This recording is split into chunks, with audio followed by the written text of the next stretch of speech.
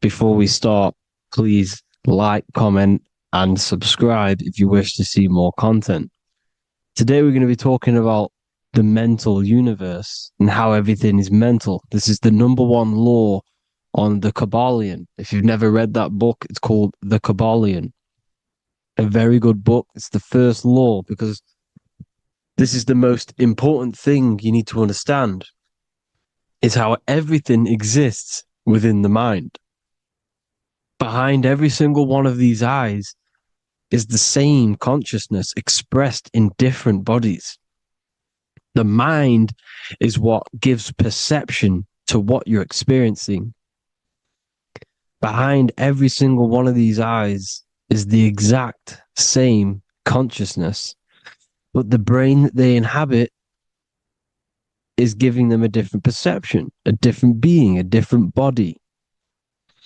Now, this is the difference between humans and animals.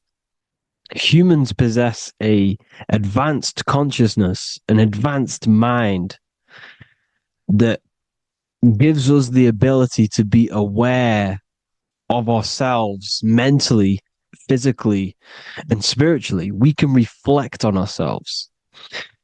When a dog looks in the mirror or an animal looks in the mirror, it doesn't know what it's looking at. It doesn't realize it has a consciousness.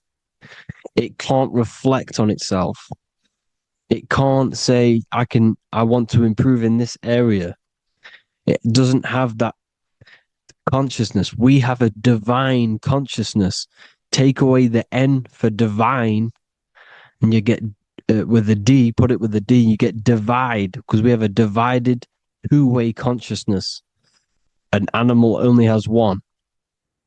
However, it's still the same mind. We're all mind. We're all mental. We all exist within the mental plane. Look at this person walking. The body, the brain is sending electrical signals through the 12 cranial nerves, which the 12 disciples that spread the gospel of Jesus, right? You have 12 cranial nerves in your brain. There are 12 disciples which spread the gospel of Jesus. Jesus represents the mind, the intelligence, the invisible intelligence that we all are, the same intelligence, the same exact consciousness, which then sends a command into the brain. Then the brain sends these 12 electrical signals through the 12 cranial nerves to control the rest of the body through the nervous system. This person walking is not, the body is not walking. The mind is telling it to walk. And the brain is it's a supercomputer which is decoding these demands given to it by the mind. Because the pineal gland will have something to do with the ether, because the ether is physical and non-physical. The mind is sending the commands through the ether to the pineal gland, which is then getting broken down into electrical codes within the brain and sent throughout the nervous system to control the body. And this is why in the Sims simulation, because the body's the simulation, it's a false reality. It's the fake reality. It's not the real you. You are formless. There is no form, but the third dimension is a dimension within your mind. Matter, mind, light is all a product of your mind.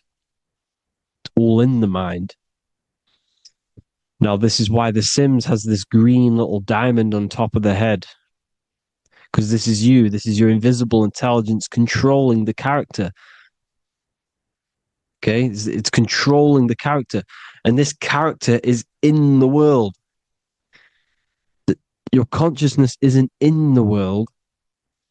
The world exists within you, but the body is a vehicle for that realm that you land in. When you have a dream, your mind transcends this body into another body, duplicates your body into another universe, unite. Unite is one. We're all one. It's all one universe, expressed in many different ways, infinitely. And the vehicle that you land in is the body to operate in that realm. This is the all-seeing eye, as you see here. The eye, this is all the intelligence. This is the ball of consciousness, God, expressed in different bodies. We're all this same one in different bodies, as you can see here. And this intelligence is expressing infinitely throughout the universe. An infinite universe. There's no beginning, no end. There was no beginning of the universe. There is no end. It's infinite. Always has and always will. But the mind is what gives you the ability to explore the universe, to make perception of it. We are God in disguise. We are God in disguise. We are God in flesh. But the body can become attached to the mind can become attached to the body if the mind is not aware of itself. When the mind is that blinded by matter, and we lack knowledge and understanding of what we truly are, a formless, infinite being, a traveler. This is why Freemasons are called Freemasons. Mason means traveler. Free. You're a free traveler because your consciousness is a traveler of the universe. When we lack understanding, our mind bounds to the body because we don't separate the body with our different layers of consciousness. When we separate them and identify that we are mind, body, emotion, you then can apply this knowledge to when you want to astral travel and explore the different realms of your mind, because the mind is the universe. People, this is what we need to understand.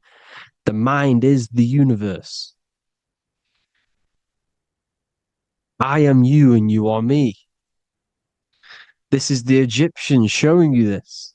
The Ankh is the symbol of life. This is the one ball of consciousness, mind, giving it the Ankh life to all the different life forms. The cows, the birds, the snakes, and the big Ankh given to the humans, because the humans are the most intelligent. We have the most advanced consciousness. We have the most advanced consciousness. This is why the one is giving a big Ankh to the humans here. Here you see again, this is not the sun. This is also showing Ankh giving out its life to all things infinitely. And this is the Most High. We are the Most High in disguise. When we strip off the body, we strip off the desires for the physical world, we strip off all of these fake identities that the mind gets attached to. That is God. The universe. You are the universe experiencing itself. I and I. The letter I and the number one is just one line. The letter I is the number one. Because your I am, when you refer to yourself as I, every single one of you who's watching this video refers to yourself as I, which is the one. We are all the one. We are all intelligence.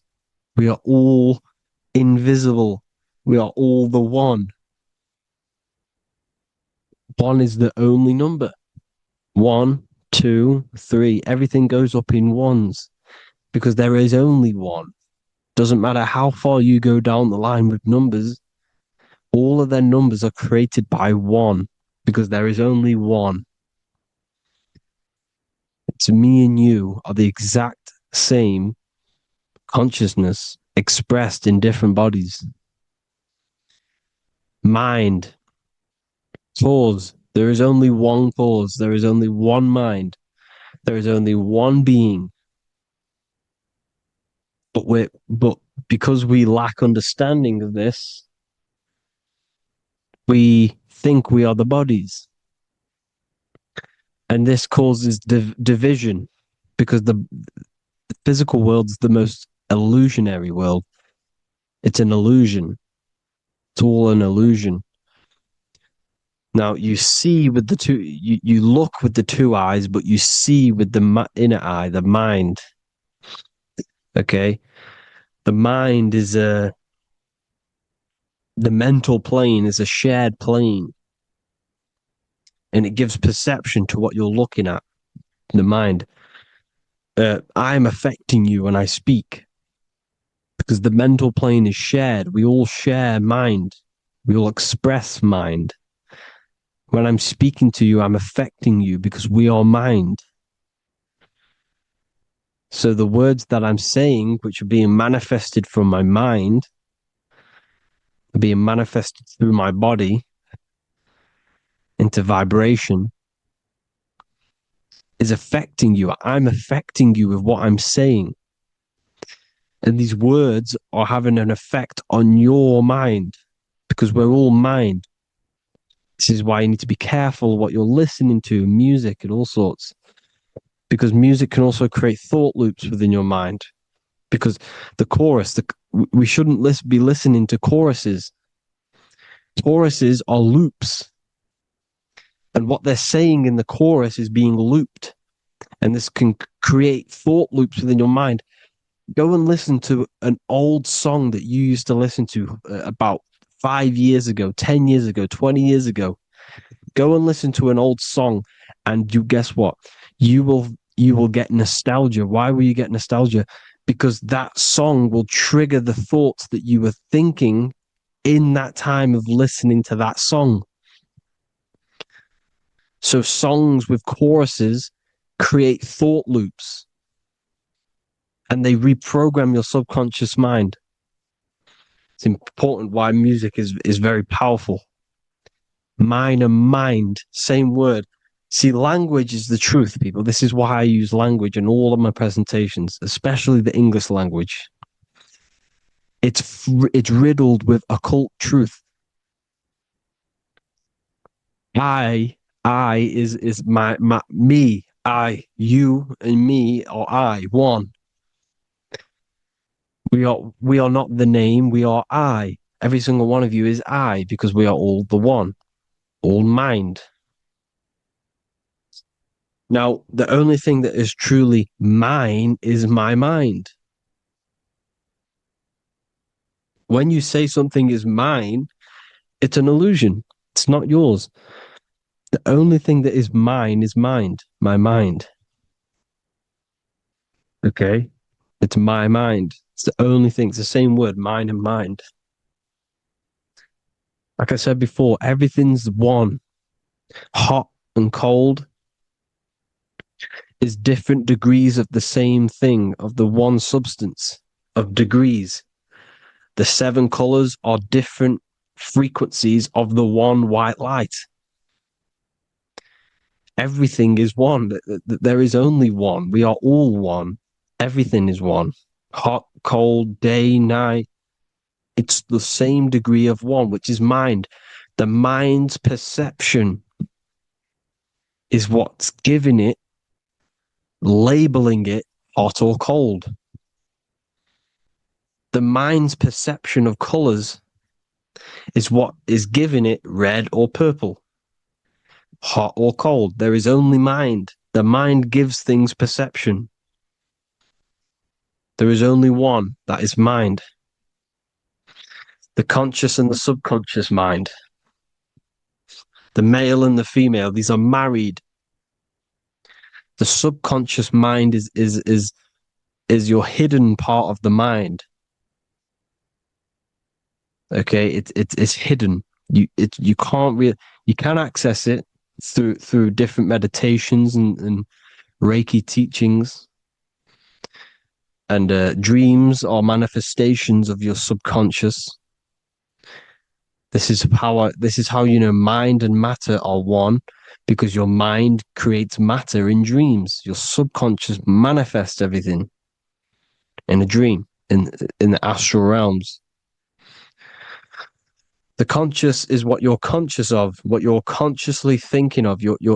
So me, I am conscious that I am speaking into this mic and creating this video.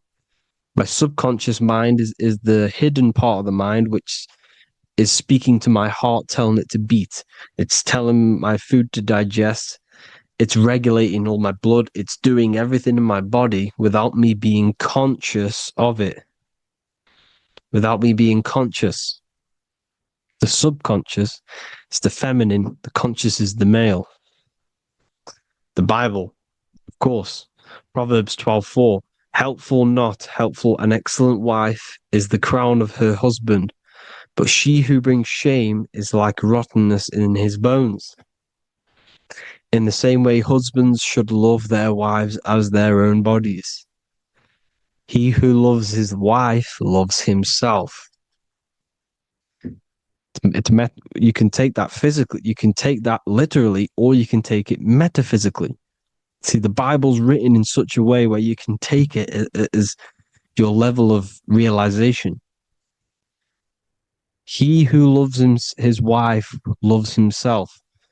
If you love your subconscious, if you love yourself, you speak good about yourself, because your subconscious takes everything literally.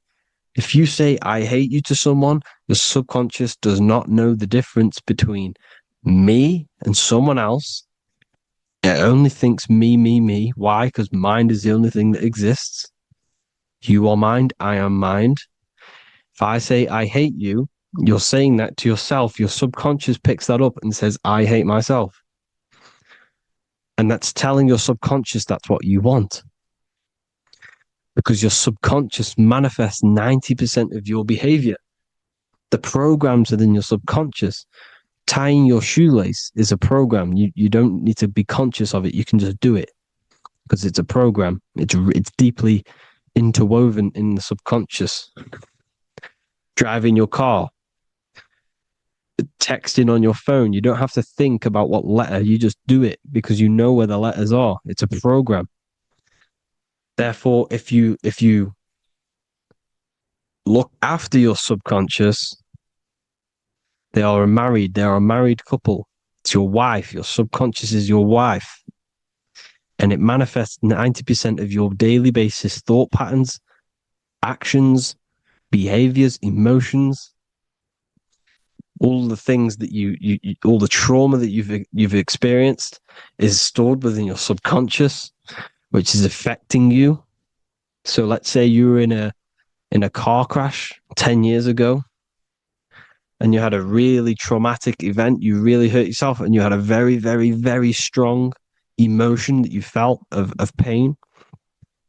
That will still affect you today. And why? Because it will manifest into your behavior.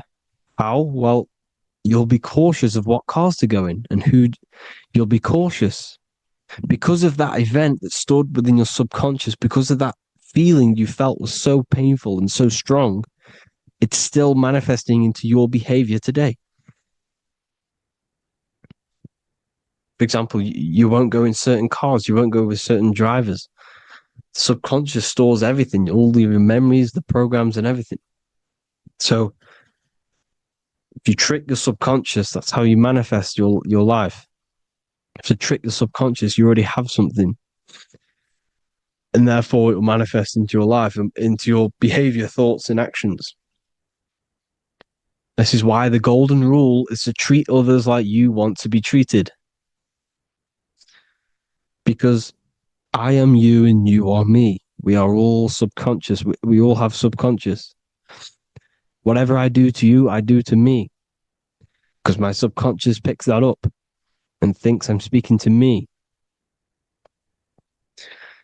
Mind is very powerful.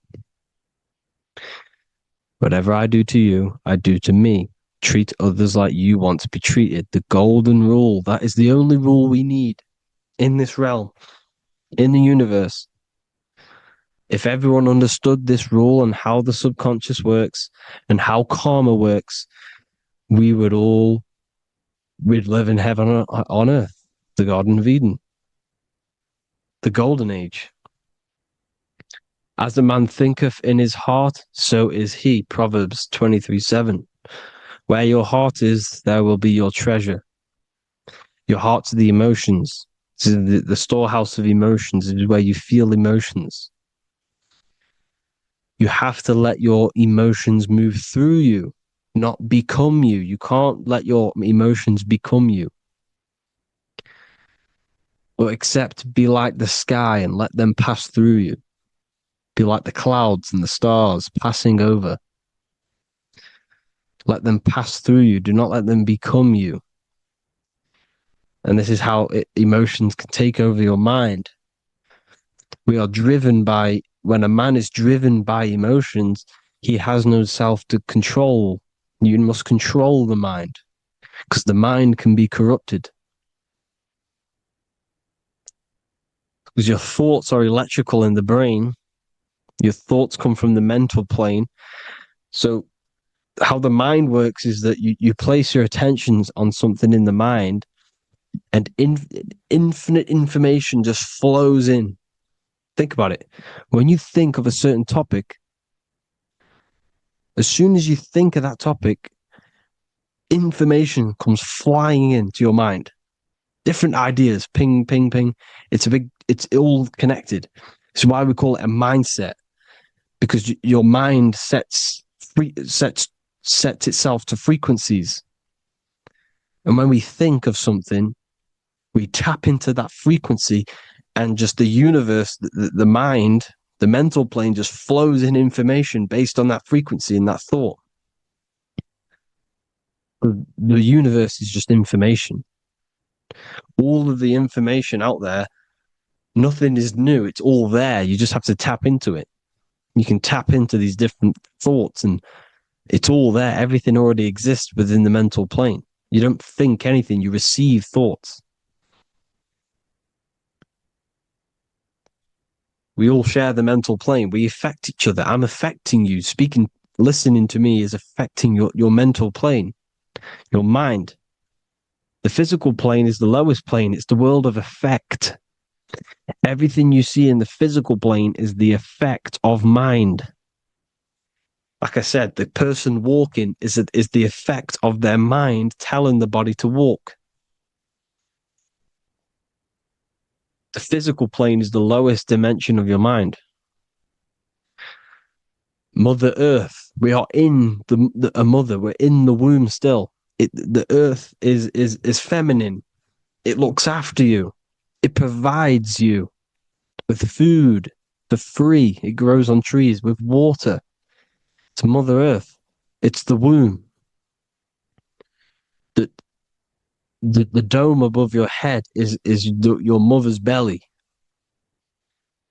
Okay? Is your mother's belly. You're in the womb still. You're forever in the womb because your mind's constantly expanding. Because when the baby's mind figures out that there is a reality outside of its mother, it starts to hear the people on outside of its mother, what does it do? It figures a way out of the mother, and it becomes born again in the water, in a hospital, into the other world. It's the same with our minds. When our minds figure out there is other worlds beyond this physical, we explore them. The astral plane, for example. You figure a way out of the body. Because when you're the firmament, look at the word firmament, meant at the end. Firm is firm, something strong, something like a rock is firm.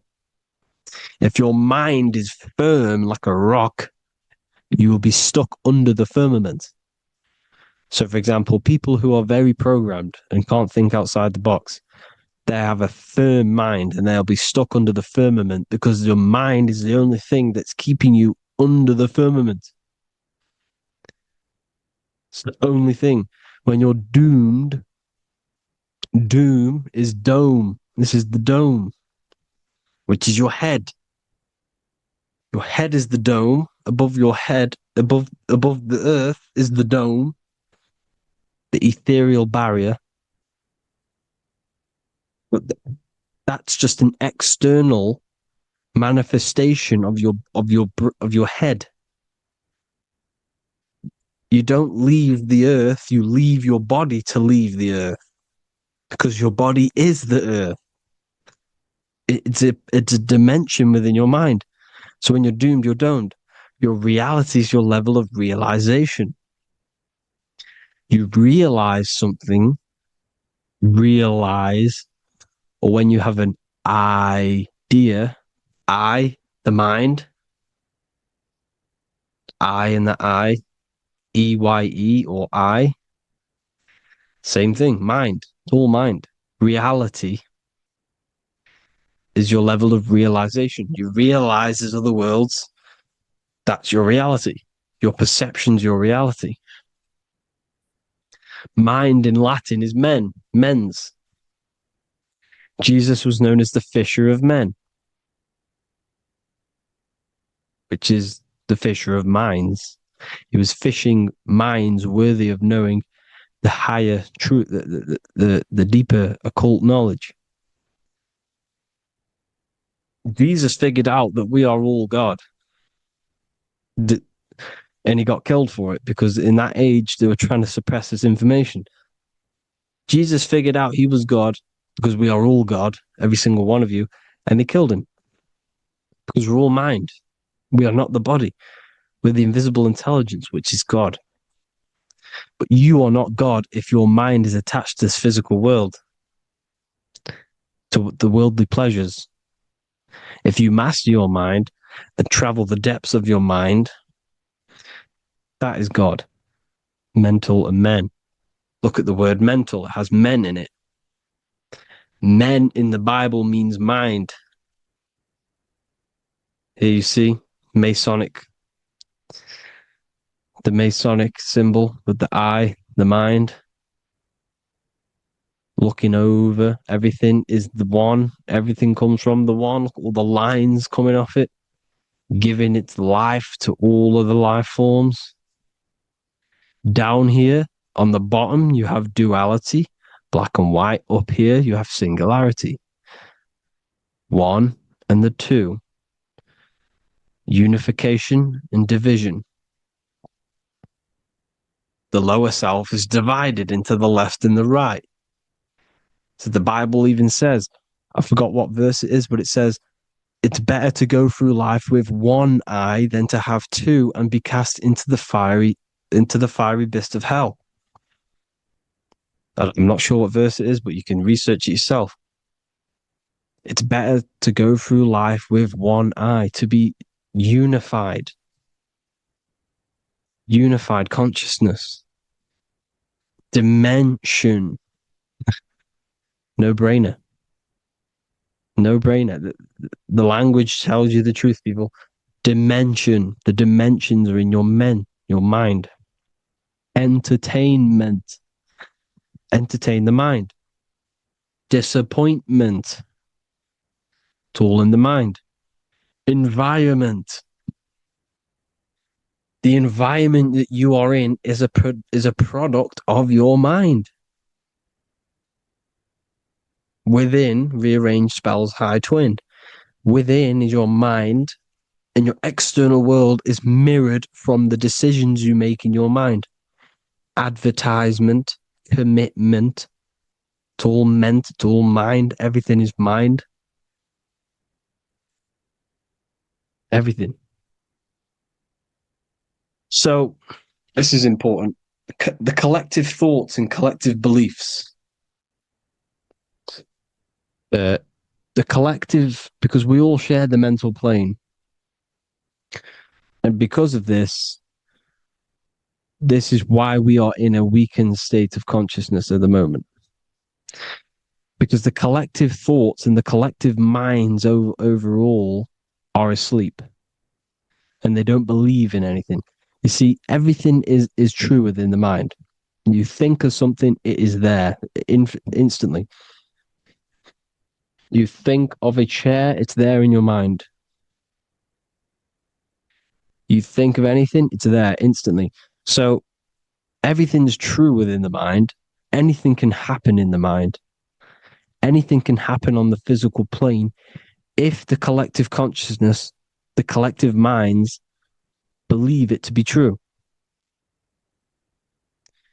This is why back in the days, in the ancient days, you look at all the old world stuff, you see all this crazy technology, and it's because as a collective, as humanity back then, they believe that they had much more open minds. Therefore, the things manifested in the physical world were a lot more out of the box, so to say, compared to today. For example, magic is not as powerful today because the masses don't believe in it. It's still powerful, don't get me wrong. But if the masses believed, or if everyone knew magic could be real, because it is, anything's real in the mind, it would be a lot more powerful. You see? So and what they're trying to do is create a hive mind worldwide. They're trying to make one religion, an external God. What happens when you worship something external? You give energy to it, because where attention goes, energy flows. Where your mind gives attention to, energy goes there. And when we all believe in external gods and give our worship and our power to these external things, we all give energy to it, which will manifest as a demon in the astral planes. It's a hive mind. They're trying to make a hive mind to summon our energy. Trying to summon our energy.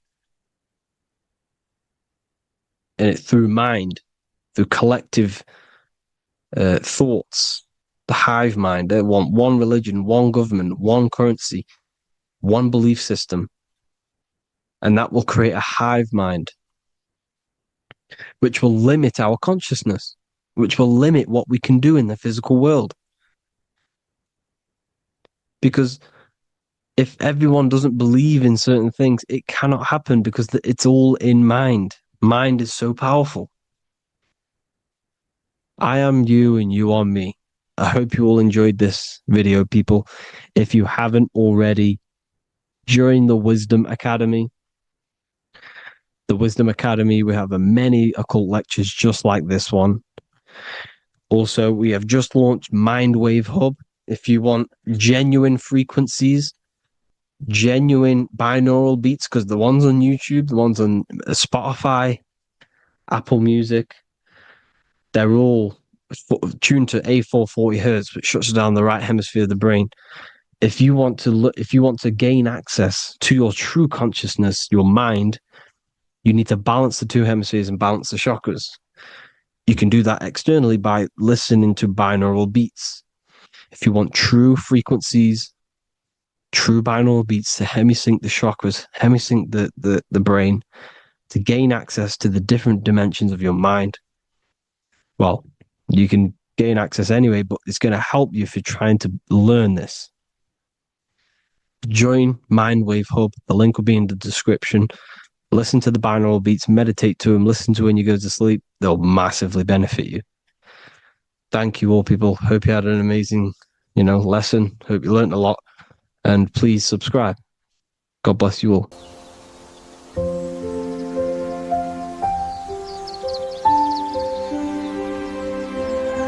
bookofwisdom.com. Visit today.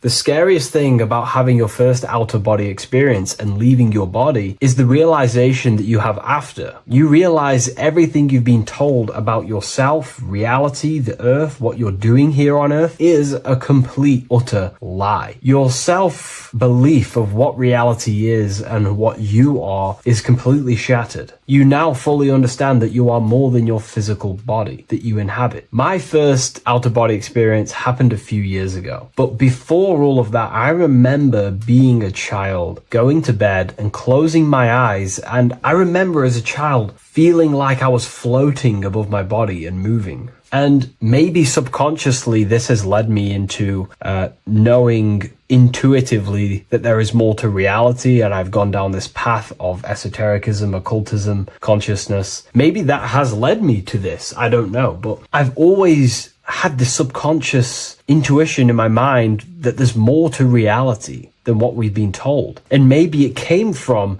having these experiences as a child. And I'm pretty sure some people in the comments will also have that experience, feeling like you're floating when you close your eyes in bed as a child. I remember this very vividly. But a few years ago, I had my first out-of-body experience, and it completely shattered everything. And it confirmed to me that I am eternal, and there is so much more to the self, to consciousness. I then realized after my first out-of-body experience that our self is not just here in the physical dimension, it's existing in every dimension there is in the universe. However, our mind is focused primarily on this physical time space. When your mind is totally giving its attention and time to this particular time space, it locks in the mind or consciousness into that particular body of consciousness, such as the physical body, right? But for example, let's say you have a daydream and your full focus isn't in the present moment and your environment that you're in physically. Your mind kind of wanders off into a daydream, what we like to call it. That again is shifting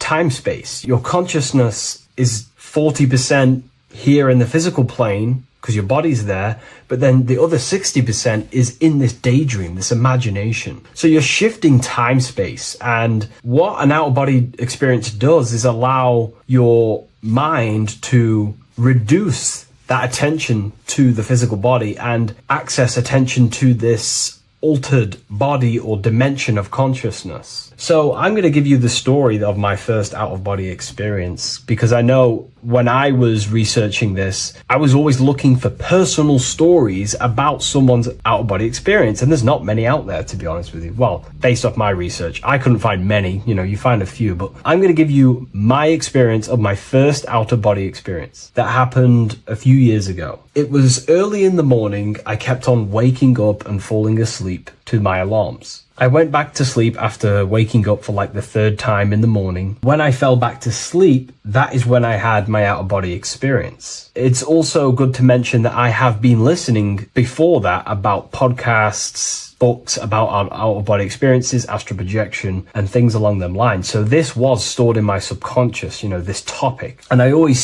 had a desire in my heart to actually experience this for myself. Long story short, I went back to sleep early in the morning because I kept on waking up, and it began with this tingling sensation, a high energy sensation. It was like bursting, intense, high frequency energy. My attention was no longer in the time space of my body, but my attention shifted into this energy body, which I now understand. I didn't understand at the time properly, but I now understand that as my consciousness started to feel like it was being pulled upwards, right now, our time space, our attention is in our body, and you feel all the data of the senses, right? And that's what I'm feeling right now. That's what you're feeling right now. But imagine that was completely stripped. My attention was no longer feeling the sensations of my body, because my body kind of just dissolved as I fell back to sleep. So this was a natural out-of-body experience. I didn't force it. I didn't meditate. I didn't do anything. This was just a natural out-of-body experience that I had. And a lot of people get these that I've read about. So my my attention started to feel like I was being pulled upwards, and I no longer felt my body, but I felt this intense energy, frequency, sensation all around my body. It felt like this, like it felt like illuminating energy that's moving very, very, very fast. So my conscious awareness was now shifting. I now understand. My whole body faded into this sensation. My whole mind faded into this energy sensation, this tingling, free, and it was very, very intense. I was not feeling my normal senses anymore, only this energy. This energy was also pulling me up.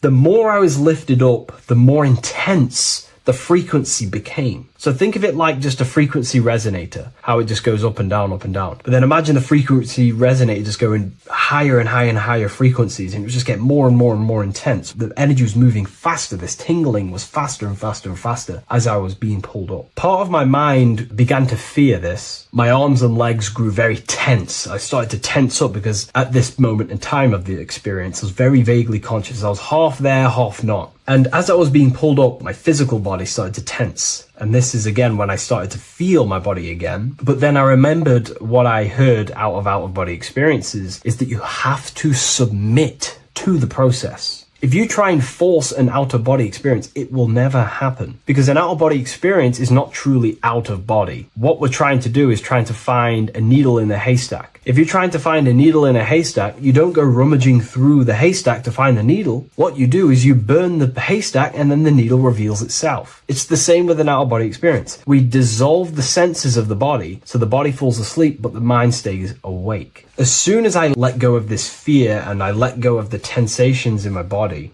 I started perceiving through another state in this energy body, but I didn't see my body. It was just like perceiving and seeing, but no body, like a camera. When you look at a camera view, you don't see what the camera looks like. You're just seeing through the camera. It's the same as that. I had no form, but I was just seeing. I was just like a floating eyeball, seeing into this altered state of consciousness. I was just seeing. I first saw my street outside my house with lots and lots of people walking on the street, but I could not see the people directly. Everything was black and green. The background was black, but I couldn't see the people. I could just see a glow of light around the people, like an egg shape. They were just walking on either side of the road, other directions. I could just see more and more people moving faster and faster and faster. I didn't realize then, but then I did start to realize later on in my journey that that was more than likely the etheric plane that I saw. The etheric plane is the plane of life force and vitality and electromagnetic auras. So that was my awareness shifting from physical into then the etheric plane, the plane of life force and energy. Now, the etheric plane is very, very, very difficult to actually access consciously. The etheric plane acts as a bridge between the physical body and the astral body. To actually access the etheric plane alone is very, very, very difficult, and only certain trained individuals can do that. The etheric plane is not really a conscious plane where you can stay there and be conscious. It acts as a bridge between the physical and the astral plane. I could see the glowing auras around people moving along the pavement. The people moved faster and faster until the scene started to just dissolve as these people were just moving faster and faster. It was not very clear at first, but I subconsciously knew that I was having an out-of-body experience. This is when I really started to realize that I'm being shot out my body. When I realized this, I submitted even more. I started to just let go. The more and more I let go, I kind of like split through a veil, and everything became super clear. Before, in the etheric plane that I think it was, the ethereal plane, things weren't very clear. I could only just see glowing auras. However, as I split through the veil of the etheric, this bridge, this place that I was going to, I then split and everything just came super, super clear. I was floating in the sky. I subconsciously knew that I was having an out-of-body experience when I realized this. As I was still being lifted upwards, I then split through the layer where everything just suddenly became super clear. But then I was awake, fully conscious, but I was not in my body. I was just like a camera in the sky. I had no body, no form. I could just see. When I entered this plane, there was some sort of voice guiding me through this whole process. It was a male voice, and it was basically guiding me where I was going. It was telling me what I can do here. This voice was pretty much saying, you can fly, you can think things into reality, you can do this, you can do that. While he was saying this voice, there was no being around me, but I felt a presence of another being. But this voice was just speaking to me mentally. Like, you can't hear it, but I just knew what it was saying. It was so weird to describe. It was like telepathy. You couldn't hear it, but I just knew what it was saying. But it was a male voice. It's so hard to describe. I still could not see any form of myself. I was not seeing my astral body or any shape. I was just perceiving a point of awareness like a floating eye, like I said earlier. While this voice spoke to me, I saw fractal patterns as he was saying, you can do this, you can do that. And while he said, you can fly, I remember just seeing this line like splitting and creating fractals. It was like this black line that was just splitting off into duality, creating fractals. But then my physical body just went through this line, split, and then split into fractals again. So strange, very difficult to explain because it's four-dimensional. To explain it in physical language, it's very difficult to actually explain what was going on. So as he was saying what you can do, I was seeing these fractals dividing and then creating fractals. When he says you can think things into reality or something along them lines, my awareness just did a full 360 as if I did a backwards flip. I had no conscious control over this. That's something that you later develop as you keep having these out-of-body experiences. Your first out-of-body experience, you probably won't be able to control what's going on, but you will have an out-of-body experience if you seek them. I could see all around as I rotated. I looked all the way down and then back to my original angle and point of awareness. During that rotation, when I started to turn upwards to do the backflip, I looked up and it kind of looked like the sun in the sky. It was very dark and gloomy.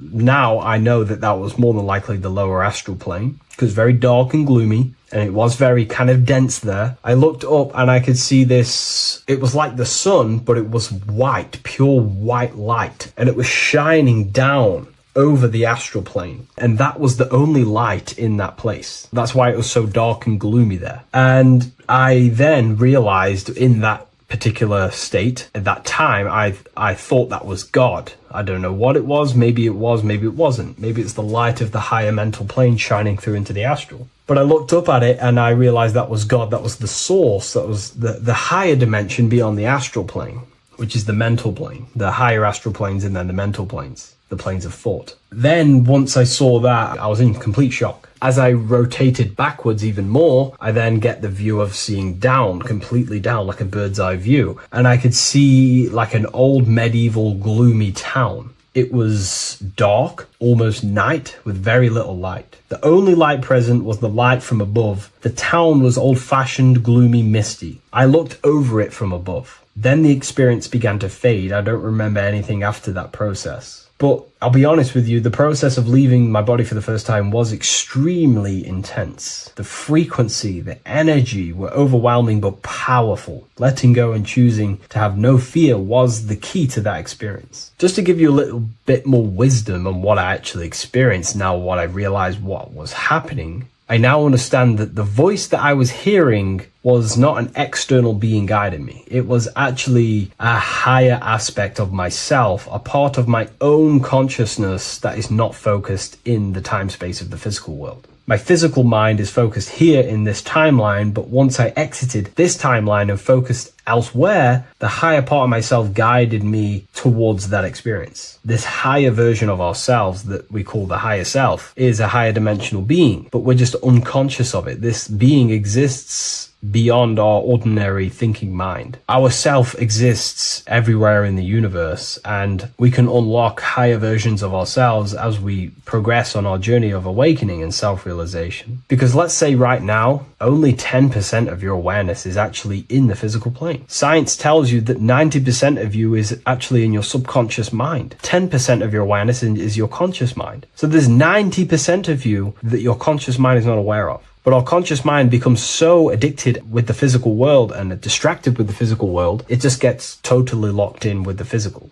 and we never pay attention to the hidden aspects of ourselves, the unconscious aspects of ourselves. And that's why everyone in the esoteric and occult space talks about gnosis, seeking knowledge of self. Gnosis is not knowledge, it's knowledge of self obtained through direct experience. So gnosis is about rediscovering who you truly are. And another bit of wisdom that I could give you from this is that the observer is the same observer that is observing this video right now. You're watching this video, but who is the one seeing the screen? Who is the one seeing the screen of your reality, of what you call life? There is an inner witness consciousness within you who experiences and observes your thoughts, emotions, and actions, experiences and observes the screen you call reality. And that witness also witnesses your dreams. When you shift your awareness from your time space of this body into your dreams, that same witness is witnessing your dreams. So when you meditate, connecting with this witness aspect of our consciousness really does help to excel the process of having an out-of-body experience. Because a lot of people have out-of-body experiences, but they don't understand what's actually going on. They don't understand the nature of it. But it's all mental. You move mentally in that dimension. You create mentally in that dimension. The same that you do in this dimension, but just on a quicker scale, because things manifest in the astral plane instantly as soon as you think of it. Just like the screen in your mind, you think of something, you have a screen of an object in your imagination. That plane, it manifests instantly, but down here, it takes a longer time for things to manifest and condense. Once you understand that thought rules the universe, thought is the creative force of the universe, you start to understand, these different dimensions and these experiences that you have. But really connecting with that witness consciousness, that part of yourself that observes everything, really does help with excelling the process of having an out-of-body experience, or mystical experiences, or lucid dreams. Because connecting with that witness consciousness just makes you more conscious. Even in your physical life, staying conscious. Most people aren't conscious. They think, feel, and act unconsciously throughout their day, and they unknowingly create their reality. Connecting with that witness consciousness allows you to actually stay conscious over your thoughts, emotions, and actions, because they are giving birth to realities. That's pretty much my experience, my first out-of-body experience. What that did for me was make me so much more confident and powerful. Most of my fears just disappeared overnight. The fears of death, the fears of unknown, the fears that I had of things shattered, disintegrated, because I understood that I am eternal. No one can use death against me to control me, because I know I am eternal. I now take riskier actions because I know I am eternal. I know that I will never truly disappear or die. So it really, really does help you, and it gives you a lot of internal power, because no one can make you scared of anything. You should not fear someone who can hurt you physically. You should fear someone who can corrupt your soul. That is the worst thing, who can corrupt your internal world, because that is what truly matters. So I hope this helps you understand out-of-body experiences. Hopefully this can help you move along in your journey. It's good to hear other stories, because this is exactly what I was seeking when I was researching this stuff. Maybe in the future I can share some more stories about my out-of-body experiences now I'm a bit more advanced. But yeah, please leave a like, comment, and subscribe on the video, and thank you all for watching. Welcome back, people. We're back with another video. Let's jump straight into this. Make sure to tune in till the end, because this has got so much information in this video. So sit back and enjoy. So everything's torus fields. The Earth's a torus field. Everything's torus, which is electromagnetic field, electric and magnetic. The center of the torus field is where the two opposing forces meet in the center. And this is what creates the plane of inertia, the dielectric plane of inertia. Okay? You got red shift, blue shift, positive, negative, south and north pole, right? This is what the ancients were showing with the tree of life. As you can see here, this is the plane of inertia, and this is the torus field. Everything consists of this. Everything is a torus field. A atom is a torus field. Okay, now the inertia is the 0 point. So this plane is a 0 point. It's the balance between two poles. Okay, now this creates matter, because matter is two opposing forces in motion equalized. So these two forces coming together is what creates matter on this physical plane. And this is why we can't see the electromagnetic field, because it consists of one of the elements, which is either electric or magnetic. But when they combine together, it's what creates this physical plane, which is physical matter. which is light in motion.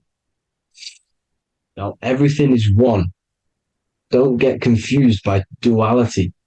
Duality is two opposing forces, but them two opposing forces are created by the same substance. It's two aspects of the same substance. So, for example, water and ice are the same thing, you know what I'm trying to say, but it's two aspects of the same substance because all is one. The whole universe is one. All goes back to the one, which is God, the creator, or magnetism, whatever you want to call it, because magnetism pulsates. Electricity has two poles, red shift, blue shift. Okay.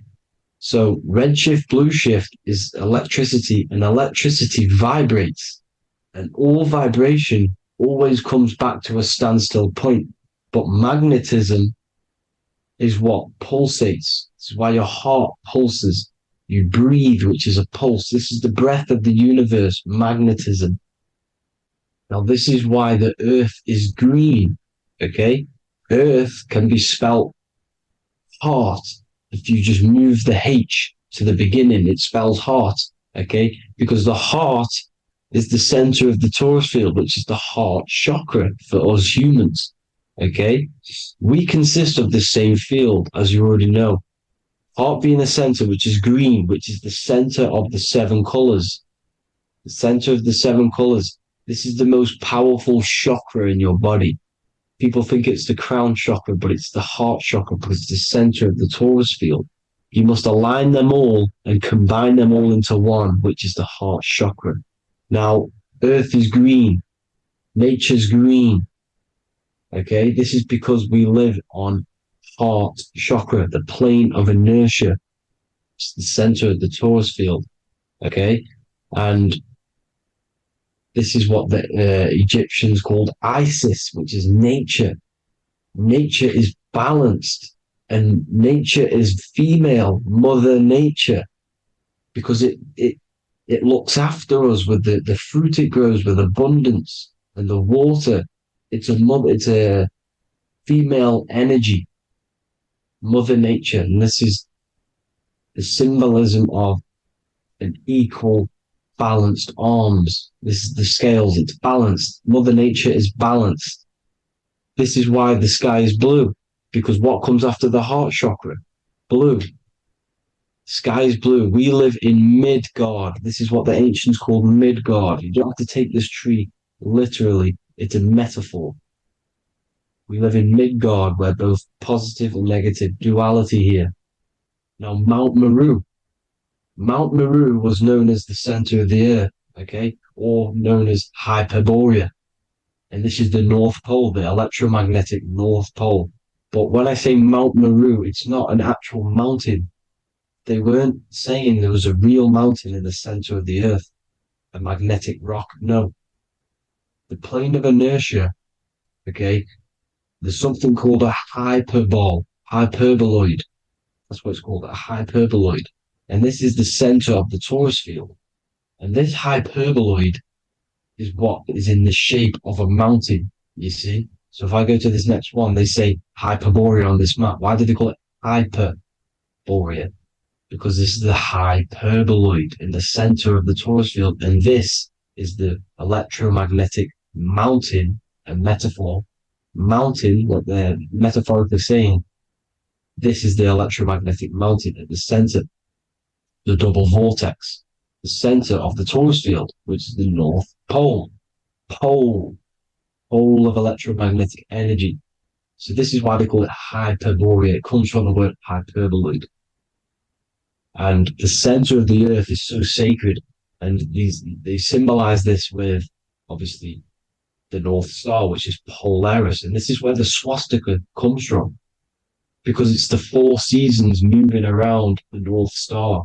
This is the Big Dipper constellation moving around the North Star, which is Polaris. There's that pole again.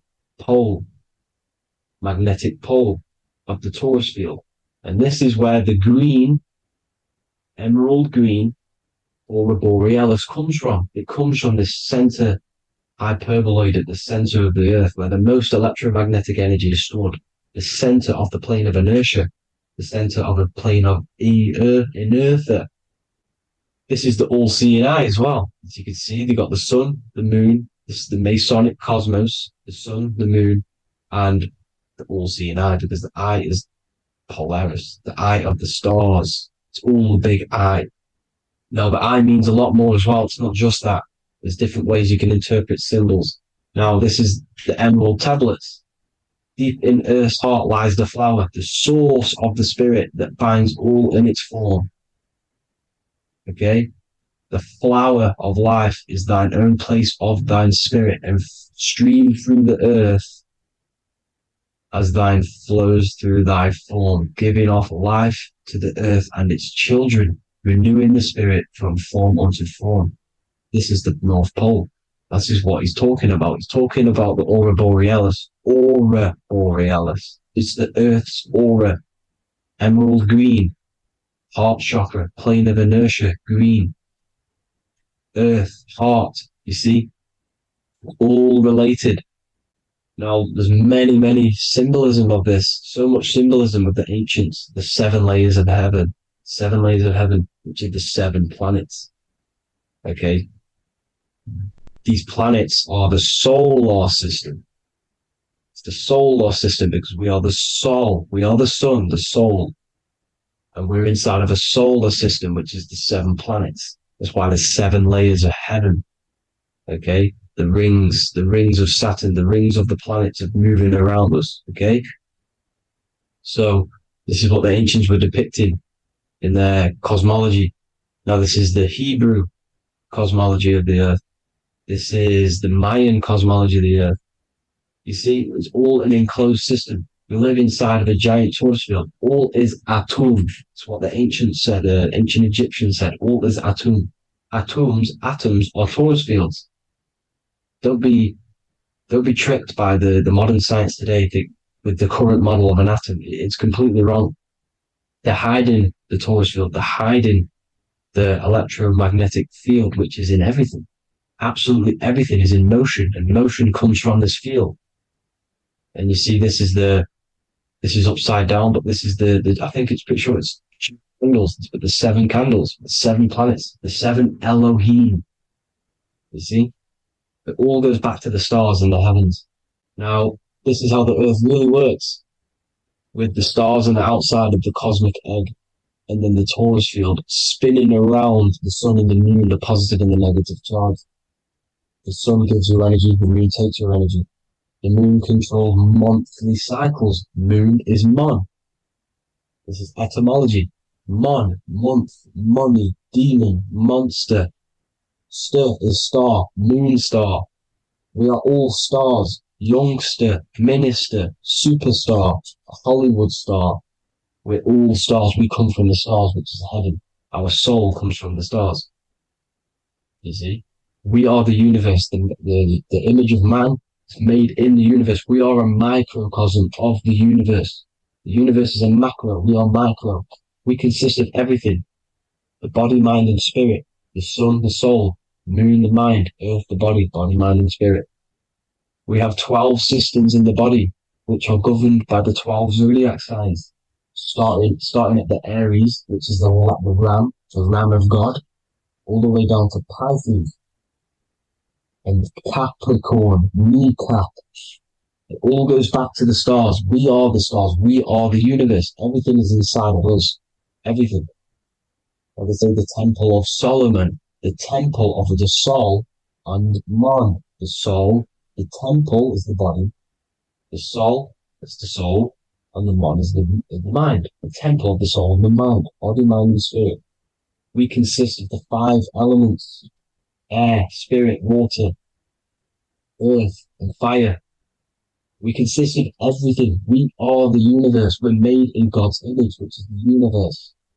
You see? Now, everything goes back to the stars. The ancients worship the stars because the stars govern everything. They govern the systems in the body. They govern your life.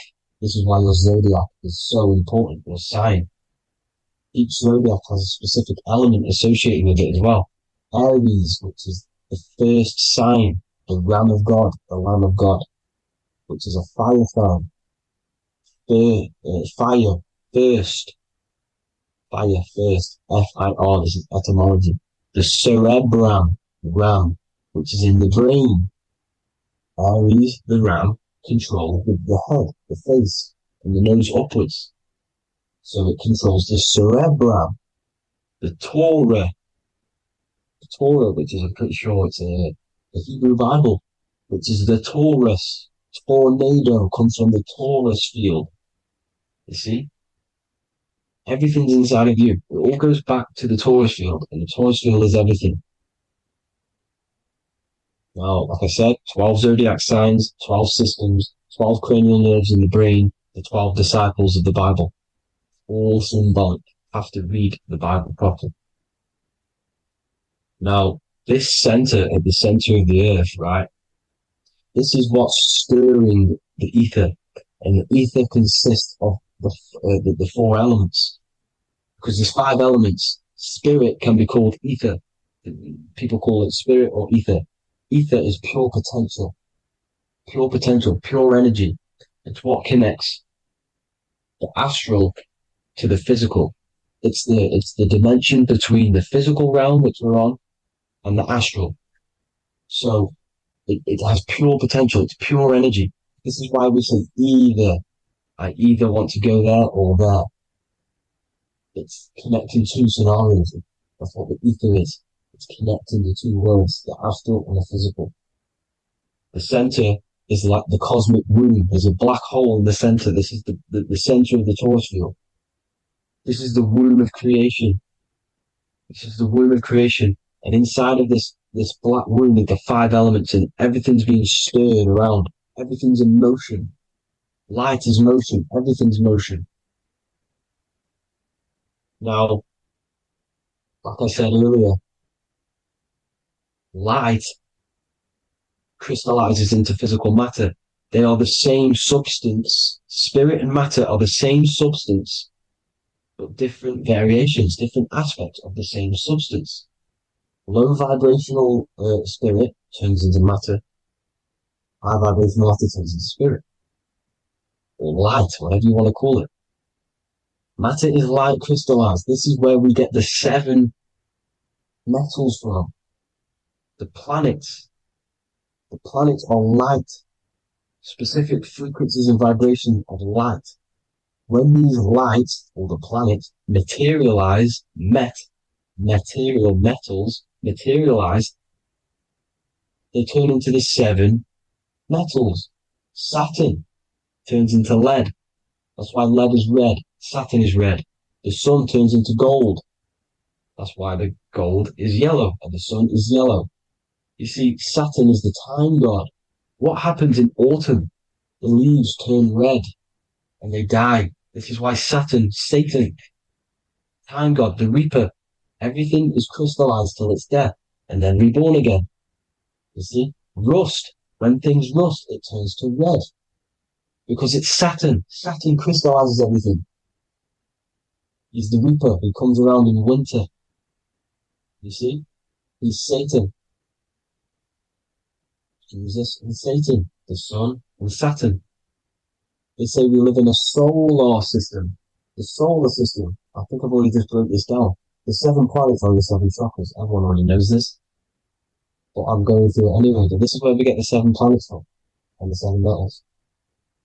You see, all the ancients knew it was an enclosed electromagnetic system. It's not a spinning ball in the middle of space, people. They want you to believe this so you get stuck in this material world. Because if you believe everything's material, you can never affect this plane effectively. You can never create your life effectively if you don't understand the planes of existence. Because the mental plane is a higher plane. And it breaks down and it controls the planes below it. The mental plane, hold on, I've got it here for you. The mental, the astral, etheric, and physical. Etheric connects the physical to the astral, but the mental is what's above them all. You see? Now, It's important to understand this. It's important. However, the ancients always talked about the enclosed system. Only NASA, which is introduced around the Roman times, not NASA, but the globe Earth was introduced around the Roman times.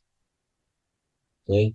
By these Masons. These Masons introduced this because they wanted to take over the minds of the masses and control them. These people worship the physical realm. They know how it works. They know the ins and outs of it. They know how to do the magic. They know how to do it all. They understand it all. That's why Masonry have to take the oath of not speaking. You're not allowed to speak about anything you learn about in Masonry because they're discovering the truth about your mind and how it creates reality and stuff like that. So this is the Masonic cosmology, the five-pointed star, the five elements, the checkerboard for duality, positive and negative, the two aspects of every substance. This is another ancient painting depicting the firmament, the stars inside the firmament, the sun. You see, the ancients worshipped the sun because it's so important for sustaining our life. It's the only reason we're alive is because of the sun. But then people think it gives you cancer today. They brainwash you to think the sun gives you cancer when it's the number one source of all life. They want you to believe it's a big, spinning, dangerous ball and says, it's not. It's here to give us life. It's God's son. That's why Jesus is known as God's son. It is the Son of God. God created that to sustain us. You see? So it's important you understand the true cosmology of where you are, because if you don't know where you are depleted of all of your morals. You're depleted. You're demoralized. You're lost. You don't know where you are. You don't know where you exist. Okay? Once you accept the globe model, the heliocentric model, you will subconsciously think that you come from nothing. This is why they implemented the evolution theory just after the globe model was introduced by Charles Darwin. Charles Darwin came in after the globe model. He's a Mason, he was another Freemason, and implemented evolution where we came from monkeys because they want you thinking less of yourself so they can manipulate your mind. You see? They want to manipulate your mind, and they have done since you got here. Since you came through that portal, you were manipulated from that day to believe this, believe that. The true cosmology, the truth will set you free. You'll understand things better. You will feel better in yourself when you know the sun is here for you. You'll feel better in yourself that you know that you didn't come from a monkey. You were created as a human, a manifester, a creator. You're so intelligent. Your mind is amazing. You can manipulate matter, mind over matter. See? Thank you all people for tuning in. Tap in with yourself. Love yourself.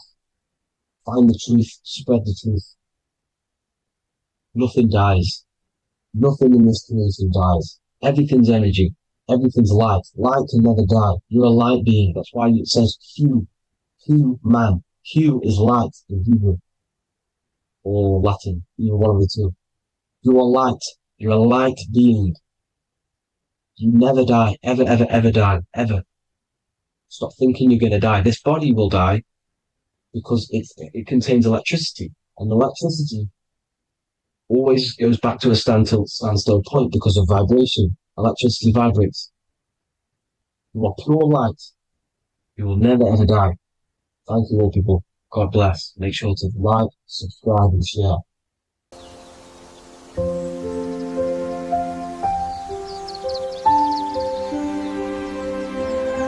bookofwisdom.com.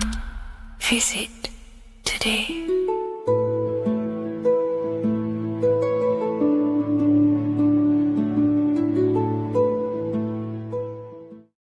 What if I told you the devil is closer than you think, and it's not actually a real person, force, or spiritual entity outside of you, but a being and an aspect of your own mind and psyche? In this video, you will learn exactly what the devil is and the true esoteric meaning of the devil. The first thing we need to understand is that the universe is a mental universe. Look around you. Every action, every building, everything you see around you was begun first as thought in the mind, then manifested. We use the mind to build and shape our reality. The universe, the world, only exists inside of our mind. Therefore, God and the devil exist inside of our own psyche. So first of all, the devil is not a literal being, but a symbol of the lower self. It represents the unmastered, ego-driven part of the human mind, a symbol of destructive thoughts, emotions, behaviors, lives in realms of chaos, fear, hatred, lust, and ignorance. This is why we see the devil as red, because red is the lowest vibrational color on the color spectrum. It also corresponds with the root chakra, which is all to do with survival instincts. Red represents chaotic and intense emotions like hatred and anger. When we are angry, our face turns red. The devil represents our animalistic fundamental needs, our instinctual needs, our survival state of consciousness. We have a survival state of consciousness and a godly state of consciousness. Our godly state of consciousness is creating, not just experiencing in the animal state, but consciously creating reality.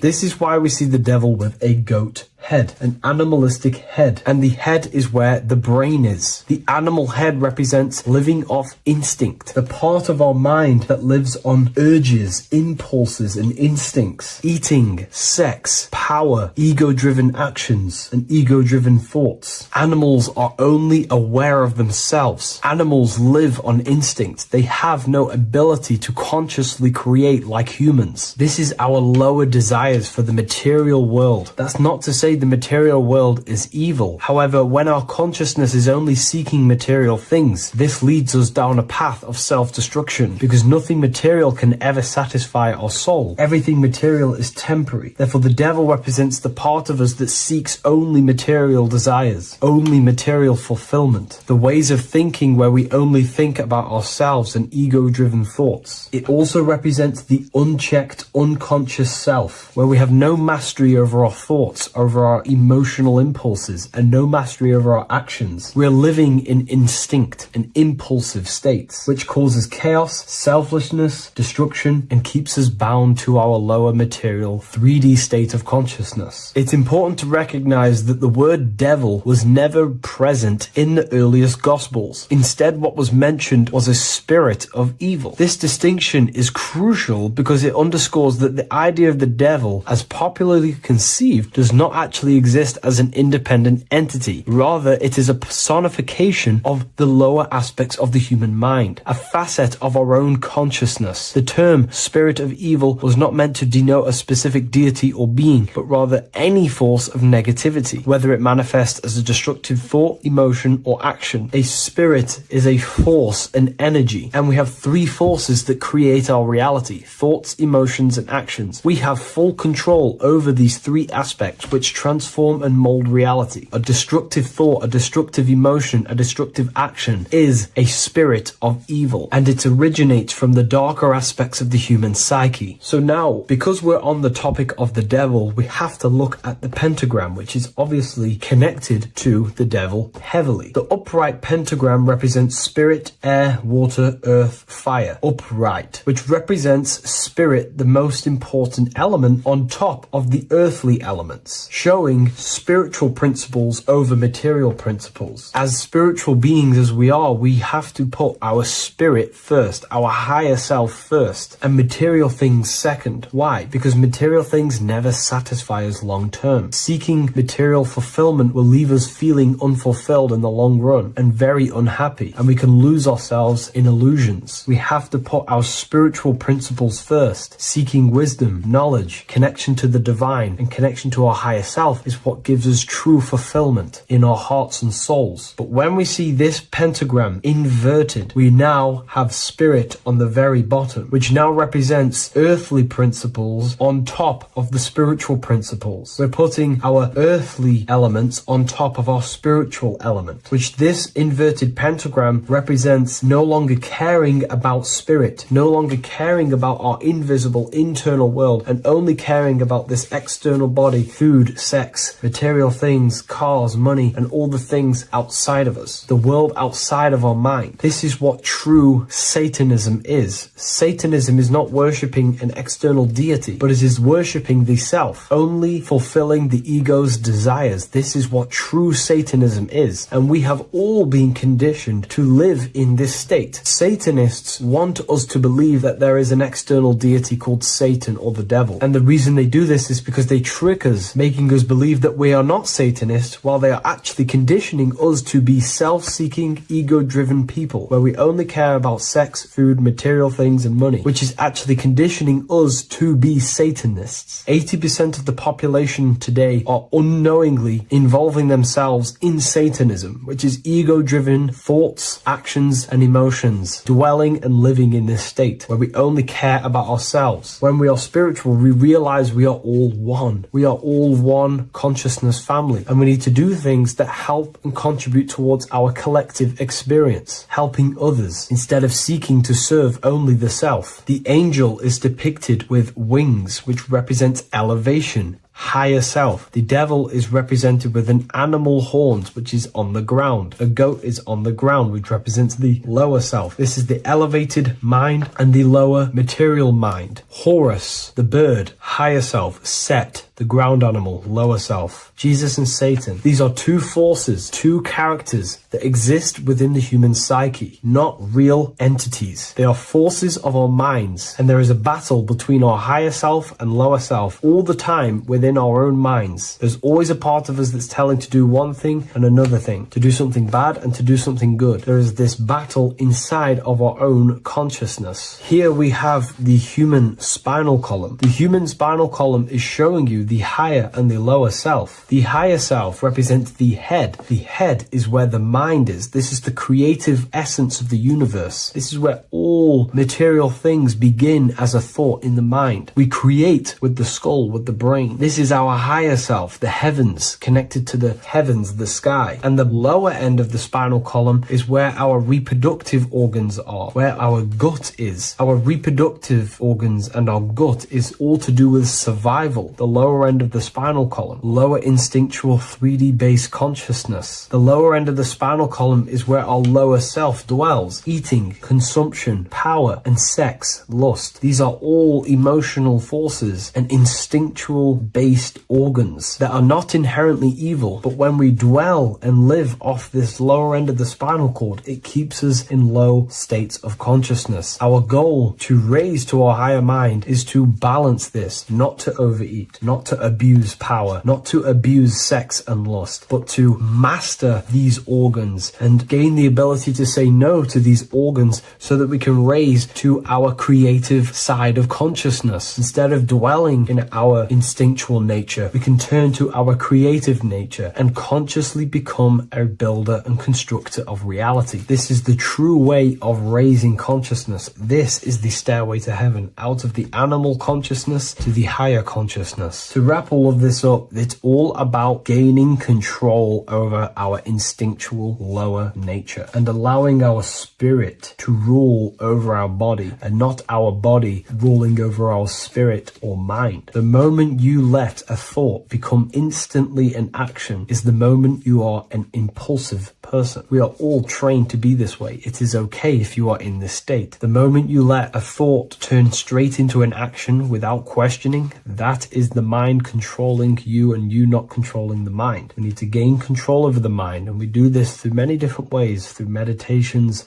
affirmations, and discipline, we slowly gain control over our minds. And once we gain control over our minds, we gain control over our thoughts, and we gain control over the attention that we give certain thoughts. We can then start to uplift our mind, our thoughts, out of our instinctual state to the higher mind. If you wish to learn more about consciousness, I'll leave a link in the description for the Book of Wisdom, Volume 2. The Pope is supposedly opening 5 portals on Christmas Day. Now, I know this video is a bit late, but I'm going to be commenting on what I think this symbolism and this ritual truly means and what they are trying to do to society with this symbolic ritual. So the first thing we must understand is that everything these people do on a mass scale, all of these major events that they take place on, are all symbolic. They're all ritual. They all have purpose. Okay? So when we look at the locations of these 5 doors that are in Rome, we actually see the sigil of Lucifer when we connect the dots of all of the 5 door locations. This is the sigil of Lucifer. Lucifer is not what you think. Sigil of Lucifer represents the outline of the human brain and our visual perception field. Now, the human perception field is how our brain interacts with the external reality. Our external reality is not physical. The only thing that exists outside of you is pure energy, formless, vibrational energy and light. Your brain is an energy decelerator. Your brain decelerates this light, this energy, into a material reality or perception that you can interact with. You don't look into the external world. The energy, the light, enters the eye retinas, goes through the optic nerve, and travels to the back of the brain called the visual cortex. And the visual cortex is what shapes your visual screen. Now, if you are seeing the screen, this means that you are not the body, you are not the brain, you are the perception observing the screen that you are seeing. You are the eye behind that, you are the person behind that. So, what this is actually symbolizing is perception. This is a symbol of perception, of perceiving the material plane, of how spirit interacts with matter. Now, what's Lucifer? Now, the word Lucifer means the light bearer. He's known as the light bearer. The word Lucifer originates in Latin. Luci means light, and fer means to bring. It's the light bringer. The eyes, the visual perception of the light bringer to your reality. You see, everything outside of you is light. You are made of light. The word hue man means light. Hue means color, which is a form of light. And man means manifest. We're light manifested into material form. Every single one of us is Lucifer. When we fall for the material world, the external world, is an illusion. It is the false world. It can elude you. It can make you fall in love with the material things, material pleasures, lust, money, fame. These things make you fall. This is the fall of Lucifer. This is the mythological story. This is the symbolism behind Lucifer. It's you. Are you falling for material pleasure because you are a divine spiritual being from the higher planes, not from this plane? Now, if you let your divine being fall for this material plane and fall for the evil that can take place in this plane, then you are Lucifer. It represents the false light, the false reality. This symbol, the sigil of Lucifer, it symbolizes the interplay between light, consciousness, and the perceptual experience of the physical reality. The external world is truly internal. What we visually perceive is essentially light waves carrying information, which then gets processed by our brain, the central computer of our nervous system. Okay? So, how many doors are open? 5 doors. So 5 is the number of perception as well. 5 fingers on each hand, 5 points on the human body, 5 toes on each foot. We have 5 senses. 1, 2, 3, and 4, they're spiritual numbers. 6, 7, 8, and 9, they're material numbers. 5's the gateway. 5 is the middle bridge of how our spiritual self interacts with the physical self, how spirit interacts with matter. So this ritual is symbolic of perception. This is maybe bringing in a new perception. A new event will happen after this, a new perception of the world. Or personally, I think this ritual was to obviously shape the collective consciousness because your reality is an externalization of your inner consciousness. It's simply just a mirror.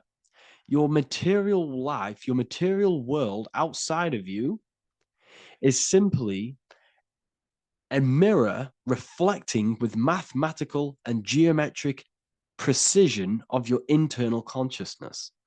Your consciousness is creating and causing the effect called reality, physical reality.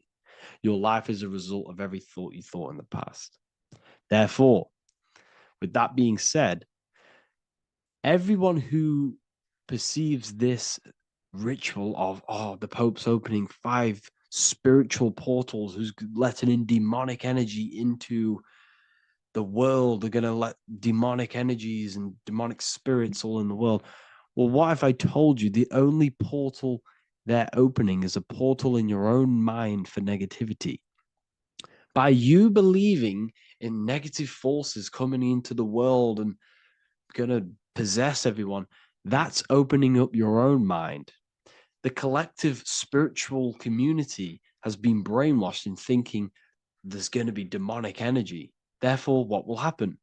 There will be demonic energy. Not because the Pope opened up a portal to the demonic energy, it's because everyone opened up their own minds to the demonic energy. Therefore, we as a collective consciousness shape the external world on a macrocosm scale. For example, the microcosm is your personal life. Your personal life. You have created it through consciousness. Your belief system is just externalized in your world. But on a collective scale, we all believe in money, for example. And because we all believe in money and we believe that this piece of paper holds value in our minds, okay, in the mental plane, this has an effect on the physical plane by shaping the physical plane by being ruled by this belief on a macrocosm scale. Yes, I know that money doesn't exist. It's just a belief in my mind. But that doesn't have an effect because the collective consciousness believes that money has effect, has power. When it doesn't, it's just a piece of paper with the belief behind it.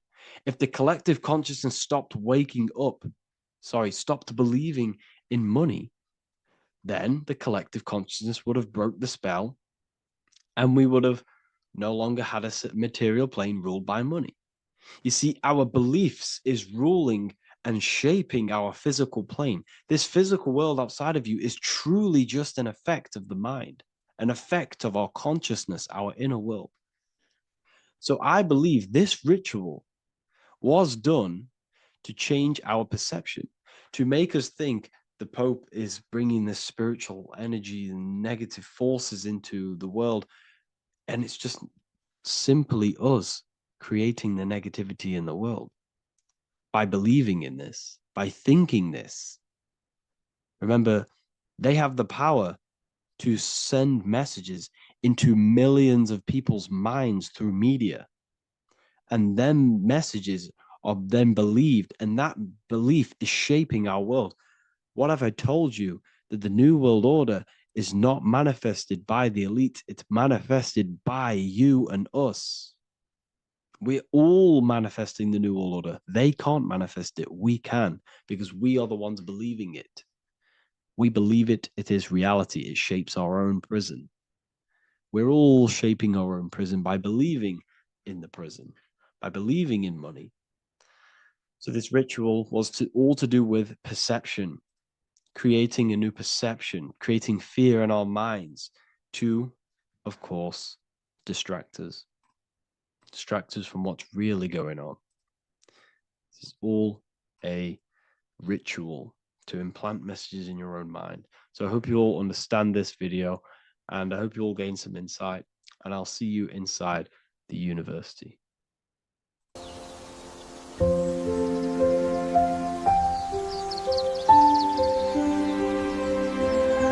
bookofwisdom.com. Visit today.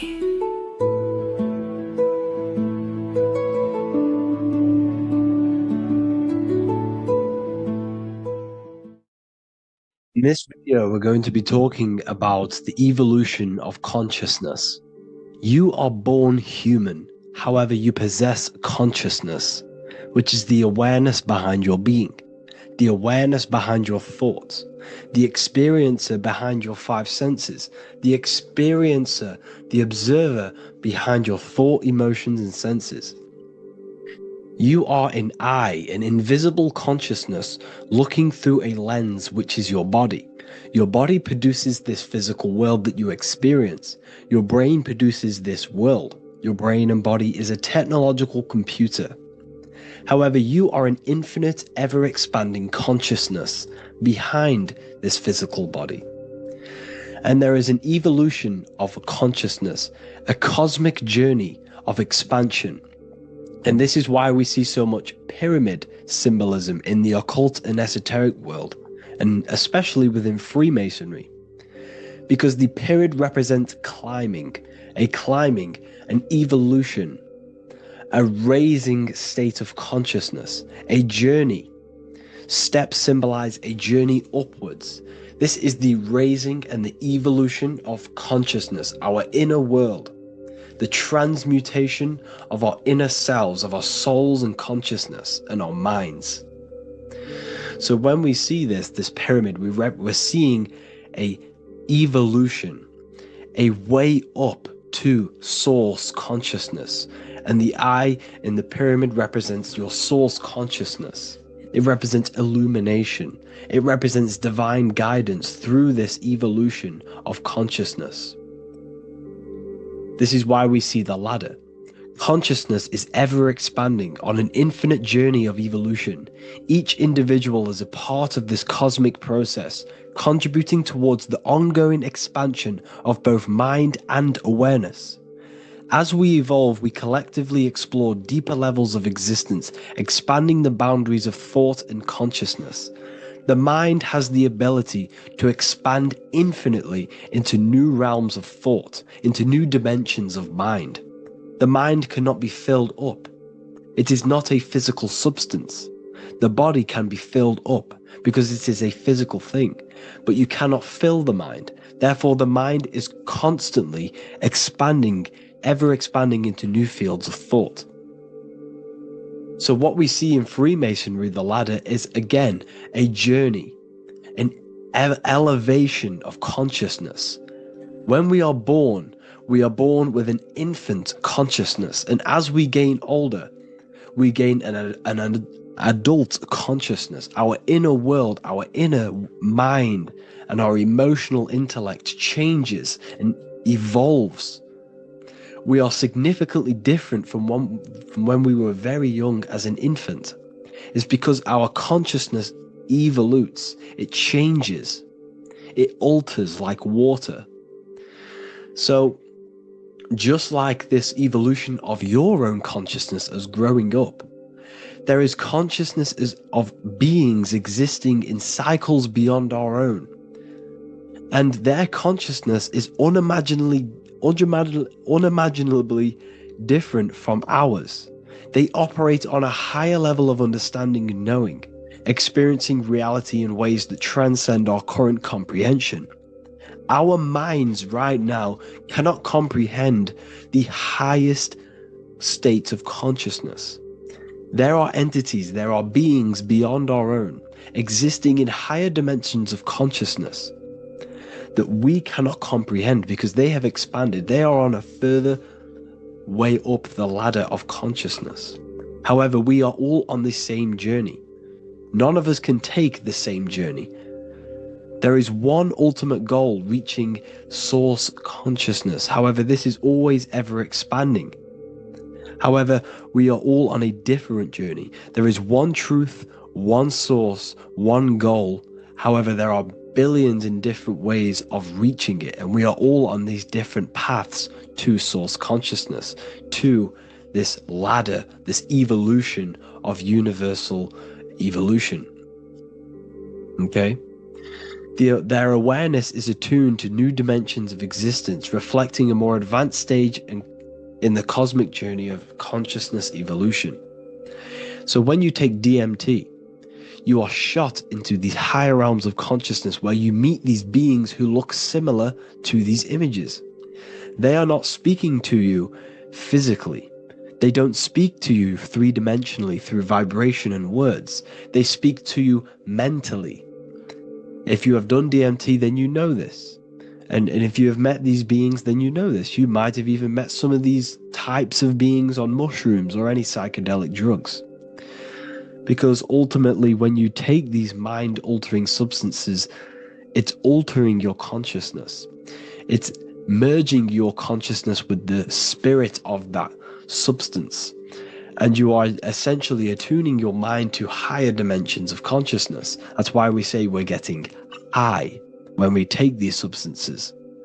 Therefore, when you meet these beings on DMT, you are essentially meeting beings who are attuned to higher dimensions of consciousness, and they speak to you mentally. They speak to you telepathically through thought, because the universe is mental. Everything exists within the mind.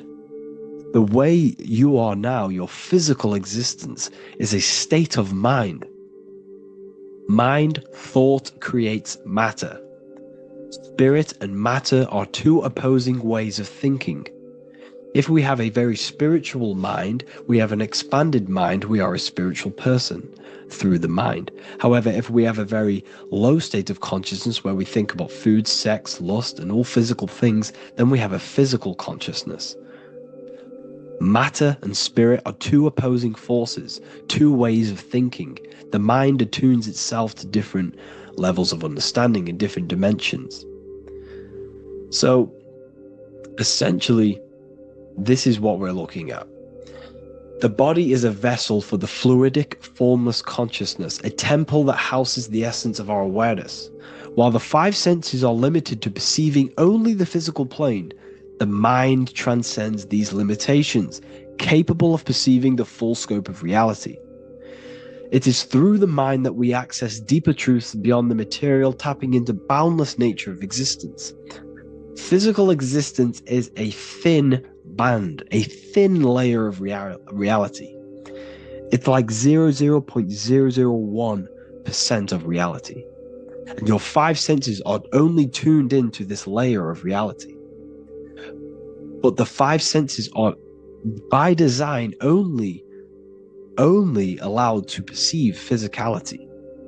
But the mind has the power to expand beyond this physical five sense state. The mind has the power to expand and evolute. It is a conscious decision whether you want to take this path or not. You can stay in a three-dimensional way of thinking, or you can expand your consciousness from within. It's not an external journey. There is no God going to save you. You must save yourself. Therefore, behind every single one of these eyes is the same source consciousness. However, we are all different cells in a different journey. The organs in your body, the cells in your body are all alive. They all possess same consciousness, universal consciousness. However, we are all on a different journey of evolution. As above, so below.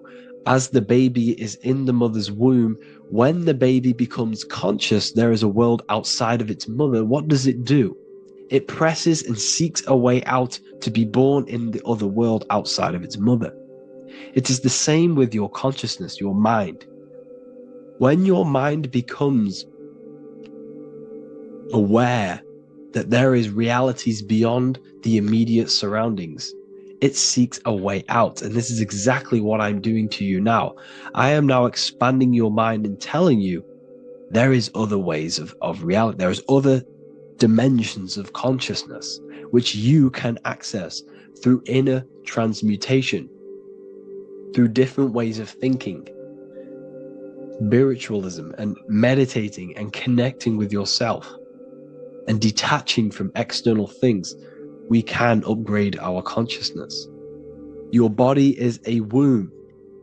Why Jesus says you must be born again to see the kingdom of God, because you are born physically and then you must be born again spiritually, awakening your inner consciousness. So like I said, as the baby is in the womb, it's the same principle. As above, so below.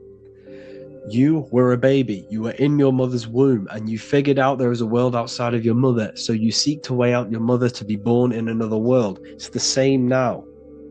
You must do this now. This is your spiritual evolution. This is the evolution of consciousness. It's ever expanding. When you die, this is a transition. You must learn to not fear death. This is another part of your spiritual journey. You must master death. Therefore, like I said before, the mind has limitless capacity to expand into new realms of thought, continuously exploring uncharted ideas and concepts without boundaries. The mind can ever expand. It can never be filled. It can never ever know everything. There is infinite fields of knowledge, infinite fields of thought. Your current state is just one stage on an infinite pathway. You won't remain human forever. The human experience is a crucial phase where we learn to balance polarities, master the fundamental laws of the cosmos. It is a period of growth and transformation, preparing us for the next stages in our cosmic evolution. The goal is to strive for perfection, yet the true perfection is unattainable. It's like a tunnel, and there is a light at the end of the tunnel. And as you walk through this tunnel, the light is ever moving backwards. You should forever seek to meet that light, but you will never meet that light because consciousness is ever expanding. You should strive for perfection, yet knowing that perfection is forever unattainable. The journey is endless, with each step revealing deeper layers of understanding and experience. The pursuit of growth and expansion is itself the essence of our evolution. You can find all of this knowledge in the amazing book that I have read for years. I have read this book, The Emerald Tablets of Thoth, the Atlantean, by M. Dorial, translated by M. Dorial. I'm telling you now, this book, now that I've told you this, you have some context on the book. The whole book is about evolution of consciousness. He's talking about higher dimensions beings. He's talking about how you can transcend this physical plane. It is truly the most amazing book you will probably read. One of the best spiritual texts you'll see. It's hard to understand, so you must read it over and over again. And the more your mind progresses, like for me, I read this every couple months. And the more I learn about consciousness, the more I expand my own consciousness. And every time I read this book, I pick out something new that just completely blows my mind. Because you can only understand this book to your level of consciousness, to your level of understanding. So now that I've told you all this information, go and read this book and it will absolutely blow your mind. And so will the Book of Wisdom Volume 2, which is now available. I released it the other day. I'm just going to read a page out now. This page is called Spirit and Matter. The Earth is not merely a dense, lifeless rock drifting through space. It possesses spirit, a living essence that animates its form. But what do we mean by spirit? Spirit in esoteric terms refers to the energy, the life force, animating the principles infused in matter. So essentially, what this page is talking about is how everything has spirit, consciousness within it. You are the middle, you are spirit and matter. You have the ability to expand your mind to the God self and raise above our animal instinct, our material self, and know the divine and expand. Animals cannot do this. Animals are not self-aware. Humans possess self-awareness. We can observe our consciousness. We can say, why do I exist? We can look in the mirror and know that we need growth. And this is what Anunnaki means. Anu means above. Anu was the supreme god of the sky, which is a metaphor. He represents spirit above, heaven. Anu came down to earth and married Ki, the goddess of the earth, which represents matter. It's a myth, it's an allegory. Anu married Ki and gave birth to the Anunnaki. Spirit came down and infused with matter and gave birth to the human, which is you. You are spirit infused in matter, Anu and Ki, Anunnaki. You are the Anunnaki. And this is what just one of the teachings in my book. Honestly, this book is absolutely amazing. If you truly, truly want to expand your consciousness, give this book a read. And obviously, if you're inside the university, I give you this book for free, a paperback version. If you join the university, follow the steps inside of the general chat, you'll be able to download this book, or sorry, not download it, order a paperback for free. All you have to do is pay for the shipping. You'll also gain amazing knowledge inside of my library, where your mind will just be overblown with the amount of esoteric books. There's over 45 rare occult books, plus you get a PDF of the Volume 1 and Human Health Guide. You get reoccurring updates where I expand on symbolism, occultism, where you will just feel absolutely amazing once you understand esotericism in yourself. You'll also learn how to create the dream reality that you want with the Manifestation Mastery course, where I teach you how your consciousness creates reality. You'll have a real lectures where I post lectures on symbolism, occultism, esotericism. There's a conscious community and live calls and Q&A where you can ask me questions and I'll answer your questions. I just want to say thank you to everyone who has joined the university. Thank you for even liking and watching this video. Any support I just appreciate every single one of you. Please, if you can, leave a comment and a like on this video and let me know any videos you want me to make in the future. And I will start uploading a lot more to the YouTube. So yeah, thank you all for tuning in today. Have an amazing day.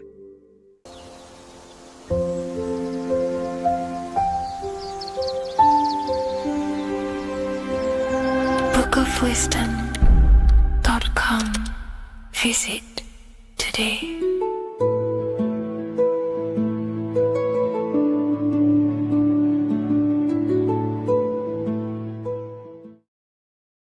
How are we all doing today, people? It's Revival of Wisdom, and today we're going to get real deep. This video is going to get real deep. A lot of people are not going to be ready for this sort of knowledge. Okay, you really have to do is to really deprogram the mind, because everything we've been taught is a complete lie, is to keep us trapped. Okay, this is really advanced knowledge. Now, let's get straight into this. All of the ancients depicted other worlds, and they called this place Midgard. Midgard is the mid-garden, the middle garden. This is why the Masonic symbolism on the floor is always a black and white checkered board, symbolizing the polarity here, the good and bad, because we're in the middle garden, the heart. Earth rearranged spells heart, because we're in the heart of the system of whatever it is, a super quantum computer, whatever you want to call it, simulation. Now, in the Quran, it talks about the 7 layers of heaven. All of these ancient artworks are depicting these different layers of reality. Okay, and look at the Egyptians here with the boat outside of the firmament. Boats travel on water, and this is exactly what the Masons are doing. So they're still using the same symbols. Why? Because it's the same knowledge, just hidden. The Egyptians have the same knowledge as the Freemasons. It's just hidden. Now, this cosmology that they're showing here, which is probably made maybe 100 years ago, this painting or artwork, is the exact same as the one we see here, with the arch, the boat, it's similar because the boat is symbolizing traveling these other worlds because the ether is also symbolized as water. Because if you look up at the stars through a telescope, it looks like it's water. It's shining through water because this ether, whatever this substance is outside of this world, was symbolized as water. Okay. And look at all these ancient depictions showing these different layers of reality. Now, we are being trapped within this 3D dimensional world, which is the cube, the Saturn cube, because there are 6 sides to everything in this world: front, back, left, right, up, and down. 6, which is the cube, because we're in the Saturn's world. Okay. Now, always been depicted as a tree of life, the tree of the universe has always been depicted as this tree. Because let's get a bit deeper. Now, the cosmology of this reality is the sun, the moon, and Polaris, always in the Masonic art. The sun, the moon, and Polaris, the all-seeing eye. If you go inside of the temples, of the Masonic temples, they always have this star in the middle, shining light beams. Okay? Look here. The light beams coming from the big star in the middle, which is Polaris. This eye is God. It's God's light shining down from his abundance. Now, when you astral travel, you will see this big ball of light above you, and this big ball of light is God.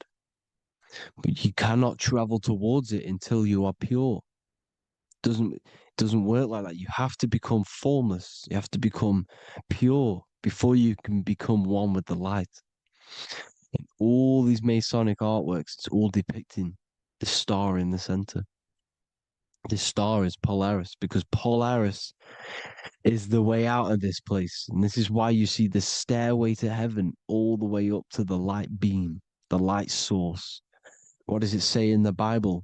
God is light, because everything is made out of one substance, and that substance is light. And it symbolizes the eye because God is an eye. All things that are alive have an eye. And we all say, I am. We all see these realities through eyes. God is an eye.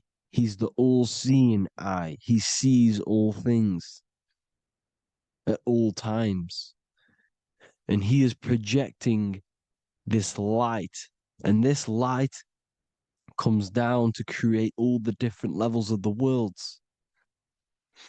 And this is what the 2 pillars symbolize the number 11. 11, the number 1, is just a vertical line. It's the 1. It's a 1 point. 11 symbolizes the mirror nature of reality. Everything's mirrored. As above, so below. Now, the 11 also symbolizes openings, doorways. And as you can see here, an opening to the all-seeing eye. And you see here again, an opening to the stairway all the way up to the light. This light is the light of God in the astral worlds, beyond this world. Now, Polaris has also been symbolized as the UFO. They put the truth in plain sight. So, you know, in the films, how the UFOs suck people up. That's what Polaris is doing. If you ascend beyond this world, if you do not ascend beyond this world, you will be reincarnated in this world. The whole thing is to outgrow this consciousness to the plane above. And I'm not just making this up. I'm going to be bringing in scriptures after this. But you can see with the Christmas tree, we always put a high, big star at the center, at the top, which is the star of Polaris, which is exactly what the Masons are doing here. the star at the top, and it's on top of our Christmas trees. And all of these symbolize the other stars because Polaris is the most high star, and all the other stars are wrapped around the firmament lower than Polaris. And that's exactly what the Christmas tree is. And it's a triangle. It's a triangle, just like light beams travel from one point in the triangle, just like the all-seeing eye. It's a triangle. The light is coming from one point and sending its rays downward. You see, it's kind of like you see here with the water. And the lower you go, the darker it gets, the more evil it becomes. And this is what the ancients would call hell. Now, this all-seeing eye is Polaris. And below Polaris is Mount Meru, the North Pole, the magnetic North Pole. The Tower of Babel, which is in the Bible. The etymology of the word Babel, Ba meaning spirit, which gives the ability to move the soul through the worlds, which is that's the ancient Egyptian description of the word Ba, meaning of the word Ba. You have the Ka, the Ba, the Ak, but the Ba is the one that gives the ability for the soul to move through the worlds. Your soul can't speak into a world without incarnating into it. Now, the Tower of Babel symbolizes Mount Meru because it's the word Ba is the spirit which gives the ability for the soul to move through the worlds. The Tower of Babel is the magnetic North Pole, Mount Meru, which gives the ability to move through these different worlds. And you can see the ancient Tibetans always showing this depiction of these different worlds coming from the center. Because we have to ascend our consciousness. It's not about how good you are to reach heaven. It's about how you expand your consciousness, you expand your mind. So they teach now that you have to be good in order to reach to heaven. It's about expanding the mind, expanding your consciousness to these different planes, these different realms. So that's what it's about. And Jesus was known as the fisher of man. Now, Jesus is a massive part of this. He was known as the fisher of man because he was fishing. He could have been fishing.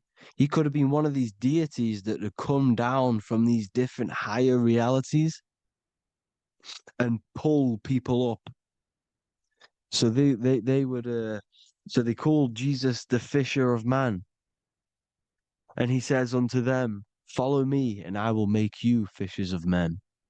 So these deities that we see in the past, like Buddha, Krishna, Hermes, Thoth, Jesus, could all be these entities who were coming down to pick up the minds that were worthy enough to see the higher planes of reality.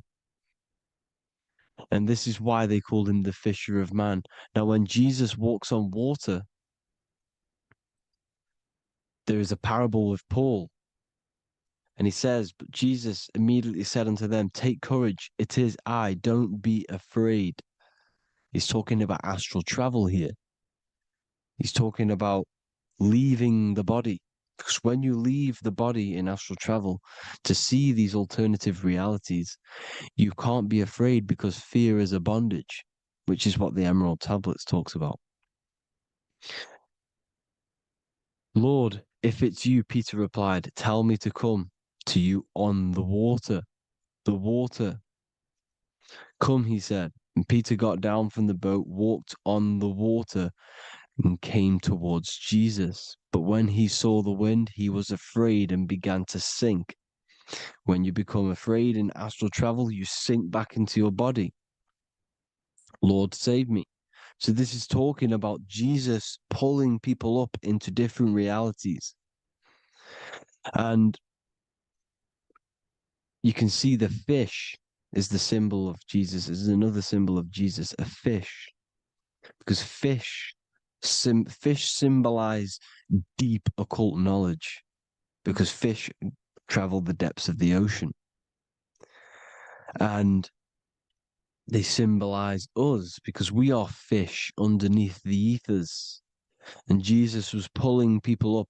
You see, so the Bible is a people today believe the Bible is a book telling you how to reach to heaven, how to become godly and reach heaven. But you've got to become the Jesus Christ to see these alternative realities. Now look at the Emerald tablets is a massive part, and it speaks so much about these different realities. Look what it says here. This is in Emerald Tablet 3. Then in my heart grew a great longing to conquer the pathway that led to the stars, which is exactly what the Masons depict in all of their art. Look, the ladder to the stars. And then he goes on to say, years after years, I sought after wisdom, seeking new knowledge, following the way, until at last my soul, in great travail, broke from its bondage and bounded away, broke from the bondage of the body. Free was I from the bondage of earth men. Free from the body, I flashed through the night. The stars. The stars are a massive part in the astral world. Each star is a different reality. And the true astrology is the star that you came from. You came through a star to reach this, to reach here. There is a reason why you are here. There's a reason why you have the personality traits, because your soul came from a specific star. This is why we call them stargates, because they are gates in and out of this reality. And Polaris is the way out to the higher worlds. Now look, far into space, my soul traveled freely into the infinite circles of light. Beyond knowledge were some planets and great gigantic beyond dreams of men. Then he goes to say, lift up your flame from out of the darkness, fly from the night and ye shall be free. Lift up your flame. Your flame is your soul, because it has to be lifted up out of the darkness. This is the darkness, this world, this body's the darkness. Because it's a bondage. You need to break free. You need to learn how to astral travel, people. You have to learn this. If you want to get out of this world, you have to learn how to astral travel and see the other realities. Traveled I through space-time, knowing my soul at last was set free, knowing that now I must pursue wisdom until at last I pass to a plane hidden from knowledge, known not to wisdom, extension beyond all that we know. So he's talking about he went to a place where we cannot even comprehend here, a place that is not even known to Earthmen. He's telling you he's ascended out of this world to the planes that are beyond. And it says here in the Emerald Tablets, man is in process of changing to forms that are not of this world. Grows he in time to the formless, a plane on the cycle above. Know ye must be one, ye must become formless before ye are one with the light.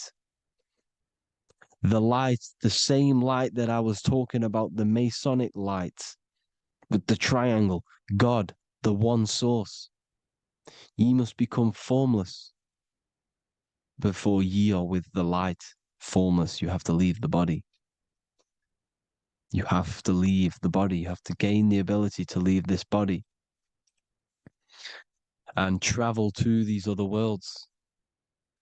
Now, it says here, not as man am I, for free have I become of dimensions and planes. In each I take on a new body. In each I change my form. Know I now that the formless is all there is of form.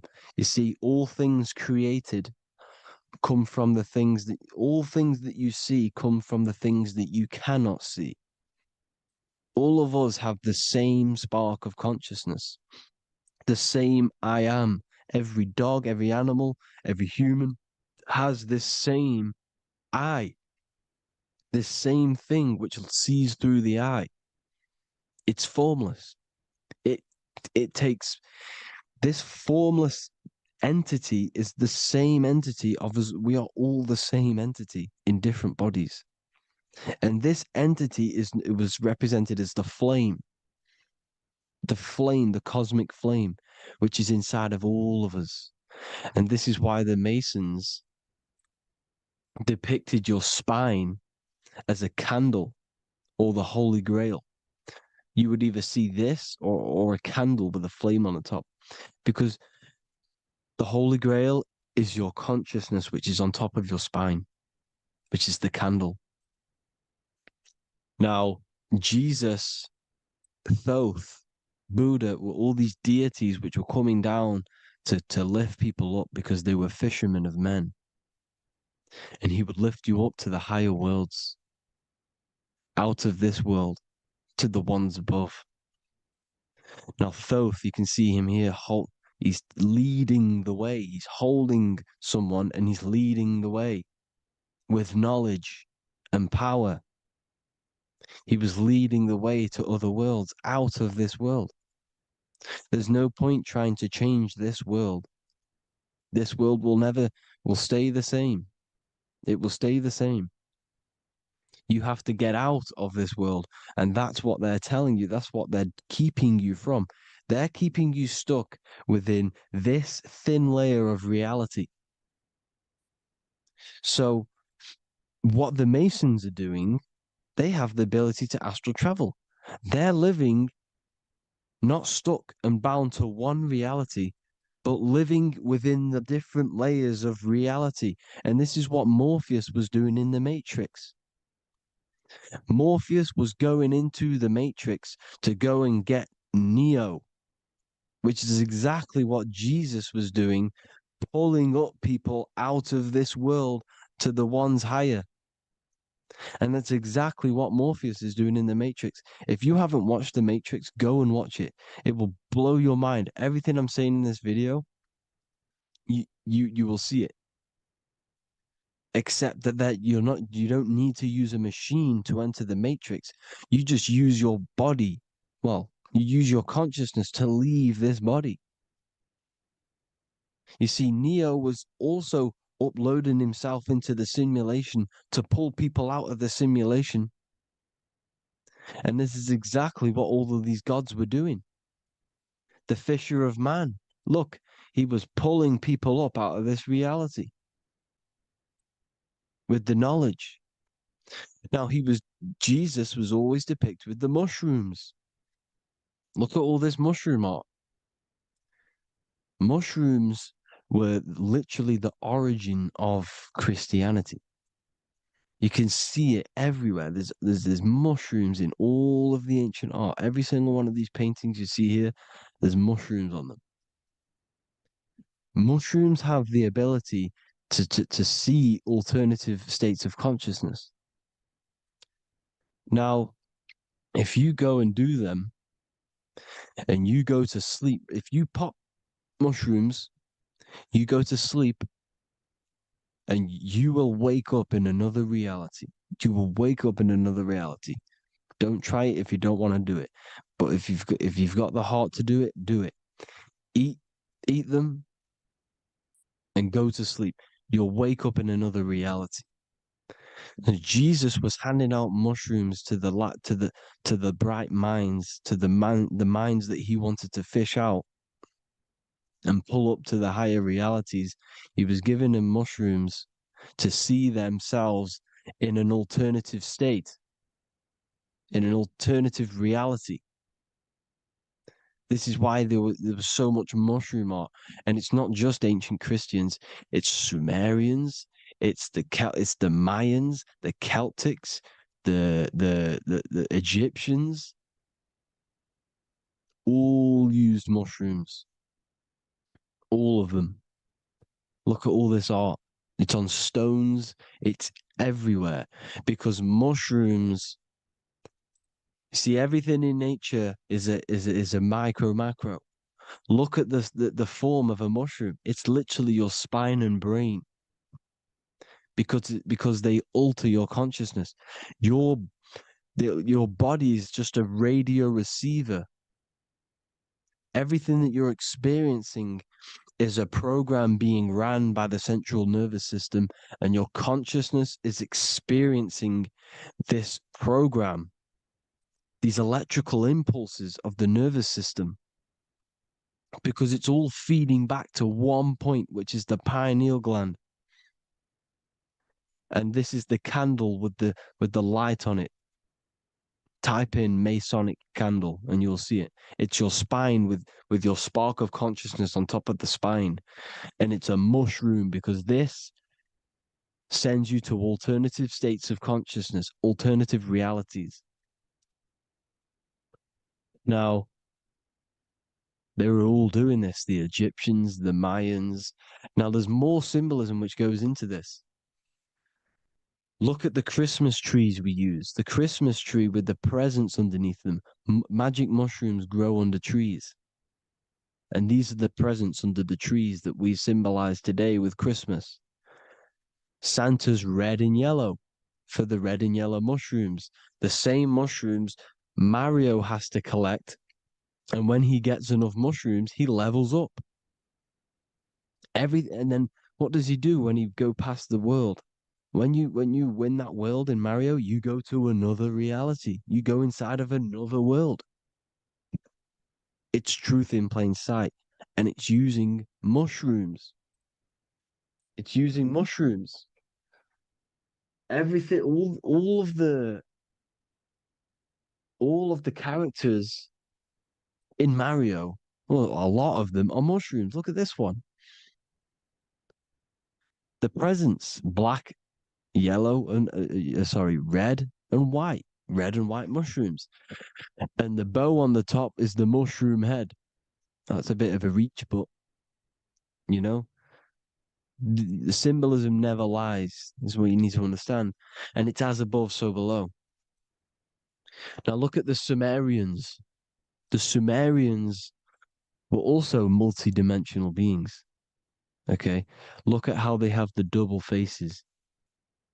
They had 1 foot in this reality and 1 foot in another reality. And look at this one, a double-headed god inside of like a portal. You see? Because and look at these with the wings, the astral travel. Birds, ancient birds symbolize the soul because the soul is a bird. It flies to different worlds. It flies around the cosmos. And mushrooms gave you the ability to see these alternative states of consciousness, these alternate realities, because you exist in infinite realities. You exist in infinite realities. Now look at the 33rd degree Ordo Ab Chao badge. You get this badge when you become a 33rd degree Freemason, and it's a double-headed eagle. A double-headed eagle. And you can see this in Sumeria first. Sumeria have the same symbol, a double-headed, bird. You can see it here as well. And the Masons are still using this symbol today. And when you become a 33rd degree, 33 vertebrae on the back of your spine, above the vertebrae is your consciousness, and it's a double-headed eagle. One reality in one. You become a multi-dimensional being in the 33rd degree. And I've heard many interviews of Masons say it becomes Luciferian. You see, they speak in code. These Masons can't tell you about what they learn about, but they will speak in code. They said it becomes Luciferian. The word Luciferian is lucid. The root word of Luciferian is lucid, and lucid is lucid dreaming, alternative realities, dream worlds. You become a god. Luciferian means you're becoming your own god, pretty much. because you are becoming a multi-dimensional being living in between the different layers of reality at the 33rd degree of Freemasonry. And look at the double-headed eagle, because the birds symbolize the soul.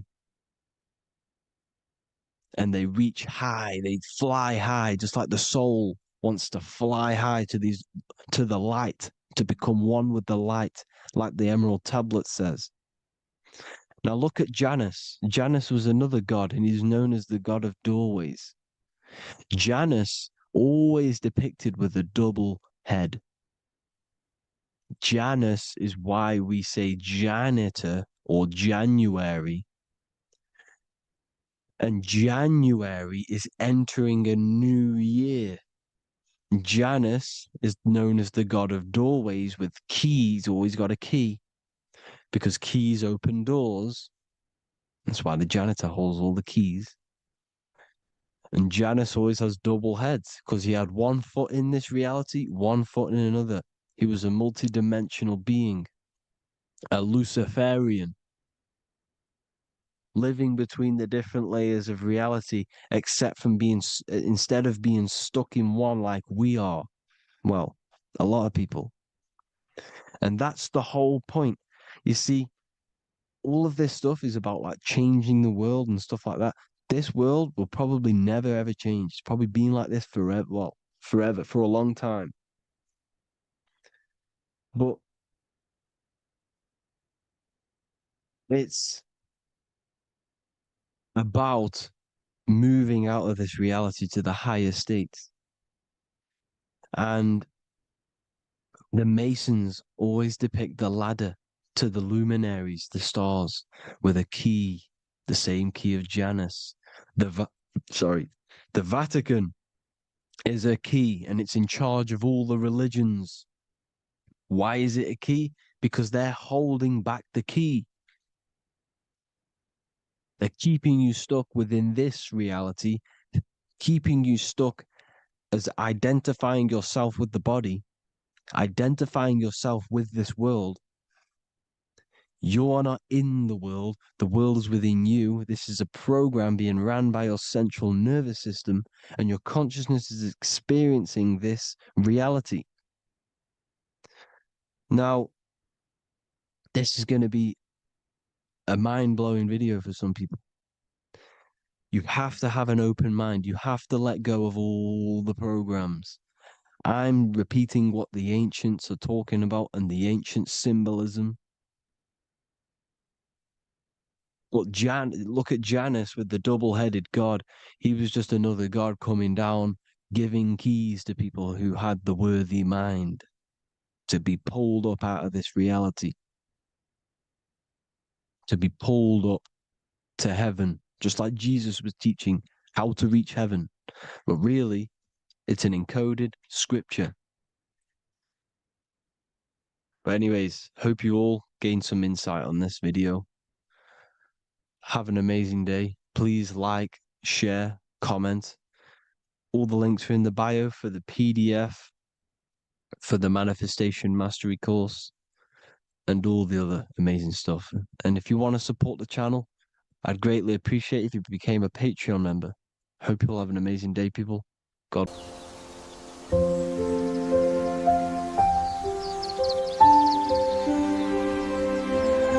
bookofwisdom.com. Visit today.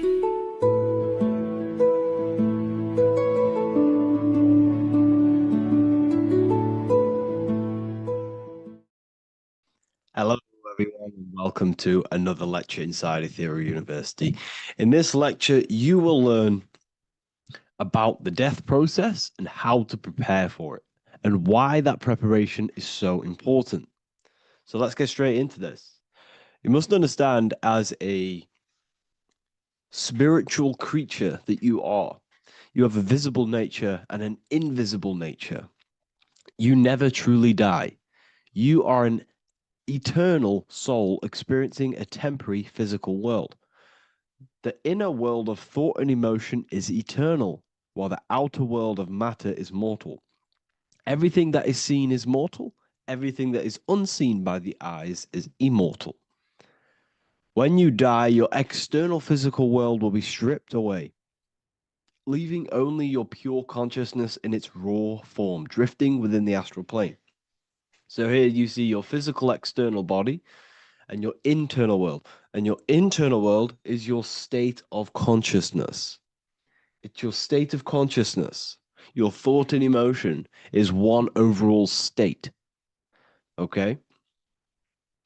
So you must understand these planes. You have the physical body, the etheric double, an astral body, a mental body, and the Buddhic body. When you die, you leave the physical plane. Then you will more than likely leave the etheric plane because the ether acts as like a portal. Everything comes out of the ether and returns back to the ether. I can break that down in another video in electromagnetism. But electromagnetism is ether, energy coming in and out of the ether. You will, every single day you die, every single day. There's a cycle of life and death occurring all the time. Every single day, you go to sleep, you go back, your consciousness slips back through the ether. And then when you wake up, your consciousness comes back through the ether into the physical plane. Death is just a bigger macrocosm of the microcosm cycle of life and death. So you will return back to the astral, which is the realm of imagination, infinite possibilities. And this is where thought forms start to manifest. Okay. So depending on how advanced you actually are mentally and emotionally, will depend how long you stay in the astral. Now, what we must understand is that there is many different components to the astral. We have the higher astral, the middle astral, and the lower astral. These are all vibrational states. So if your mind and soul is operating in lust, lust, desire, hate, food, physical addiction, smoking addictions, then these are quite heavy. These are quite heavy attachments to your consciousness, and they're quite low level desire, which means they have a low vibration. You will manifest in the lower astral when you're stripped from your physical body. The lower astral is not inherently evil. However, there's just low vibrating things going on there. Low vibration does not mean evil. Okay. So just like bad doesn't mean evil. Okay. In the lower astral, you are going to see lower astral beings. You're going to see spirits, souls with low level desire. Okay. People who are attached to the physical plane, people that lust, people that do these things. Technically, this is hell, but you can escape it by escaping yourself. Now we're going to break all this down. I'll break all this down properly once you understand the full context. So depending on your level of desire, you will manifest in a corresponding layer of the astral plane. If your mind is still attached to the low physical desires, you will find yourself in the lower astral realms. But if you have few desires and have detached from the worldly attachments while you are encased in a body, then you will rise into a higher or middle astral plane, mainly the middle. Okay. The higher astral plane is very formless. So as I broke down here, this is, well, the physical plane is the lowest dimension. This is the most form, the most matter. It's quite heavy. The higher you go, the lighter it becomes, the more fluid, the more formless it becomes. So you see here it says denser down and lucidic up. So this is more lucidic in these higher realms. This is more dense in the lower realms. So this is why the ancient Egyptians were always talking about, I'll show you this. This is showing you death. So first of all, we have Anubis, which represents death. Here you have the heart, which represents the soul. and here you have a feather, and this is a scale. You see how this is a balanced scale? So what this is symbolizing, this represents death, this represents your heart, and this is a feather. So when you die, your heart must be as light as a feather, which means your emotions, your soul, should have no attachments to the world. It should be light. It should be detached. This is why the word light and light are the same. Light is in heavy and light is in very bright. Because when you're less attached to the things, your soul shines. You're authentic. You're light. You're very bright soul. And you have no attachments. Your light is in not heavy. So you must detach from the worldly desires. We have to detach from the smoking, the food. This is why we should fast. Smoking, this is why we should detox. We should also meditate. We should also be able to sit with ourselves for long periods of times. Okay, I'm going to break all this down properly. But that's why the Egyptians show you the symbolism here. Okay. So you're stripped of your material body. So that state of consciousness you're in right now, your inside world, if you shut your eyes, that state you're in, that is what you're going to experience when you die. Okay. And you're going to be manifested into the astral. In the physical plane, you can mask or hide almost anything. But in the spiritual realm, you cannot. The astral body, your thoughts and emotions directly shape your spiritual body, your astral body, revealing your true inner state. So your desires that you can hide in the physical plane, your emotions, your thoughts, you can't hide any of that in the physical, in the spiritual plane, in the astral plane. That will directly shape who you are, your color of your astral body, and your astral body as a whole. So here we have Kim Kardashian. If you could see this lady's astral body, you would run so far that you would be horrified for the rest of your life. If you could see their spirit, their astral form, it would be horrific because their mind is so attached to, you know, physical things, so attached to desire, money, fame, worship, power. These people do not want to die. These billionaires and millionaires will never want to die. They will do whatever they can to stay alive because they understand what when they die, they have to face themselves. They have to face their inner world. And their astral body, their true authentic self on the inside is horrible and horrific and so low vibration. So this is where it comes in. You must be as light as a feather. This is what the Egyptians are showing you in their artwork. Your soul must be as light as a feather. In order for the soul to ascend to a higher plane and not look at that physical plane and say, I want to go back or I want to desire things down there, you must detach now and prepare for death. Hell is not a place, it's your own personal suffering born from within. If your mind and soul are deeply attached to mental fixations, emotional wounds, and physical addictions tied to the material world, that pain will follow you into the astral. This is your true judgment day. You judge yourself when you die. You see your authentic self. There's no hiding. Right. Imagine right now that you that everything you cling to was stripped away. No matrix, no electricity, no food, no TikTok, no phone, no possessions, no distractions, no one else. Could you sit alone with yourself for just 1 hour? Could you sit alone with your thought and emotion? That moment of truth is what you must begin to prepare for. Could you sit alone with yourself? Can you sit alone for long periods of time and just think? And if you cannot, then you're running from your internal world. You're running from your thoughts. You're distracting yourself from your thoughts. This is what we must address. Now, don't feel bad if this is you. We've all have problems. We all have internal problems. But this is what we have to face directly in order to prepare for life after death.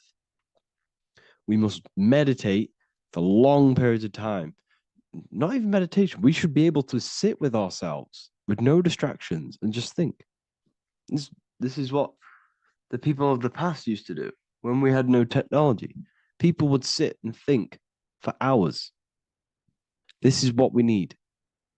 Because if you cannot sit with yourself, imagine sitting with yourself with no physical body. That's the level that's going to happen. And we need to prepare for that. The soul and mind must become as light, as weightless, as radiant as a feather to ascend to a higher plane and move beyond the physical life. To rise, they must release heaviness, attachments, burdens, fears, and desires. The lighter and brighter your inner being becomes, the more freely it can rise into a higher state of existence. Ascension is not about going somewhere, it's about becoming something pure, clear, and luminous. Okay, this is very important. Very, very important. We must detach from the worldly things. So, enough of that. How do we do it? How do we attach? How do we prepare? Number one, you must detach from the material things. Start loosening your grip on things, possessions, titles, even identities. They are temporary. Appreciate them, but don't let them define you. Let nothing outside of you define you. Nothing. Your name is not you. Your job is not you. Your reputation is not you. Your bad past is not you. Your good past is not you. Your business is not you. Everything outside of you is not you. Now, what I'm saying is, I'm not saying go full right hand path and never care about anything physical, never care about your family, don't love your family. I'm not saying that. What I am saying, love these things, love these outside things, but do not become attached and do not let them define you. You must be okay with losing anything that is outside of you. You must be okay with that because you must understand the physical plane it's promised that everything is temporary. Everything is temporary in this plane. So don't ever think it's going to be there forever because it's not. And you must remind yourself, not remind yourself, but I think about this sometimes when I start becoming a bit attached to work and stressed. Uh, I just remind myself that I'm going to, this is temporary. I'm going to leave this world one day and I'm not going to care. So you must have the balance. Okay. The balance is key. You can go down that right hand path and just fully cut off from the world like a monk and shave off your hair, and disconnect from the physical world. You can do that. That's not wrong. There's different paths in life. You have the left hand path, purely physical. You have the middle path, which is balance between the physical and spiritual. Then you have the right hand path, which is monk mode, where you fully disconnect from the world. They shave their hair off to disconnect from the physicality. They meditate for long periods of time. This is what they're doing. They're preparing for death. Monks prepare for death. They understand this. They understand that you don't die. Your inner world is the true world. The inner world is the only world that exists. Everything outside of you is an extension of you. Number two, cleanse the mind. Watch your thoughts. Are they rooted in fear, anger, regret, or craving? Meditation, mindfulness, and inner reflection help purify the mind. The cleaner your thoughts, the lighter your spirit. So your astral body is formed by your thoughts, it's formed by your emotions. If you sit around thinking about eating all day, you're going to have a very heavy astral body. It's going to manifest in the lower planes. But if your mind is thinking about good things with good intentions, love, knowledge, expansion, you're going to manifest even the middle or the higher.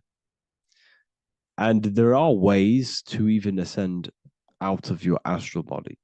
Yes, you can ascend out of your astral body and out of the mental body, but that's all very advanced, and I'm not going to teach that yet. I'll make another video on that, but you can ascend from them bodies. The astral plane is not the end. You can keep ascending as a soul until you're left with just the pure essence of the soul. But we're gonna, anyways. cleanse the mind, reprogram the limiting belief systems, let go of mental attachments. And the way you do this is by getting a piece of paper and writing down every single attachment that you have. And you're going to realize, dude, there's more than you think. Okay.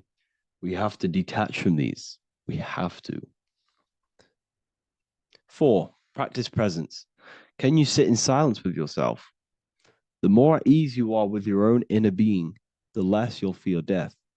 The afterlife is just an extension of your inner world. It's so important. This is so, so important. Can you sit with yourself? If you cannot sit with yourself, you have some inner work to do.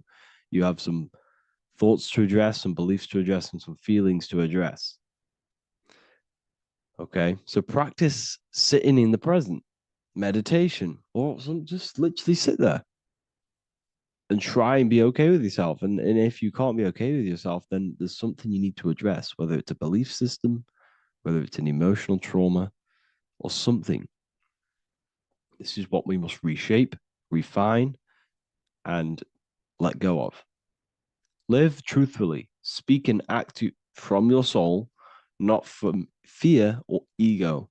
The more authentic you are, the more aligned you become with your true self, which carries beyond this life. The ego is your mind's perception of itself while being incarnated in this world. It's been shaped by your experiences, your thoughts, your beliefs, and your emotions.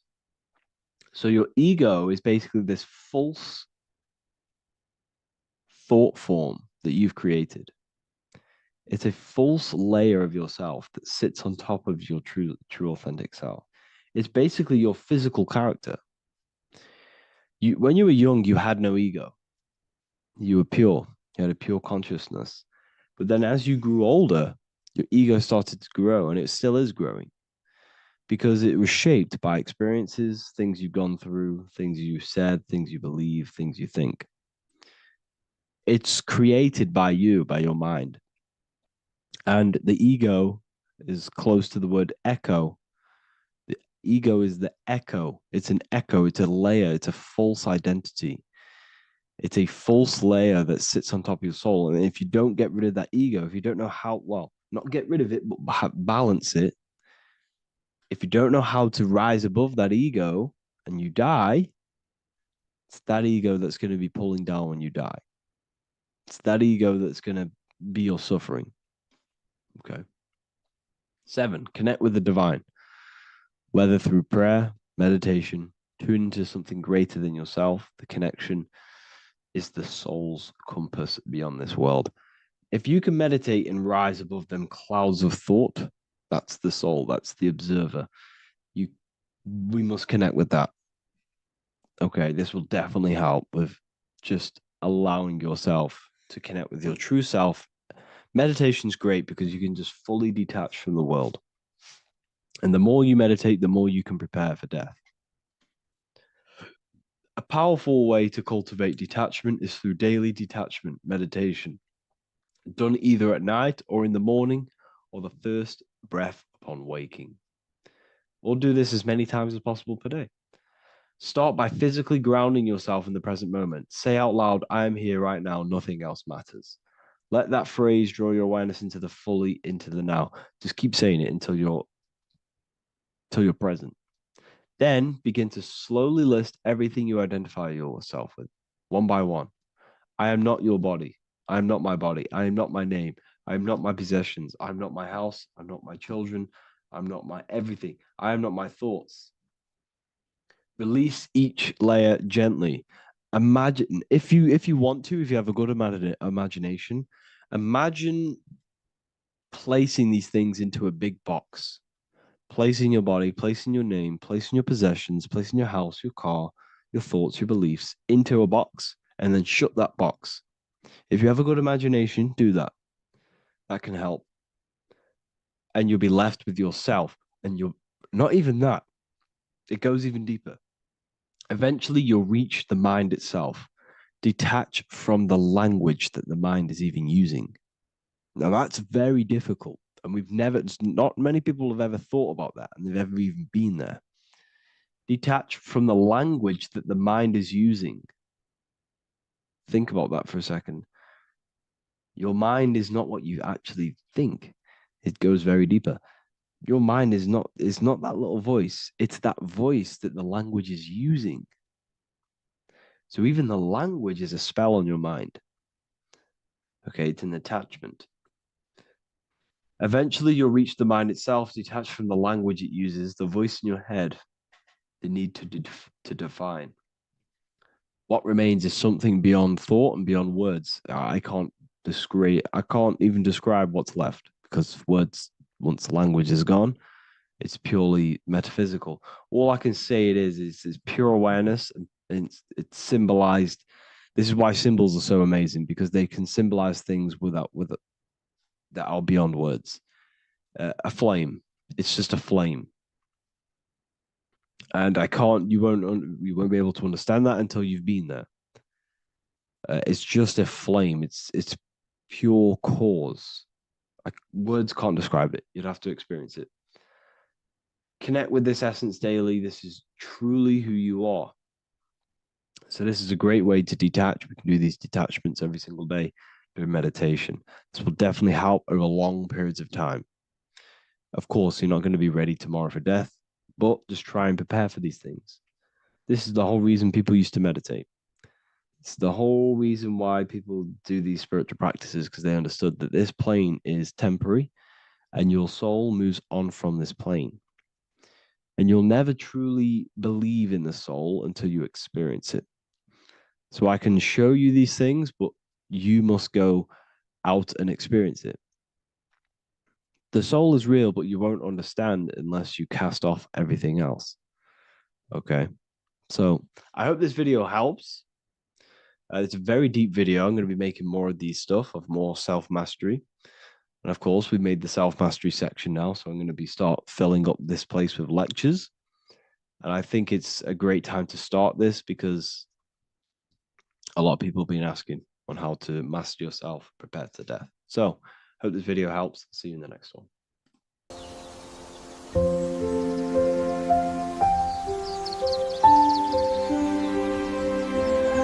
bookofwisdom.com. Visit today.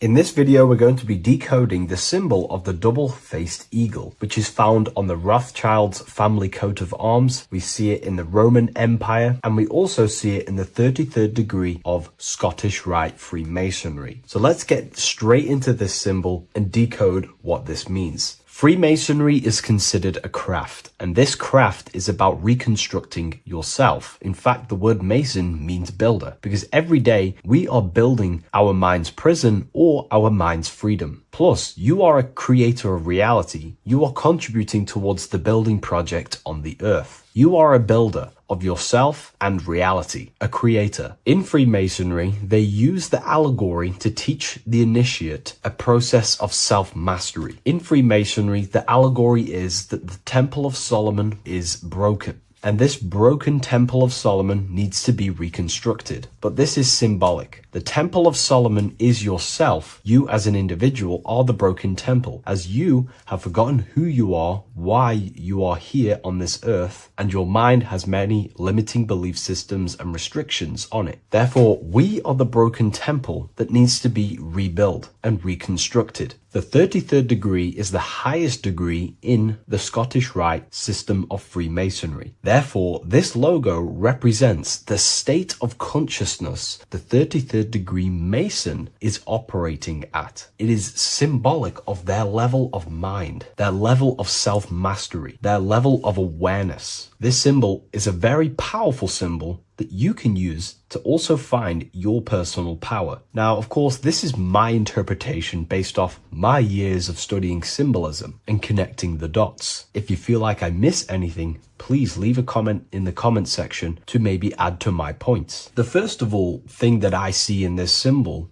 that reveals a great power of mind is the eagle. The eagle itself is a bird. And a bird can go on the ground and in the sky. In a symbolic sense, this represents the body and the spirit, the ability to transform from this earth body and then also access astral projection and the spirit. The bird sees things from a higher perspective while it's flying in the sky. If you're only in the physical body, your perception of reality is limited to the ground. We do not see much from the ground. This is all symbolic to a level of mind. The bird can see things from above. It sees the earth from a top-down view and sees the whole, sees things from a higher perspective, symbolic of the mind of a 33rd degree Mason who understands who they are, what reality is, what consciousness is, and the human psyche. Their level of intelligence allows them to see reality from a higher perspective, and they also have the mindset of seeing things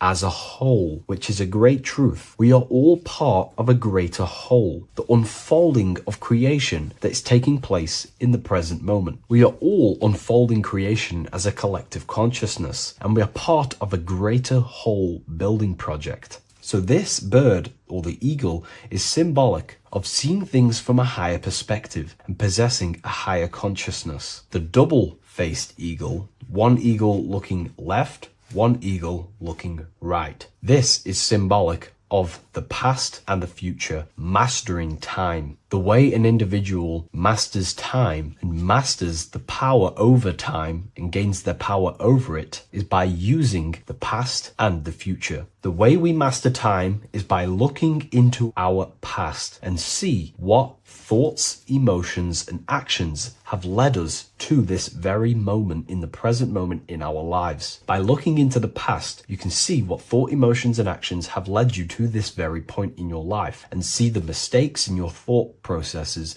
the mistakes in your emotions, and the mistakes in your actions. You can extract wisdom from the past of your past and apply that wisdom in the present moment to then change your future to a better future for yourself and the collective consciousness and your contribution towards the creation taking place on the earth. That is how an individual masters time. You can do this through memory work. Every time you go to sleep, go through your day backwards. Follow the events backwards. What this does is literally create new neural pathways in your brain and allows you to strengthen your memory so you can remember more. Memory work is massive in Freemasonry based off my research. They make you do rituals, memorize rituals, because they're trying to develop these different aspects and cognitions of the human mind. We see that the double-headed eagle is looking left and right, but then joins. This is symbolic of unity of duality, unifying duality. And the only way you can do that is by connecting with pure awareness without distortion of the mind and body. If you turn off your body, it goes to sleep. If you turn off your mind, you go to sleep. But if you can turn off your mind and body, then who are you truly? When you turn off your mind, you're no longer your belief systems, your name, your job, your reputation, your status. You are this pure awareness who's observing the mind. So in meditation, you realize you are not the mind. You are the awareness, and the awareness is singular, and the mind thinks in dualism. So this is symbolic of unifying and seeing things through the lens of the awareness and not the mind, because the mind can produce illusions. So this is symbolic of a state of consciousness of the 33rd degree who sees everything as oneness. We are all one witnessing consciousness experiencing itself. However, this witnessing consciousness is molded differently through the mind. My mind has gone through memories, traumas, events, and belief systems, which makes my mind unique to you. But when we all turn off the mind and connect with pure consciousness, the pure awareness, then we are all, on the deepest level, actually one. The universe is one. This is symbolic of seeing and perceiving that reality and truly maturing that understanding in your consciousness. We also see that the double-headed eagle is standing on a sword, which is a tool. The tools that you possess in life are aspects of your consciousness. Your thoughts are a tool. Your emotions are a tool. Your actions are a tool. These tools are creating and building your reality, and they're also building your soul, building your consciousness. But we see that the double-headed eagle is standing on top of the sword, the tool. The sword is a powerful tool. So this is symbolic of power on the surface level. But if you go deeper and decode the symbol, it reveals something way more powerful. The sword carves through things. It's also a very murderous tool. If you hold a sword towards someone or something, you hold power over it. It is a symbol of power. And that power that you possess is, in fact, the mind.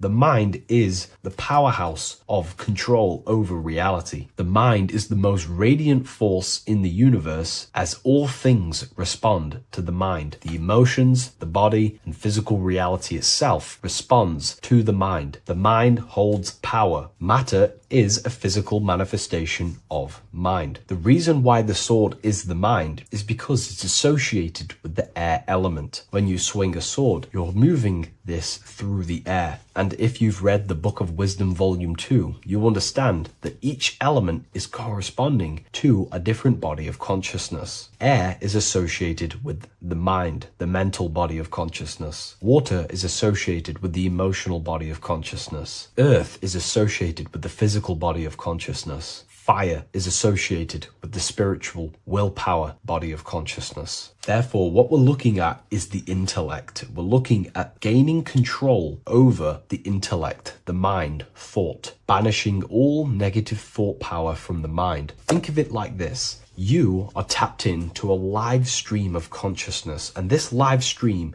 is flowing into you in the present moment. Your mind directs this creational force, this flow of consciousness and power. You can use that mind to think about negative things, anxiety, depression, or you can use that power that's flowing into you for the positive only. The universe does not create what you want. It creates what you are. What you put in is what you get out. Your reality is a reflection of your mind. So it's about using this tool for the good. For example, no negativity even has any space in my consciousness. There is no negative thought that pulls me down. And if there is, I banish it instantly and remove it. So this is about gaining power over the mind and using the mind as a tool to carve your reality with the sword. This is your power. This is your sword. Below we see a banner that says Ordo ab Chaos. Most people see this and understand it as order out of chaos.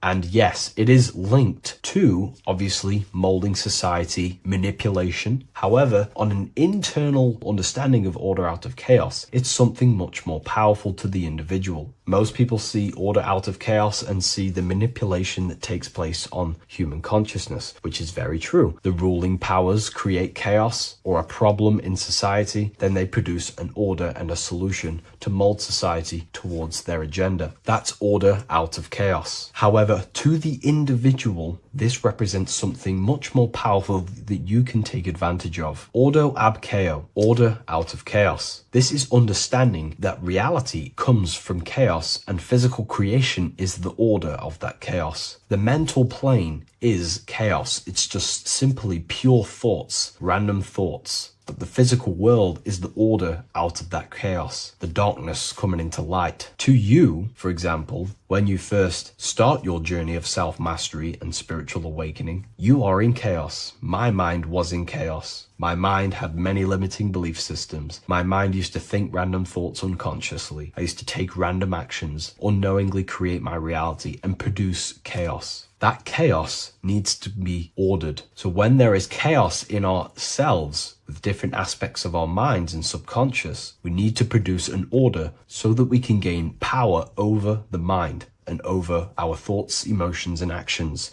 the three forces you have 100% control over in your reality. If you try and control anything else other than your thoughts, emotions, and actions, then you are breaking natural law. The only things you have been given power over and to control is your thought, emotion, and action, your mind, your heart, and your body. Order out of chaos is about transforming yourself. When you're in a chaotic state, you have to produce order to transform yourself and change your level of consciousness. If you have chaos in your life, you must produce order. And this is how self-transformation occurs through an individual. Order out of chaos. Now, yes, it is also linked to human manipulation, as this applies to everything as above, so below. Above, we see a triangle with the number 33 and light emanating around it. This triangle is highly symbolic of the element of fire. The upright triangle is fire. The downright facing triangle, the opposite to this triangle, is associated with the element of water. The reason why this is an upright facing triangle with the number 33 in it is because fire is associated with dissolving. If I place this pencil in fire, it will burn this material into its raw form. Fire is about removing the illusions in our mind to gain power over it. It's about dissolving all the illusions in ourself, the false belief systems, the negative subconscious programs and thought patterns. This is about destroying them and producing order out of them. It's about removing the veils of consciousness so you can figure out who you truly are. If I burn this down, it will reveal its raw essence. It's the same with consciousness. If you want to figure out who you truly are beyond your mind, emotions, body, then you have to remove the veils of consciousness. You have to dissolve the mind by meditation and stillness. You have to dissolve the nervous system by keeping very, very still. And you will connect with pure awareness and can connect with lucid dreams and out-of-body experiences. It's like finding a needle in a haystack. If you want to find a needle in a haystack, you don't go looking through the haystack to find the needle. You burn the haystack and the needle reveals itself. That's how you truly connect with who you truly are. And this is why it's associated with the number 33 also, because the number 33 is the symbol of rebirth. Jesus dies at 33 and ascends to heaven. The human mind is fully developed at the age 33. Ice melts into water at 33 degrees. It's symbolic of transforming states from death to rebirth, rebirthing the self. And this is how you rebirth yourself, by figuring out who you truly are. Because when you actually figure out and have an out-of-body experience, or you figure out who you truly are, you go through a mental rebirth. Everything you thought once was true has been completely burnt away, and now you are reborn into a new mind and a new perception of self and reality. So it's about being reborn again. At the 33rd degree, you are reborn again by the understandings and experiences that you've had with yourself. And the crown is a symbol of mastery. People in position of power wear crowns. It is a symbol of power over something. This whole symbol reveals your own personal power, the level of power that the 33rd degree Mason has over themselves, not over other people, but themselves. But of course, once you gain your personal power, you understand how the mind works. You can use that against people. It's how you use the knowledge that determines whether you are bad or good. Again, if you think I've missed anything, leave a comment in the comment section. Please like, comment, and share if you love this content. I'll see you in the next one. And if you wish to get your hands on this book, I'll leave an Amazon link in the description. In this video, we're going to be talking about the evolution of consciousness. You are born human, however, you possess consciousness, which is the awareness behind your being, the awareness behind your thoughts, the experiencer behind your five senses, the experiencer, the observer behind your thought, emotions, and senses. You are an eye, an invisible consciousness looking through a lens, which is your body. Your body produces this physical world that you experience. Your brain produces this world. Your brain and body is a technological computer. However, you are an infinite, ever-expanding consciousness behind this physical body. And there is an evolution of consciousness, a cosmic journey of expansion. And this is why we see so much pyramid symbolism in the occult and esoteric world, and especially within Freemasonry.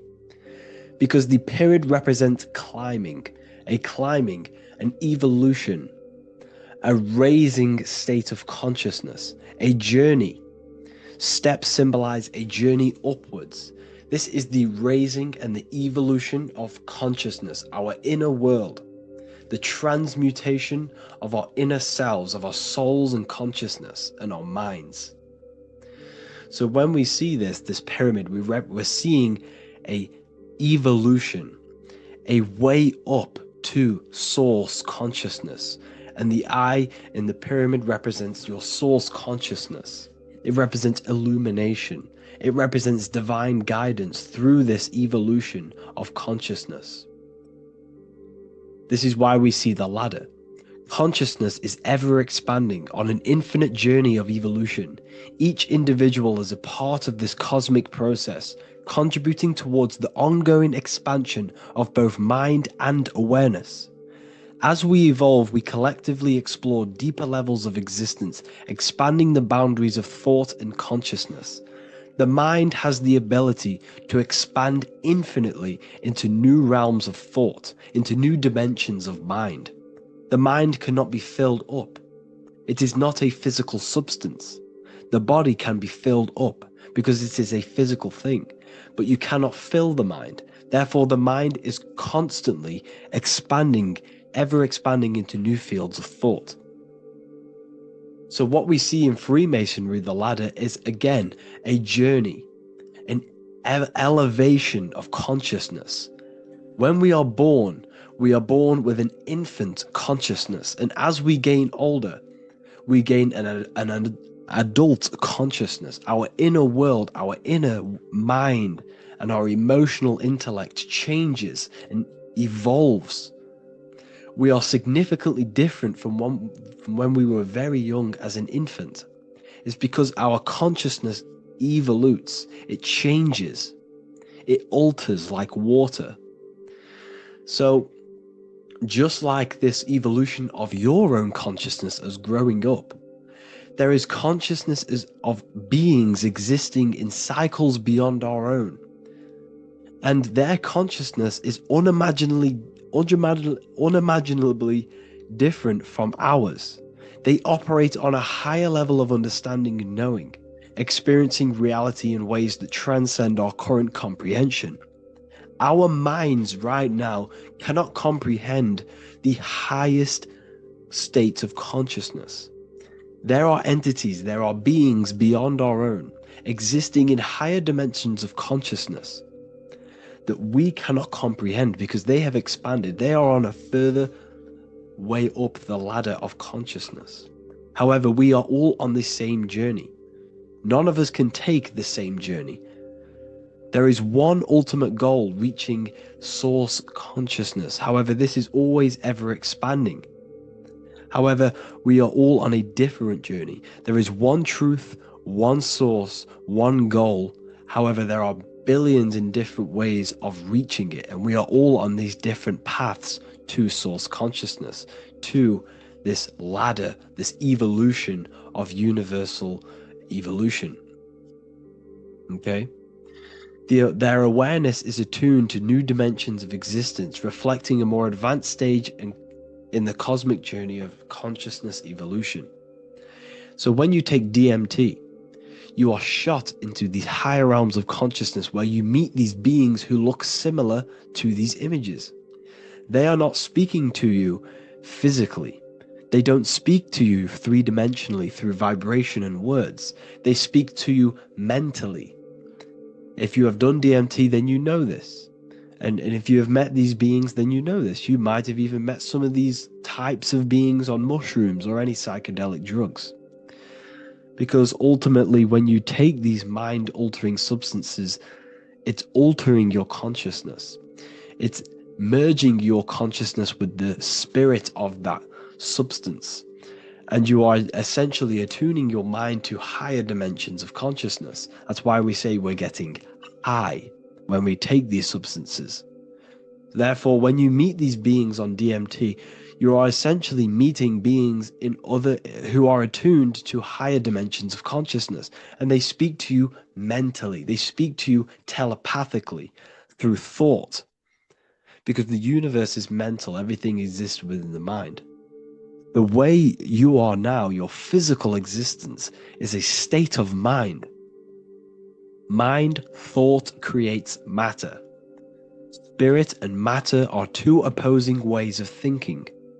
If we have a very spiritual mind, we have an expanded mind, we are a spiritual person through the mind. However, if we have a very low state of consciousness where we think about food, sex, lust, and all physical things, then we have a physical consciousness. Matter and spirit are two opposing forces, two ways of thinking. The mind attunes itself to different levels of understanding in different dimensions. So, essentially, this is what we're looking at. The body is a vessel for the fluidic, formless consciousness, a temple that houses the essence of our awareness. While the five senses are limited to perceiving only the physical plane, the mind transcends these limitations, capable of perceiving the full scope of reality. It is through the mind that we access deeper truths beyond the material, tapping into boundless nature of existence. Physical existence is a thin band, a thin layer of reality. It's like 0.001% of reality. And your five senses are only tuned into this layer of reality. But the five senses are, by design, only allowed to perceive physicality. But the mind has the power to expand beyond this physical five sense state. The mind has the power to expand and evolute. It is a conscious decision whether you want to take this path or not. You can stay in a three-dimensional way of thinking, or you can expand your consciousness from within. It's not an external journey. There is no God going to save you. You must save yourself. Therefore, behind every single one of these eyes is the same source consciousness. However, we are all different cells in a different journey. The organs in your body, the cells in your body are all alive. They all possess same consciousness, universal consciousness. However, we are all on a different journey of evolution. As above, so below. As the baby is in the mother's womb, when the baby becomes conscious, there is a world outside of its mother. What does it do? It presses and seeks a way out to be born in the other world outside of its mother. It is the same with your consciousness, your mind. When your mind becomes aware that there is realities beyond the immediate surroundings, it seeks a way out. And this is exactly what I'm doing to you now. I am now expanding your mind and telling you there is other ways of reality. There is other dimensions of consciousness which you can access through inner transmutation, through different ways of thinking, spiritualism, and meditating and connecting with yourself and detaching from external things. We can upgrade our consciousness. Your body is a womb.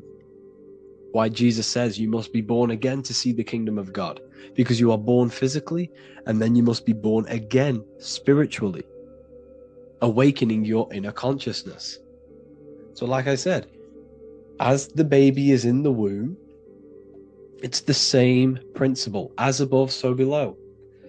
You were a baby, you were in your mother's womb, and you figured out there is a world outside of your mother, so you seek to way out your mother to be born in another world. It's the same now. You must do this now. This is your spiritual evolution. This is the evolution of consciousness. It's ever expanding. When you die, this is a transition. You must learn to not fear death. This is another part of your spiritual journey. You must master death. Therefore, like I said before, the mind has limitless capacity to expand into new realms of thought, continuously exploring uncharted ideas and concepts without boundaries. The mind can ever expand. It can never be filled. It can never ever know everything. There is infinite fields of knowledge, infinite fields of thought. Your current state is just one stage on an infinite pathway. You won't remain human forever. The human experience is a crucial phase where we learn to balance polarities, master the fundamental laws of the cosmos. It is a period of growth and transformation, preparing us for the next stages in our cosmic evolution. The goal is to strive for perfection, yet the true perfection is unattainable. It's like a tunnel, and there is a light at the end of the tunnel. And as you walk through this tunnel, the light is ever moving backwards.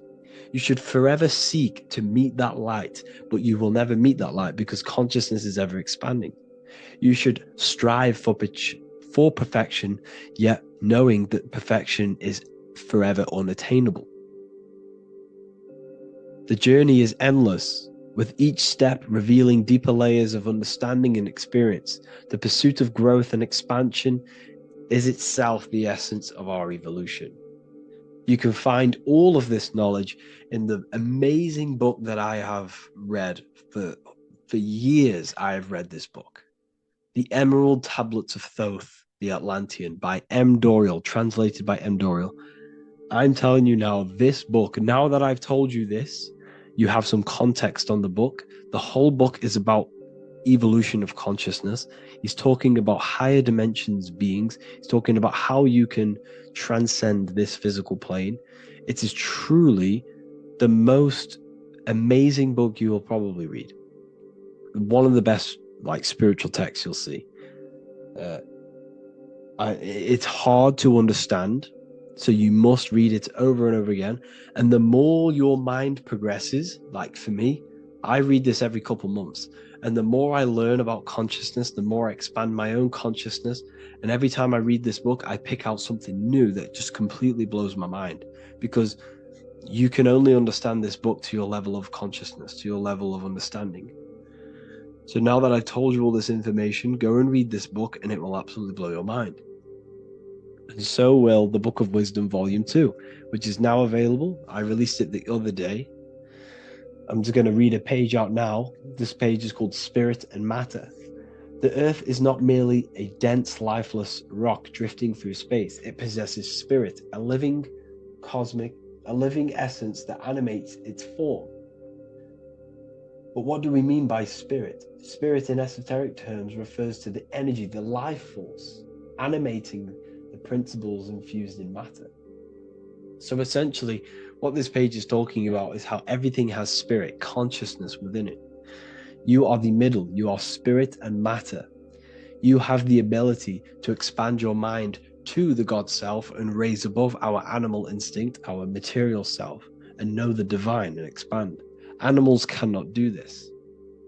Animals are not self-aware. Humans possess self-awareness. We can observe our consciousness. We can say, why do I exist? We can look in the mirror and know that we need growth. And this is what Anunnaki means. Anu means above. Anu was the supreme god of the sky, which is a metaphor. He represents spirit above, heaven. Anu came down to earth and married Ki, the goddess of the earth, which represents matter. It's a myth, it's an allegory. Anu married Ki and gave birth to the Anunnaki. Spirit came down and infused with matter and gave birth to the human, which is you. You are spirit infused in matter, Anu and Ki, Anunnaki. You are the Anunnaki. And this is just one of the teachings in my book. Honestly, this book is absolutely amazing. If you truly, truly want to expand your consciousness, give this book a read. And obviously, if you're inside the university, I give you this book for free. A paperback version. If you join the university, follow the steps inside of the general chat. You'll be able to download this book. Sorry, not download it. Order a paperback for free. All you have to do is pay for the shipping.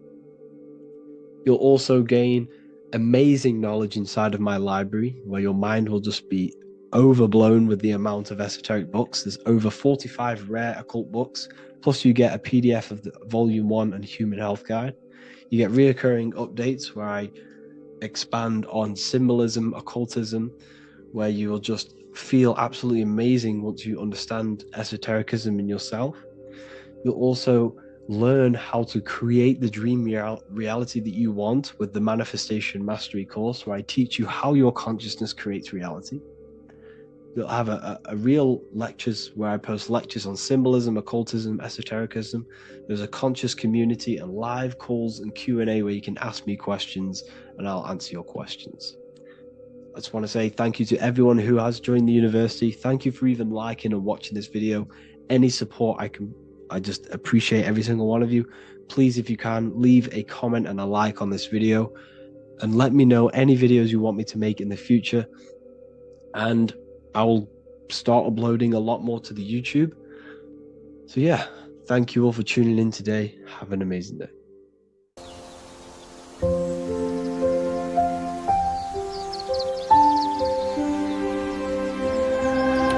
www.sourceofwisdom.com. Visit today.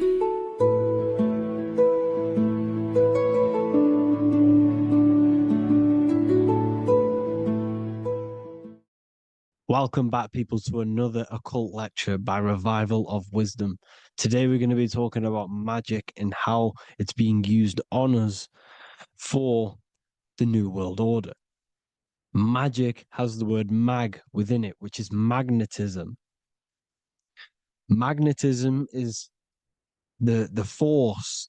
Magic is influencing forces, natural or supernatural forces, and using it for a certain agenda to gain something out of it.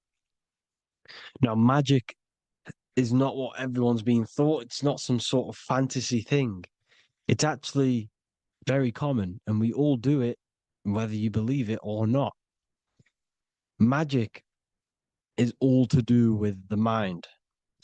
As I said, always say in my lectures, your mind is what creates matter. Your mind is what creates your external world. So it's all about manipulating and planting seeds within the mind, because your mind is a garden, and thoughts and words are seeds which are being planted in that garden. Your life, your physical life, the people you have in your life, your friends, your car you own, the job you have, is all a reflection of the thoughts that you've been thinking in the past. You are where you are in life because of the thoughts that you've been thinking. Therefore, your life is a direct reflection and manifestation of your mind, the Garden of Eden. Okay? The mind is what they are targeting. What you see, say, and hear has a direct effect on your mind. Me talking to you is influencing you.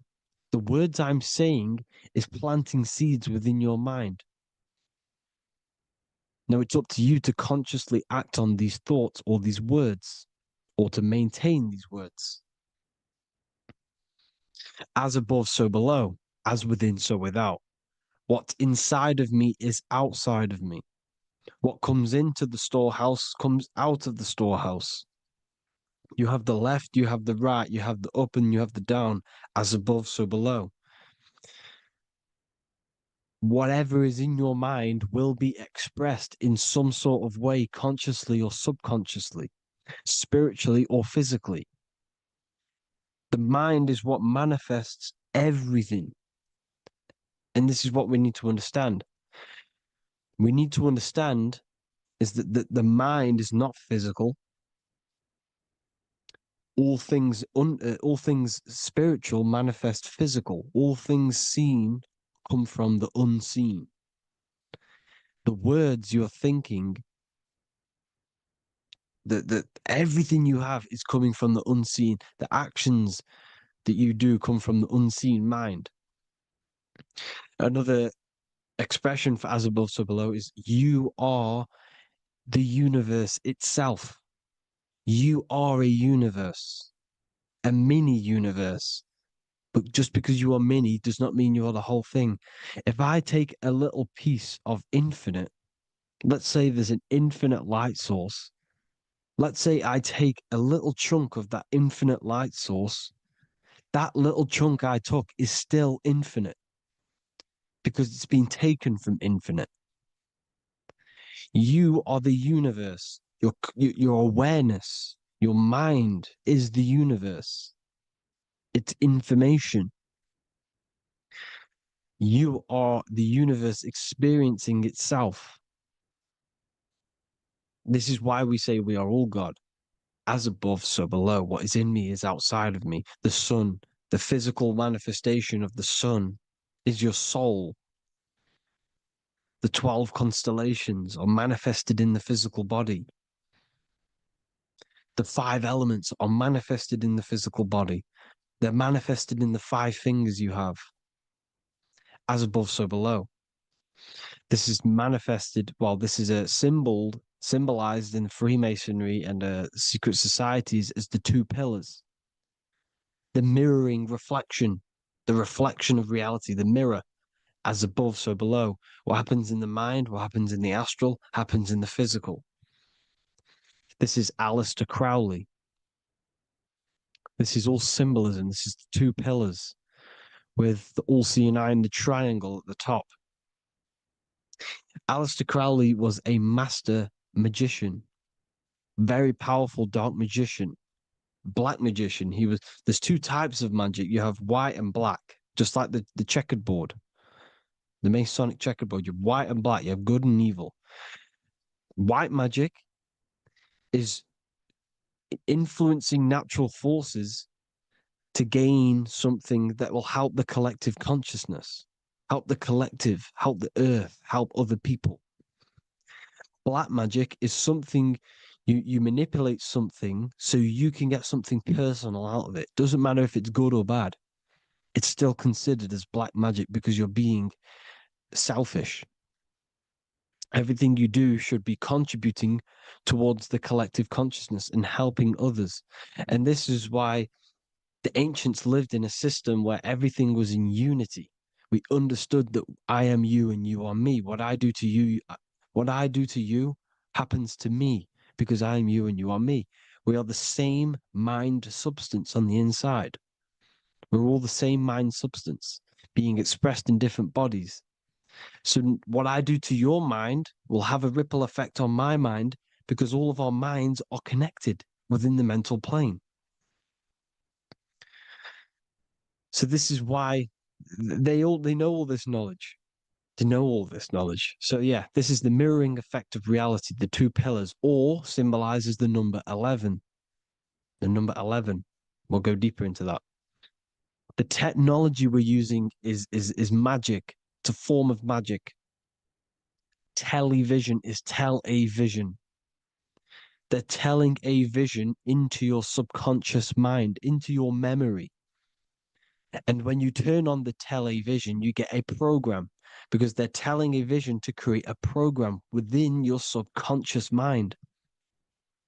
You see, the conscious mind is only 10% of your mind, which is to do with your, what you're aware of, your five senses. What are you consciously aware of? Well, I'm aware I'm here, I'm talking. I'm aware of what I'm wearing, the five senses, what I can hear, taste, smell, hear. What I'm wearing, I'm aware of what I think of. But the subconscious mind is the 90% of your mind. It's the hidden part of the mind, which is telling your heart to beat, telling your body to breathe. It's storing all of your emotions. It's storing everything you see, storing all the belief systems that you have. It has everything. It stores all of the habits you have, the values. It stores everyone's name that you know. All the words that I'm speaking right now is all coming out of the subconscious. Everything is subconscious. And it literally manipulates 90% of your daily basis behavior. Most people don't know this. What you did yesterday is what you will do today because of these beliefs and mental programs within the subconscious, stored within the subconscious. So the subconscious is what they're aiming at. They're trying to create programs within the subconscious because the subconscious manifests 90% of your thought patterns, 90% of your actions and words. They know all this stuff. So the subconscious mind is the most powerful part of the mind. Another way the subconscious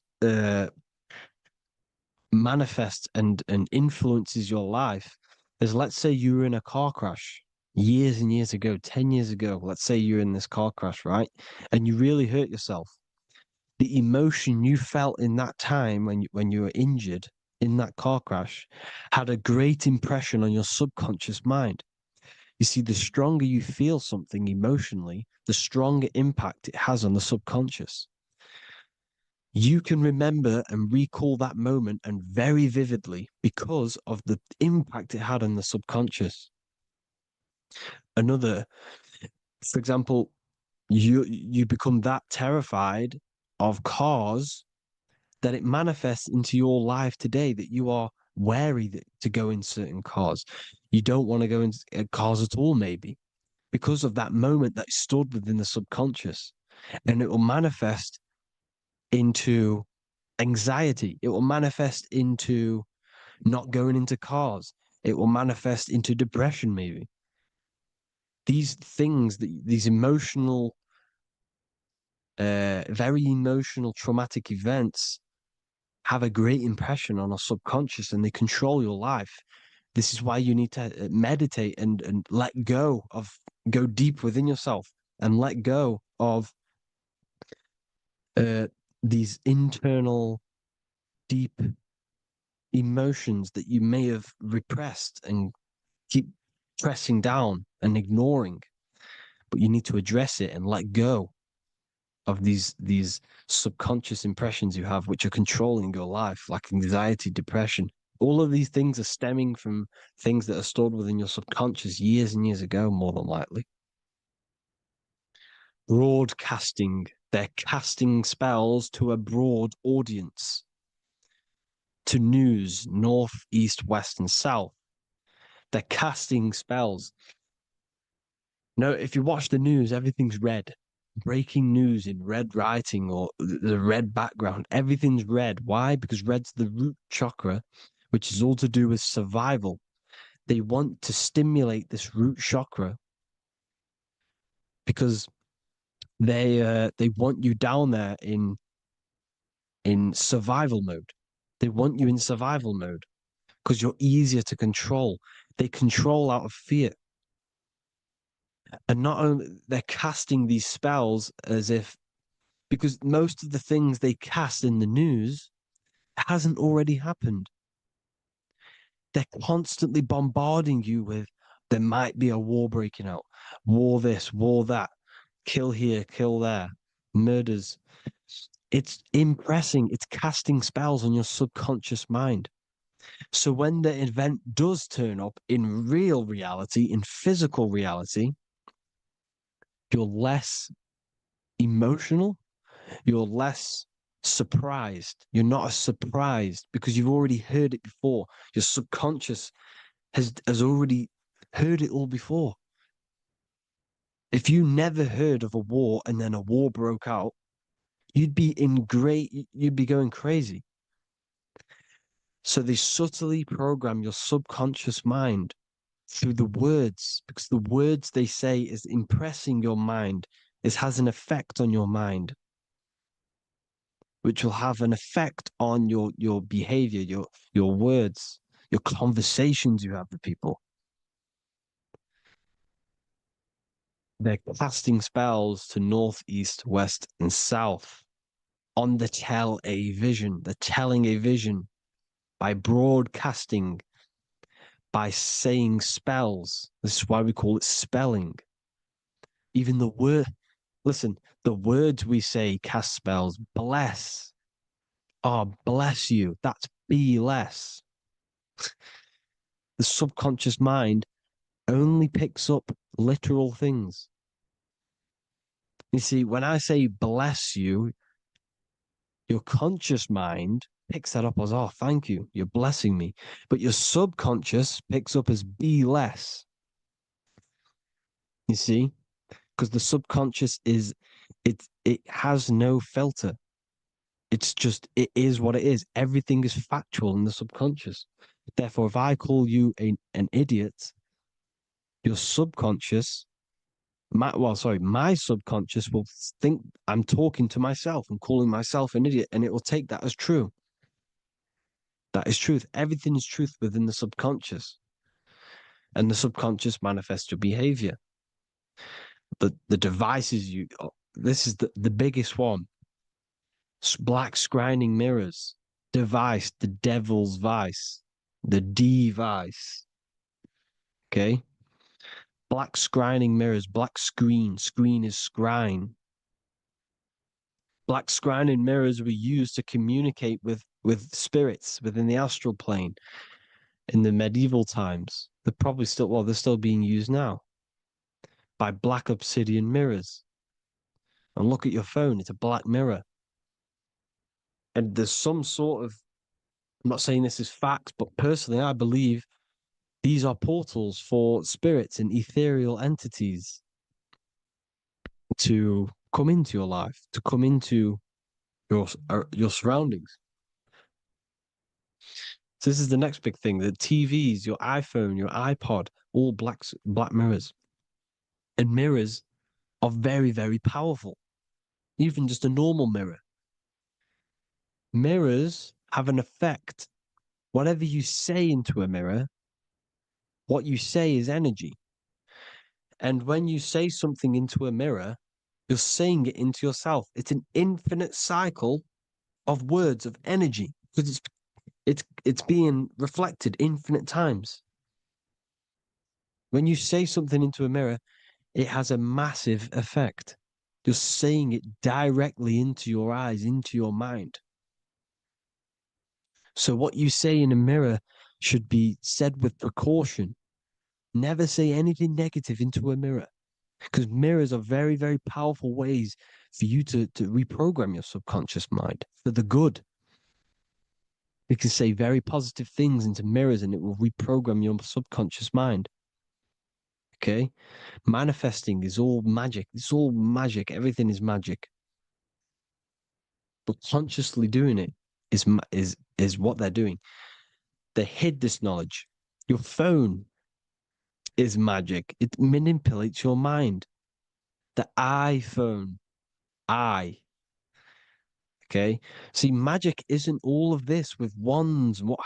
See, Harry Potter, okay, that was created to give you this perception of a mystical and amazing form of magic with magic wands and all sorts of stuff like that. Yes, that stuff was true when the collective conscious minds were on a higher level and our belief systems believed in these things because the universal mind, all of our minds contribute to reality. If the masses don't believe in magic, in if the masses don't believe in a certain thing, it's going to have an effect on physical reality. So when the collective minds are higher and have more open minds, things like Harry Potter can come true. See, it's all in the mind. The iPhone, the I is the symbol for the mind, the invisible intelligence. The triangle is the ethereal plane. Okay. So the eye in the triangle is the eye that sees into the beyond the ethereal planes. The square is the physical plane. So the iPhone, your phone is a black box, just like the Saturn black cube. It's a black mirror. It's taking photos of you every 2 seconds. And it's a it's a it's your mind. Your mind is in that phone. Everything you like, everything you text, everything you type in Google, everything you say to someone, every conversation is all recorded on the phone. Therefore, it is a direct reflection of your mind. Your mind is imprinted into your phone because your mind, everything you think in your mind, you're manifesting into typing, saying, taking pictures into the phone, and it's collecting it and storing it. And what they're doing, and this is for all forms of magic, it's manipulating the mind. It's all manipulating the mind. Reels, Instagram, TikTok, this is all dopamine. It's all controlling the mind. Every like you get, every follow you get, every share that you get is dopamine within your brain. They're they're literally targeting your brain and mind. It's all manipulating because what they're pushing through the phones, through the media, through the news, through the televisions is visions and programs. You are the one manifesting the New World Order. They're not doing they're not manifesting the New World Order. They're giving you the information so you can manifest the New World Order. everything they say is contributing to your mind. For example, digital money and all the information they put out for you to see is contributing to your enslavement. Your mind is manifesting the New World Order. They know this. They don't manifest it. There's billions of us. We could easily run over them physically, but on a mental level, these people have the knowledge and they hide it from us, and they let us manifest reality because we are the collective. They give us the information which manifests their agenda. It's all magic through the phones, the media, the television. So your phone is a manifestation of your mind. It's a record of your mind. Hollywood, Hollywood, holly tree, holy tree. They used to make wands out of holly trees, holy trees, because it was the most holiest wood, the best for casting and transmitting energy. So they used holly trees to cast spells. That's what Hollywood is. And in Hollywood, they have the red tear, the blood drop next to the Hollywood sign, because it's all satanic. They're all black magicians. They use Hollywood to cast the spells through the music, through the films. You see, music is a form of magic. All of this is magic. Everything they do is a form of magic because they want an agenda behind it. But it's not black magic. They're letting us create our prison. This is what you have to see. Yes, they're evil, but they're not doing anything evil, or else they would face the karma. They let us manifest this agenda through giving in the information by telling you what's going to happen in the movies. Everything that happens in a movie, it's all there on purpose to program your subconscious, to plant a seed within your garden, your subconscious, your mind. Because when the mind is already seen something, when it comes up and turns up in physical reality, you will be less shocked and you won't rebel. So they lure you slowly. They make you aware of these things over time. They make you gradually think it's okay. Like the technology, we never used to use these phones. How did we become so addicted and reliant on them? Well, because first they gave you a little flick phone. Well, no, sorry, they gave you a phone in your house, and then once you got used to that, they say, "Oh, here's the newest version of a little flick phone." You started texting your friends.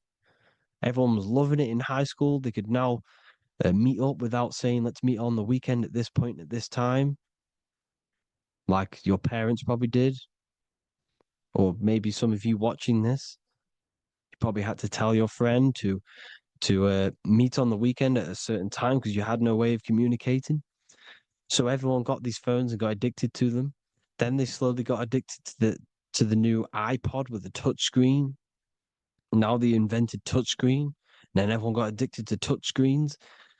Then because all of this is producing dopamine in the brain, which creates you to become mentally addicted to things and physically addicted, chemically addicted. Because dopamine's a chemical. Your subconscious becomes a program within your subconscious, and your body becomes chemically addicted to these phones. And these phones are the enslavement of humanity, technology. Without this, we wouldn't be in this mess without technology. Because they're creating a hive mind. We're creating a hive mind. So back on track anyways, uh they they program you. Look at the films, 9/11, 9/11, all in produced by Hollywood. Here's the 11, like I said at the beginning, the two pillars which reflect reality. What happens in the mind happens in the physical. What happens in the astral happens in the physical. Okay, what happens in the physical happens in the mind. It's the two pillars, the mirrors. 9/11. 9 plus 1 plus 1 is 11. Flight 11 was hijacked. New York is the 11th state. New York adds up to 111. This is not a coincidence. It's all a form of magic. It's a ritual, energy harvesting ritual, because your mind produces energy. Your mental attention produces energy, and they're feeding off this energy in the astral plane, these demons. Music is the most powerful. Personally, I think the music is one of the most powerful forms of magic they're using. Okay. Music is hypnosis. It puts your brain in a hypnotic state. It influences your electromagnetic field through vibrational energy. It reprograms your subconscious mind. Why do you think you remember the lyrics? You see, your subconscious stores all of the memories. Remember, the subconscious manifests 90% of your behavior. So, therefore, the music you're listening to is manifesting your behavior. You wondered why some people wonder why they have drug addictions and they can't get out of violence and they can't get out of all this negative mind space. It's because the music they're listening to is creating a negative mind space. The words you listen to have plant seeds within your mind. So the reason you remember the lyrics is because that song created a program within your subconscious. Yes, that is what happens. You can use magic to reprogram your mind, but you can use music to reprogram your mind because it's all forms of magic. It's using natural mental energy forces to manipulate the physical reality. You manipulate your mind, you manipulate reality, physical reality. Okay. So the music, another very, very big one. When you turn on the radio, it's just all talks about alcohol, drugs, and sex because they want you down in the lower three chakras. They want your mind attached to matter when it's mind over matter. Your mind's not physical. You see, the word spirituality is the new trend. It's not about your spirit. It's not about your spirit. It's about your mind. It's not about, you know, uh, spirituality and looking after your spirit. And they've got you focused on your spirit. Why? Because they hide your mind from you. You see, a lot of people think their mind is their brain, but the mind is everything. There is no physical reality without mind. You can have a brain. Imagine if you had no mind but a brain. It wouldn't work. The mind is everything. The mind controls your avatar. It begins in the mind before it happens in the brain. Then the brain manifests through the body. The brain's just an electrical computer. So that they've got people scared, or do I have a soul or not, and all this stuff. Listen, if you have a mind, you have a soul, because you are not the mind. This is why everything is sort of an illusion, because beyond the mind is your soul. But what is the soul without a mind? You can't have a soul without the mind. But if the mind didn't exist, the soul doesn't exist. You are the person listening to your mind. I shouldn't say person because you're not the body. You're the entity behind the mind. But if you didn't have that mind, you couldn't understand what you even were. You would just be an observer who couldn't think. So yes, we all have a soul. If you have a mind, you have a soul. Everything is mind. Everything has mind. Mind creates everything. God is mind. And then manipulating your mind through TV, your phone, uh, every little thing. The school, it's all about the mind, people. Control your mind, you control your reality. Just the last thing, here you go. Aleister Crowley, the dark magician, Kanye West doing the exact same thing because they're implementing magic in the music. Here's the Beatles with Aleister Crowley in the background. Bet you never noticed that. Aleister Crowley was influencing music and placing magic within the music to influence the subconscious. This is what Baal worship was. This is why they kill children. They sacrifice these children. Why? Well, because in order to ascend, in order to raise your consciousness internally, godly, by being good, God, or being in order to be good and raise your consciousness and to get something in the physical world, you have to sacrifice yourself. And what do I mean by that? In order to raise your consciousness and ascend, you have to sacrifice the lower nature of yourself.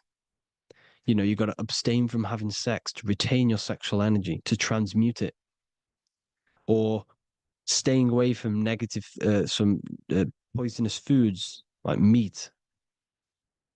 So, staying away from blood. We shouldn't be consuming other animals' blood. We should be keeping our blood pure. We are humans. We shouldn't consume chicken blood, chicken germs. We are the most divine creatures on this creation. We are the most intellectual creatures in this creation. Therefore, we should keep our temples pure. We are not animals. If you want to associate yourself with an animal, go out in the wild, go and find a wild boar and go and try rip its guts out with your bare teeth, because you can't do it. You're not a cat. You're not a carnivore. Okay? So in order to ascend, you have to kill and sacrifice your lower part of yourself to ascend up to your spirit self, your mind self, the highest version. And the elites don't want to do this. So they sacrifice other things like babies to kill them, to exchange their life over to the astral plane, so these demigods in the astral plane can give them something in return in physical. They don't want to sacrifice their lower self, so they sacrifice other things for exchange, for physical pleasure. But the godly person sacrifices their lower self for their higher self to do good and ascend. So this is what all the Baal worship is, people, and this is why they're doing it. Hope you all had an amazing lecture. If you haven't already, go and get the Book of Wisdom for more information. You know, I don't go into dark stuff in this book, because all I do is enlighten people in this book. You can get it in Spanish, English, German, Italian, and French. Worldwide shipping. You can get the PDF or paperback. Or there is also a new one called the Human Health Guide 2.0. It gives you a list of all the foods, grains, oils, nuts, you know, everything that's alkaline and positive for the body and not man-made and hybrid. It tells you all the products to stay away from, how to fast, how to improve vision, how to improve everything, literally. So the Human Health Guide has been released. If you want that, I'll pull all the links in the bottom of the description. Hope you all enjoyed the lecture, people. God bless you all.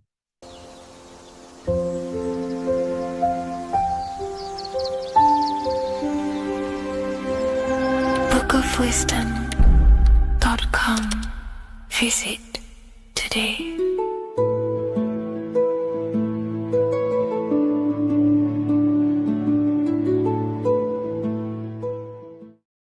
Welcome to Revival of Wisdom. Welcome, people. We're back with another video. And this video is about Freemasonry and the connection to the Illuminati. Please, as always, to make sure to hit that like and the subscribe button and turn on the notifications to never miss a video. On May the 1st, 1776, the founder of the Illuminati, Adam Weishaupt, founded this secret organization, and this date can be found in Roman numerals underneath the all-seeing eye pyramid on the $1 bill. This $1 bill also says Anu Coptus Novus Ordo Secularum. This is Latin for announcing the birth of the New World Order. This New World Order will be headed by Lucifer, the all-seeing eye, and followed by the 13 layers of bricks for the 13 elite bloodlines. So your Orsini's, Rockefellers, Rothschilds, Soroses, and the other 9 elite families. So when Adam Weishaupt created the Illuminati, he made it consisting of high-level degree Masons, French and Latin philosophers, and many more powerful people to all become one society. So this is why you see Masons using the same symbol of the all-seeing eye inside the pyramid. But not all Freemasons are part of this Illuminati secret society. As the 33rd degree Freemason Manly P. Hall said in his book The Secret Teachings of All Ages, Freemasonry is a fraternity within a fraternity, an outer organization concealing an inner brotherhood of the elect. So what he's saying here is that Freemasons have to go up the degrees of Freemasonry, and once they hit the top, they either get elected or not into these secret societies like the Illuminati, Skull and Bones, and Knights Templar. So when you see celebrities doing this one-eye symbolism, either covering one eye, doing the triangle, or doing 666 over one eye, this is showing and reflecting the symbolism of Freemasonry. They have taken the oath to never speak on anything they learn about Freemasonry. Duncan's Ritual of Freemasonry book states the oath they have to take. Quote, I ... of my own free will and accord, that I will hail, ever conceal, or never reveal any of the secrets, arts, points of Master Mason's degree to any person whomsoever. All this most solemnly, sincerely promise and swear. Now, this is what happens when they break the oath, stated in this book, quote, myself severed in two, my bowels taken from thence, and burnt to ashes. So this states that Freemasonry comes first, before any law of the land. It has the right to kill you if you break your oath. This is the hand gesture they have to do every time they enter the ritual room inside the Masonic lodge. This is the cutthroat symbol, showing you and reminding you of the oath and what will happen if you break it. Now in this book, Richardson's Monitor of Freemasonry, it states, if you break your oath, binding myself under no less penalty than to have my throat cut across, my tongue torn out by the roots, and my body buried in the rough sands of the sea. If they do not decide to kill you, this book states this by pointing him out to the world as an unworthy vagabond, by opposing his interest, by dearranging his business. In other words, they have the power to frame you and destroy your reputation to the world, and destroy your business if you break this oath.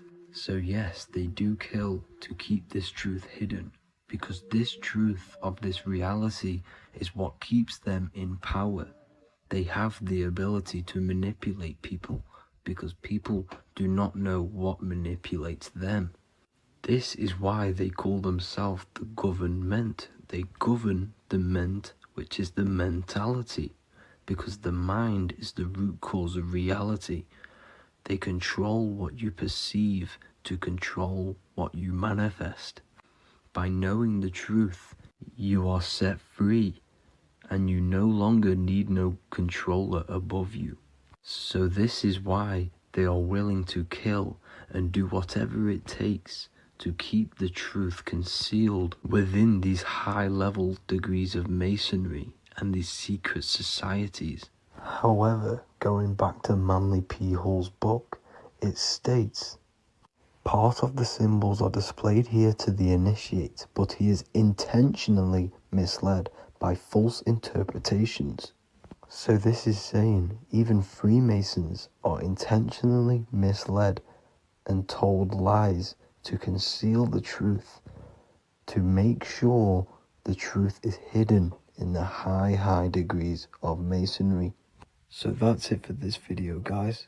Thank you all for tapping in. Please leave a like and a subscribe. God bless.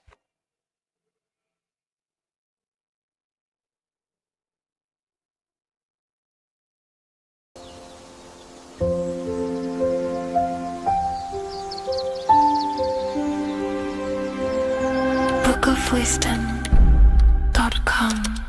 Visit today.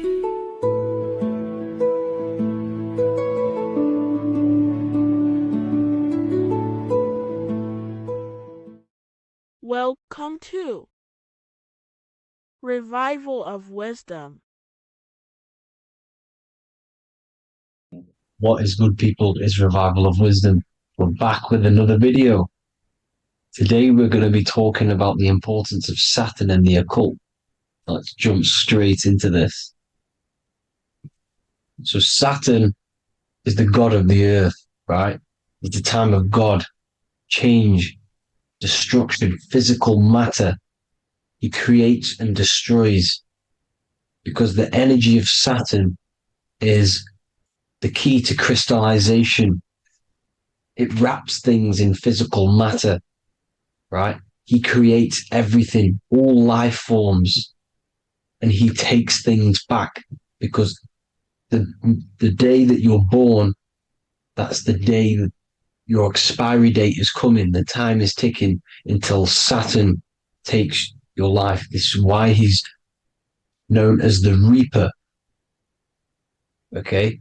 As he's personified as eating his child here in this ancient Roman painting. As you can see, he's eating the child. We are all children of Saturn, right? He creates physical matter, our physical bodies, right?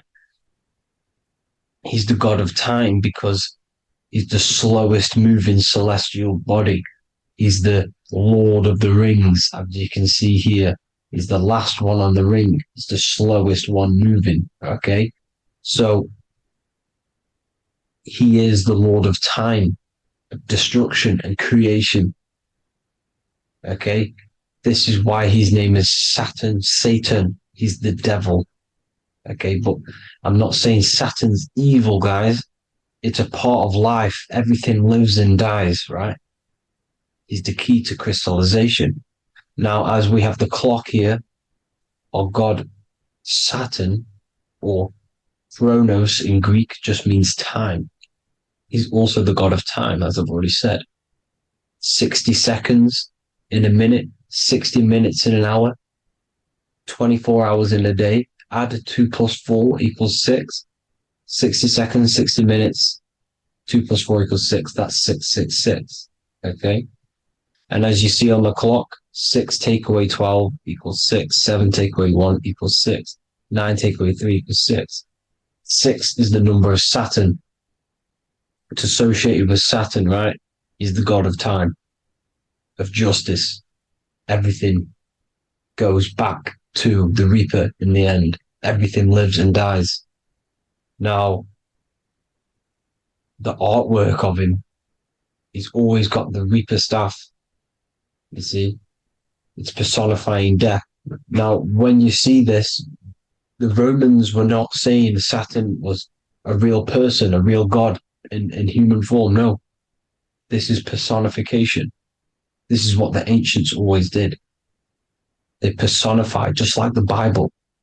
It's all personification.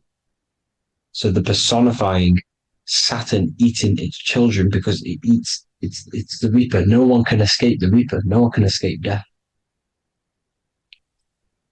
Now, Saturn is 666, which is in the Bible, the number of the beast, right? The number of the beast, Satan, 666, right? So on the North Pole of Saturn, you have a hexagon which makes a cube, right? Now this hexagon, when you join up all the corners, creates the six-pointed star known as the Star of David, right? In the Jewish religion. Now, as you can see, the six-pointed star has 6 points, 6 mini triangles, and a six-sided hexagon. That makes 666.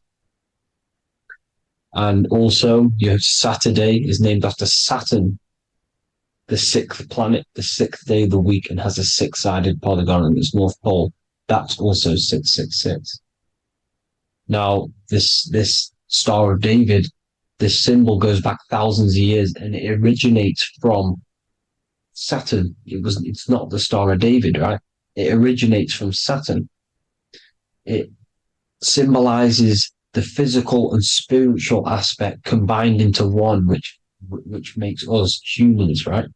Also symbolizes the male and female combined into one. These two sacred energies create the human. We consist of both male and female energy, also known as the Seal of Solomon. And we all know if Solomon was a real person, he talks about communicating with 72 demons. He could apparently, in the text, he could communicate with 72 demons, and this is sorcery. This is black magic. Now, this symbol is associated with hexing people. When you place a hex on someone, that is a form of witchcraft, which a hex is just a curse. When you're cursing someone, this is black magic. Now, the black magician would stand in the middle of the symbol and cast his spells onto other people. Now, this symbol is obviously on the $1 bill, twice on the $1 bill. And it's very, very ancient symbol. And it originates from Saturn. And let's keep going. So the cube. So I've just said how you see the cube on the North Pole of Saturn, right? The cube is limited. It's a 3D shape. It symbolizes limitations to the physical 3D dimension, the third dimension, the physical realm which we are in. Now, as you can see, the color associated with Saturn is black, right? Black is infinite potential. Black is the creation of all things. Before there was light. Light is born out of blackness, darkness, okay? Now, black is physical matter. And as you can see, the black cube, black symbolizing physical matter, the cube being limited, as the physical realm that we are in is limited. It's not like the fourth dimension where everything can exist in a thought. The third dimension is limited, right? And this is what Saturn is. It limits you to the 3D 666. Your body limits you to your physical body. Now, these black cubes are placed everywhere. As you can see, Australia, Denmark, Manhattan. There's one in New York. As you can see, the Apple have a cube. The Nintendo GameCube. Trump Tower is a black cube. This is worshipping the energy of Saturn, the god Saturn. Okay, it's not a god, it's a celestial energy. However, it rules over Earth because it pretty much created the physical realm.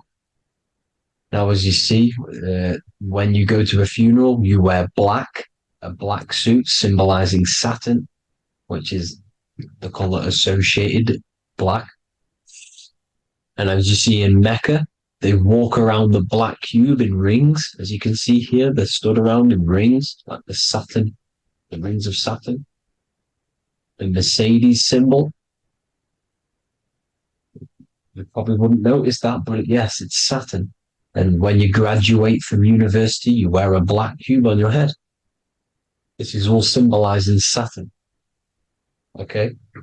Now, as you can see, the Jews here have a black cube on their third eye whilst they pray. Notice how he's shutting his eyes into blackness, darkness, and he's wrapped around a black strap around his arm. This is symbolizing the wrapping of physical matter, of how physical matter wraps things into existence. And as we all know, the Star of David is a Jewish symbol. So he has the black cube and the Star of David, right? So all of these religions are secretly worshipping Saturn. Okay, this is all Saturn worship, Kronos, the god of time and destruction, the physical reality. Now, as you can see, it's symbolized everywhere in all major corporations. Pepsi, internet, that's obvious. NASA, of course, NASA. NASA means to deceive in Hebrew. Universal, Walkers, that one's so obvious. Nike, Toyota. So many different ways they symbolize it. You either see the rings of Saturn or the black cube, as I just showed you here, the Nintendo and the Mercedes, right? It's absolutely everywhere. Now, they also use 666 to symbolize it, as I've just broken it down to you. 666, the World Economic Forum. We all know how they're trying to enslave us into this new world agenda. Google Chrome, CERN, Disney, Coca-Cola, Cadbury's, all of these have 666. Now, every UPS barcode has 666. And even www. Is Hebrew for 666, as you can see here. Monster. It's the same Hebrew letter. It means 666. Drake, 6 God. That's his God, Saturn. Why? Because they love physical realm. They love the physical dimension, the third dimension. Because they can rule here through riches. They can build an empire here. It's not like the fourth dimension. They don't want to ascend. They want to stay down here in the physical realm. Okay? Now, this is why they're cloning. They can move their consciousness into other clones to live forever. This technology exists. This is why they love the third dimension. As you can see, all of these sellouts here, Drake, Leonardo DiCaprio, you know, all of these people doing 666 because this is their God. This is their God. They love the physical realm. They sold their souls for wealth and fame in this physical realm. So why would they leave? You see? Now, this isn't all just evil, okay? So you have 7 chakras, right? You have 7 days of the week, 7 solfeggio scale notes. These are frequencies, the solfeggio scale. Now, it's called the Saturn Moon Matrix because the moon symbolizes your mind because you're created out of the Holy Trinity, which is body, mind, and spirit, right? That's the triangle, the equal triangle, body, mind, and spirit. Now, the 3 main celestial bodies are Earth, Moon, and Sun. The Earth being your physical body, the Moon being your mind, and the Sun is your soul, hence why it's called solar. It's a solar, soul. Now, these symbols are alchemical symbols. So when you're doing alchemy, you use these symbols to obviously symbolize what we're talking about. Now, as you can see, these are all the symbols of the planets. Of Saturn is created out of the moon on top, the moon on the bottom and the earth on top, as you can see here. You see? And this creates the number 5. Now, with the moon being your mind and the earth being your physical body, this is mind over matter, because the earth is your body's matter. This is matter over mind. You don't want to be matter over mind. This is low states of consciousness. You want to be mind over matter. You see, to manipulate matter, to create your own reality. Now, obviously, we all know Saturn is associated with the lowest chakra, which is the root chakra. This is to deal with your animal instincts. When you're down here, you identify as the physical body. You don't know anything spiritual. You're pure a physical, you have a pure physical mind. You don't believe in anything spiritual. This is survival mode, consumption. They want you trapped down here, which is matter over mind. They don't want you to create your own reality, which is mind over matter.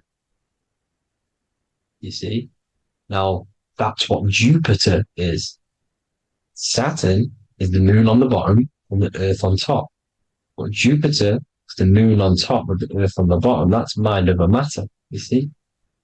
So, these chakras are an ascension process from spiritual, from matter, physical matter to spiritual. This is the ascension. This is the stairway to heaven. This is Jacob's ladder. You see? Now, the number 5, which is obviously associated with Saturn as well, which create the symbol for Saturn, created the number 5. You have 5 senses, 5 elements, 5 physical elements. As we all know, Saturn crystallizes everything into physical matter out of the 4 elements. 5 fingers and toes, 5 points of man. Okay, the number 5 is the number of justice. Saturn holds things back. He restrains things from you, makes you learn the lesson. Now, 666 is not all evil. 666 is the atomic structure of the carbon atom. 6 protons, 6 electrons, 6 neutrons, right? We are carbon-based life forms. All life forms are based on the bonding properties of the element carbon. Because Saturn crystallizes everything into physical matter. Now, the Masons symbolize this with the checkered boards. They have the black square, which is obviously matter. As I just said, the black cube. And spirit is the white square. Because white is eternal light. White and light. You see? Black is physical matter. Now, this is what we are. The point of our soul is to transmute from matter to spirit. But these are interchangeable. This is the constant cycle between spirit and matter, spirit and matter. High vibrational matter turns into spirit. Low vibrational spirit turns into physical matter. You see? Now, we are carbon-based life forms. This is what 666 is, the number of the beast. When I say we, the physical body is the beast. It's the animal. It's the carbon suit to operate in this physical dimension, in this physical realm. See? It's the vehicle used to operate in this physical realm. But your mind isn't from this physical realm, you see?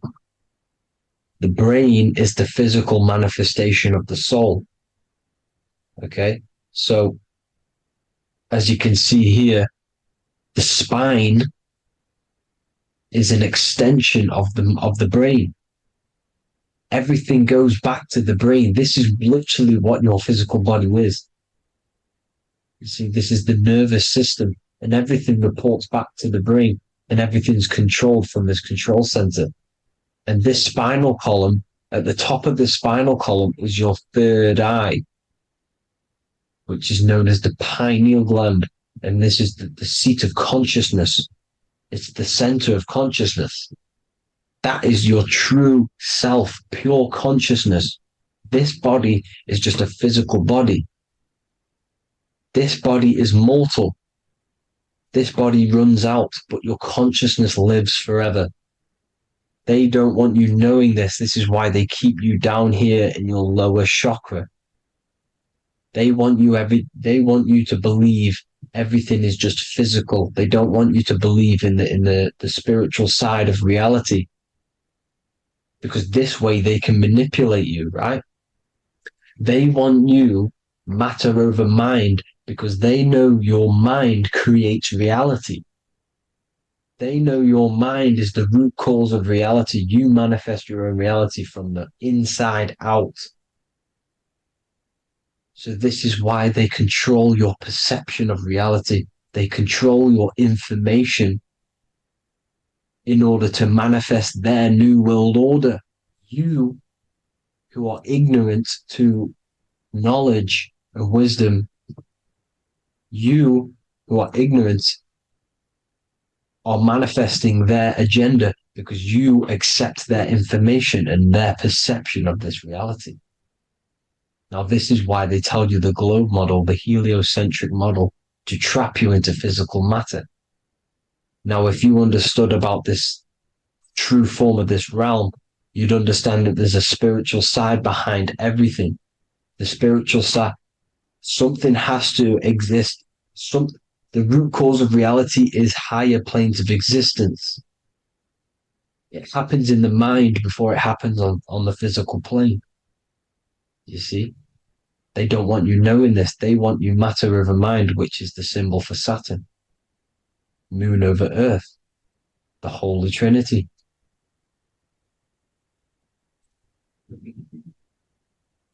Now, as you can see, the cube also makes IXXI. This is Roman numerals. This is Roman numerals, and when it's translated from 911. Yes, 911. This is the secret code of the One World Order. The two twin towers, when the two become one. Okay, when the two become one, this is how you reach the higher states of consciousness, the physical and spiritual. Now, as you can see, the 9/11 memorial are two black cubes. It's two black cubes. This is all Saturn worship. Now, I'm not saying that Saturn is an evil celestial body, right? No, everything has a good side and a bad side, right? It's duality. The spirits of Saturn on the dark side are the most evil demonic spirits. Now, these are the spirits that these are invoking through these rituals, right? Yes, 9/11 was a massive ritual. It's a satanic ritual, okay? Now, we all know Elon Musk. Elon Musk is coming with the mark of the beast. In English gematria, this equals 666, right? 666, as I said, is the number of the beast. You are the beast, your physical body. You see how the Bible twisted things up to make things more confusing, right? But it's there. You just have to have the knowledge to be able to read the Bible properly. As we all know, we had this virus. I'm not going to say the name because I'll get flagged. This virus adds up to 666 because this is all part of the New World Order. It's all part of keeping you in this physical dimension. Okay? Now, as you can see here, Novus Ordo Seclorum on the back of his shirt, on Elon Musk's shirt, this is also on the $1 bill, Novus Ordo Seclorum. This means New World Order. Yes, New World Order. This is on the back of Elon Musk's shirt. And as you can see here, he owns Neuralink, which is the brain chip, which they're going to be putting into implanting this onto your brain. This is the New World Order to connect you and merge your consciousness with AI. Neuralink and Meta, he owns Meta as well, which is the metaverse. These are going to be linked in, hence why they have the same symbol, but just in a different format. It's the infinity symbol. And the infinity symbol comes from the torus field, as you can see here, your electromagnetic field from around your body. Now, the end goal is for this New World Order is to trap your consciousness inside of an alternative reality being projected from the metaverse. Because the metaverse will be the reality. Neuralink will be the brain chip inside of your brain, projecting your consciousness into an alternative reality while they harness your energy of your physical 666 body. Now, this stuff gets real deep, people. Now, this is the end goal of the New World Order, is to connect you with AI. This is why they're trapping you and keeping you in these lower states of consciousness in the Saturn-associated root chakra, so you don't find out about the spiritual side of reality. Because if you knew the truth of this reality, you wouldn't connect to AI. You see, you have the power within you to travel to other worlds, the astral plane, for example. You travel to different worlds when you are sleeping. Okay? They want you to know it's just a dream. However, their end goal is to trap your consciousness and feed off your energy, spiritually and physically. Okay? I don't know why these people are just pure evil. As I said, evil love bondage. They love the physical dimension. They don't want to ascend to other realms. These evil love the third dimension. This is why evil spirits will inhabit bodies, exorcisms, because they miss being in the physical realm. They miss it. Evil love bondage. So this is why they're cloning and putting their consciousness in clones to stay in this third dimension, to stay as further away from the source as possible. Okay? This is why they're doing it. And this is how it's all linked in. So I hope you all enjoyed this video. Hope you gained some wisdom. Please feel free to join the Telegram. And please leave a like and a subscribe. Thank you all, people. God bless.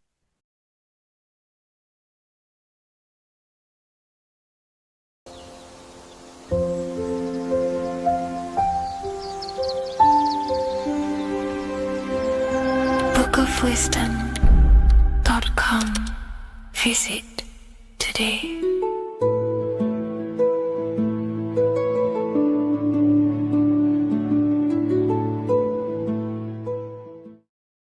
Greetings everyone, it's Revival of Wisdom. I facilitate human enlightenment through occult and esoteric teachings. I hope this video expands your mind into a new field of thought. In this video, we're going to be discovering the true esoteric meaning of the 7 planetary energies. So let's jump straight into this. In order to fully understand this, you must understand the esoteric teaching of as above, so below, and as within, so without. Our inner world is mirrored into our external material reality. We have a physical voice, which you are hearing right now, and I also have an inner voice, which no one else can hear.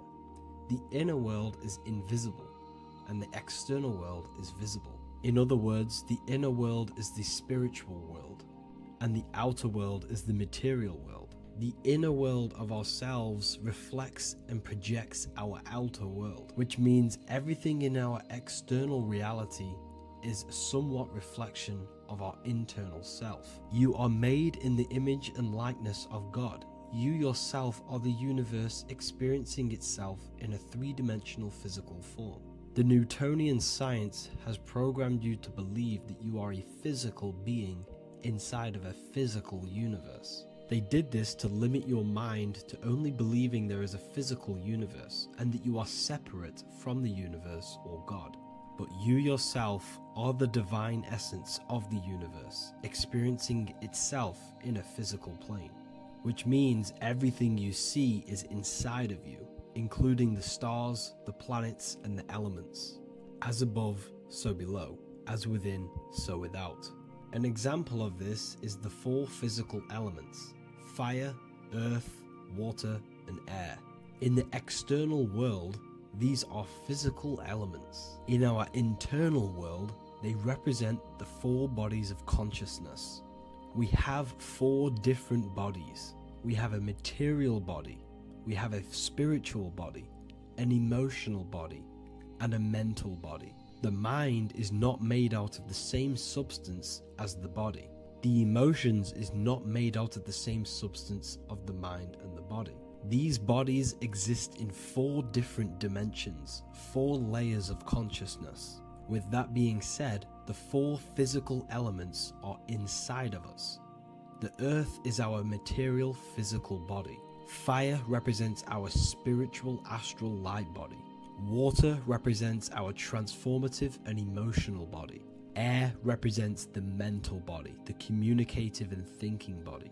This is the teaching as above, so below. If that resonates with you and you can comprehend it, please leave a like and a subscribe to this channel to see more content. And feel free to leave a comment on any video suggestions. Okay, so now we've gone over the four physical elements and how they correspond with your inner world of consciousness. This is going to make it easier for you to understand what the planets actually are. The planets are a bit more in-depth and more detailed aspects of our consciousness. The four physical elements are generic, but the 7 planets go deeper. They are deeper aspects of ourselves. On a macrocosmic scale, the 7 planets rule the material realm. Every object, every animal, every plant, every stone, everything we see in this plane is governed and created under one of the 7 planets. I don't really like calling them planets. They are energies. They are spiritual forces that drive things into existence. An example of this is if we look at a tree. The roots of the tree are governed by Saturn. The stem of the tree is governed by the sun. The leaves of the tree are governed by the moon. Any offspring or fruit of the tree is governed by Jupiter. Any defense mechanisms of the tree is governed by Mars. The communication and networking of the tree is governed by Mercury. The smell and the look of the tree is governed by Venus. Everything we see in this material plane is governed by one of these specific energies. Everything material has a spiritual force that brings it into physical existence. This is the reason why we have 7 days of creation in the Bible.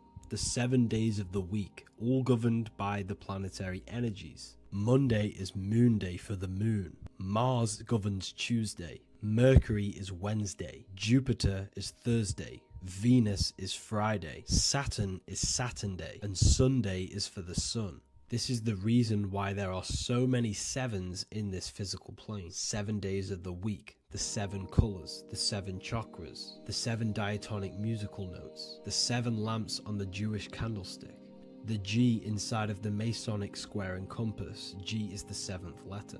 Now let's go a little bit deeper into every planetary energy. Saturn in the external material plane governs the foundational and enduring aspects of existence, such as roots of plants, the bones of our body, and even the insects that dwell beneath the ground. Saturn represents the dull, hard, and unyielding forces of life, symbolizing structure, limitation, and conditioning. Under Saturn's influence, things become rigid, bound by restrictions and boundaries.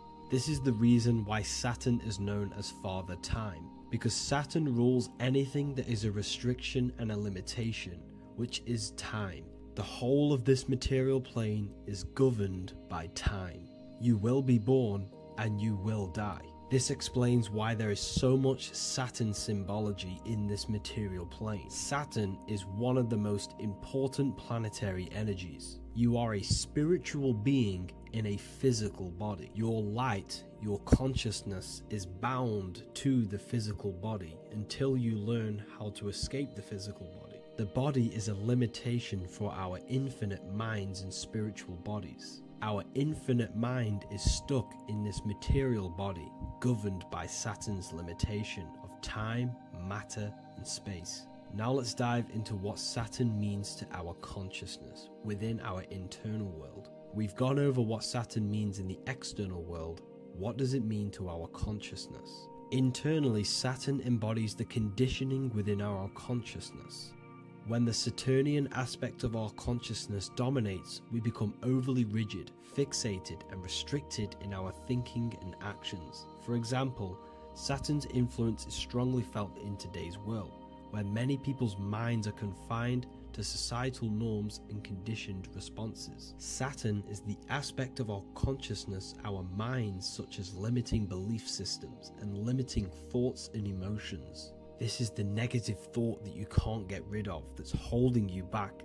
This is a Saturn aspect of our consciousness. However, this is not a negative thing. The Saturnian aspect of our consciousness is a great teacher, guiding us through difficult life lessons that ultimately lead us to growth and expansion. Saturn's energy allows us to experience and overcome fears and limitations so our minds can expand into new fields of thought, into new life. Although Saturn's energy is harsh and often challenging, it helps us develop resilience, discipline, and wisdom. However, in the modern day, this Saturnian energy has overpowered the minds of the masses, fostering excessive rigidity and limitation. This is why we see so much Saturn symbolism. It's literally everywhere because our minds are being dominated by the Saturnian limiting aspect of our consciousness. Now, let's move on to the moon. The moon, or lunar energy, in the external material macrocosm plane governs the elements of water, influencing the natural cycles such as the ocean tides, which rise and fall in harmony with the moon's phases. Beyond water, the moon also guides instinctual behaviors such as animal migrations. Birds, insects, and other creatures rely on the moon's subtle energies to navigate their journeys. For example, dung beetles use polarization patterns in the moonlight to orient themselves and travel safely home. The moon creates the months. M-O-N is moon. There are 28-day cycles, and this 28-day cycle of the moon is reflected in the woman's body, known as the menstrual cycle. The moon is a feminine energy, governing the feminine elements such as water and the feminine cycles of the body. The moon is the womb. This is why eggs have the same color as the moon, because eggs are ruled by the moon's energy. Now that's the external world. The internal world, the moon symbolizes the emotion aspect of our consciousness. It represents the subconscious mind, the seat of intuition and psychic abilities. Just like in the external world, things are born out of the moon, such as eggs and the womb. The subconscious mind acts as a womb for our conscious mind. Our deep subconscious emotions and programs are born into light into the conscious mind and controls the conscious mind. The moon represents our hidden psyche, our shadow self. Now let's go on to the sun. The sun represents the life force. In the material external world, the sun is ruling over pretty much all life. The sun gives life to all things. Without the sun, animals could not exist, the human body could not work,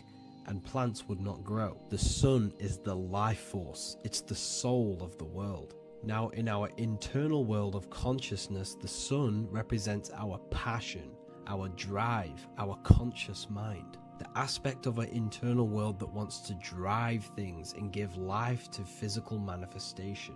Now we go on to Mars energy. Mars is well known for being the god of war. Mars energy manifests into the material plane through anything that seeks to protect or defend itself. For example, the holly tree. The holly tree leaves are very sharp and they defend itself. Anything that is protective in the material world has Mars energy and is governed by this specific aspect of consciousness. For example, any predators or animals such as hedgehogs with spines on their backs for protection. Mars represents all things that is driven by conflict, aggression and defense. Now, internally, inside of our inner world, Mars symbolizes the aspect of our consciousness that is focused on self-preservation and protection. Mars governs our ego, the instinctual urges of anger or maintaining reputation. Mars is not evil. It's necessary. Sometimes it's necessary for us to protect ourselves. Mars is the aspect of our consciousness that is anger, rage, the desire to fight or conquer. When this energy is activated within our consciousness, we become defensive, assertive, and even combative, ready to dominate others and destroy obstacles in our way.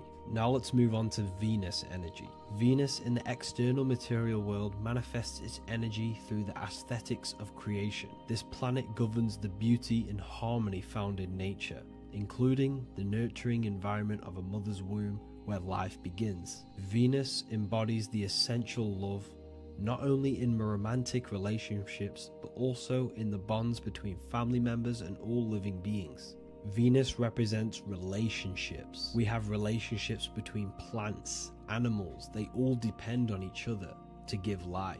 Plants provide food and medicine, while living creatures contribute to their own growth and pollination.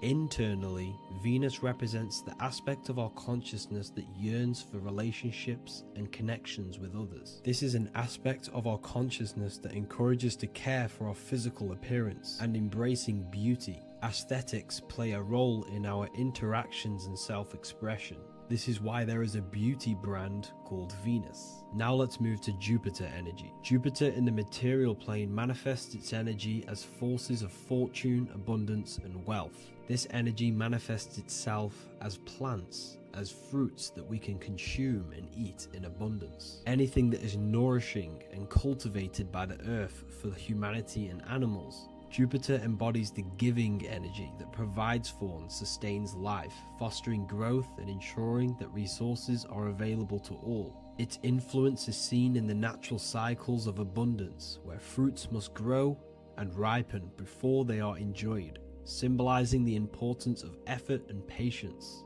Internally, in our spiritual world, Jupiter represents the aspect of our consciousness that yearns for abundance and seeks growth in various aspects of our lives, including wealth, knowledge, and personal development of the mind, spirit, and the soul. This is the aspect of our consciousness that wants to gain wealth, that wants to gain expansion and abundance in our lives. However, when Jupiter's energy dominates our consciousness excessively, it can lead to feelings of stinginess and greed. It represents material possession. The last planet is Mercury. Mercury in the external world governs the vital elements such as seeds, air, communication, education, and electricity.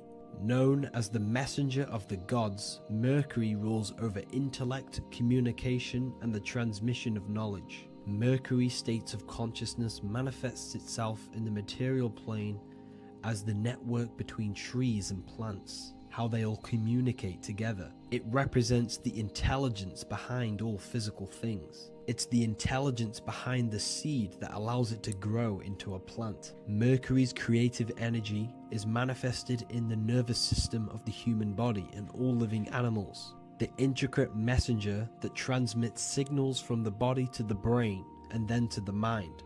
This intelligence within us allows us to facilitate thought and movement. Internally, in our spiritual aspects of consciousness, Mercury is the state of consciousness that seeks knowledge, understanding, and intellectual growth and expansion.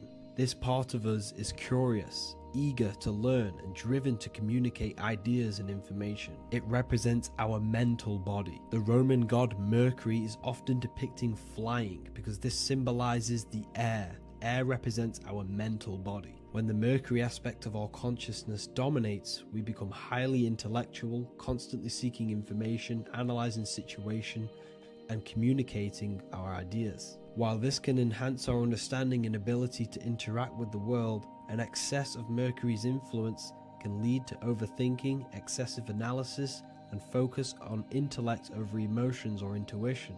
Okay, so they are the 7 planetary energies in the external world and your internal world of consciousness. These energies are manifested in the Roman mythology as human beings. They are depicted as human beings, but this is nothing but symbolism. These gods never existed physically. They represent aspects of our consciousness and spiritual forces that govern the material plane. Every material object, every intelligence, every piece of life in this universe is governed and brought into existence by one of these spiritual forces. Now, I hope this video has expanded your mind into a new realm of thought. Make sure to leave a like, a comment, and subscribe to the channel for more occult and esoteric information. You can read more about this topic and many more occult and esoteric teachings inside of my books, the Book of Wisdom Volume 1 and the Book of Wisdom Volume 2. I honestly advise that not everyone reads these books. These are books which will completely transform your view on reality. You will feel a lot better reading these books because you will find a connection with yourself and the universe. Understanding truth and knowing thyself gives you a sense of well-being. Like I said, this is not just a book. This is a beginning of your journey of expansion and growth. Reading them can be life-changing. Inside my university, I host live calls where you can ask me questions, and you can watch all the pre-recorded live calls. You also gain the ability to manifest your own reality through the Manifestation Mastery course. There is also a library with all of the PDFs that I've read in the past of occultism, symbolism, and esotericism that you can gain access to. There is a whole lecture section where you can watch all of my occult lectures. This is a place of transformation. The price of the university will be going up very soon. If you join now, you will gain a free sexual alchemy course which will teach you how to transmute sexual energy into creativity. I'll leave all the links in the description for the university and also my website where you can get my books. I hope you enjoyed this video. Take care.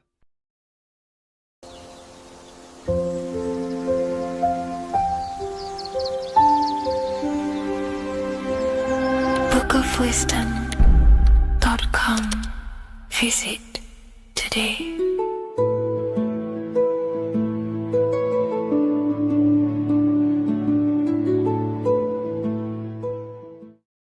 Hello, Seeker. Welcome to Revival of Symbolism, a channel devoted to the language of esoteric symbolism, guiding you to discover yourself and expand your consciousness into deeper realms of thought. I'm Harry B. Joseph, also known as Revival of Wisdom, and today we're going to be discussing the symbol of the pentagram. The pentagram is a well-known symbol inside the occult, used by pretty much every ancient tradition, Freemasonry, Rosicrucianism, Hermeticism, all the occult schools of thought. You will see this symbol, and today we're going to be breaking it down into some great detail. Now, there's a lot that goes into this symbol. It's basically a 5-pointed star. Now, if you notice that the star is one line continuously, you can draw this symbol continuously with one line without taking your pen or pencil off the piece of paper. So it's actually symbolizing one, and one expressing through 5 ways. So if we look at this symbol and each one of their points, we're looking at the 5 elements that create life, the universe, or creation itself. So the element of spirit simply represents the divine, the unseen world, the things that we can't really put our hands on, we can't feel, touch, taste, or see, but they hold influence over the material plane. So spirit covers a large category of things such as spiritual forces that drive physical existence. So it's one of the elements. Now, what are the elements? Well, they make up the entirety of physical creation. Air, water, earth, fire. These are the 4 tangible that we can see, feel elements that make up physical creation. They create the whole universe. However, the spirit is the invisible forces, the invisible element that creates the visible, tangible world. Before you take a physical action, there is a force inside of you that moves the body. There is an intention which is a spiritual force, an invisible, intangible force that makes a physical action be taken in the world of manifestation called Earth. This is the element of the divine. The divine comes down creating the world. Okay? So, as I previously mentioned, how this pentagram is one line. It's a one continuous line. So if we draw this pentagram together, let me make this a little bit thicker for you. If we draw this pentagram together, it goes from spirit to fire to air to water to earth back to spirit. So it's one continuous line, and the elements are always in their proper place. These elements always have to be in this specific order. This is the correct order. If you see air down here, then the pentagram is incorrect. Okay? So it always goes spirit, water, fire, earth, air. This is the correct order of the elements. Now, this is highly symbolic, which is what we'll break down in just a minute. But before we go into the deeper aspects of this, I will explain pretty much what it means on a basic level. So we'll come back to this drawing. So spirit is on the top, which means spirit over or more superior or more dominated over the earthly elements. Now, what does this mean to an individual, to yourself or me? If I wear this pentagram, I am basically saying my spiritual divine self, my internal self, is more superior than anything the material world can pretty much give me. My spiritual journey is more superior. My spiritual self is more dominant over the earthly world and the material things. Okay? Now, not many people are like that in today's society. Most people chase the material things, which means they're ignorant of their spirit. They're ignorant of their divine nature. They're ignorant to consciousness and their internal world. They have no connection with their internal world. All of their thought, emotion, and action, their three creative powers, is totally expressed only on material gain and external things. However, if you see an upright pentagram, you're seeing someone who is basically saying, my spiritual nature is more important than my earthly nature. My spirit comes first before anything material. And ultimately, this is how you become more happy and fulfilled in life, by chasing, well, not chasing, but putting your spirit first, putting your internal world first. You know, seeking the things that are untangible. For example, knowledge. I'm addicted to knowledge. You know, I would rather chase knowledge because knowledge is power. Knowledge of self is so important. When we die, it is the only thing that matters in the end. When you die, you are immortal. And if you have no knowledge of yourself, then you're going to struggle in the afterlife. If you have no self-control over your thoughts and emotions and desires, then you will suffer in the afterlife because you have no control of your thoughts, and your thoughts will be creating your reality in the realm of imagination or the astral plane. But that's a whole other lecture. But this symbol is pretty much saying placing the invisible over the visible. So there's many different avenues we can go with this. So this symbol is also used in magic. We could use the symbol for manifestation. It represents controlling the inner world to produce then effect inside of the external world. You see? So we have to put this first in magic spirit. We have to change the internal so we can produce change in the external. Reality is created from the inside out. Okay?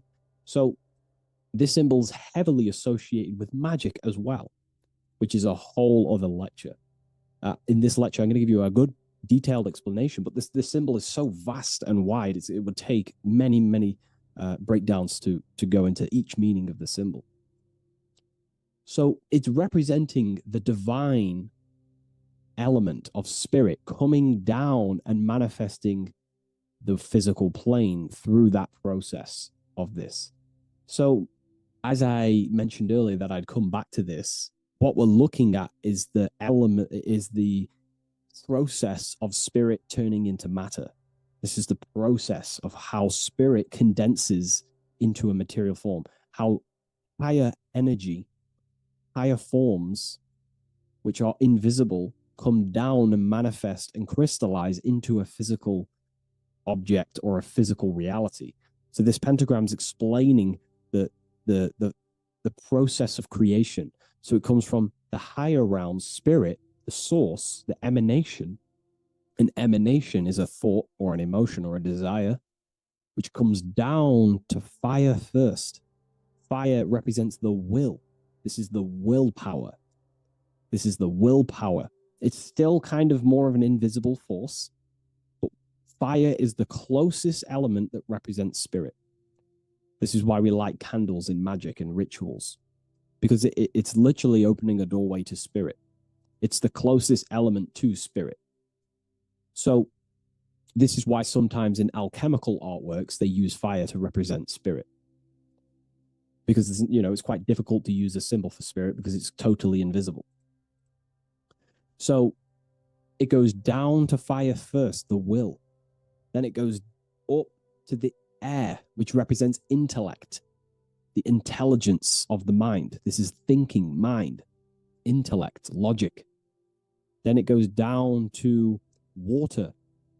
This is emotion. This is intuition. And then it goes into the earth, which is physical body action. Okay? So spirit represents an emanation. So an emanation is something descending out of the void, out of the nothingness. And the first thing that descends is will, then intellect, then emotion, then a physical action. Then everything returns back to spirit from earth. So it's showing you how spirit manifests into matter. It's also showing you the macrocosm, how the world is created. So ultimately, it's a symbol of the microcosm also. It's a symbol of you. If you put your body outwards, you would see your body in this 5-pointed star shape. So it's a symbol of the microcosm, because you yourself are a microcosm. You contain all of the elements: spirit, fire, earth, water, and air. You breathe air, you drink water, fire in your nervous system, which is electricity, and earth is your physical body. So you are a microcosm of the universe. And this is what the circle, when we see the circle around, this is representing the macrocosm, the circle. So why are you a microcosm? Because you know how the sun changes the earth with its different electromagnetic rays, depending on how far away the sun is to the earth when it's rotating. Well, depending on what model you believe anyway, the electromagnetic rays produce change on the earth. So when the sun is further away from the earth, or whatever model you believe, when the sun is further away, then the electromagnetic rays of the sun are weaker, which means that's what the winter is. The winter is the death and the death of the electromagnetic rays of the sun. We still get sun, but it's just not as powerful as summertime. So nature dies. But then when the summer comes back around, the sun is closer, it produces higher amounts of electromagnetic life force rays, which increases the growth again in the summertime. But this is also not only happening on the earth, it's happening within the body. The body goes through this rhythm. The same rhythm that the external world goes through, your body's going through this rhythm. So these changes in the cycles not only change the earth, they change consciousness. These cycles happen within you. They happen within your body, your cells, your nervous system, your brain, your psyche, your emotions, your intellect is all affected through these cycles of the sun. So this is why you are a microcosm of the macrocosm. Your mind is cut out of the same fabric of God's intelligence, of God's mind. The same power of thought God used to manifest the world, to think it into existence, the same power you use to think your world into existence. You are truly a microcosm containing all the 5 elements, all the same powers of God, but just in a smaller version. It's a symbol of the microcosm. It's a symbol of the macrocosm also. It's a symbol of how spirit manifests into form. And this is why it's associated with magic, because you can use these elements in magic, this process of how spirit becomes matter. So there's so much that goes into this. And I actually broke this down inside the new book, the Book of Symbolism, on these 2 pages here. I will do another one on the inverted pentagram This book, I've basically gone over every Freemasonic symbol, alchemical symbols, every occult society symbols is pretty much in this new book of symbolism. But again, it's not a book on symbolism. These symbols are representing forces within yourself. They represent you, and these symbols are designed to awaken aspects of yourself. So this is not a book on symbolism. This is a book on you. Each symbol will awaken different aspects of yourself to help you understand yourself. So anyways, it's a big book. It's going to be ready very soon. I'll leave a waiting list in the description. You can join the waiting list, or I'll just give you an email when it's ready. And I will see you in the next video. Please leave a like, comment, and share. And I'll see you in the next one.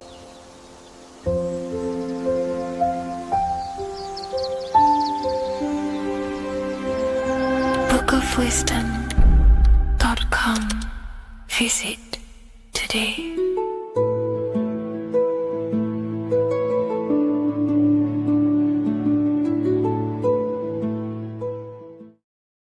How are we all doing, people? It's Revival of Wisdom from the Wisdom Academy. Today we're going to be breaking down God, consciousness, and the higher and the lower self, and how to overcome the lower self. Now, the first thing you need to understand is that you are the invisible intelligence within the brain, within the body. This invisible intelligence is known as the mind. But you are not the mind. You are the observer of the mind, which is the soul, the invisible entity. The mind is your intellect, your intelligence.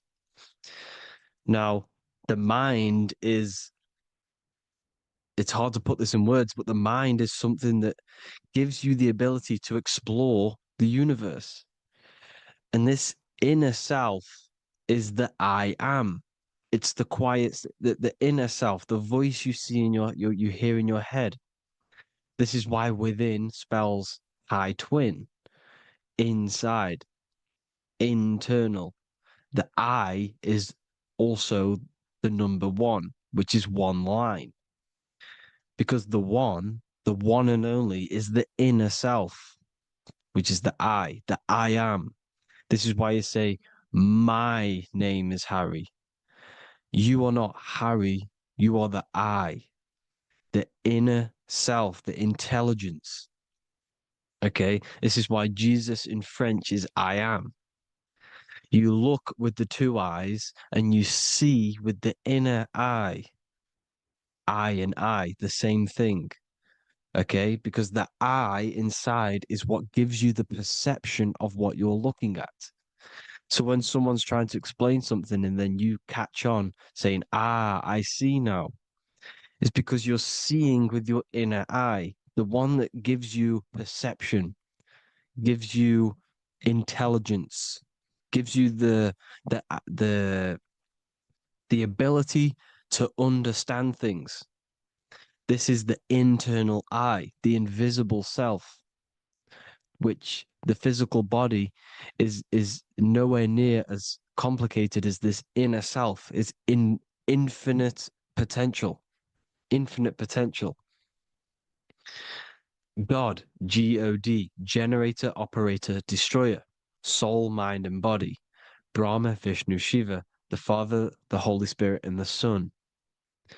They're all, the reason why you see God is always a triad is because it represents yourself. Your invisible intelligence is God. Me and you are the same invisible intelligence.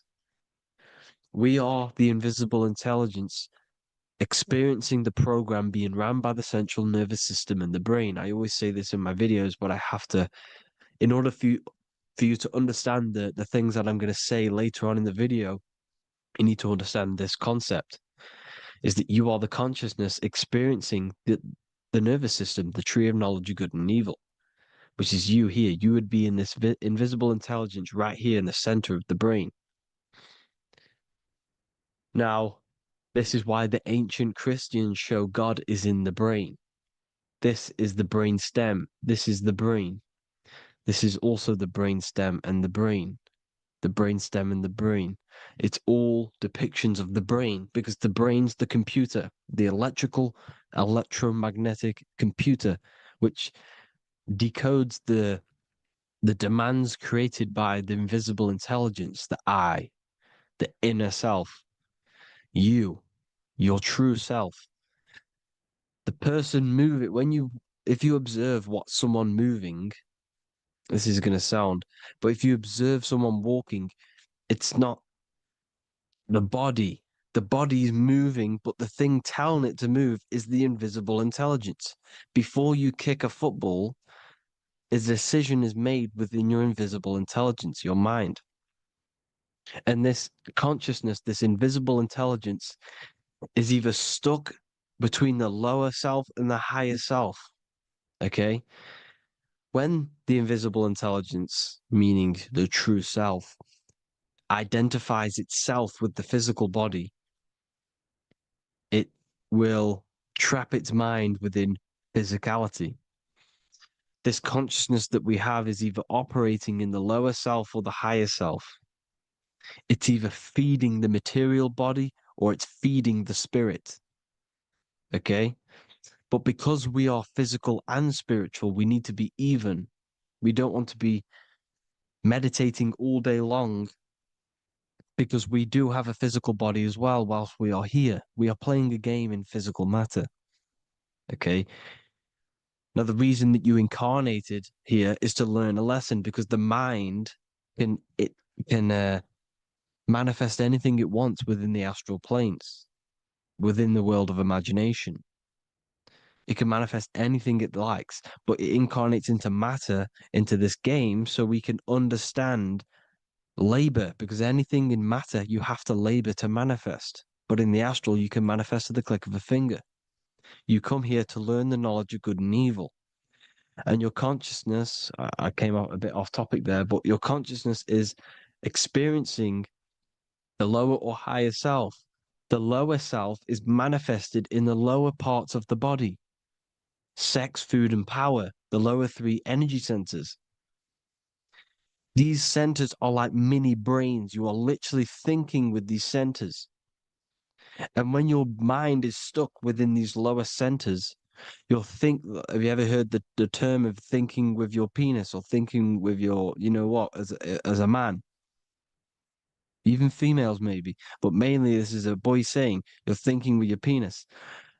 This is a truth. It's truth in plain sight. You think with these energy centers. When you're living off the lower three centers, all you care about is sex, food, and power, eating, sleeping, and greed. Power's kind of like greed. Now, when we move up to the higher parts of the body, when we live our life within the higher parts of the body, this is considered heaven, love, expression, intuition, and wisdom. This is what we need to be aiming to do, moving out of the lower half of the body and living our life within the higher self, the higher parts of the body, thinking with the higher energy centers, thinking with love, expression, intuition, and wisdom, spreading love, expression, intuition, and wisdom to others. Heaven is even. This is why Jesus is pointing at the heart chakra, always pointing at the heart. Earth rearranged his heart because in earth you're manifested as a physical being. You're in the heart, good and bad. You need to be balanced between the good and bad. Because love can be a demon too. That's a whole nother video, but love can be a demon. Now, the seven chakras are known as the seven seals in the Bible. When the Lamb opened the seventh seal, there was silence in the heaven for about half an hour. This is a verse from the Bible. The Lamb is Aries, which is the higher brain, the cerebrum, Ram, Aries. Because when the Ram opens the seven seals, you enter the kingdom of heaven. Because these chakras seal your invisible intelligence. They seal your true self. You are behind these seven seals, your true invisible self, your true consciousness. Because behind these seven seals, you do not think about anything materialistic. Your intelligence is not material. It's not physical. It's not from the physical world. It does not desire the physical world. The body is the beast. The body's the animal. the lower self, which can corrupt our intelligence. It can corrupt the intelligence. Okay? Now, we need to balance these chakras so that we gain a deeper connection between this intelligence and the brain. Because when there's a strong connection between the brain and the intelligence, your body and the intelligence, you have a strong connection. Therefore, you can manifest what the intelligence is saying at all times. Meaning, when, for example, your higher self, this is intelligence, the higher intelligence is always speaking to you. It's always guiding you. It's always telling you the right thing to do. You can feel it when you're doing something wrong. You can feel that you're doing something wrong because this higher self, this intelligence knows what it needs to do here. And when there's no connection between the body and our intelligence, our true self, when we strip away, when you close your eyes for long periods of time, you will figure out you are this invisible, infinite, creative being. There's no words that I can't describe what it is, but it's the voice inside of your head that you can feel when you close your eyes. You are this being inside of the heaven, because this is heaven, this intelligence. And when there's a strong connection between the body, you can manifest everything it's saying. When everything is balanced, when you're no longer thinking with the lower centers, when they're all balanced, you're not thinking in particular with every center, you balance them all, you can manifest everything it says. Your body will act out what the intelligence is always saying. This is God in the brain, the intelligence, trying to touch Adam, representing the lower self. This is why they're not touching. Notice how Adam is resting, but the intelligence is always reaching out, stretching, symbolizing metaphorically saying it's guiding. I'm always reaching out. The intelligence, your intelligence is always guiding you. It's always reaching out to you. But Adam is ignorant of it. The lower self is ignorant of it. And that's why he's so relaxed and God is so stretching out. Because at our highest self, that when you think of when you want to better your life, that highest true version of yourself is God. When you're manifesting this, your highest self, this is God. Your truest form, your most perfect form, that is God. Your highest version of yourself, that is God. Emotions are not what you've been taught. Emotions are not something that should be reactive, okay? You should not let the emotion be you, except that you should experience them instead of letting them become you. You need to understand there's a separation in our consciousness. You have the soul, which is the person who is observing your thoughts. When you think a thought, who's the one observing that thought? The soul, you, the I am, the I, the inner self, the one, that one and only. And inside of every single body, inside of me, inside of you watching this video, there is this same intelligence that is inside of me, inside of you. And it's the exact same intelligence, experiencing a different body. And this is what we mean by the universe is mental. We are all sharing the same ball of consciousness in a different body. The animals, the fish, the cells, all expressing this one consciousness. Me and you are the same. This is why the golden rule is treat others like others should be treated, because I am you and you are me in a different body. Now, going back, you need to identify that there's different levels of consciousness: soul, mind, emotion, and body. Okay? Your emotions are on a separate layer than the body, the mind, and the soul. So when you identify there's a difference between all of these, you do not let them become you. You do not let your mind rule you, because your mind can be corrupted. Your soul is the one that is pure good, pure love, but your mind can be corrupted. Okay? Your emotions can be corrupted. The body can be corrupted, but the soul can never be corrupted, only layered on top. You can only throw piles of programs within the subconscious, layering the soul down, but deep, deep down inside of it, every single one of you, there is a loving being. Because love comes from the heart. Love is the universal emotion, expression. Now, your thoughts can become bondage, your emotions can become bondage. Now, what do I mean by bondage? By conquering the lower self, we need to conquer our own mind, because the mind is what's manifesting the lower self. When you're thinking with the lower half of the body, when you're becoming your emotions, you need to experience the emotion, not become the emotion. Do not let the emotion become you. Do not let your thoughts become you, because your thoughts are tools that you can manifest. Your thoughts are the idea. Your emotion is the energy that you can use to manifest that thought. Your emotion is energy in motion, emotion. You use emotion to manifest, to feel as if you already have the thought. Therefore, you become that vibration.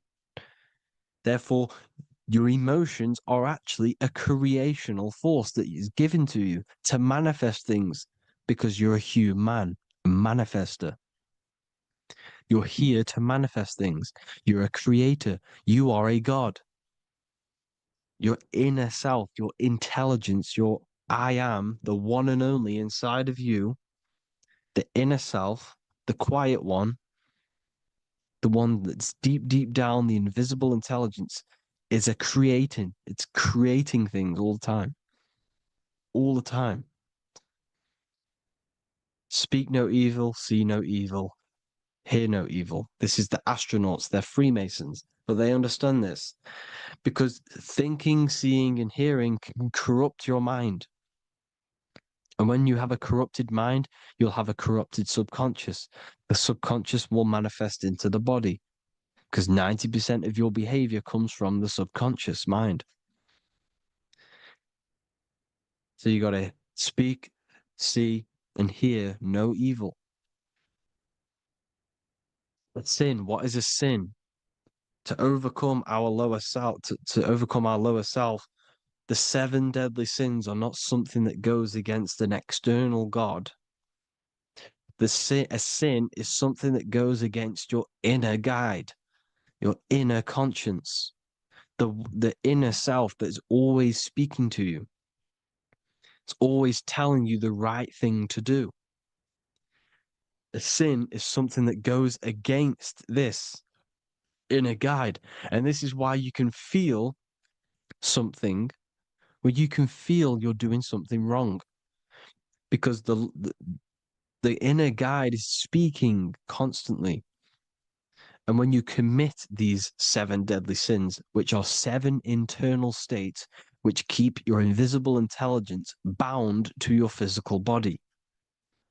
Because evil, right? Evil love bondage. This is why they stay in this realm and they control this realm, because they love the bondage of the body. They like matter. They want to stay in matter for eternal life.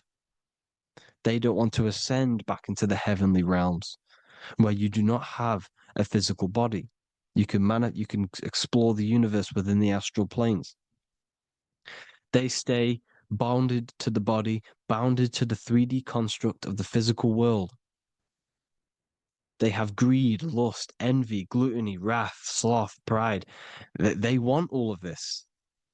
And if you want that, that's okay. But deep, deep down, you don't want that because your soul is always telling you the right thing to do. Your soul knows what to do to get out of here. It needs to detach from the external world, detach from all of these 7 internal states which bound you to your lower self, your lower centers. That's what a sin is. You have a left and right brain.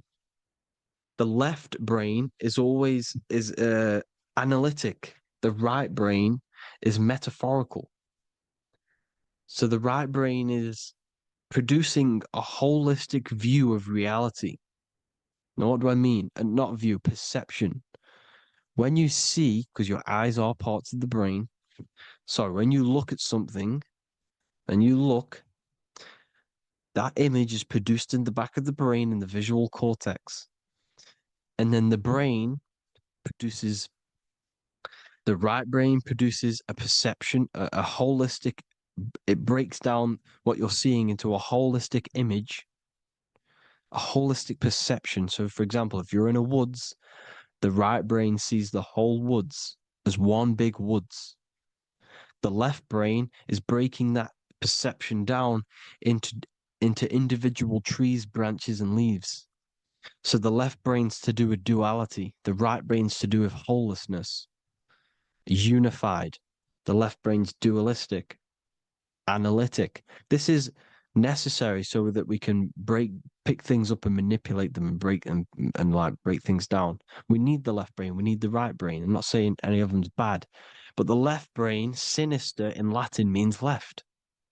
Because when you're left brained, you see everything in dualistic. You see everything is dual, when everything's actually one. We need to be focusing and strengthening our right hemisphere. I'm not saying sit in the right hemisphere all the time, but we need to be strengthening our right hemisphere. And this is why left is sin and right is right. Because when you focus on the right hemisphere, you see the holistic perception of creation. The right hemisphere sees humanity as one unified consciousness. The left hemisphere sees everyone as individual persons and egos. Because the left hemisphere is dualistic. And this is why the Bible says, cast the net onto the right side of the ship and ye shall find. John 21:6. What does that mean? Cast your energy, cast your perception into the right hemisphere of the brain, and ye shall find unified consciousness. You shall find your higher self, the one and only. If then you have been raised with Christ, seek the things that are above, where Christ is seated at the right hand of God. Wow. Powerful. What does this mean? Seek the things that are above, where the Christ is seated at the right hand of God. God is your consciousness, your invisible intelligence between the 2 hemispheres. The right hand of God is the right hemisphere. Seek the things that are above the heart. Love, intuition, expression, and wisdom. Seek the things that are above the heart, the higher self, the higher part of the body. Because when you seek the things of love, expression, intuition, and wisdom,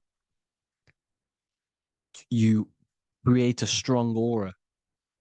You attract the same frequency. And this frequency is heaven, God. This is the Sumerian artwork showing the lamb. This is a step symbolizing stepping upwards, raising up. He's stepping over the lamb up to the bird. His hand is going to the bird. The lamb symbolizes the lower self. Okay? The bird with the wings is in the sky. It represents the higher self. This is why angels always have wings, because it represents the higher self in the sky. The lamb is a ground animal, symbolizing the lower self. He's stepping over the lamb to the bird, his higher self, his invisible intelligence. Horus and Set, Jesus and Satan. Look, Horus has an evil brother, Set, just like Jesus and Satan. Horus is a bird, higher self. Set is a ground animal, lower self, which is the devil and the angel on your shoulder. You see? The right and the left hemisphere, the two wings. So the devil and angels always speaking to you. The higher and the lower self. It's the battle between the higher and the lower self, between the invisible intelligence and the physical body, because the body's the one that wants the sugar, it wants the pleasure, it wants the sex, it wants the porn, it wants all of the materialistic things, it wants the seven deadly things. Okay, it wants this. There's a battle between the higher and the lower self, your intelligence and the body. This is why you need to become balanced, so that there's a deep connection between the body and the invisible intelligence that I am. You need to master your mind with discipline, and you gain a connection between the brain, the body and the intelligence. Resurrection, transmuting sexual energy. Okay, this is important. Res is Resh, which is Hebrew. The early Hebrew Resh symbol is the head. This is the head. Resh, erection. Erection is a sexual stimulation. Resurrection is rise erection. You got to raise your sexual energy up the base from the spine to the head. This is the Christ, the Christos. Because there's a psychophysical germ, psychophysical oil produced in the brain every month. Go and watch my other video on raising the chrism. Okay? And every month there's this fluid produced in the brain, which takes 2 trips, because one's produced by the pituitary, one's produced by the pineal, magnetic female, magnetic and electric charge. And it takes 2 trips down the spine to the solar plexus, the bread of life in the Bible, or Bethlehem in the Bible, because the River Jordan's your spine. Goes down to Bethlehem. It gets born in Bethlehem, just like Jesus. Because when this oil travels to the solar plexus, it creates the seed, the seed of life, and it feeds the body, all the central nervous system, all the cells. It regulates the blood, does all sorts of good things for the body, this oil. Now, when you save your sexual energy and you raise your resurrection, you awake the Christ, you raise it from the solar plexus or the sacrum bone up to the brain, you activate 100% of the brain, and this is the true resurrection of Christ. Instead of wasting the energy and giving away your sexual fluids, because behind the fluids is the energy. So when you release that fluid, the energy is out there. You've released the energy. Your sexual energy is the most potent emotional force a human could possibly feel. Same with any animal or anything. The sexual urge, the sexual emotion is the most powerful, potent emotion that you can feel. It takes over the whole body. When you feel sexually aroused, it takes over everything because it's so potent. And when you fight the serpent, when you fight the sexual energy, which is shown here in the Egyptians, the cat cutting off the head of the serpent, or Hercules fighting the serpent, or in the Greek mythology fighting the 7-headed dragon, the 7 chakras. The serpent is your sexual energy because it symbolizes your kundalini. When you fight it and you transmute this energy, instead of releasing it, instead of acting sexually on it, you can transmute the energy, transfer it from the solar plexus up to the brain.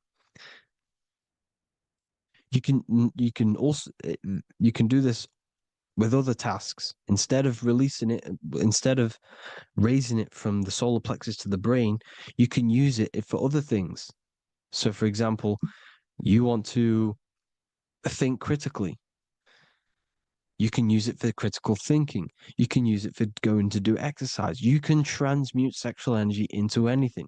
But you can do this. You can raise the sexual energy, and you can use this energy to push the cerebrospinal fluid from the solar plexus up through the spine, up the 33 vertebrae to the brain, and it'll activate 100% of the brain. And this is the resurrection of Christ. Jesus was never dead. Jesus was never rose from the dead. It symbolizes the Christ, Jesus Christ. Christ is Christos, which means oil in Greek. The resurrection of the Christ, the Christos, the oil. When it activates 100% of the brain when it's raised, and it can regulate all the systems, it can regulate all the blood, it can regenerate the body. And this is the true antichrist. They don't want us doing this process. The antichrist is not against Jesus, it's against the fluid in our body that makes us live hundreds and hundreds of years and makes us live as gods. This is the true resurrection. And when you fight the serpent, you fight your sexual urges, your sexual emotion, the most strong emotion that you could ever feel. You can do this process. And this is the true secret of transmuting sexual energy. Because when you transmute the sexual energy, you can become a god. And this is why Hercules is fighting the serpent. Notice how the serpent is low. He's reaching down to it. It represents the lower self. Because the lower self wants the lust. It desires sex. The body desires sex. There's a fight between the higher and the lower self. But when there's balance, there's even. Heaven is even. When there's evenness between these, this is the kingdom of heaven. This is when heaven is on earth. So at our highest levels of ourselves, the highest level of our intelligence, this is God. God is something that we manifest. We need to achieve Christ consciousness by battling the body. There is no battle outside of the physical body. It's an internal battle. Jesus and Satan have been externalized. Nothing exists outside of you, because I explained in the beginning how you are the consciousness experiencing the central nervous system. Therefore, there is nothing outside of you. It's all internal. Jesus and Satan have been externalized. Why? Because it's business. The church is a business. It's all a business. They've created these figures to be historical when they're not historical. The Bible's not historical. It's all externalized. It's called exoteric, when the truth is esoteric, internal teachings. So anyways, people, balance the chakras, balance the two hemispheres of the brain, balance the conscious and the subconscious. Balance is perfect, the yin and yang. You are spiritual and physical. You live in day and night. You need to be balanced. Oneness. Seek oneness. And this is the true kingdom of heaven. And when we all realize that we are all the same intelligence, the same consciousness expressed in different bodies, when we all realize this, we all realize we're all one. Doesn't matter what race you are. It doesn't matter what race you are, where you're from, your nationality, because none of you are actually from here. None of you are from the physical world. You're manipulating the physical world through the physical body. You are the I am. We all have a soul. Every single one of you has a soul. We all have souls. The reason why they say some people don't have souls is because they're trying to suppress your mind. They don't want you to know that you have a mind. That sounds crazy, I know. But a lot of people haven't realized that they have an infinite intelligence called a mind. And behind that mind, if you can observe your thoughts, the person who is observing the thoughts, you have a soul. Everyone has a soul. Don't listen to all these people saying some people don't have a soul, some people do. We all have a soul. Every single one of us. So anyway, you need to break the lower nature of yourself At our highest levels, we are gods. Our intelligence, our universal intelligence, the I am, the intelligence that's inside of the brain, is God. Our minds are being corrupted within believing that you are the body, and the result of this is a society like today, because everyone thinks they're the body, and everyone's living in the lower nature of self, where everyone only cares about themselves. But when we realize we're all one big consciousness ball, we're all the same consciousness expressed in different bodies, there will be peace. So thank you all, people. If you do want to learn more, if you do want to read my book, it's called The Book of Wisdom. I'll put it in the description. It's an amazing book, people. It's going to give you the best understanding possible about creation, yourself, and the world. It's amazing. The Bible, everything. I have just launched a new cymatic library. A friend of mine has just added this to the website. He creates beats, and he creates the purest beats. So they are actually the frequency that it tells you. Most of the stuff on YouTube and Spotify and Apple Music it says it's a certain frequency, but we know these major platforms are all playing with the frequencies of the apps. So if you want a real binaural beats, solfeggio scale frequencies to meditate on or listen to throughout the day, join the Occult Library. You can get a 2-day free trial. I'll put the link in the description. Thank you all, people. Hope you all enjoyed this video. God bless you all.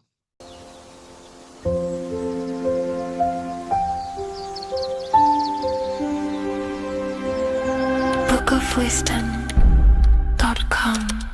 Visit today.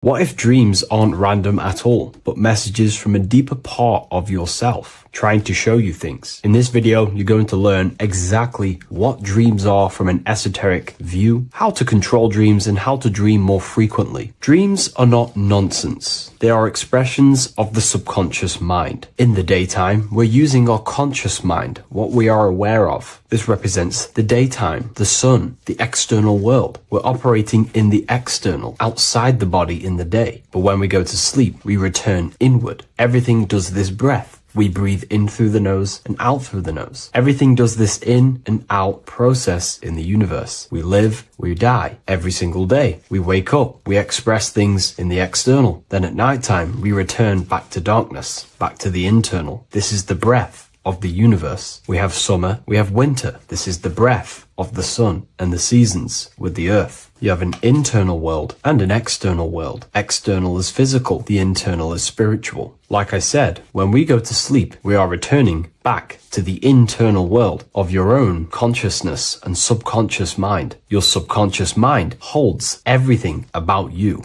your memories, your traumas, everything you've ever learnt, your language, your name, your job. Everything you identify with is stored within this vast network of the subconscious mind. It is your own personal consciousness. Therefore, when we dream, we return back to the subconscious mind, and we are in fact thinking, but in a subconscious way. The subconscious does not speak the same language as the conscious mind. The conscious mind uses language, thoughts, and all things that are very logical and very easy to understand. The subconscious is the complete opposite. It is very indirect, metaphorical, and symbolic. The subconscious communicates and works in symbols. Ultimately, symbolism is the language of consciousness. This is why in occultism and esotericism, it is filled with occult symbols, because symbols are used to communicate directly with the consciousness within, the subconscious mind. And the subconscious mind is ultimately connected to the collective consciousness. We are all connected and tapping into the mental plane, where we receive thoughts, ideas, depending on what we attune our mind to. That's why we call it a mindset. But getting back on topic, the subconscious mind is your own personal network. It is like a net, an interconnected web of your thoughts, memories, traumas, emotional blockages, and all the things you identify with and have experienced in your life is stored within this network. It can be seen as a web, One example of the subconscious mind using symbolism is this next story I can tell you. Let's say I was in a very traumatic car crash as a young child. I experienced a lot of emotional trauma in that car, and that deeply impressed my subconscious mind with that trauma of emotion that I felt. Therefore, every time I see a car in my external world, that car is now a symbol that represents the state of consciousness I was feeling in that particular time of the traumatic car crash. The car is a symbol for a state of consciousness within my subconscious mind. Just like when you see a word, that word triggers what you believe that word to be in your subconscious mind. Symbols are the language of the subconsciousness. Therefore, when we dream, we are basically seeing symbols of our own personal subconscious mind. Our higher mind, which is basically our subconscious, the higher version of you that exists beyond your human thinking mind, communicates using symbolism. The higher mind does not speak human thoughts, human language. It speaks the language of symbolism. Therefore, when we dream, every event, every person, everything that happens, and everything you see is your own personal subconscious mind materializing within the plane of the astral plane. This is a dimension that sits just above the physical world that everything is pulled out of. For example, look around you. Everything you see around you was thought, then imagined. Imagination is the astral plane, and this astral plane sits above the physical world. As above, so below. These objects were thought, imagined within someone's mind, and then pulled into a physical reality. Therefore, the imagination is what you're experiencing within a dream. It is your subconscious mind thinking and materializing within the imaginative plane.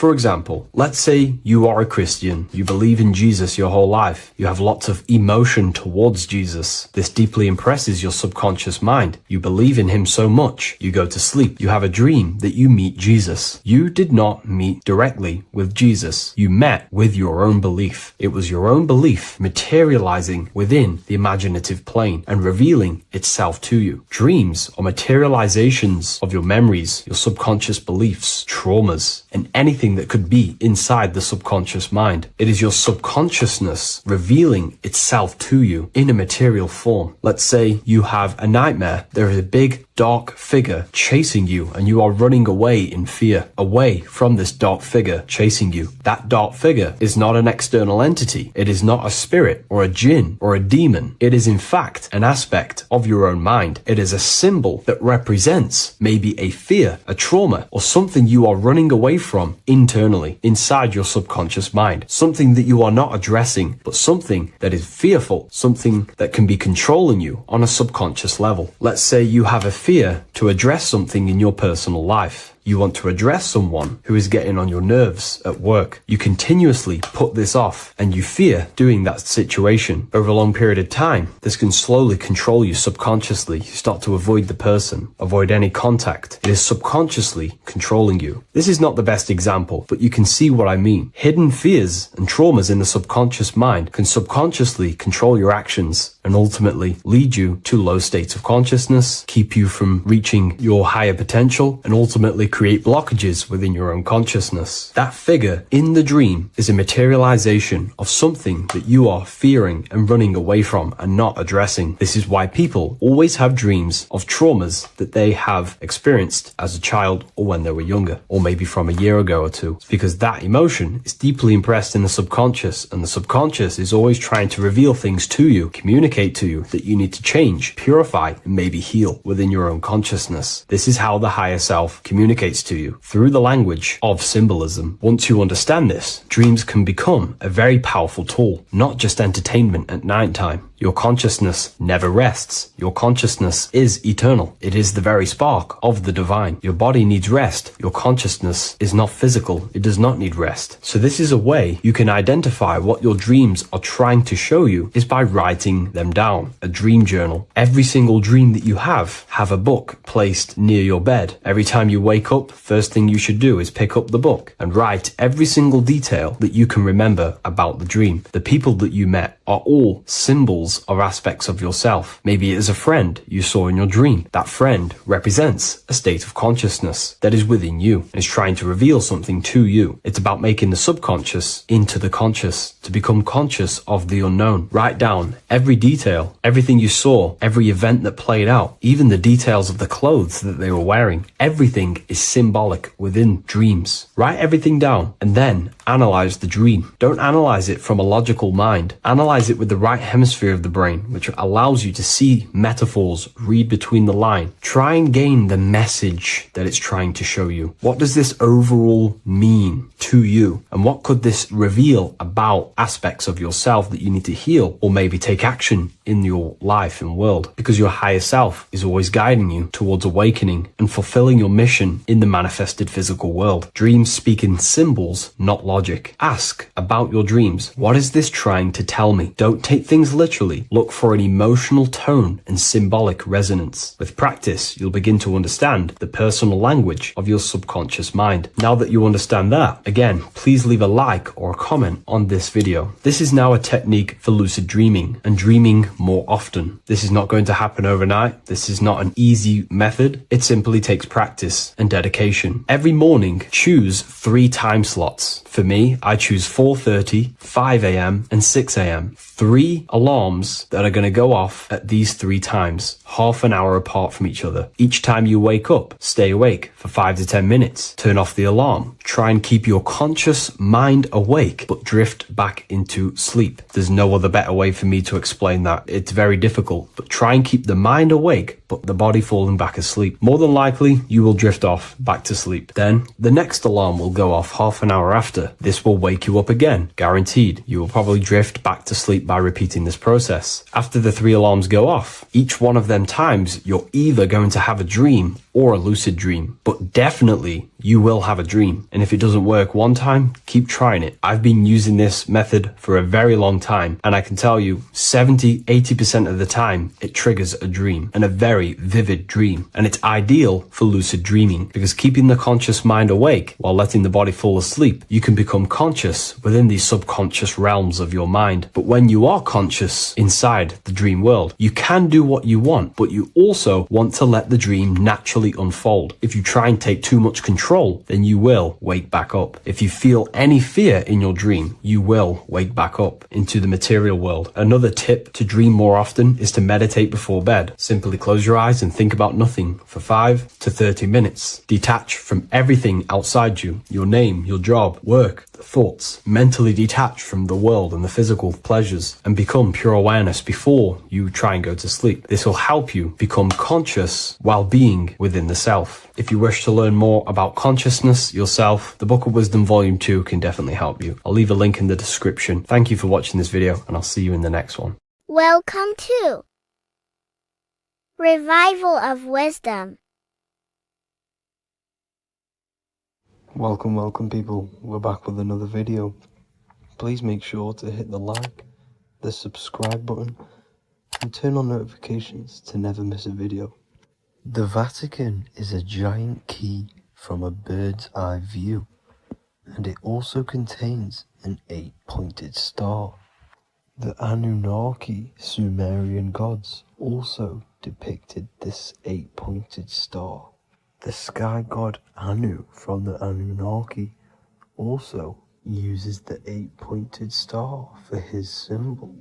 And even Freemasons depict an 8-pointed luminary with a ladder and a key.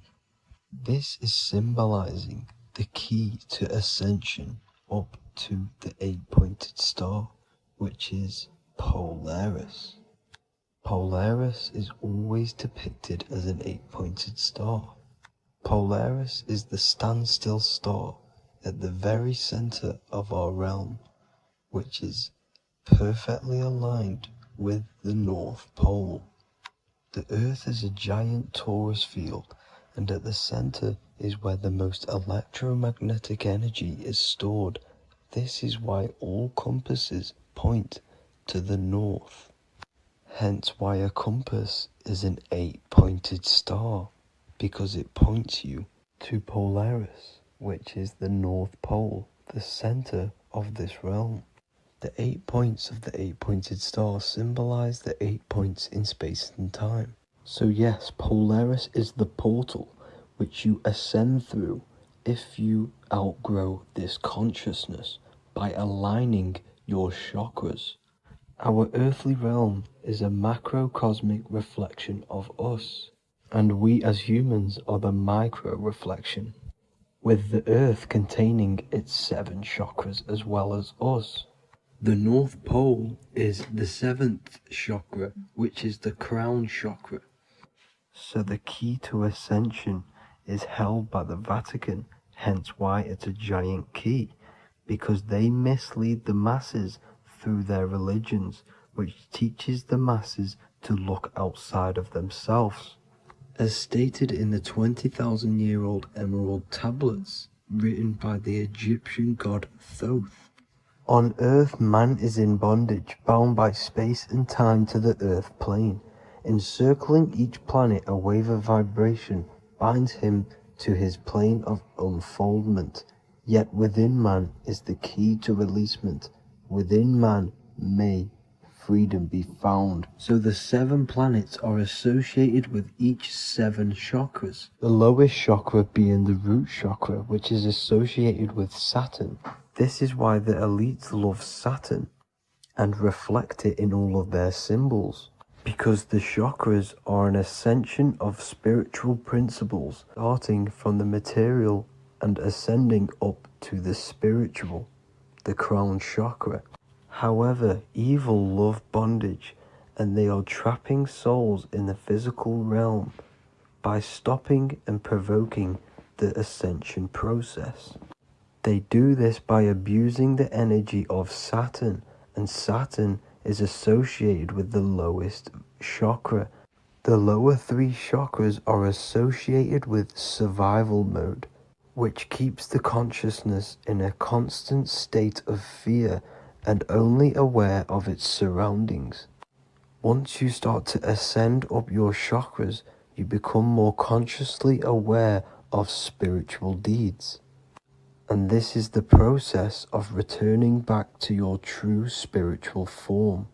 Going back to Polaris and its connection to ascension, Kanye West symbolizes this on his music video 24. As you see him rise up into the sky, you see an 8-pointed shape around him, which symbolizes the 8-pointed star, as you see the beam of light. And even NASA symbolize this in their Space Delta logos, a bear holding a key with an arrow up to Polaris, the 8-pointed star. Here's another NASA logo of an arrow from the Earth to Polaris. The series Lock and Key on Netflix is all about portals and doorways, and they have the Kundalini energy as one of their keys. Kundalini energy is the energy which rises up the spine, the 33 vertebrae, and activates the third eye. The third eye is the spiritual gland which connects humans to other spiritual realms. We are not the body. Our spirit, our soul inhabits the body. We exist physically, spiritually, and mentally. Therefore, we are multidimensional. The intellectual and spiritual inhabit the body. Therefore, this is just an avatar within this timeline. However, within each and every one of us, we all have the key to releasement, as says in the Emerald Tablets. This releasement is ascension up until higher states of consciousness. As stated in the Emerald Tablets, man is in process of changing to forms that are not of this world. Grows he in time to the formless, a plane on a cycle above. And another one saying, man is a flame bound to a mountain, but we in our cycle shall ever be free. Know ye, O man, that when ye have progressed into the cycle that lengthen above, life itself will pass to the darkness, and only the essence of the soul shall remain. That's it for this video. I hope you all enjoyed. Please feel free to leave a like subscribe, and comment any subjects you want me to talk about. God bless you all.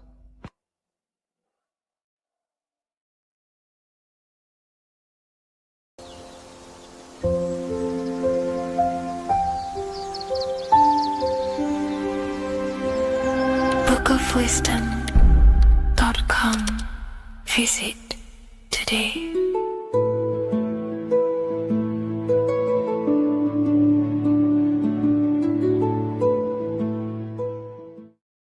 Welcome to Revival of Wisdom. Welcome people, we're back with another video. Please make sure to hit that like button, subscribe, and turn on notifications to never miss a video. The Earth is a giant torus field consisting of a positive and a negative pole. The Sun being the cathode with a positive charge and the Moon being the anode with a negative charge. This is why the Sun rules over the day, giving you lots of energy, and the Moon taking your energy from you, making you go to sleep. Now, the plane that we live on is called the plane of inertia, and at the center of this plane of inertia is the North Pole. This is where the two electromagnetical energies meet. Now, this is where the most electromagnetic energy is stored. This is why all compasses will point north, because it's the most magnetic place in this reality. So the Sun and the Moon is spinning around this center point, which is stirring the ether of this reality and making everything move in circles, meaning this is a cycle. Everything's recycling itself. It's an organic simulation. The ancients also knew about this sacred land at the center of this reality, known as the North Pole. As you can see on this map from the 1500s of the North Pole, you can see 4 islands around this center black rock. Ancient civilizations like the Mayans, the Buddhists, and ancient Chinese also depict these 4 islands. The endless symbology of these sacred lands at the center has been going on for thousands of years. These sort of secrets are now kept by the elites, but as always they have to show the truth in plain sight, and this is what they are doing with the Windows symbol and also the Wizard of Oz. Now in the Wizard of Oz, as you can see, there's something called Munchkin Land. Munchkins are these unusually short people. Then on the ancient 1500s map, it says pygmy. And then the pygmy people in mythology are also these unusually short people.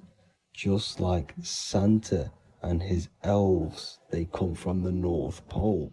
And elves are these unusually short people. These stories that we are told about Santa and Munchkins are putting truth in plain sight about this sacred land. This sacred land at the center of the earth is where the aurora borealis comes from and is being emitted from this black hole in the center, also known as the black sun. The aurora borealis is the earth's aura, hence why it has the word aura inside of it. It is the life-giving essence to all life within this realm. As this dualistic reality we live in consists of both physical and spiritual, the black sun is like our sun for the spirit. It's our spiritual umbilical cord, connecting us to the spirit realm. And the rising sun is the opposite. It's our sun for our physical 666 carbon suits, known as our human body, our physical aspect. As it states in the 40,000-year-old emerald tablets, deep in Earth's heart lies the flower, the source of the spirit. The flower of life is as thine own place of spirit, and streams through the earth as thine flows through thy form, giving off life to the earth and its children. So the North Pole is the core of this spiritual reality, and the closer you get to it, the more spiritual and lucid it becomes. So the elites have covered this up in order for us to forget the true nature of this reality. And they did this cover up by introducing the globe model. Nicholas Copernicus was around in the 1400s, and he introduced the globe model. As you can see, he is a Freemason. He depicts himself with a globe and a Masonic compass in all of his paintings and portraits. Galileo was also a Freemason, as you could see in all of his portraits with a globe and a Masonic compass. He was also a massive part of introducing the globe model after Nicholas Copernicus.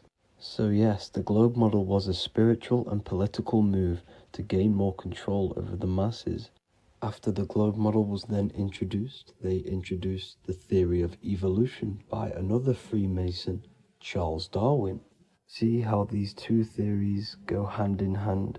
They both degrade humanity and they make you confused of where we actually came from. By hiding the true form of this divine creation and hiding the true power of each and every one of us, they maintain control over the masses. Now this is order out of chaos, known to be the 33rd degree slogan of Freemasonry. Now this is the Masonic cosmology, and as you can see you have the checkered board for the duality, the 5-pointed star for the 5 elements, the 4 corners for the 4 pillars, the all-seeing eye, which is Polaris, the sun, the moon, and the 7 stars. So even Freemasons are taught the flat earth cosmology and the true form of this reality. Now the true nature of the sun, the moon, and the earth is shown and reflected through the Masonic compass. The Masonic compass is the sun, the moon, Polaris at the top, and the black sun at the bottom. It makes sense why all the scientists who introduced the globe model all used the compass and the globe together, because it's truth in plain sight. As I explained in my other video, all Freemasons have to take the oath, so it goes to show, why are we all learning these theories from Freemasons who can't talk about certain topics that they learn about? Why should we believe their theories when they're holding back the real truth about this reality? Now going on to NASA. NASA means to deceive in Hebrew, and they are also funded by the government. They are not a private company. The old owner of NASA, Werner von Braun, on his grave has the Bible verse Psalms 19:1. The heavens declare the glory of God, and the firmament showeth his handiwork. Now why would the owner of NASA put this on his grave?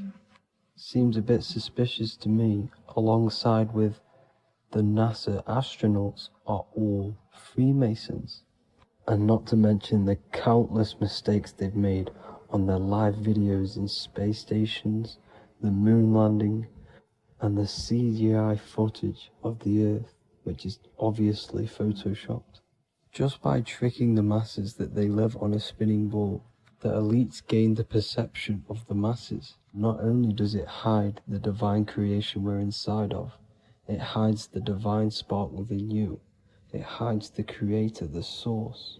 And by believing in space and we live on a spinning ball, it makes people come to the interpretation of that we are a coincidence and we do not have any purpose. And of course this is false. When you come to realization that we are all a divine creation and we can create our own divine life in this reality, life becomes more sacred and you start to enjoy little things. The elites want you to believe everything exists only in the 5 senses. They want you constantly looking outside of yourself because they know that will keep you on lower states of consciousness. Now this brings me to our next point. By tricking the masses into the heliocentric model, the elites started to advertise aliens in the movies, in cartoons and magazines in the late 1940s. Now this is subconsciously programming us about aliens and extraterrestrial threats, which then they can use to their advantage. And this is something called Project Bluebeam. They are more than likely going to fake an alien invasion to push this 2040 agenda, which is for one government and one ruling currency. That's it for this video, guys and girls. Hope you all enjoyed. Please make sure to leave a like and a comment. God bless you all.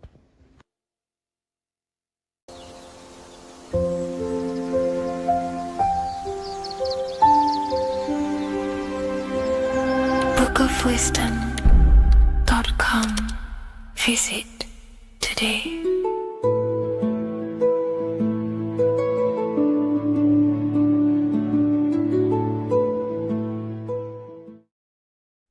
Today's topic is the binary code behind the universe. You will learn the fundamentals of the binary code, deeper understanding of reality, which will give you more of a connection to the universe, evidence supporting the existence of this code, and how to use the binary code to shape your reality. This is an important one. We have 0 and 1. This is the binary code of the universe. It underlies everything. It is the source of all creation. The universe is binary in nature, meaning it exists as both something and nothing, on and off, male and female, light and dark. Everything has its polar opposite. At its core, all that exists is 0, representing nothingness, infinite potential, and 1, representing something, order. 0 represents the feminine, vast, formless, and infinite potential. It is the space from which all things emerge, the womb of creation, the receptive and expansive force. 1 represents the masculine, structure, form, and order. It is the active principle, the initiator, the force that defines and shapes reality. Together, they create the fundamental duality that underlines existence, the balance between chaos and order, the void and creation, yin and yang. We see this in the masculine and feminine bodies. This is deeply encoded into the fabric of reality. And once you see this, you will never unsee this. So please leave a like on this video if you love my content and you love the wisdom that I share with the world. So we see this with the masculine genital areas. Remember, this is the genital area. This is all to do with creation. These are the generative principles, the generative organs in the body that allow creation to continually outfold into new life. The genital areas are all to do with the code. The male is the 1, the action. He's the initiator. The feminine is the 0, which is the infinite potential, the womb of creation. 0 and 1. This is why we have 10 numbers. 0 and 1. Masculine and feminine. We even see this in the bodies. The feminine body is made out of curves, which is 0, curves. And the masculine body is made out of lines. So please leave a like and comment if you love this. And if you have any lecture ideas, feel free and I can make a lecture on any suggestions that you have. So look at the word masculine. Masculine, line. Line is just one line, which represents order. 1. Feminine. 9. 1 and 9 equals 10. 0 and 1. The binary code of all creation. Why is feminine? Why the number 9 for feminine? Because the moon has to go around 9 times to create a human in the feminine's womb. And look at this image of nature. All nature is zeros and ones. Now you can tell. The stick is a 1. It's a line, and here we have curves. It's curves and lines. Curves and lines create reality, creates matter. Everything is 0 and 1. We even see this with the sky. The sky represents zeros. They represent curves, the heavens, the heavenly bodies, the sun. These are circles, the moon, circles, the planets, circles. Down here is matter, representing the square. We have the Freemasonic square and compass, representing lines and circles, masculine and feminine. We see this with Leonardo da Vinci, with the circle representing the spirit, the void, the womb of creation, and matter, which is the body. This is the soul in matter, infinite potential in matter. This represents spirit over matter.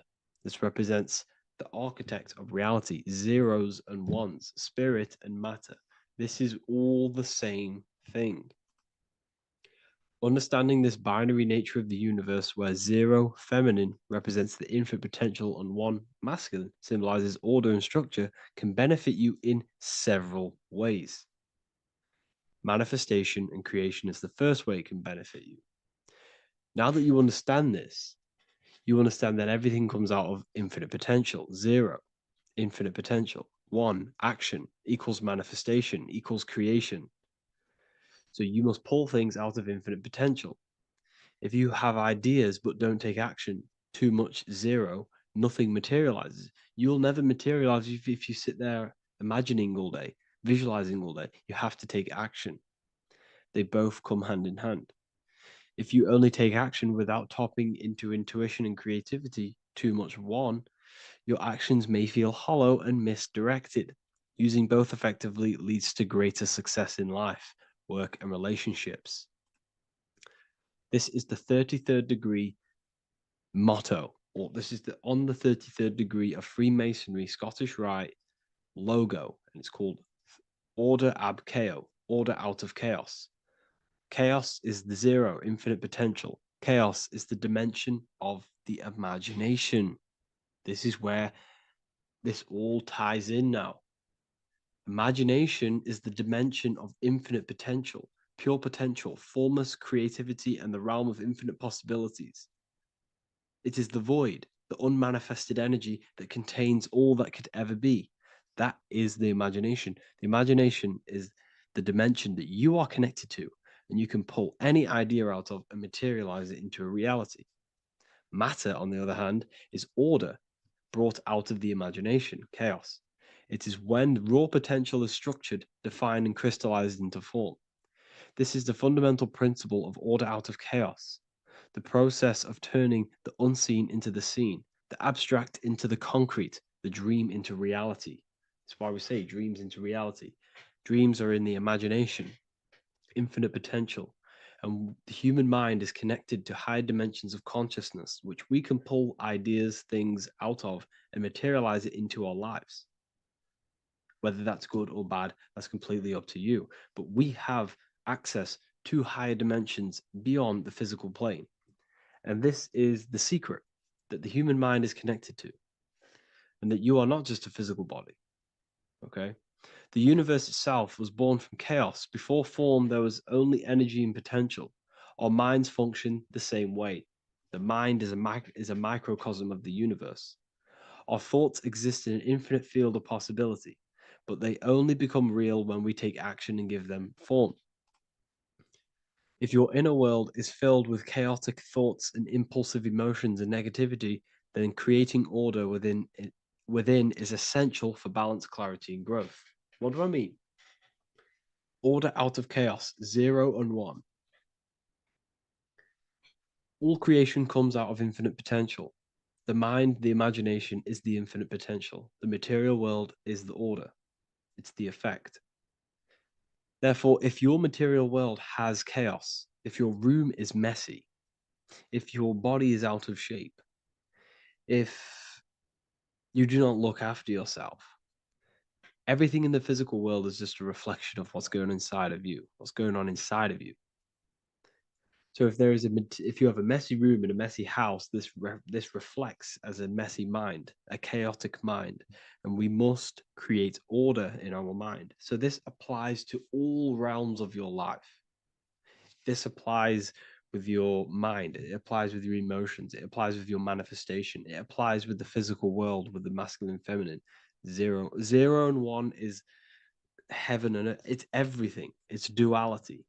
It's on and off. It's everything. So it applies to all realms of your life.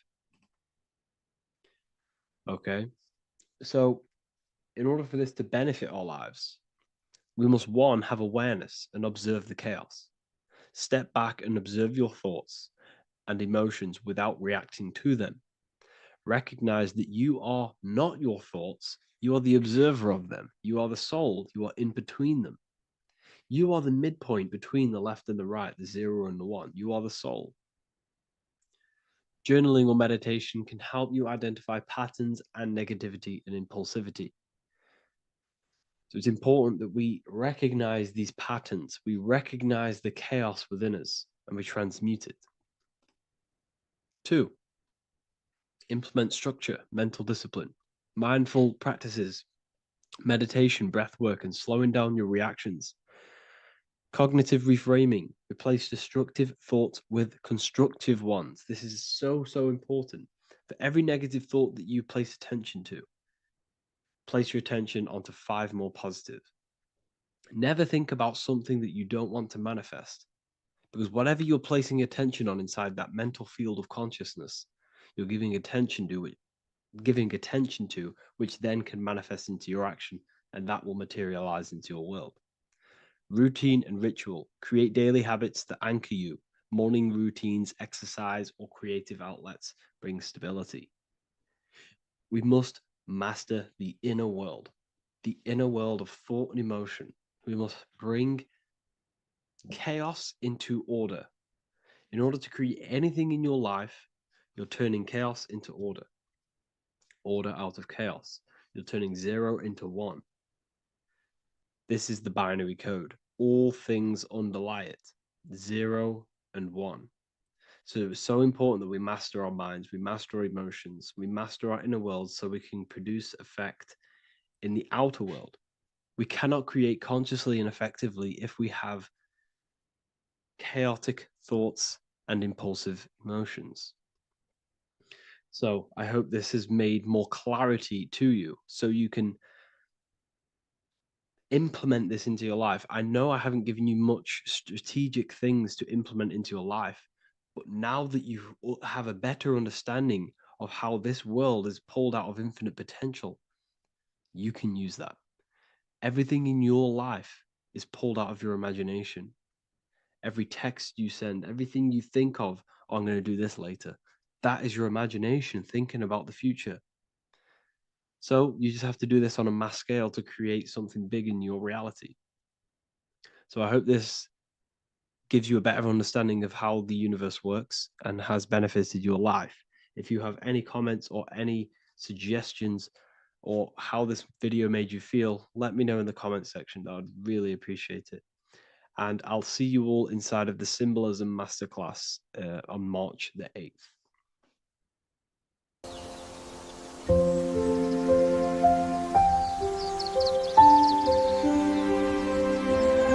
bookofwisdom.com. Visit today.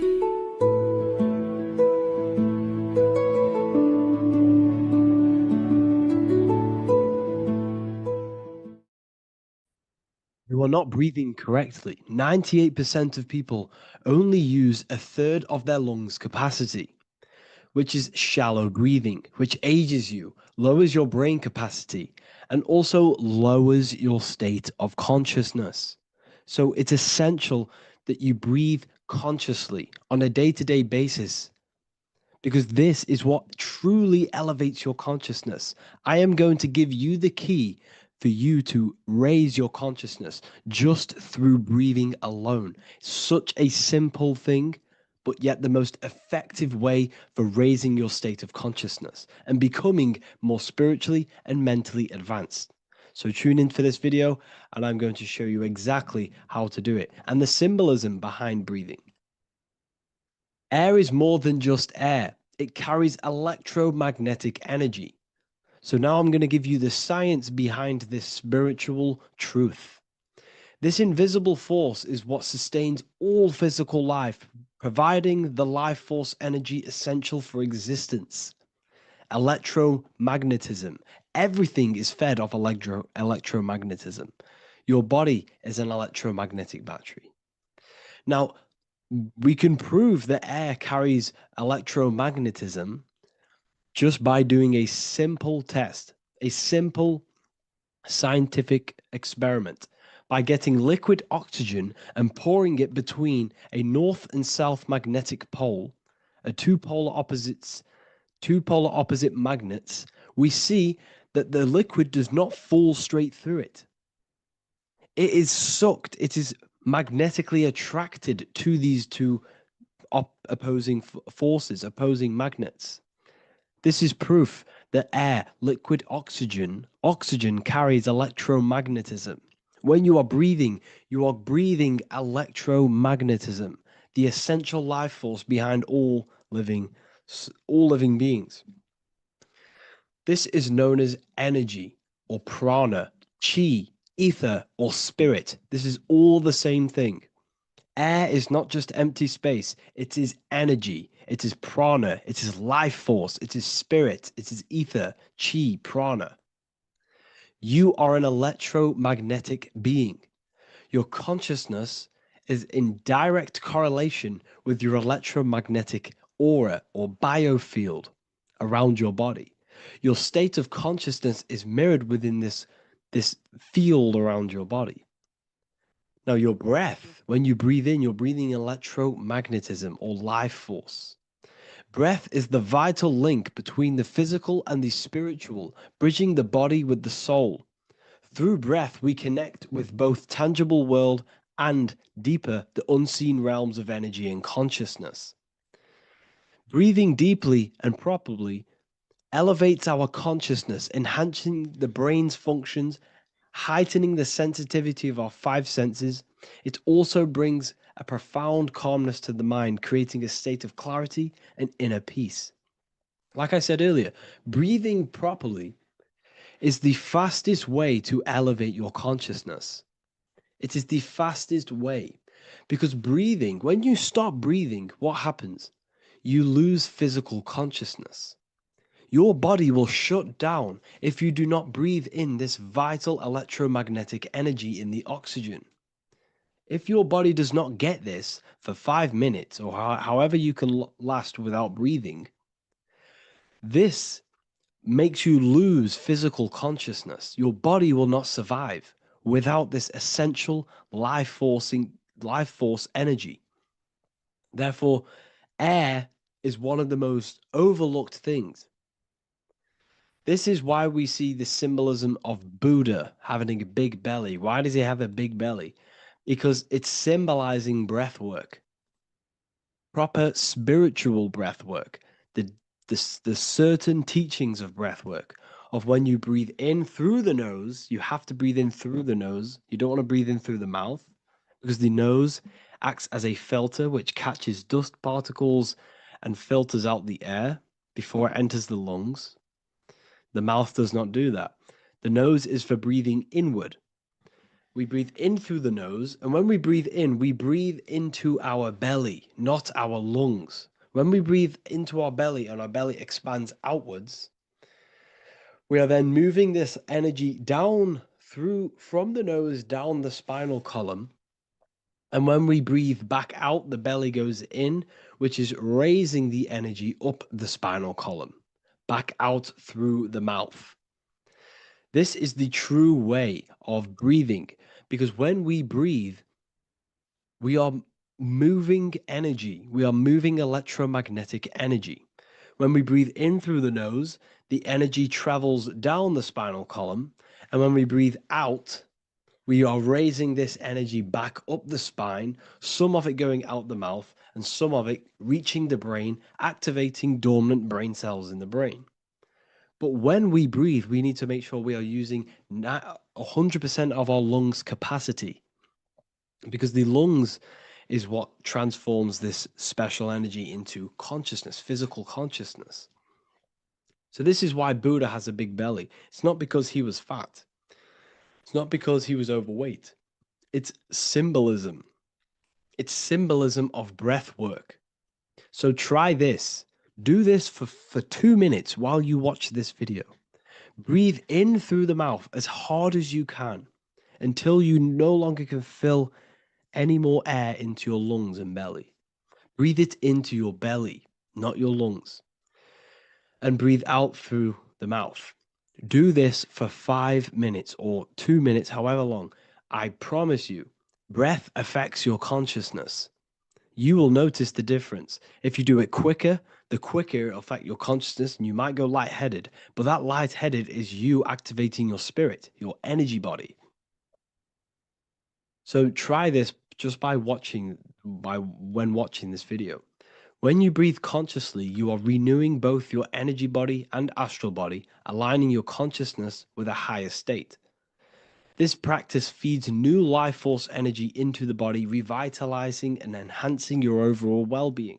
Like I said, your brain requires the most amount of oxygen. When we have shallow breathing, This is reducing the brain's capacity.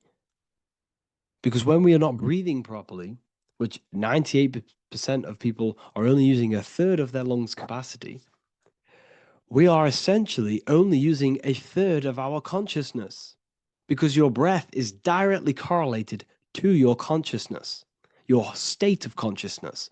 When you breathe in through the mouth, out through the mouth, out in through the nose, out through the mouth, consciously and deeply for 5 minutes, you will notice that your senses are more powerful and sensitive. Your brain is quicker.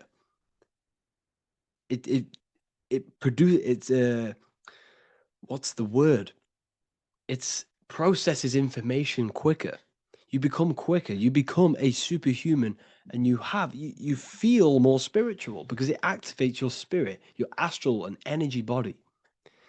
So when we meditate, it's definitely important to breathe in through the nose and out through the mouth as deeply as possible to align with a higher state of consciousness. And this is the easiest way to separate your consciousness from the body. When you breathe in deeply for long periods of time, while meditating, while taking no thought, when no thought is present and you gain a rhythm of deep breathing, this is the gateway. This is the gateway to opening your consciousness. Because when you stop thinking, other aspects of your consciousness can open up. All of our lives we've been thinking, which is blocked off the higher states of consciousness. So breathing is very, very important. It affects our overall well-being. And this is Yahweh, the in and the out of breathing. When we breathe in, this is Yah. You can hear it. It sounds like Yah. And when we breathe out, that is Way. This is the name of God, apparently. But God is within you. You can connect with God. You can connect with source consciousness within you by breathing, by raising your state of consciousness through breathing and meditation.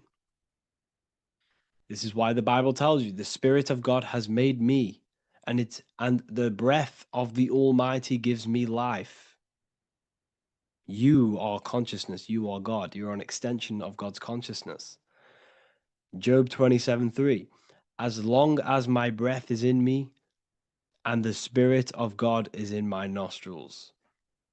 The Spirit of God is through breath. John 20:22. And when he said this, he breathed on them and said to them, receive the Holy Spirit. The word spirit means breath.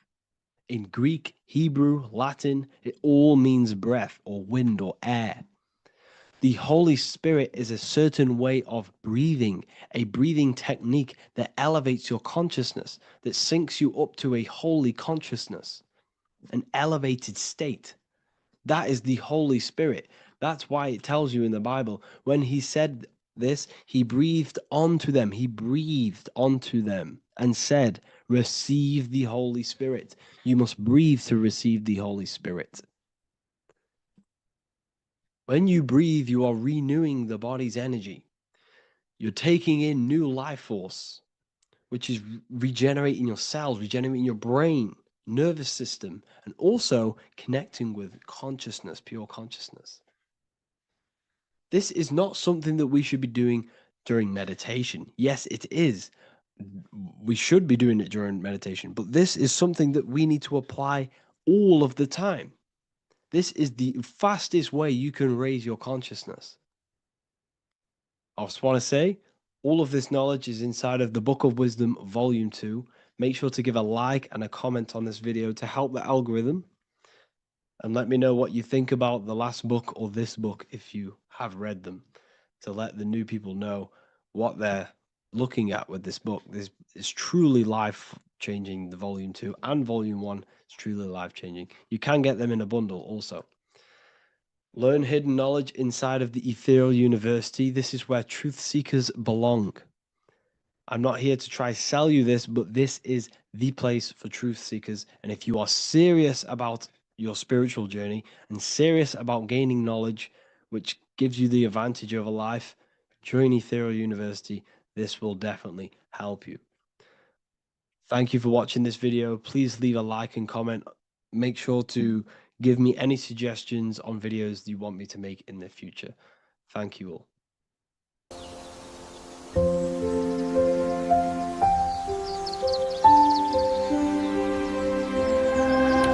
www.wellofwisdom.com. Visit today.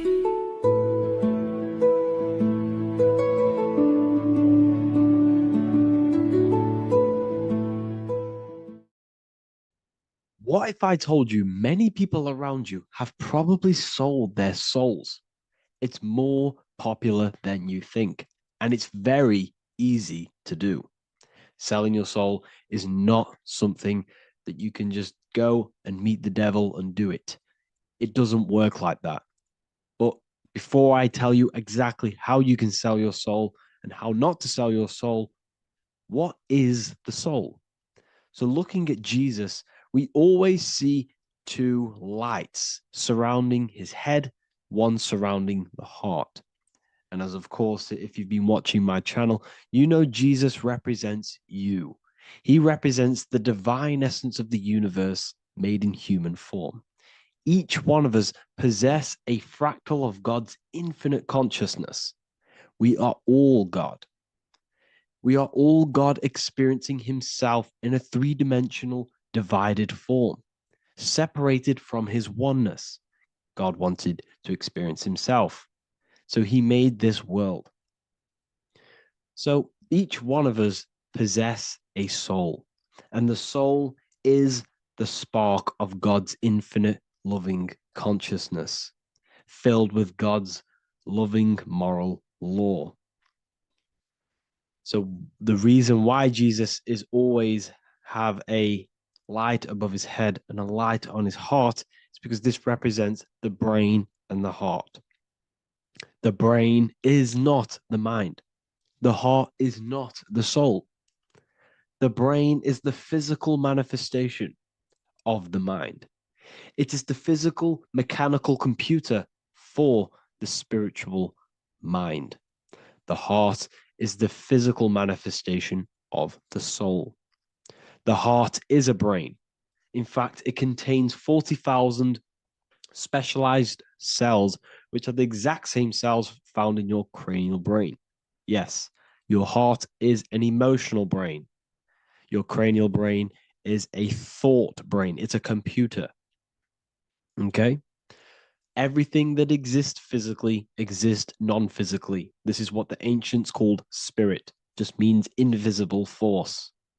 The mind, the thoughts are not made of atoms. You can't touch, you can't find tangible thoughts, imaginations. These things exist spiritually in metaphysical counterspace.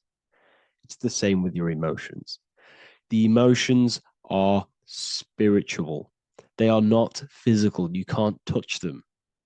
So thoughts are the language of the mind. Emotions are the language of the soul. Sometimes we can become eluded by thought and we can become eluded by emotion. If we are led purely by emotion, we can create illusions in our perception. The same if we rely only on thought. We must balance these two. Okay? So the mind is the creator. The soul is the operator. Every thought we think is being judged by our soul. The soul is the judge. The soul tells you what is right, what is wrong. And even the Freemasons depict this spirit and matter in their black and white checkerboards. White is spirit, black is matter. Matter is dead, spirit is life. This is what this represents. Physical reality is not just physical. For every physical object, for every physical manifestation, there is a spiritual force bringing it into existence. Consciousness brings everything into existence. Before you kick a football, there is a change in your inner consciousness before you take that action of kicking the football. Everything exists in spirit before matter. You existed in spirit before you were physical. We also see this in alchemical Freemasonic artwork. This represents the clouds. This is the mind. This is the heavens. And then coming down into the heart, which represents the earth. The light entering the mind into the heart, because every thought we think is being judged by the heart. The heart speaks to you through emotion. The soul speaks to you through emotion. Every thought you think, your heart is telling you that is right, or it's telling you that is wrong. Why? Why is this? Emotions can guide us, okay? Emotions are the language of our soul.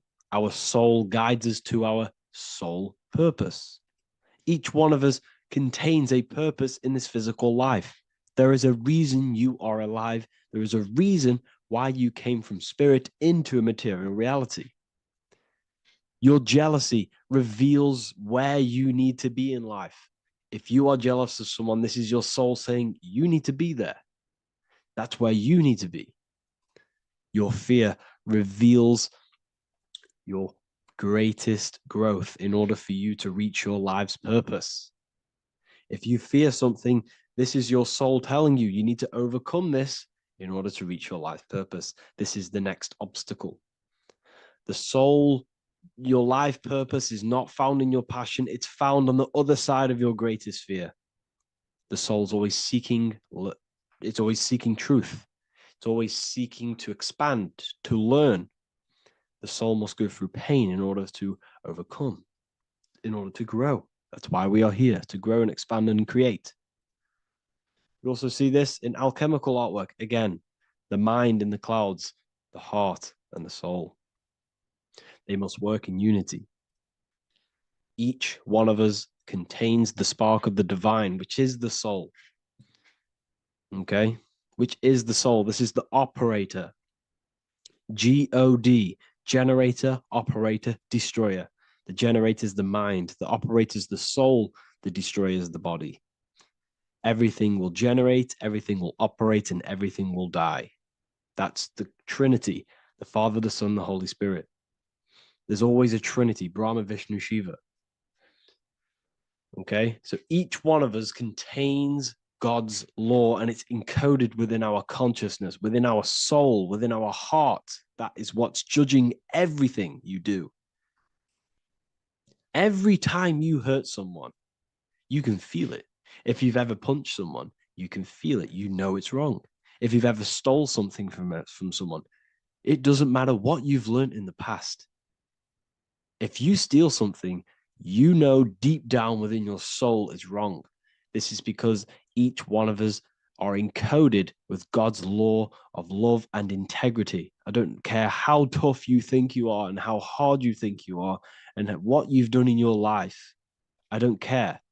You know what is right, what is wrong, because you are encoded with love. Does not matter how far your mind can take you away, how corrupt your mind can become. There is always a spark of love and empathy in your heart, in your soul. You know this when a child. When you're a child, you're not racist. You don't want to hurt anyone. You don't want to steal. As a child, you're pure love, you're pure awareness, you're pure. You would never think about being racist. It's the corruption of the mind that leads us to corruption. Our soul always wants to do good. So the soul is encoded with God's law. And when we go against this law, this destroys our body. Yes, because your body is electromagnetic, and that's being casted from your heart. So every time you go against the heart's guidance in moral law, we weaken our electromagnetic field, which weakens our body. If you've ever looked at someone who's very negative, you can see them. You can see that they are aging quicker. You look at Scrooge, for example. If you ever watched Scrooge, look at how corrupt he looks. That's his heart. You can see the people's hearts on their face. People who do negative things and have negative thoughts, negative emotions, you can see it in their eyes, in their face. It's because it corrupts you. It corrupts the body. It ages the body. Goodness is life. Okay? So can you sell your soul? You cannot sell your soul physically. But what you can sell is your conscience. What you can go against is that moral law. And you can exchange physical material things such as money, fame, cars, houses, business, in order for you can exchange that to go against your inner dialogue. For example, these rappers, celebrities, what are they doing? They're not selling their soul. You can't sell your soul to some entity on the astral plane. But what you can do, you can take money to say, I'm going to go against my heart. I'm going to go against my inner moral law. I'm going to take that money and I'm going to do something wrong. It's basically going against your soul. It's selling your soul's guidance of moral law. That's what selling your soul is. And that's what these rappers are doing. That's why they're so sad. You know, this is why all these rappers are on drugs, doing all sorts of things to escape, to short-term escape what they've done. They're going against their inner guidance for money. And yes, short-term pleasure may be happy for now, but in the long run, it will leave you feeling voidless because nothing material can ever satisfy your soul. Nothing. You could gain £1 million tomorrow, guaranteed within 2 weeks, you'd be back to the exact same position mentally, emotionally as before, because nothing physical can ever satisfy you. Guaranteed, if you received $1 million yes, if you received $1 million now, in a week's time, you'd be hunting for the next million because it does not satisfy you. There's a reason why these billionaires don't stop working, because they're so addicted to earning and earning and earning. It doesn't satisfy you. The only way you can satisfy yourself is through Christ consciousness, is through self-love, is through loving thyself, knowing thyself, and becoming balanced internally in consciousness instead of seeking external validation through material things, which end up leaving you feeling voidless, empty inside, and sad and depressed and anxiety. Everyone's looking outside of themselves for validation, when true validation comes from within. True satisfaction, true happiness comes from within, reaching Christ. Christ is a state of being, a state of consciousness that we must cultivate within ourselves so we can live a happy, balanced life. You can have all these material things when you're satisfied inside, but don't rely on them. Me, I enjoy material things, but I don't desire them. I don't chase them. I don't rely on them for happiness, for validation. You can have big cars. You could have your favorite watches. You could have Lamborghinis. Yes, it's fun, but don't let it give you your happiness. As long as you're happy on the inside, it's okay to have these things. You should seek balance with your inner world and outer world. Okay, so this is what they are doing. Rappers, celebrities, actors, Hollywood. This is what they've done. They've exchanged their inner integrity, their inner law, their inner moral compass for exchange for material wealth, fame, money, and cars. That's what they've done. And power. It corrupts you.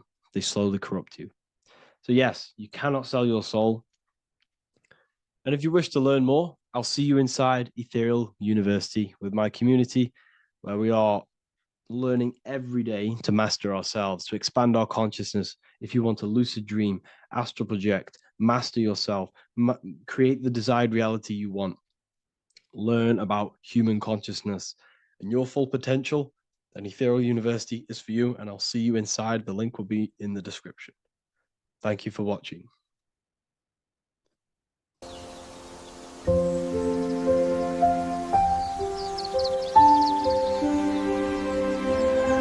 bookofwisdom.com. Visit today.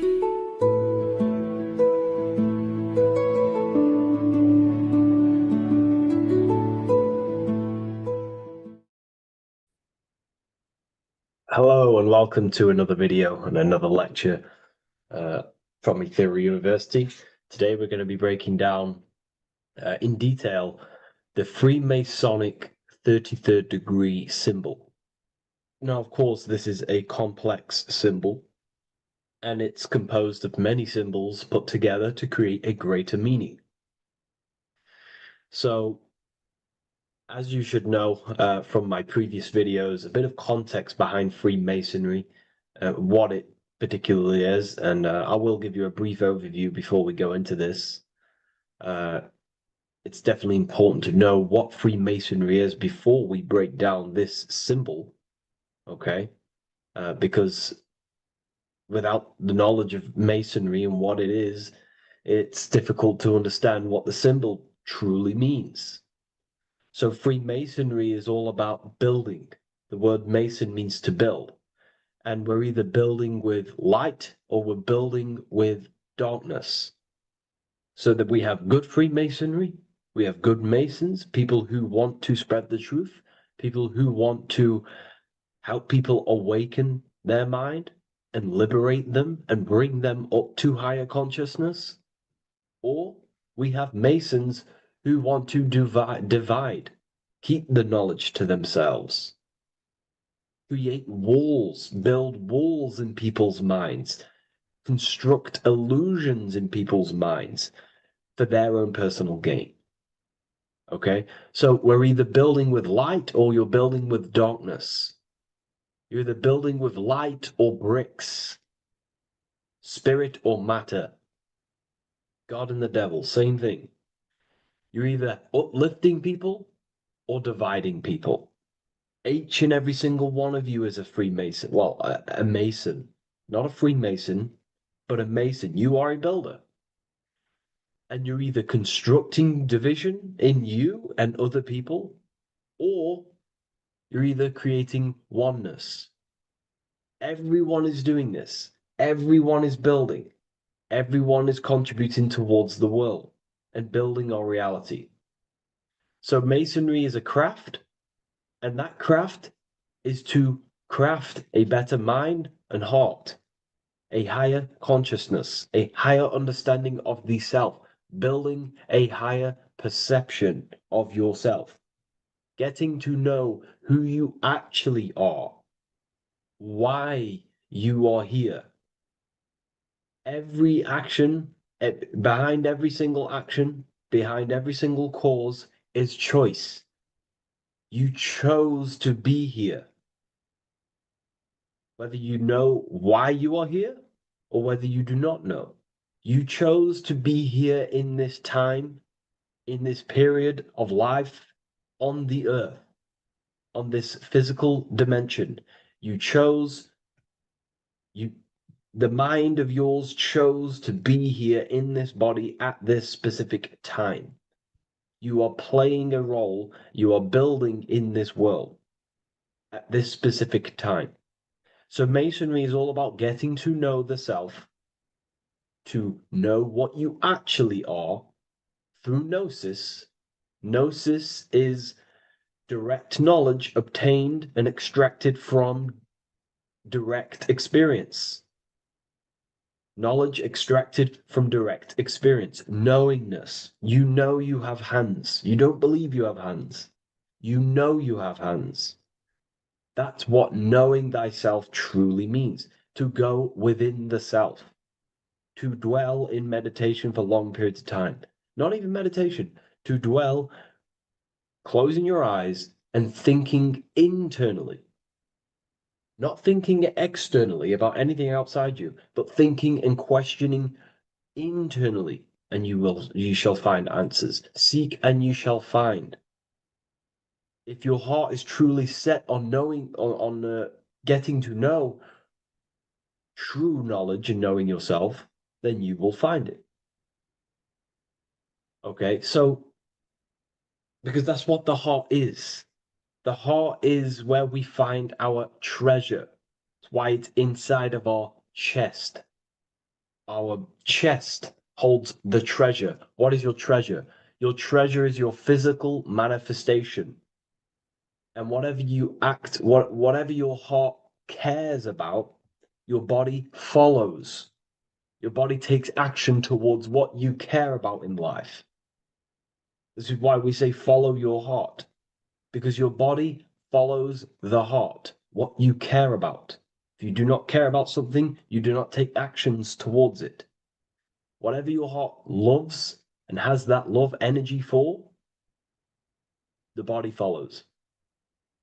If you truly want to become enlightened and truly want to reach higher consciousness, then you will. You truly care for that, then you will find it. You have to go within.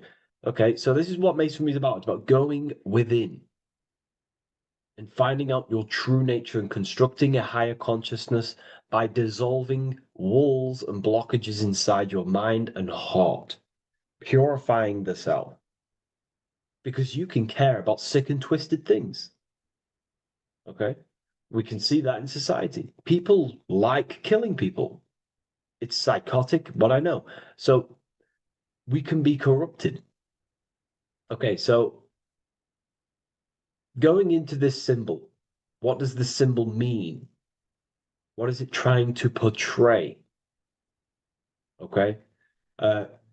Before we go into this symbol, particularly, we're looking at the Scottish Rite Freemasonry. So we have the first degree all the way up to the third degree is Blue Lodge Masonry. Then from the fourth degree of Freemasonry to the 32nd degree is what we call Red Lodge Freemasonry, the Red Lodge degrees. So again, that is that symbolism of that red and blue, the left and right, masculine, feminine, water, fire. It's that symbolism again of the two polar opposites of reality, of masculine and feminine qualities, solar and lunar. The left and right hemispheres of the brain, the inner and out world, inner and outer world, the brain and the heart. These are all polarities, okay? Spirit and matter. We have to unify these. But we're looking at the 33rd degree. This is the end of the Scottish Rite of Freemasonry, and it's considered the illuminated degrees. Illuminated. This is when one gets to know the true self, the true knowledge, when one has gone within, mastered the self, got rid of mental blockages, blockages in the heart, purified the self, and they know who they are. They have higher consciousness. And in this breakdown today, I'm going to show you how they have higher consciousness through this symbolism. Okay, so I was going to say something, but I totally forgot what it was. But anyways, we'll move forward with this symbol. Oh, that's what it was. Water melts, well, ice melts at 33 degrees, symbolizing ice represents solid matter, ego, the physical body, left brain thinking, physical reality identification, identifying self with the ego, the name, the job, the reputation. That's the ice, that's solid, that's ego thinking, left brain thinking. When we identify ourselves with the body, our ego, our name, our job, our reputation, our family, that is ego. That is pure earthly survival base level consciousness. This is the degree, this is the level of state of mind that we need to rise out from and figure out what we are, what you actually are inside you. When you turn off your thoughts, what are you then? If you do not think, you are not your name, your job, your reputation, your family, your beliefs. Because when the mind is turned off, there is still something left. That is you. And that is the substance that we have to get to know through gnosis, through going within and thinking internally and dwelling within. Okay. So Freemasonry is all about learning about the psyche, the true nature of consciousness, how it functions, the mechanics of consciousness, how We can integrate universal law with consciousness. We're going to be going into that. Natural law. How we can become one with God's law. We can become one with the universe and integrate universal consciousness into yourself. Okay? So, the first thing I'm going to say about this symbol, straight away, the first thing you probably notice about the symbol is the eagle. The eagle is a bird. Okay? What do birds do? They are high in the air. They are above the earth, which represents rising, rising consciousness, rising the mind out of the lower mind, earth-based survival, impulsive, reactive, egotistical mind. And we're pulling us up, we're rising from that. The earth represents that lower base survival consciousness, ego-driven thoughts. And we're rising up. The bird is free. It's free from the earth. Okay? It's free. It's elevated. It looks down upon the earth. So the eagle is a bird which represents higher view of self, a higher understanding of the self. It's elevated. We have a higher view of myself when I reach the 33rd degree. That is what it's showing you. That is what it's symbolizing. Okay? It's above the earth. It is free. It looks down. When you have higher consciousness, you become enlightened. It's impossible not to look down. You do look down on people, but not in a bad way. Not in a bad way. That sounds bad. I understand if that sounds bad, but that's not a bad way. I don't mean that in a bad way or a bad-hearted way. I mean that as when you have higher consciousness, you can see people who are living and dwelling in zombie mode, low level earth based consciousness. They think they're the body, they think they're their name, their job, their reputation, their family. So it represents looking down because I have higher awareness of myself. I know what I truly am. The water is flowing at the 33rd degree. The water melts at the 33rd degree, representing the flowing of consciousness, the flowing of the mind, flowing of light energy entering the body. Because when we reach higher consciousness, when you raise your consciousness, which is just an easier way of saying mastering thoughts, mastering yourself, we no longer give attention to negative thoughts because we understand what thoughts are and why would you let your own mind take away your own power? So again, Freemasonry is about gaining personal power, not in a bad way. Well, it can be used for bad. Gaining mental power, a strong mind. Most people have very, very, very weak minds in this world. Very weak minds. This world is a mental world. We have to gain strength in the mind. It's a mental universe. The stronger the mind, the better your reality. The less affected you are by external things. Nothing external should ever bother you. Okay?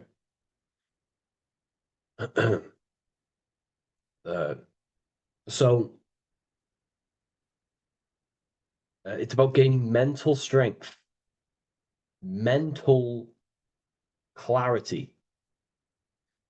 So again, the bird is elevated, it looks down, it has a higher awareness, it sees things from above, it sees the world for what it truly is.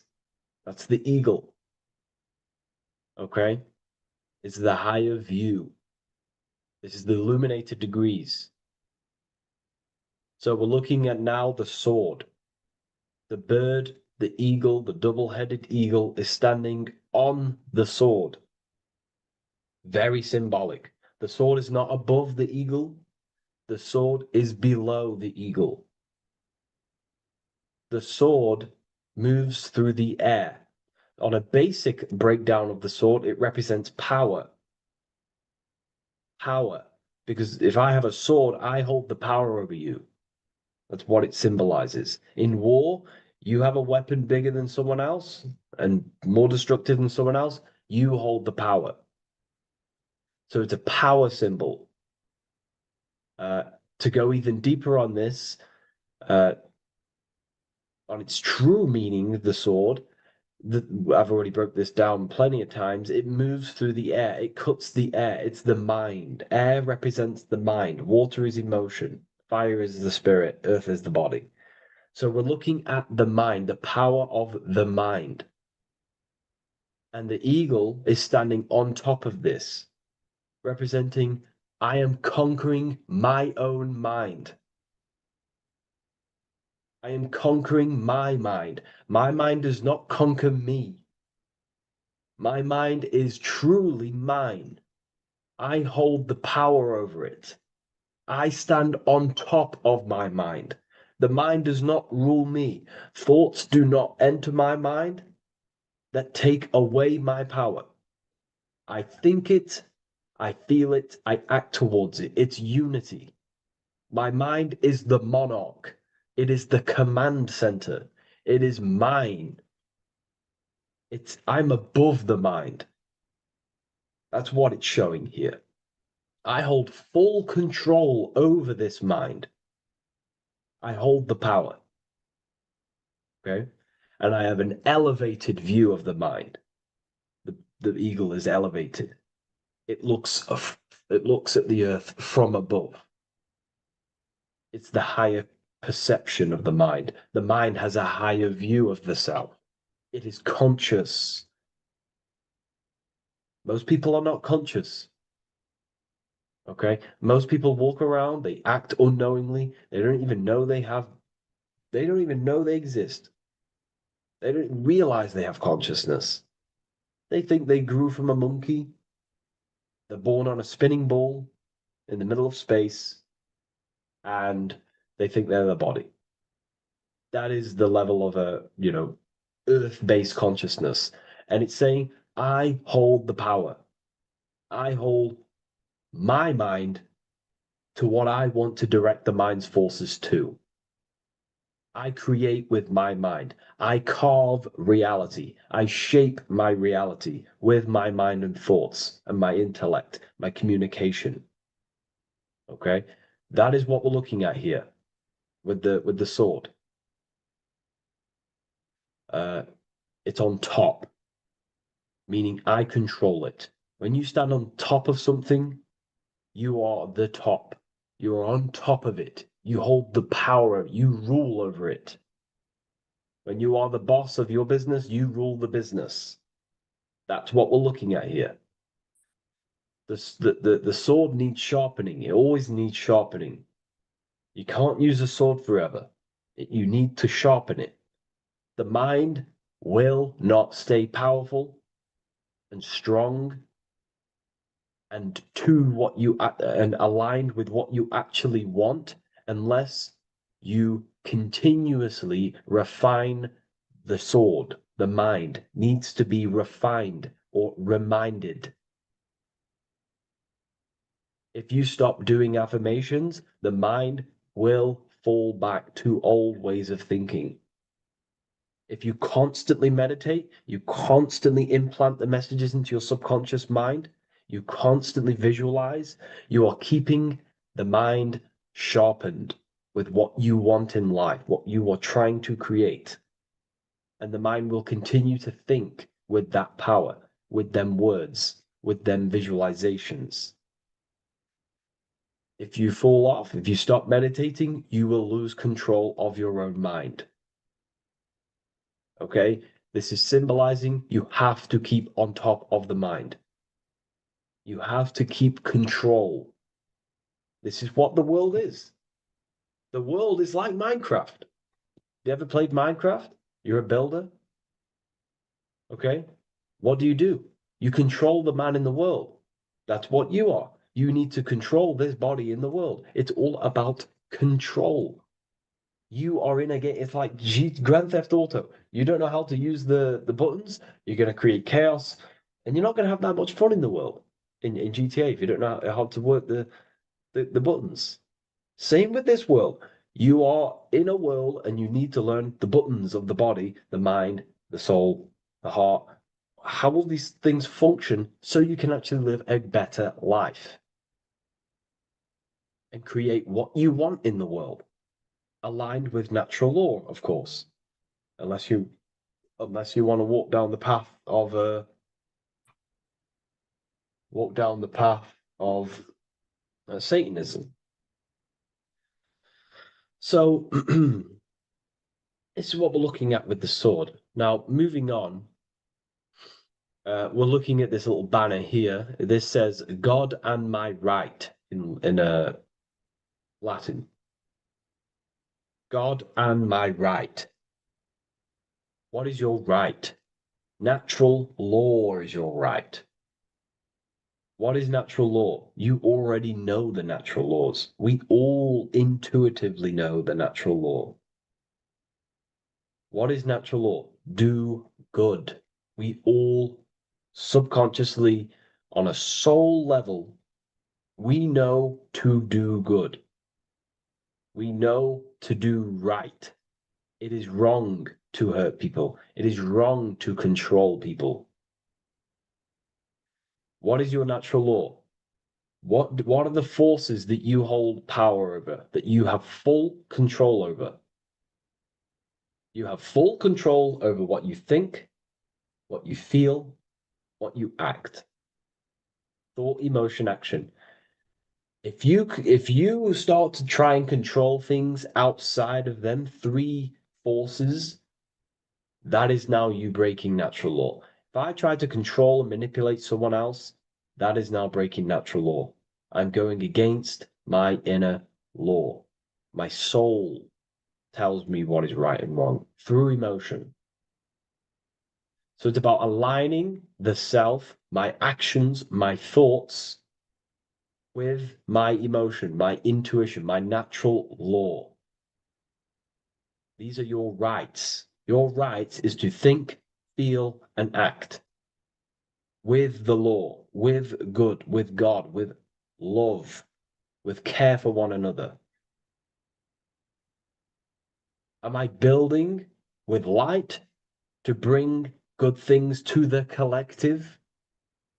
You see, most people are stuck in their left brain, and the left brain only sees me, me, ego-driven thinking.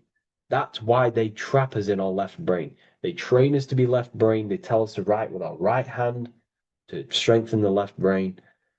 They call it writing. Everything in this matrix is to activate your your left brain. Why? They need you in ego consciousness so you can be controlled and manipulated. So you do not recognize patterns. That's the right brain. The right brain recognizes patterns, symbolism, metaphors. They don't want you reading between the lines. They want you logical. They want you divided because the right brain sees the whole. The right brain sees the woods. The left brain sees the trees. And that tree is your ego.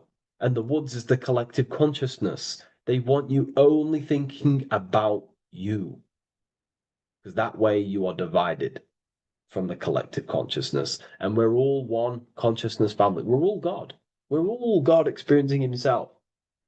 And we are all building this world. So it's about aligning the self with my right, with God, with natural law. It's what Freemasonry is about. True Freemasonry, light Freemasonry, not dark Masonry or evil Freemasonry, whatever you want to call it. The crown, royalty. Royalty wear crowns. And what do the royalty have? Again, this is another power symbol. They hold control. Yes, royalty hold control. And that's why this crown is at the top of the image, not at the bottom of the image. It's at the top, representing I control the left, I control the right. I control my left brain and my right brain, the two eagle heads, the two views. The eagle has one eye on each side. It's looking, it's seeing. And that's symbolic of the left and right brain. We see, not physically see, but I mean perceive. We perceive reality with the left brain and we perceive reality with the right brain. And it's about unifying these two brains so we can see and perceive reality from a true lens. Because if we see reality only from the left brain, and a left brain dominated brain, we see everything as divided. But if we see everything from a right brain perspective, we see everything as whole. When everything is in the middle, you need to see reality from the middle. Yes, I have my own personal consciousness, and yes, there is a collective consciousness. So I need to balance between that. I need to see reality between the line, between the left and right brain, and align this worldview, and align my thoughts, align my actions with this. Because if you're left-brained dominated, you're only going to take action on ego. You're only going to take action on me. You're only going to think about me, me, me.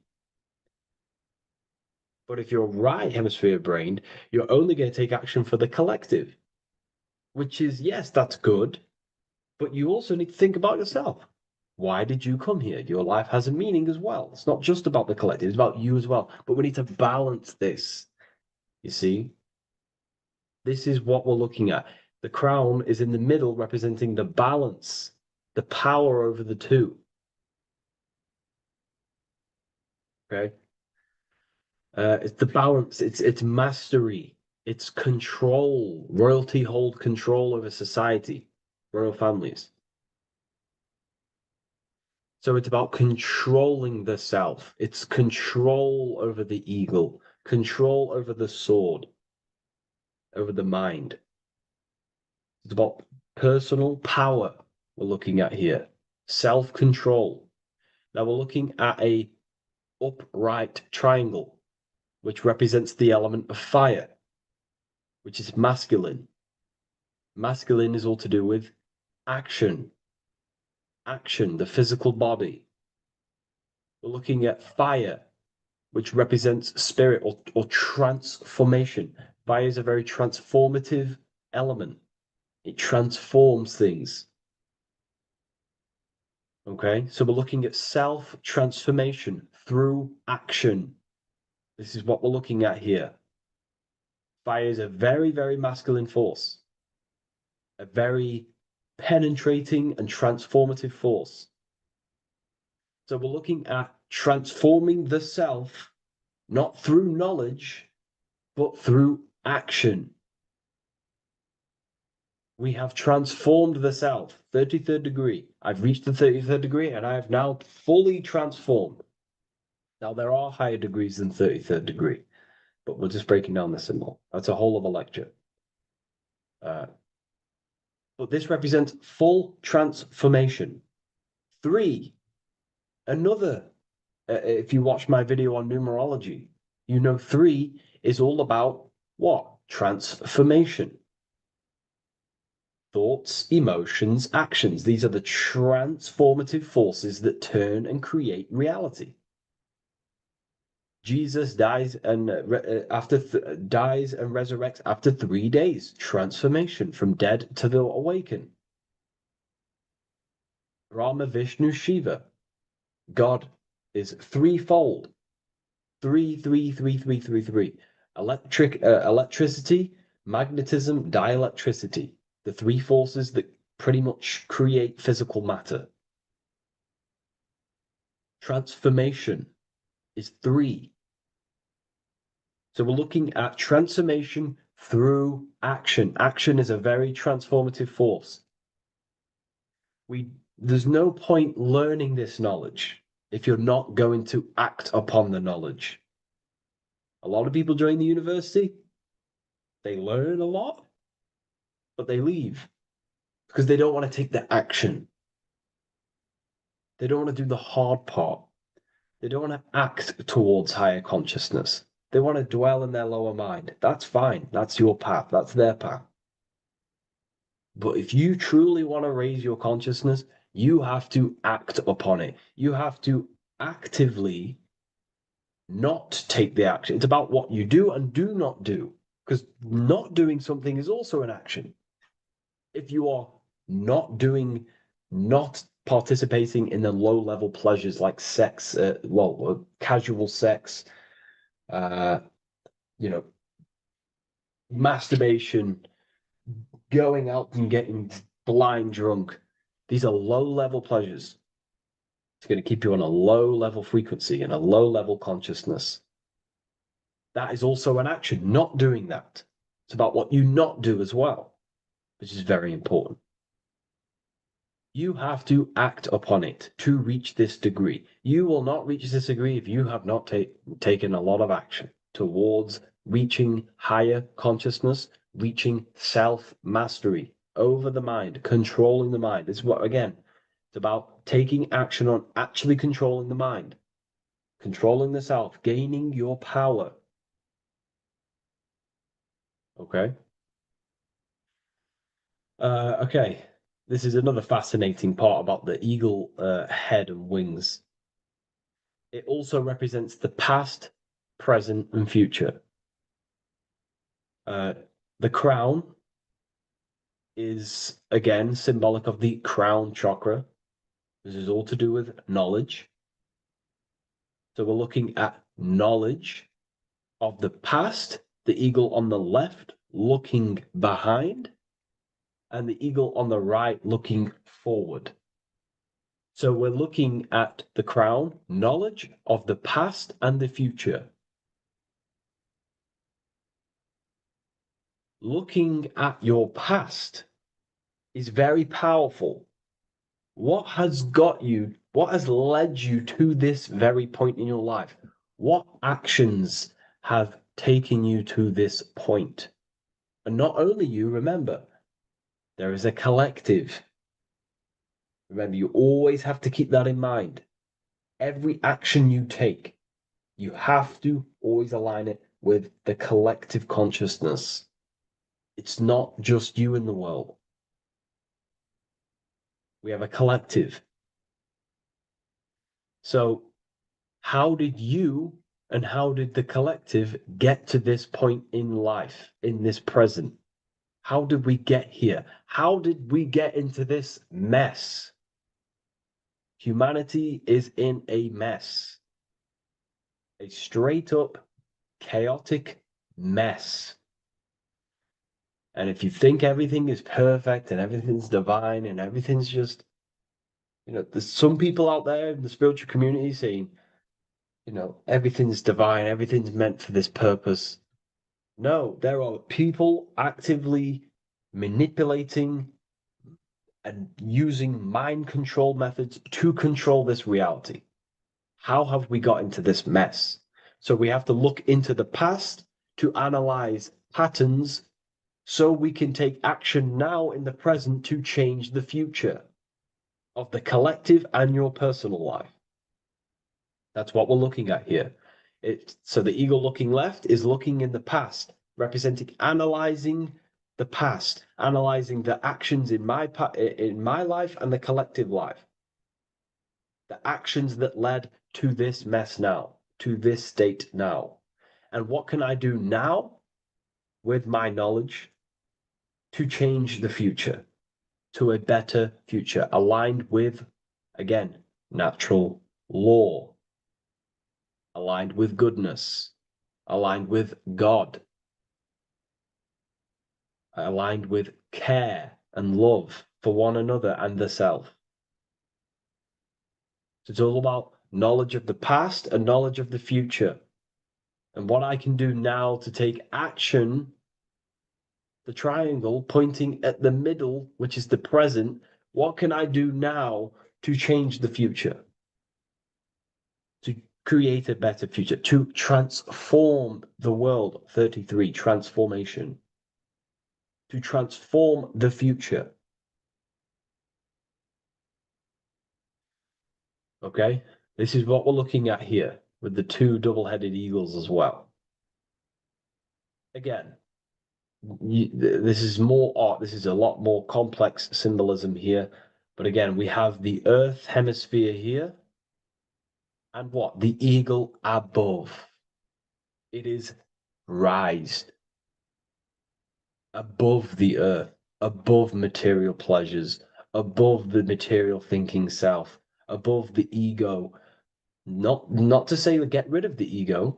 We need the ego, but balancing, control, power over the ego, power over the two hemispheres of the brain, power over my past and my future, power over time. What am I using my time towards? Time is your spiritual currency. Okay? It's elevated. It sees things from a higher perspective. It is higher consciousness. We're also looking at the astral body. Birds on a deeper level represent the astral body. So symbols have layers of meaning. The deeper you get into the occult. So when you join the first degree, you get, a good interpretation, and the higher degree you go, the more deeper the symbol reveals, as the more deeper you know yourself.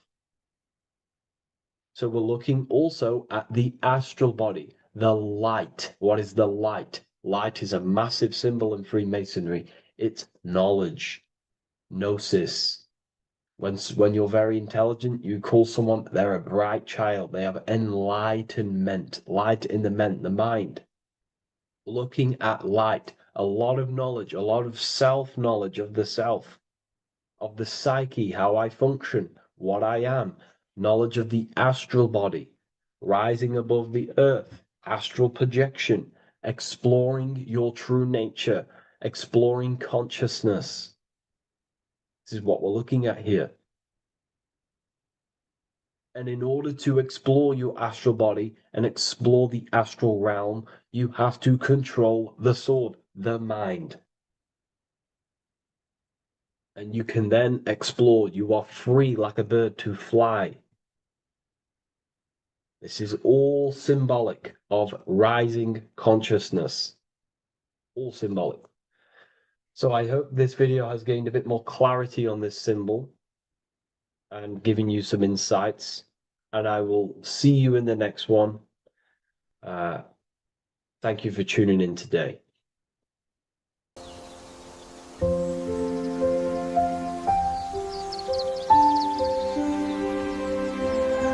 bookofwisdom.com. Visit today.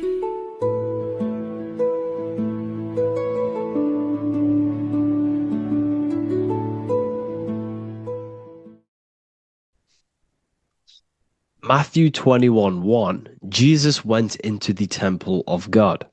Corinthians 3:16, do you not know that you are the temple of God? Now what is this telling you? That God is within you. Hence why in Luke 21:12 it tells you the kingdom of God is within you. And the side of your head region is called a temple for a reason. Because the brain encapsulates the mind. The brain is a physical manifestation of the mind. The heart is a physical manifestation of emotion.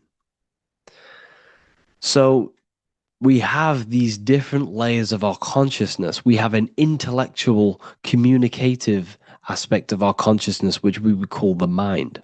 We have an emotional aspect of our consciousness, which is the heart.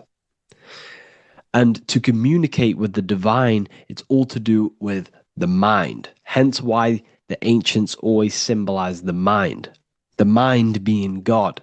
This is why Michelangelo always placed God inside of the brain on top of Sistine Chapel in the middle of the Vatican. He understood that God is in the brain. God is within you, not outside of you. The church tells you that God is in the sky because they are creating a externalization of the truth to create a business and a distraction so that you don't find the divinity within you, so that you don't find your power. Now you have Adam, the physical man, the physical body. the ego, the lower self. And he is resting. He's not trying to reach to God, but God is reaching because the higher consciousness within you is always trying to communicate with you. It's always trying to wake you up to your divinity. But the lower mind, the lower self, Adam, the physical self, is always in ignorance of truth, always in ignorance, and stays in a materialistic way of thinking, which is the lower animal self. And this is what we call a sleep or an NPC. This is the lower mind of man.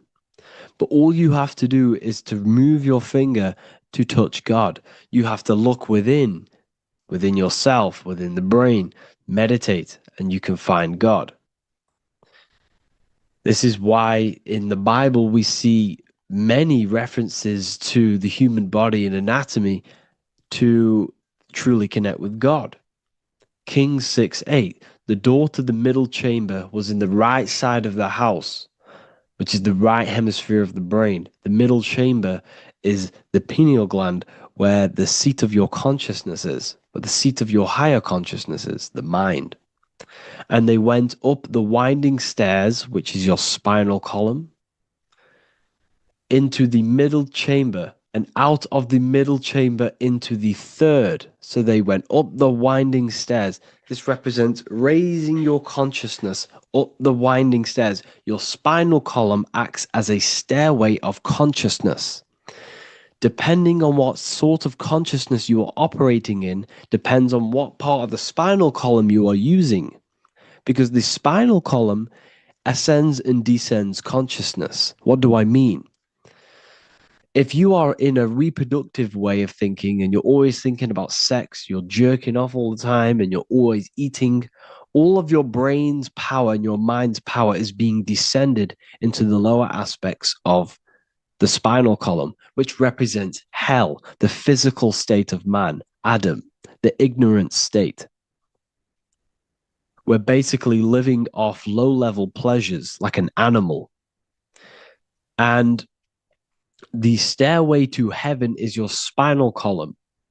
They went up the winding stairs into the middle chamber, which is your mind, your pineal gland, and out of the middle into the third stage of consciousness, physical, etheric, astral. When you meditate and you start to raise your consciousness during meditation, you enter the astral plane when you turn off thought. But this is the middle chamber inside of the brain. Here we see another painting inside of Sistine's chapel of God inside of the brain. This is the brainstem. This is the brain. This is the frontal lobe. This is the back lobe. This is the back lobe. This is the cerebellum. Here's the reptilian brainstem. Here's the claustrum. This is what we are seeing here. Anatomy. Here is another one in Sistine's chapel in the middle of the Vatican. This is depicting the brainstem. God's neck looks exactly like the brainstem. Here we see a real brain compared to God's neck, because the neck is just below the brainstem. And this is what they are symbolizing, because they knew that God is within you. God is a part of the human body. God is inside of the body, because the body is a vessel for consciousness, for universal consciousness. Inside of you, inside of me is the same spark of consciousness.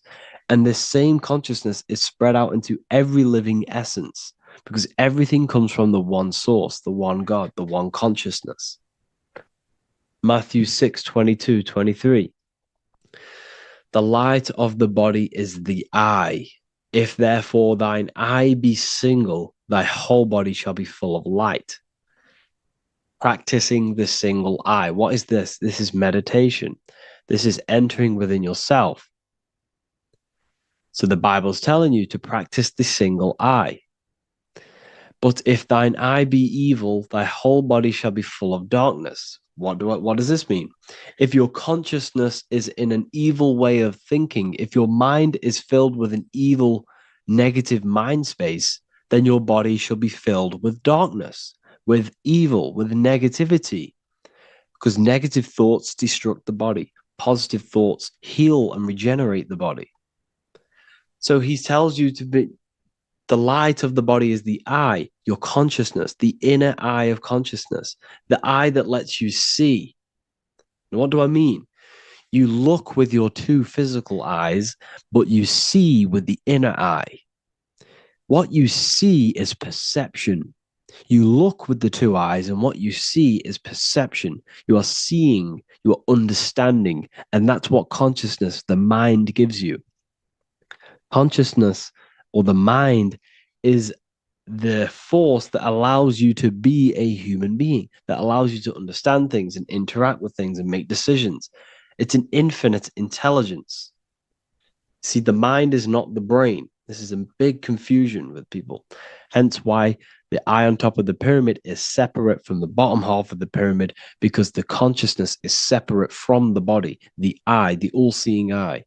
It represents the observer, the eye that sees into this body, into this world, into this. You are the perceiver. You are the invisible spirit within the body. Theologians 4:17. After that, we are still alive, and our left will be caught up together with them in the clouds to meet the Lord in the air. You don't meet the Lord in the physical air. Okay? This symbolism of the ancient Christian artwork is showing you this is symbolic. These things never happened. There's no man in the sky. Moses didn't go on a mountain to meet with God. The air represents the mind. This is why you say you're an airhead when someone's very stupid. Earth is your body. Water is your emotions. Fire is your spirit.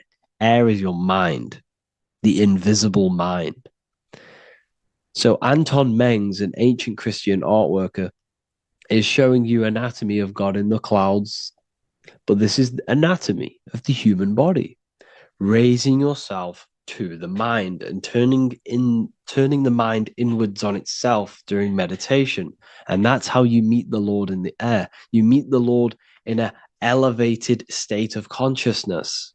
The air represents an elevated state of consciousness because the air is up.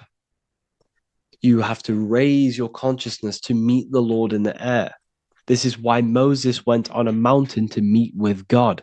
The mountain represents elevation of consciousness, raising the mind up the spinal column, taking all of the mind's attention away from the reproduction and the physical aspects of self and raising it to the brain and turning off the brain and going inward into the air. It's talking about raising consciousness. It's allegorical. It's a spiritual, metaphorical text. The side of your head's called a temple because inside that where that temple is, right in the middle of where you call the temple, is the inner chamber, the open room, the holies of holies in the Bible, or the land flowing with milk and honey, or Mount Zion. There's so many different names for the brain, or the upper room where Jesus meets his 12 disciples, the 12 cranial nerves in your brain. This is the temple of God. Your body is a temple of consciousness. It encapsulates the consciousness. It encapsulates the mind and soul. John 10:30, Jesus states, I and the Father are one. Psalms 46:10, be still and know that I am God. He's talking about the I am within you, not within Jesus. Everyone refers to ourselves as I. I am God. When you say I, you're referring to the highest aspect of yourself. The aspect that is above all thought, above all emotion, and above all things. When you say I, you're referring to your pure awareness, your pure consciousness, the highest aspect of yourself. And anything after I is egotistical. I is God. The letter I is the Roman numerals for one, because there is one God, one consciousness. The letter I is one line, just like the number one. Matthew 6:3-4, take no thought. Therefore, take no thought. Take no thought. He says this 5 times because you must turn off the 5 senses and take no thought. to connect with God. Be still. This is telling you to meditate and know that I am God. The I am within you. I and the Father are one. I and God are one.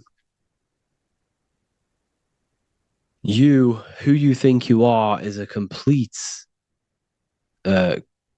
wrong. The body is matter. Your name isn't you. Your job isn't you. Your reputation, your trauma, your memories, your friends, family, worries, bills, interests, dislikes, goals, passions, anything to do with the thinking mind is not you.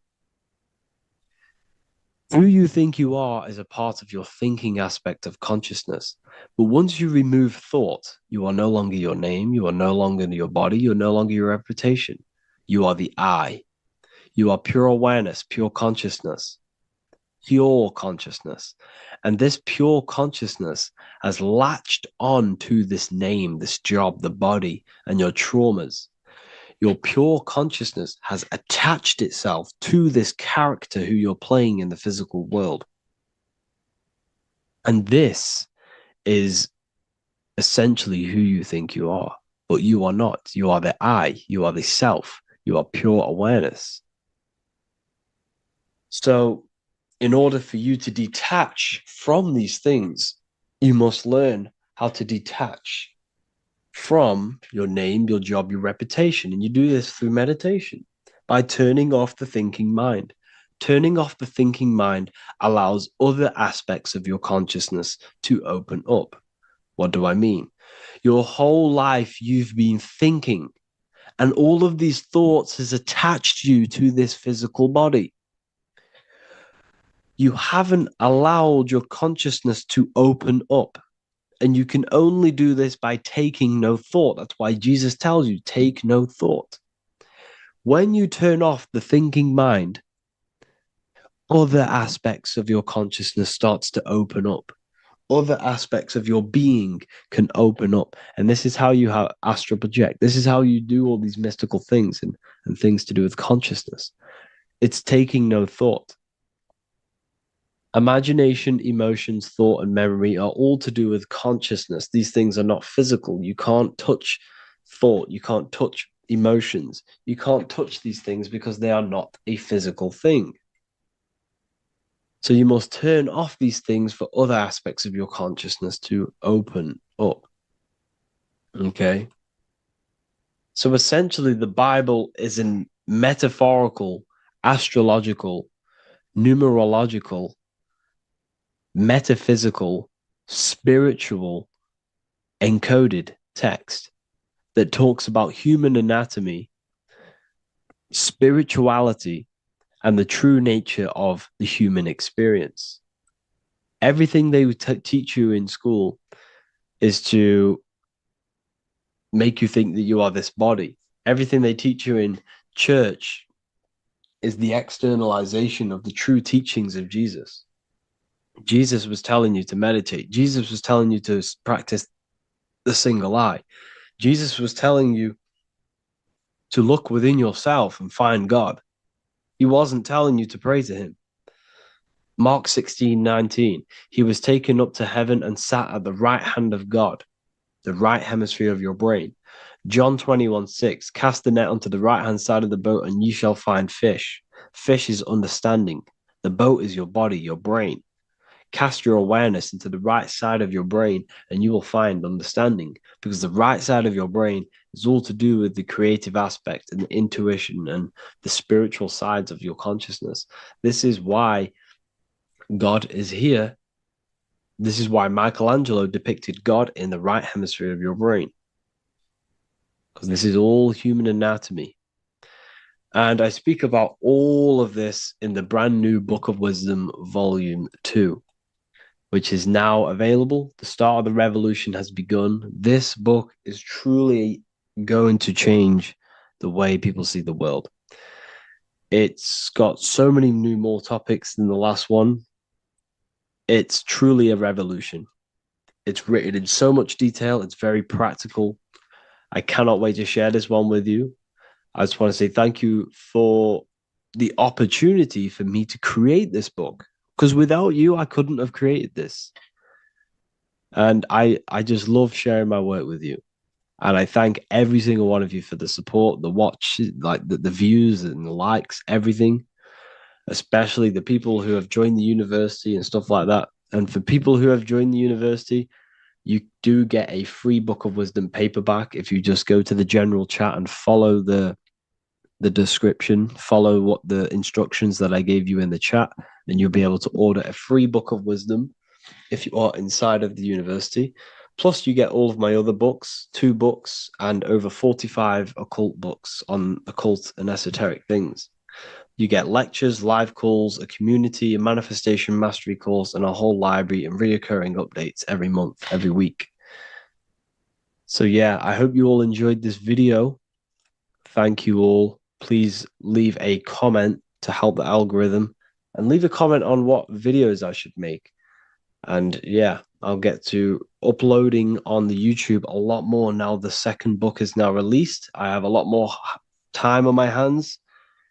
No longer using my energy to create the book. I'm now going to redirect this mental energy into the YouTube. So there will be a lot more content coming. So I need some content ideas. So feel free to comment some ideas, some YouTube videos that I can create. Thank you all, people. Have an amazing day.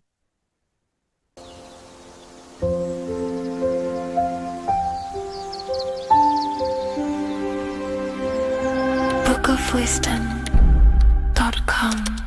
Visit today.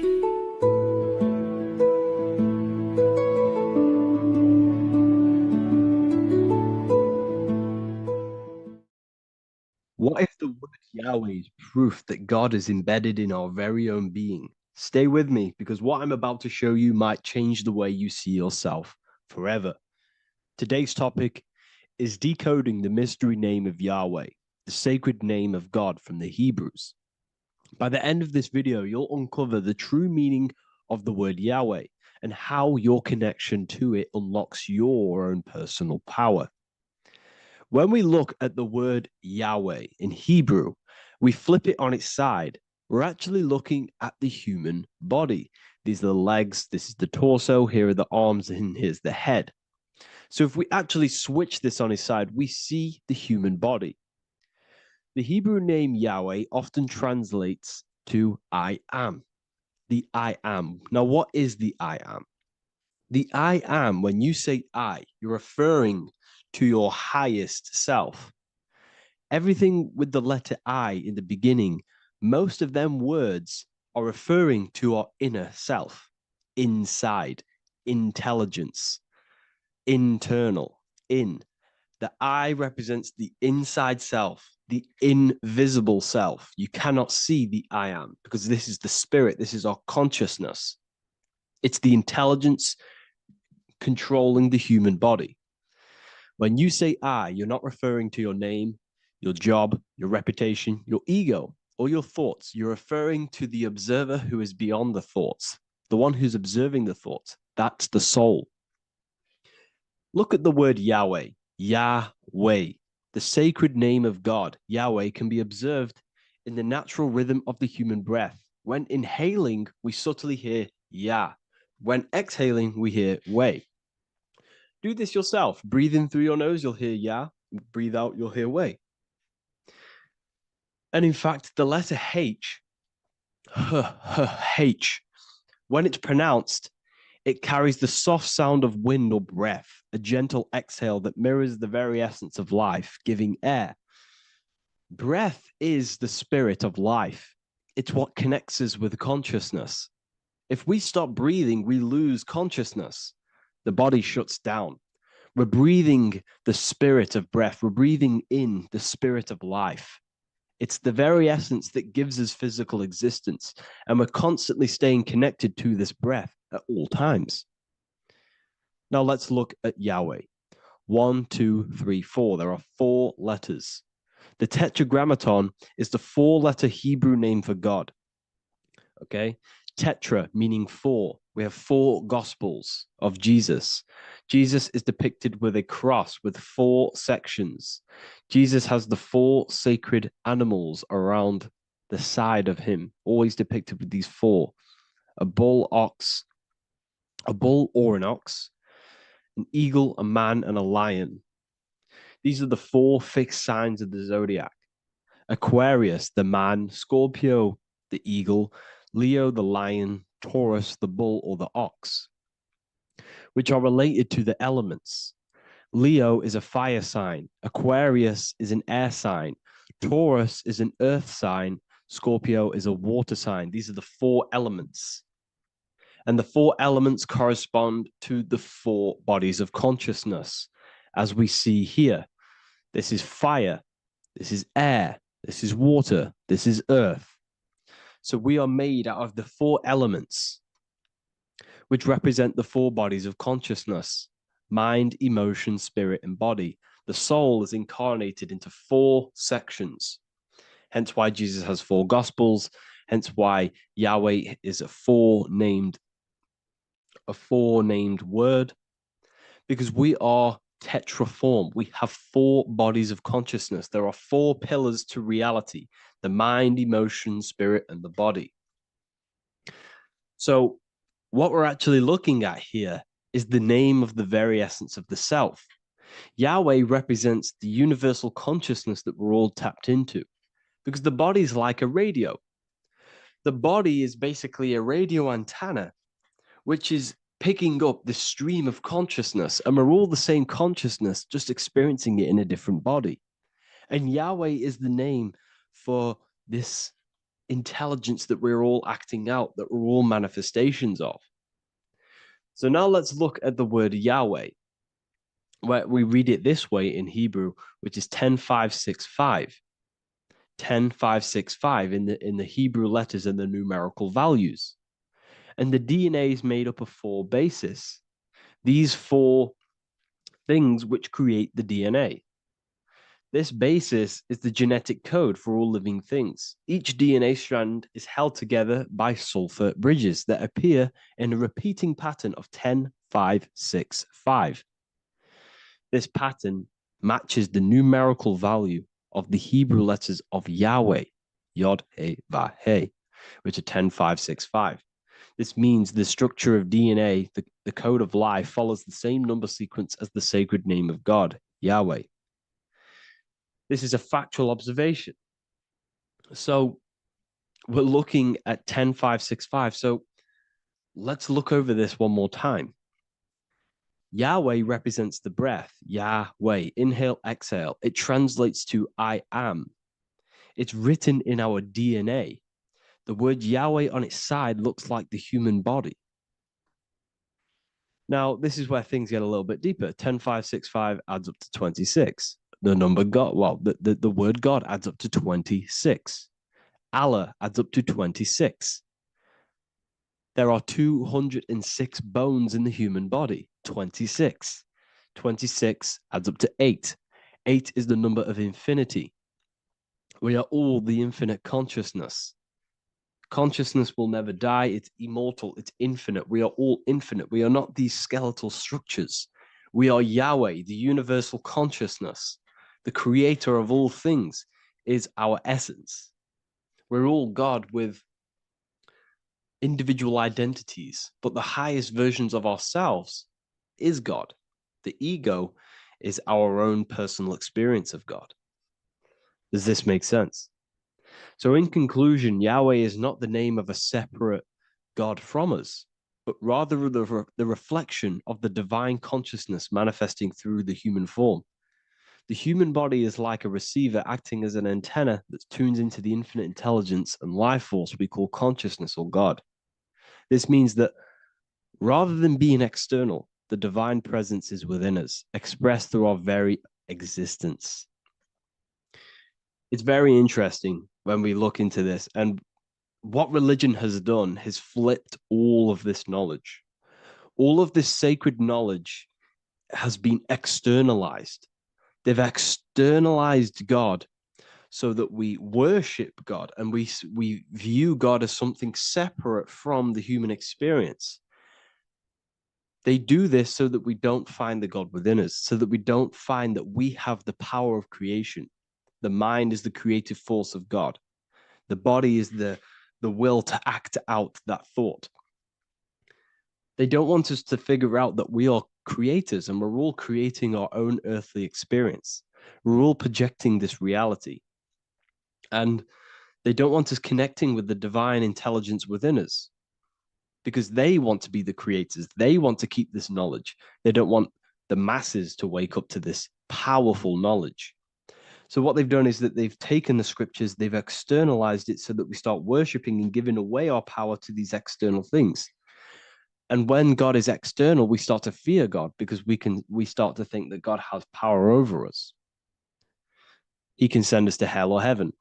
So this is what's going on. They've been externalizing this for thousands of years to keep us in a suppressed state. Okay. Humans are very advanced because we possess self-awareness. We possess the ability to move our awareness and our thoughts outside of the instinctual nature. For example, a cat or a dog. These things can only live in their instinct. They live based on instinct. They smell, they eat. That's pretty much all they do. But humans, we have the ability to rise above that nature and turn to our infinite selves, our higher selves. We can move beyond our instinctual nature and create very advanced things.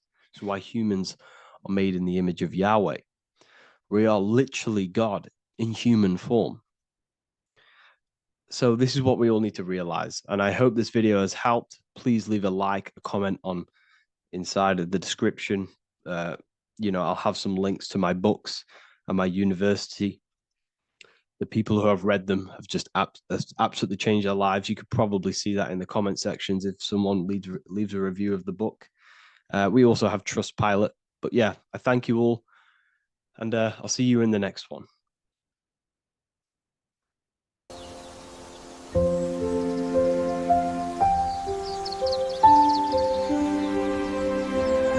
bookofwisdom.com. Visit today.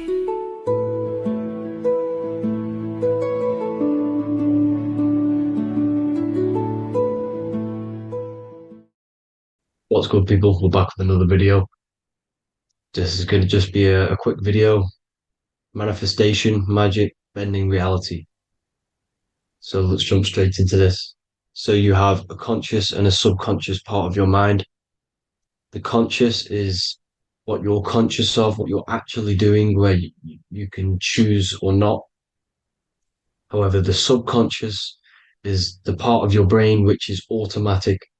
So all of the systems in your body, like the digestive system, your heartbeat, these are automatically being ran. And you do not have to tell these systems to do anything. You do not have to consciously tell your heart to beat. It's automatically doing it. And this is what the subconscious mind is controlling. It's like the dark aspect of your brain or your mind. It is the way bigger aspect of your mind. Okay, it controls all the systems in your body. Okay, and this is where all of your programs are. So when you're in it from your childhood, what you've learned in school, all of these things are being kept in your subconscious, maybe traumas and stuff like that. So the subconscious is the female aspect, and the conscious is the male aspect, because the male is all about action and doing, and the female is more about creation, creativity, intuition. So you have a right and a left hemisphere of your brain, and these are obviously male and female. The right side of your brain is your female. It's to do with creativity, imagination, intuition, insight. Okay. And this is one of the most important sides of the brain. This side of the brain is the most attacked by the elites, whatever you want to call them. This side is one of the most important because obviously your intuition is a massive part of reality. And if you don't have intuition, then you lose track of the things around you. You can't consciously feel if things are wrong or right. They don't want you to have intuition or creativity or imagination. They want you in the left side of your brain, which is just reasoning, logic, and basic things. So they just want you to tell you what you want tell you what to learn, and then that's it. They don't want you thinking for yourself, which is the right side of the brain. So whatever the conscious side of your mind impresses the subconscious side of your mind. So if you do affirmations, for example, if you consciously do affirmations every day, you're reprogramming your subconscious mind. You're impressing a vibration and a word into your subconscious mind, and therefore it will reprogram it. So the male and female aspect are symbolized by the Star of David as well. The male being the upside triangle, the female being the downside, connected all in one, because we both have male and female energy. So every thoughts are electric, which is the male aspect. Emotions are magnetic, which is the female. Each thought creates a wave of vibration in all directions. So think of it like a water drop in a pool, but it going out in every single direction. It's not just flat. And these thoughts have a certain frequency, well, has a certain vibration. That vibration has a certain frequency. And this affects your aura. Every thought, every emotion directly impacts your aura and the strength of your aura. So if you're angry all the time, your aura in the astral plane will look red. However, if you're happy, it'll be more like blue and green. So it's very important. Your electromagnetic field is created out of your emotions and thoughts, and that affects reality because you're 60% water, and frequency and vibration create certain patterns and has a certain effect on water. We'll get into that after this slide. So each thought that people are thinking around you, you are actually subconsciously picking up these thoughts because it's emitting this vibration in all directions. So this is why you can pick up thoughts of other people on the odd occasion. However, when you're more in tune with your intuition, your right side of your brain, you can start to pick up on vibrations, thoughts, and other people's auras. You can pick up on the energy once your third eye is open, and you know whether you should be in that environment or not.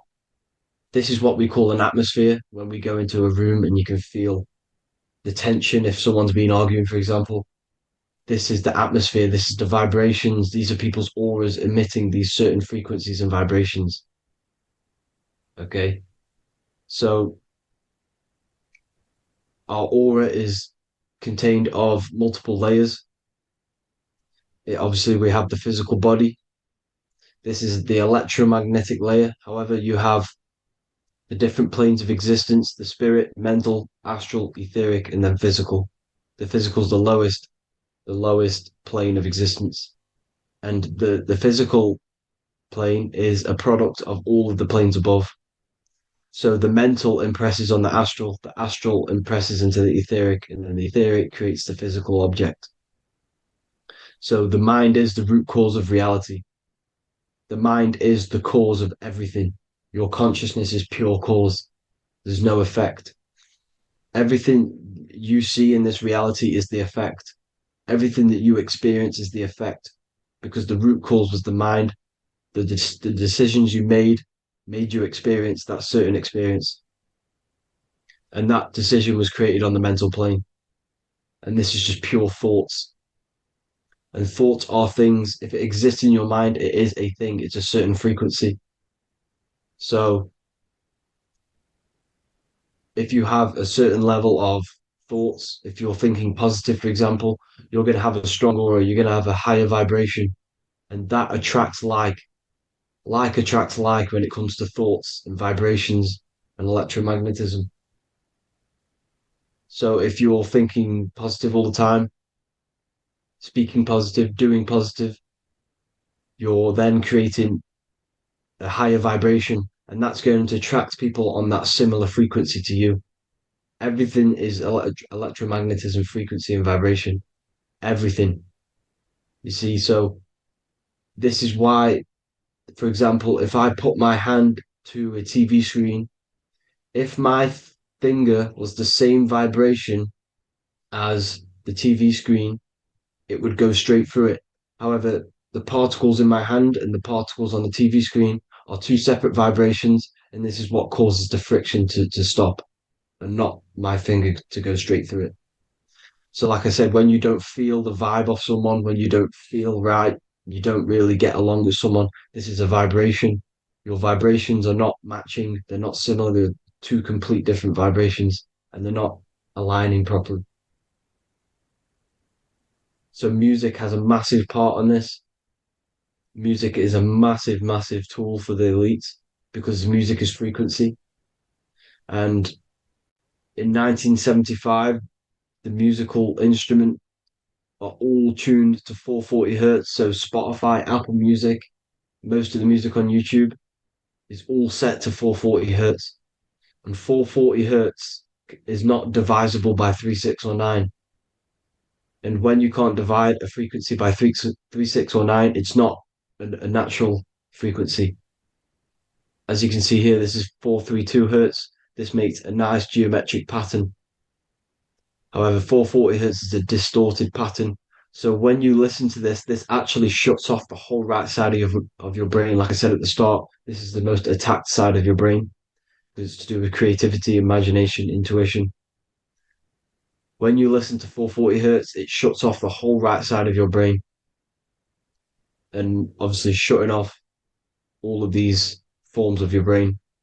Music is a very, very powerful tool for the elites because it's the only thing which can enter your soul or your ears without consent, your body without consent.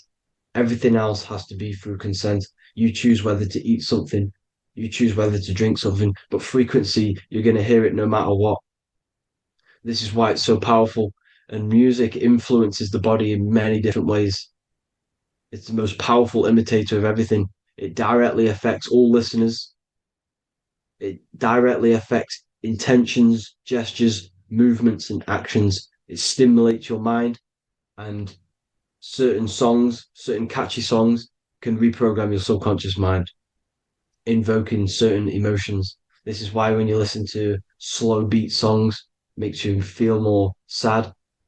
When you listen to upbeat songs, you feel more energetic. This is because these frequencies have a profound influence on reality and on how you feel. Because, like I said, you are 60% water. And as you can see here, each frequency creates a different geometric pattern. And inside of you is 60% water.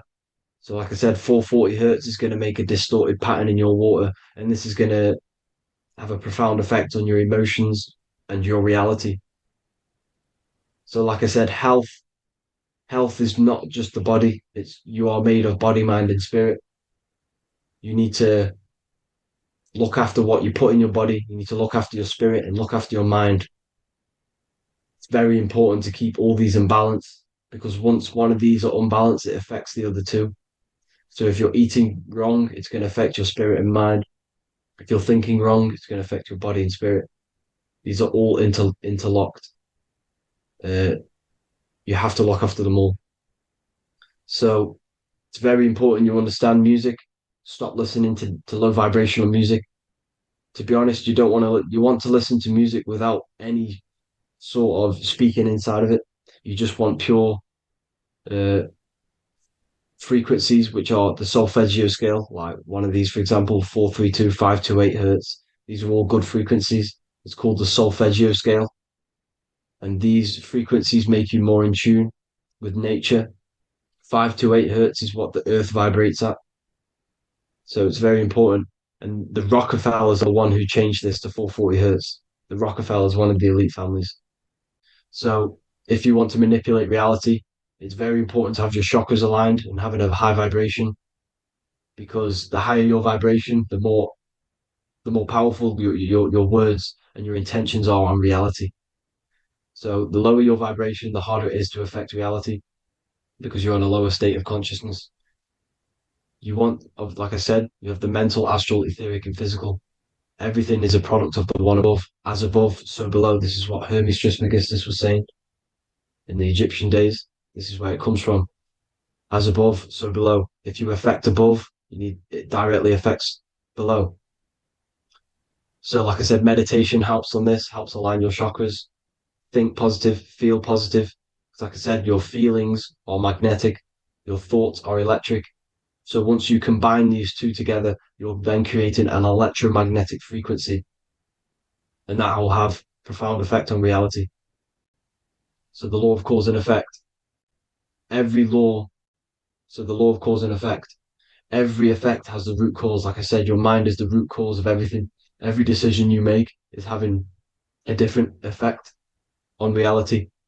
Everything happens for a reason due to the root cause, which is your mind. You choose everything that happens in your life.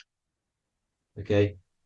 So it's very important you understand this and you constantly make the right decisions, the good decisions to have good effects on your reality. You have to be very conscious of this law because nothing escapes this law. This is the law of all consciousness. So think about it. Imagine a massive ball of consciousness. However, off this ball are different sparks, and each one of these sparks are in each and everyone's body. This spark is governed by these laws, the law of cause and effect, the law of correspondence, the seven hermetic principles. It's very important you understand this because this mass ball of consciousness is what is obeying these laws. And everyone has this spark of consciousness inside their third eye. And like I said, everyone is the same consciousness. This is why if you do bad unto someone else, that will directly affect your reality. So if you hurt someone, it's going to come back to you in one way or another because you are that same consciousness. This is like a mirror reality. As within, so without. Whatever you feel on the inside, you're gonna see that on the outside. You're gonna experience that reality, whatever you've impressed. So there's different ways to bend reality to your will. Uh, this is kind of a sort of magic. So obviously you have black magic, which is manipulating reality to harm and influence others, or to be very selfish. And then you have white magic, which is manipulating reality for the good of humanity. So you do have to be very careful with your intentions, people, when you're trying to manipulate reality, because this is nothing to be played with. If you are manipulating reality for the wrong reason, it's going to come and bite you in the ass in some way or another. Because everything is balanced. Everything balances out in this reality. Nothing escapes the laws. Not one thing escapes the laws.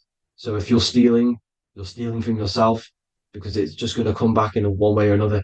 Inside of everyone's heart, you know whether you're doing good or wrong. You can feel it when you do something wrong. You can feel it when you do something good. The heart is the center of the torus field. It's balance. And this is why you say follow your heart, because it's the center of the torus field. It's very important to listen to this inner voice inside of you because that is telling you the right things to do, the good decisions to make. And when you keep following that voice, that good voice inside of you, it takes you to your life path. Very important to follow that voice. However, don't let the ego get in the way of it. Don't care what your friends are going to say. It's very important to understand this. So you have different ways of manipulating reality. You have sigil magic. This is where you create your own sigil or symbol. You create your own sigil and symbol, and then you charge it. You behind that symbol you have an intention. So, for example, if you want to manifest wealth, you create a sigil which represents what you want. You create that sigil, you draw it out, you charge it because wherever your attention goes, energy flows. So whatever your attention is, you're sending energy that way.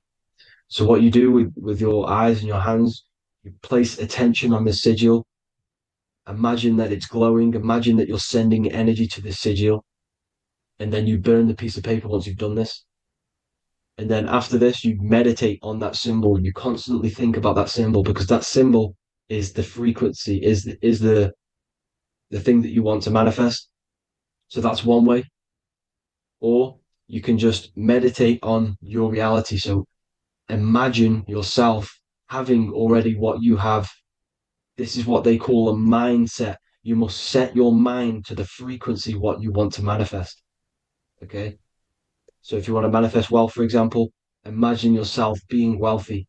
What would it feel like? What would you be doing? Imagine a scene in your mind.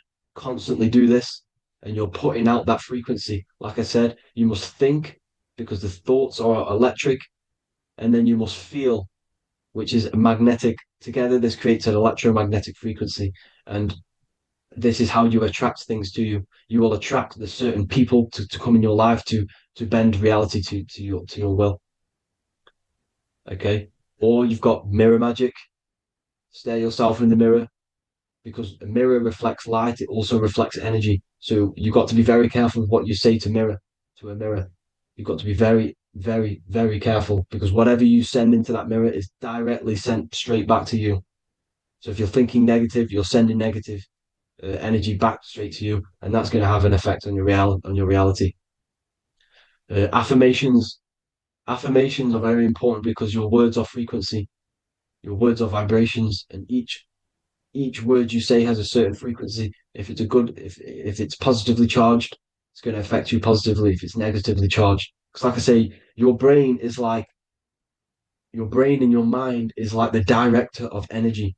That's what your brain is, and it directs energy into certain things. You can either positively charge it or negatively charge it, and this brain is creating your reality constantly. It's manifesting your reality constantly in the present moment. So this is what the government knows. The government know your mind is the root cause of reality. This is why they call themselves a government. Government. The New World Order is not being manifested by them. They are controlling the information. They are controlling your perception of this reality. And they know the mind is the root cause of reality. Therefore, if they control your perception of reality and your information, what you believe, you're going to manifest that information, that perception. So we, the people, as a collective consciousness, are the ones uh, manifesting this new world order. You see, so this isn't black magic. They're actually tricking us into manifesting their own their plans. This new world order.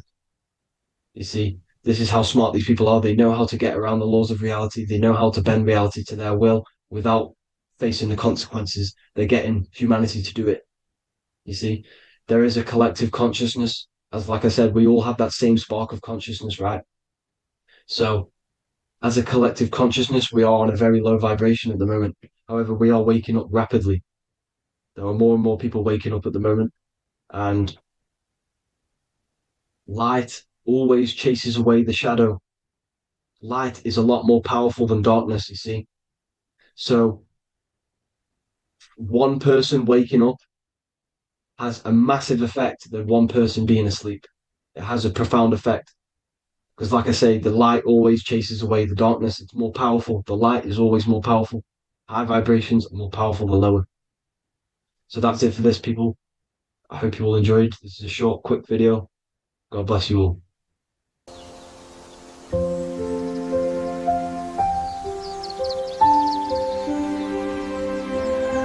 bookofwisdom.com. Visit today.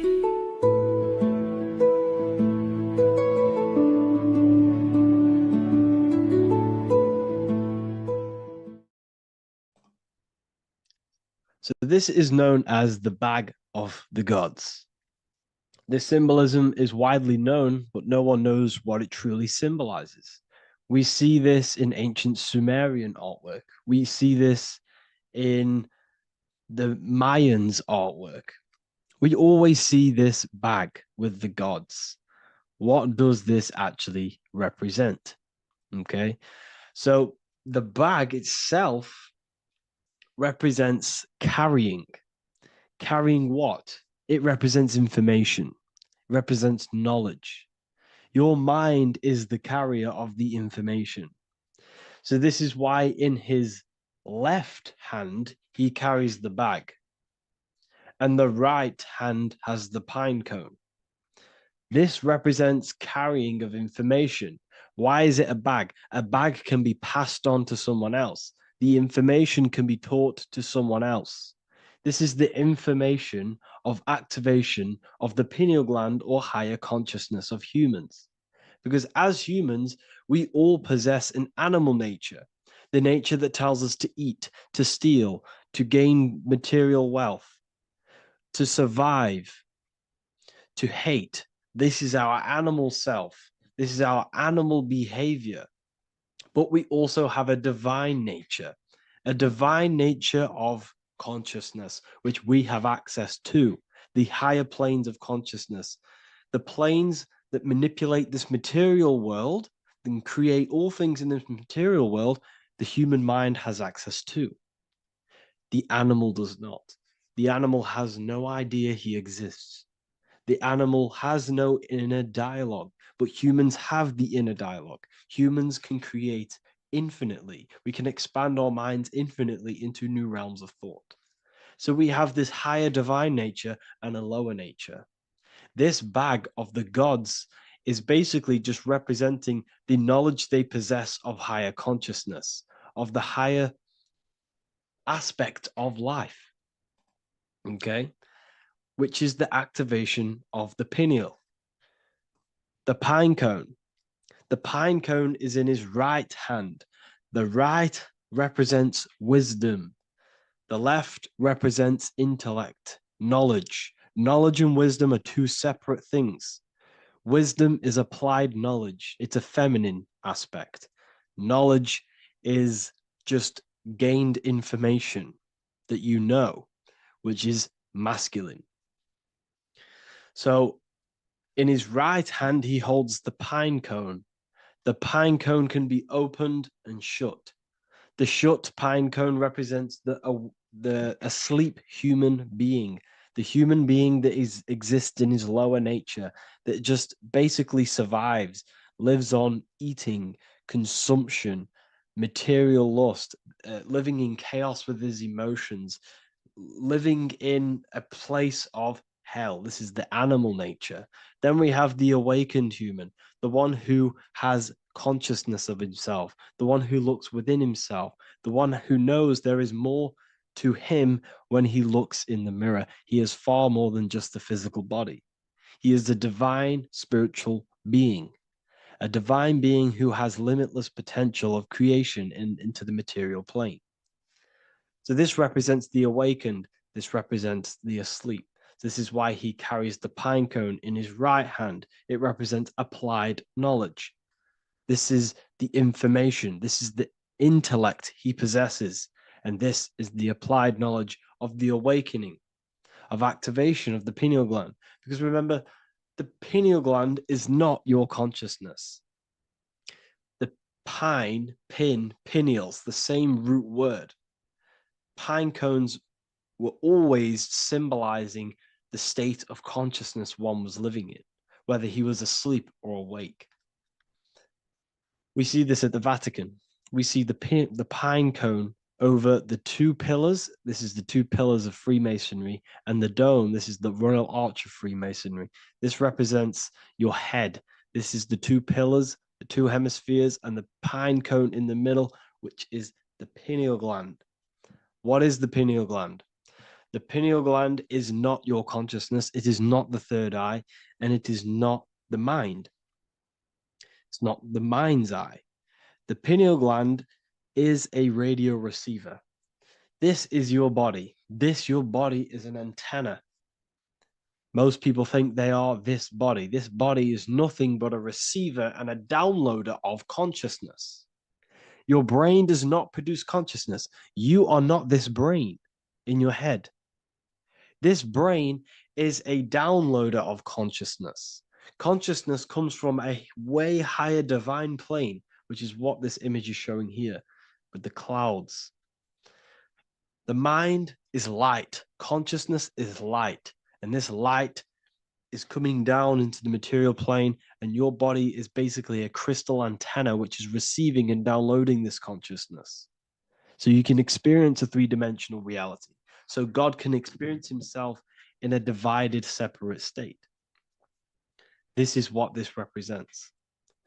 Now, the pineal gland can be activated, okay, and stimulated, because the pineal gland has phytoluminescent crystalline jagged-shaped cells on it. And obviously, these are crystals. Crystals are on your pineal gland. And what do crystals do? Radios use crystals. Your phone uses crystals. They tell you that crystals are woo-woo and pseudoscience because they don't want you to know the power of crystals. Your body is basically a giant crystal. Your pineal gland is a radio receiver for your consciousness. So if they can ruin your pineal gland and damage it, this will damage your connection to the divine, to your true self, to consciousness, to God, whatever you want to call it, the source. There is all one source consciousness, and we're all collectively connected to it. And this is our connection. This is our antenna. So what a radio does, a radio has an antenna, and the frequencies are all around us because all the radios are playing in your ear right now. But what the antenna of a radio does is tune into a specific frequency to pick up that frequency and play that frequency. It's the same with your consciousness. You're all a fraction of God's consciousness. So that is essentially what we are looking at here. We're seeing knowledge, intellect in the left hand, and applied knowledge, activation of waking up to higher consciousness, to the higher human form. Because we can reach beyond our physical form. We can turn our animal self into a divine being, into one of these so-called gods. These gods are nothing but human beings. The Anunnaki were not gods. They didn't come from the sky. These are normal, regular human beings who activated their higher consciousness. This is what we have here. This represents spirit. Birds represent spirit. So do we have any questions? I'll take some questions now. That was just a short lecture on what that symbol truly means. Okay, so if we have any questions, feel free to go ahead and ask some questions. Anything that you don't understand, anything that you want to know. Okay.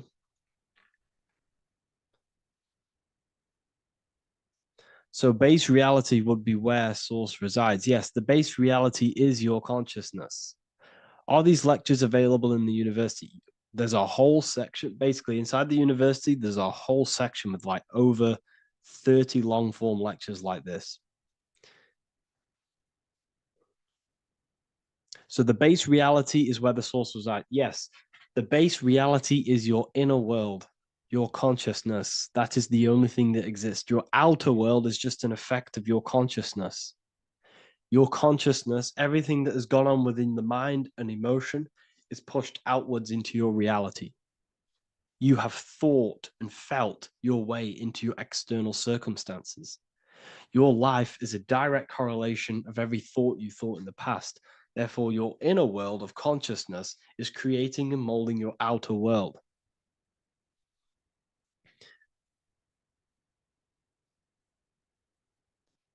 The best way to keep connection consistent, the best way to keep your connection to the divine or the higher planes of consciousness is through meditation and through imagination.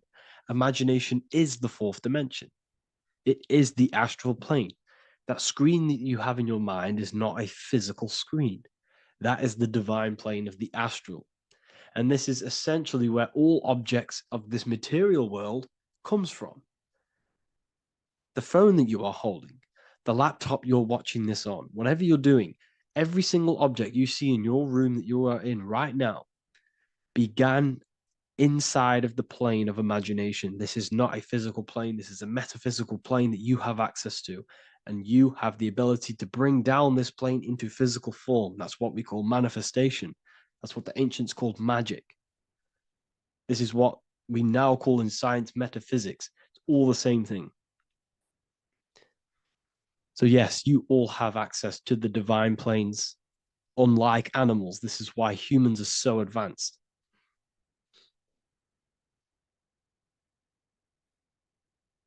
Okay. Is the pineal able to constantly activated, or is it just a temporary experience? I don't fully understand that question, unfortunately. Maybe you could word it in a different way. The real meditations on the university, legit, y'all, yes. In order to connect to consciousness, you need to sit in meditation and turn off your feelings, and the feeling of unity will come. Do I understand correctly? Yes, that is correct. So when you sit in silence and in stillness, I highlight the word stillness because stillness, when you are still, no information from your nervous system is being decoded by the brain. So when your body is still and does not move, your nervous system starts to relax and comes to a balanced state. Your brain starts to relax, it comes to a balanced state. The left and the right brain stop working, the nervous system stops working. Then, once the body, the material body is shut down, you then have access to consciousness. You can't access consciousness if the body's in such a busy state. If electricity is being fired every 2 seconds, your whole body's electrical. When you move your foot, that's electricity being fired from the brain to the foot instantly through the nervous system. Your brain, your whole body is a technological machine.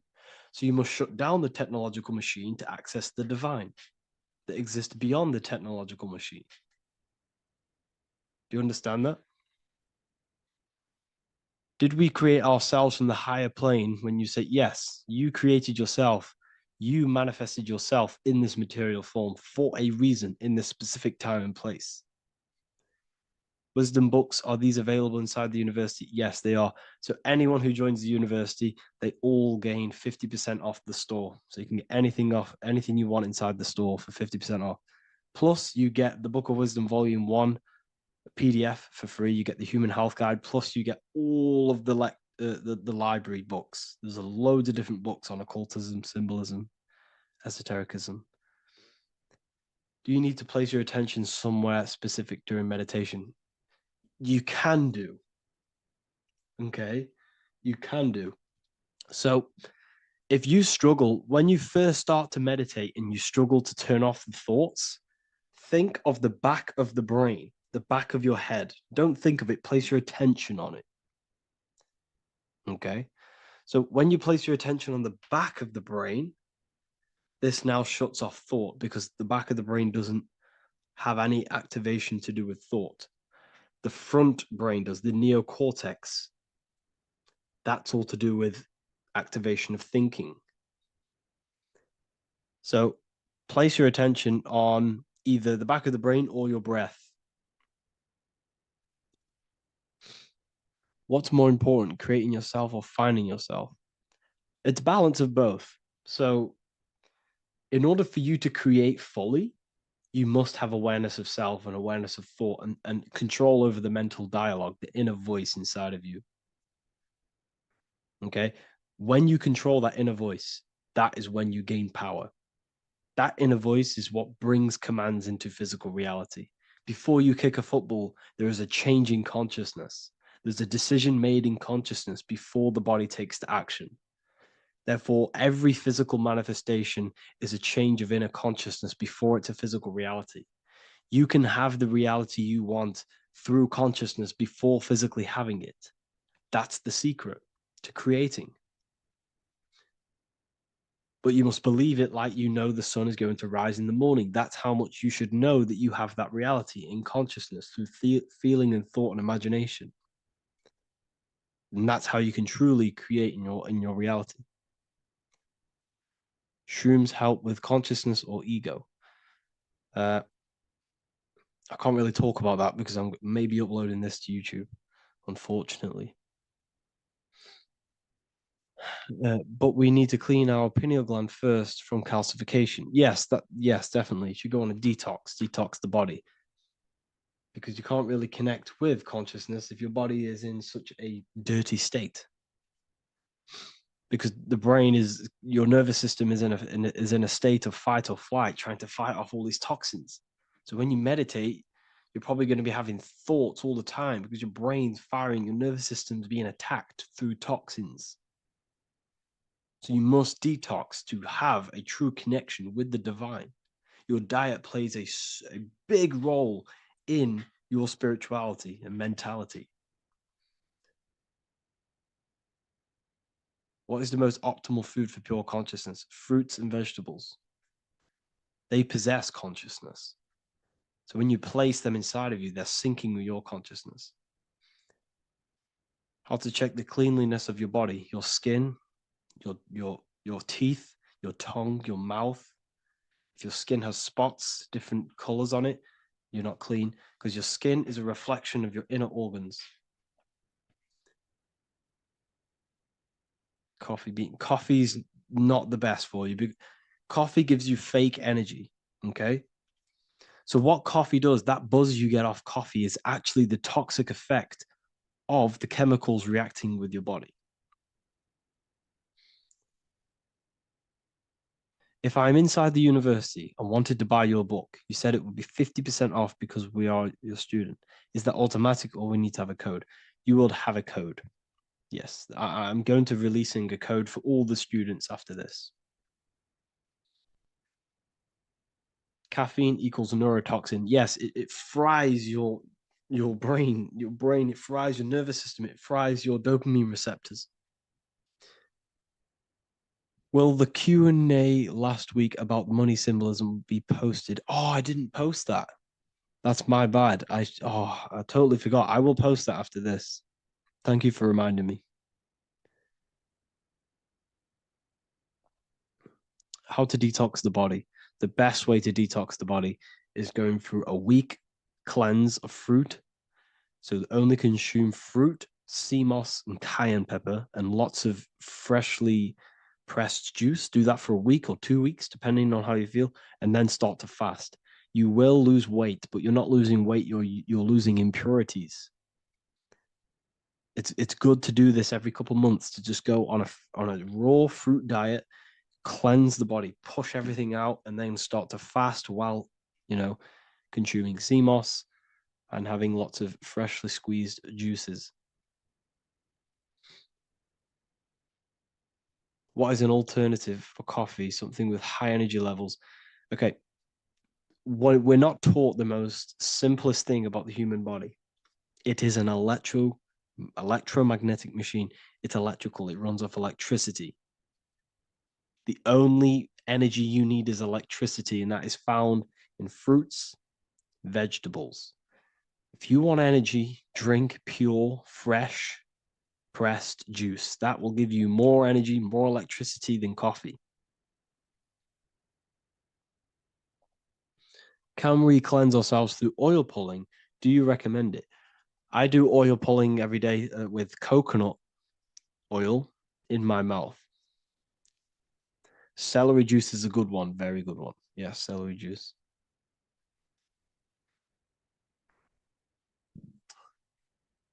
Any more questions?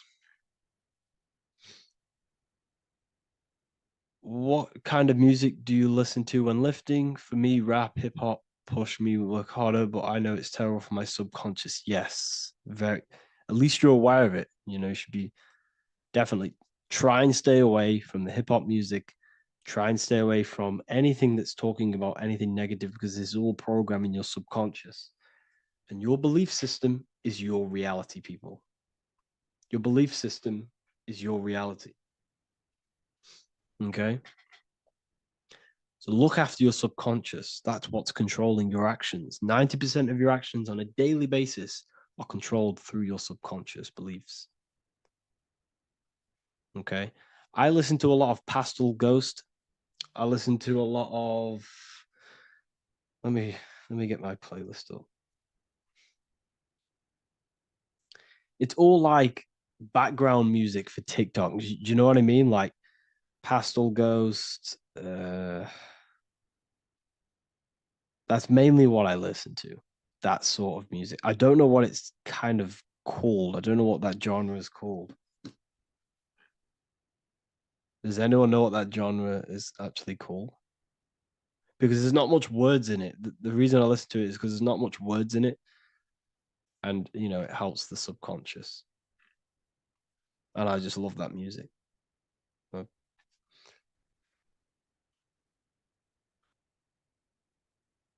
like Lofi. Yeah, a bit of Lofi.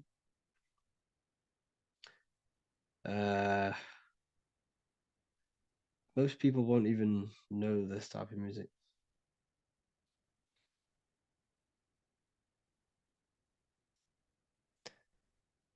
Can you tell us how you use cayenne pepper? So I mix it with freshly squeezed orange juice every morning. So first thing I have, empty stomach, I have a teaspoon of cayenne pepper, mix it in and just down it every morning. And sometimes at night. The feeling you get in your stomach after putting cayenne pepper on an empty stomach is absolutely amazing. It tingles in your stomach. It kills parasites. It kills all horrible organisms.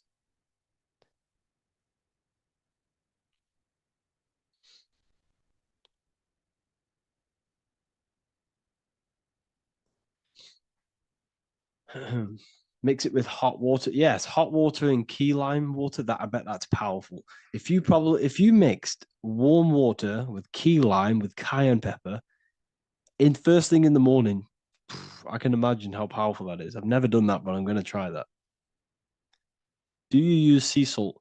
I don't know what to think about sea salt, to be honest. I try and stay away from it. I don't know whether it's good, don't know whether it's bad. I'm kind of mixed on it, mixed information.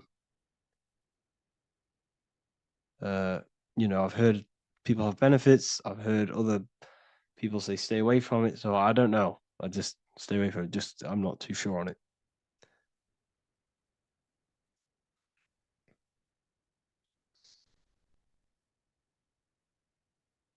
I drink fresh pressed celery juice every morning. Yeah, definitely.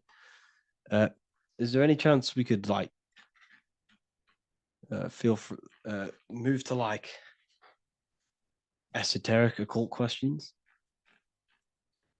The only reason I say that is because I might be posting this to YouTube, so it's like I don't want them. I don't want them thinking I'm giving health advice because I'm not. This is what I do. I'm not giving anyone medical advice. This is what I would do to myself. Because I can probably get in trouble for that. So the subconscious is the all-knowing. It is the all-seeing eye. The subconscious knows everything. Your conscious mind does not. Your subconscious knows every single cell in your body. Your subconscious is making your heart beat. It's talking to your heart.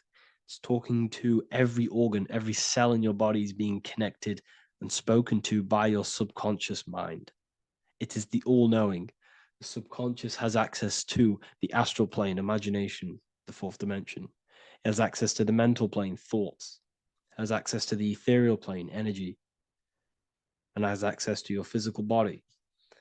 It's the door. It's the portal. The subconscious is the portal to the divine. You must go through the subconscious in order to access the divine.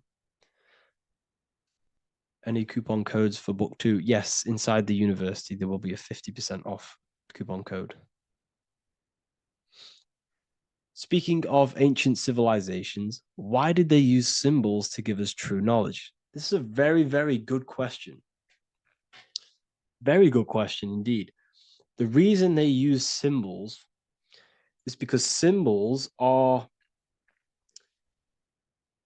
their keys. They hide meanings. They hide things. For example, if it was written down, if all of this sacred knowledge that I'm speaking now was written down, it can be easily taken. It can be easily misused. Someone can take it, read it, and steal it and misuse it and abuse the world and create horrible things. The reason they use symbols is because they're hidden. They hide the teachings. Only the ones who possess the key, that possess the knowledge, can read the symbol. So the symbols act as a guard towards this higher wisdom, this higher knowledge, which gives you power. All of the knowledge I teach you gives you power. And you can misuse it. You can misuse your imagination. You have no clue unless you've put this into action how powerful your inner consciousness is. You can become a Okay, listen. If you hate your job, it's not the job that you hate.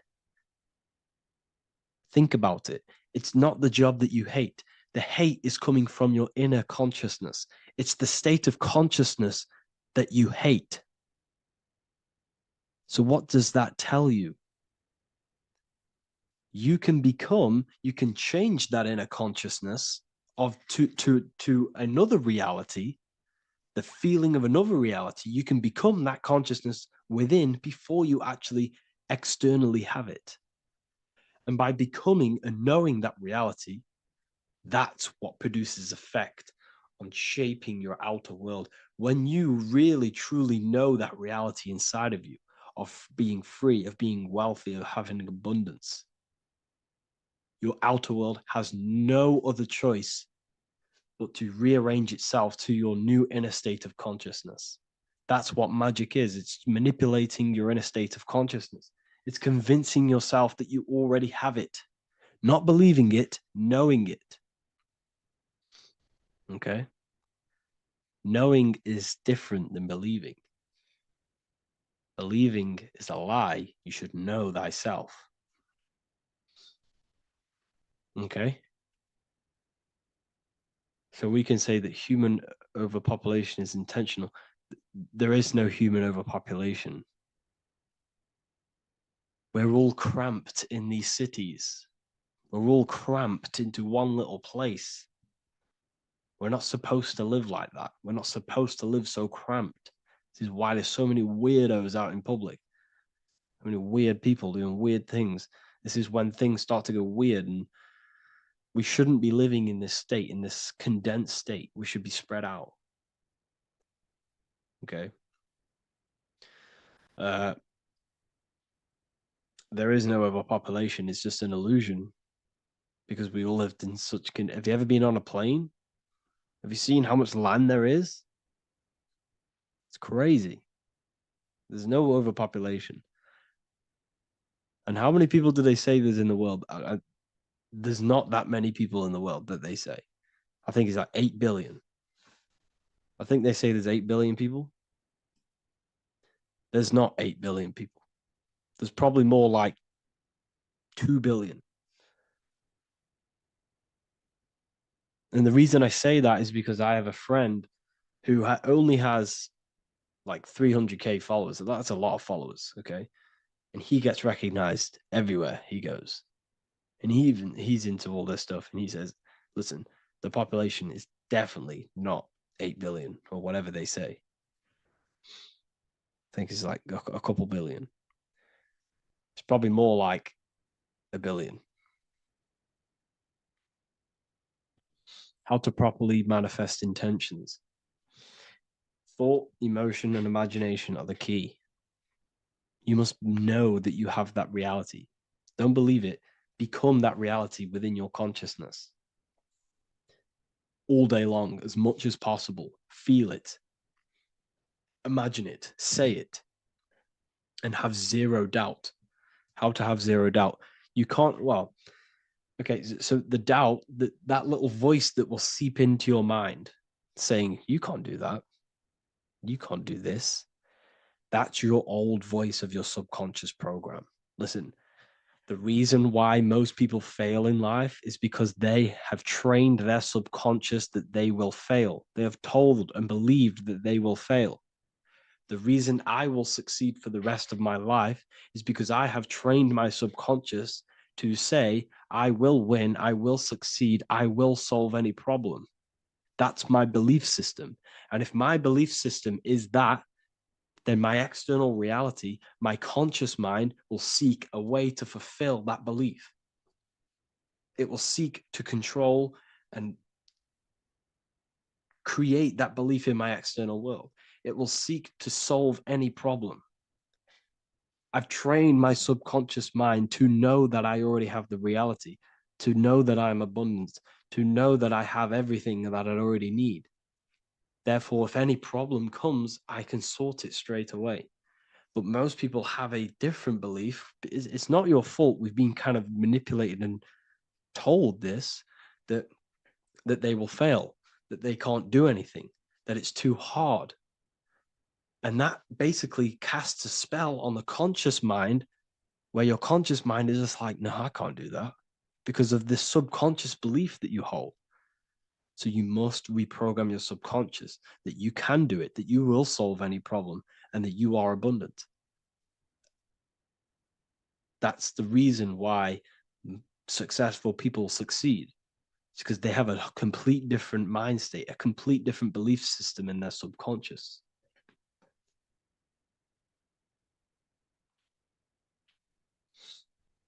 Do you offer mentoring? Yes, I do offer mentoring, but it's mainly for people who want to grow their online presence, and for the amount of value and transformation that I can place into your life, and the time that, well, the price of my time, it will be a higher price tag, but your life will completely change if you join my mentoring, because I will transmute your life. I will transmute your mind, and I will transmute your whole reality, because I could tell you exactly what you need to do. How to have super genius power pulling information from the source. Okay, so you can do this. I talked about this in Book of Wisdom, Volume 2, if you've read it. This is a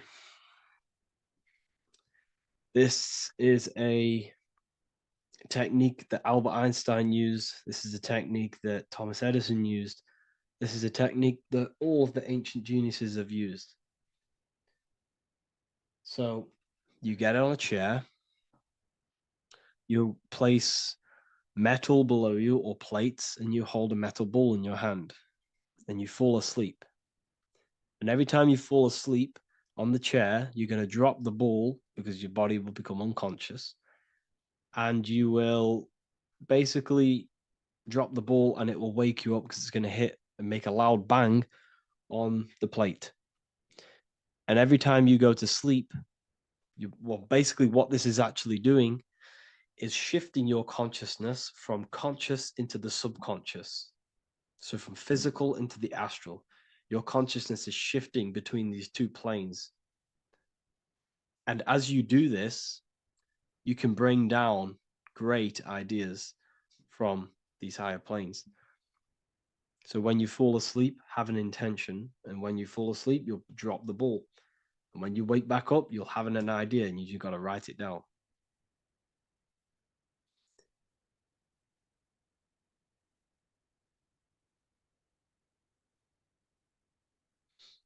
How to balance chakras. Don't focus on balancing your chakras. Focus on the mind. The mind is the cause of the chakras being blocked. If you have a blocked throat chakra, this is a problem in your mind, not the chakra.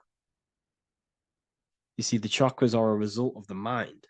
You transmute the mind, you can transmute the chakras and cleanse them.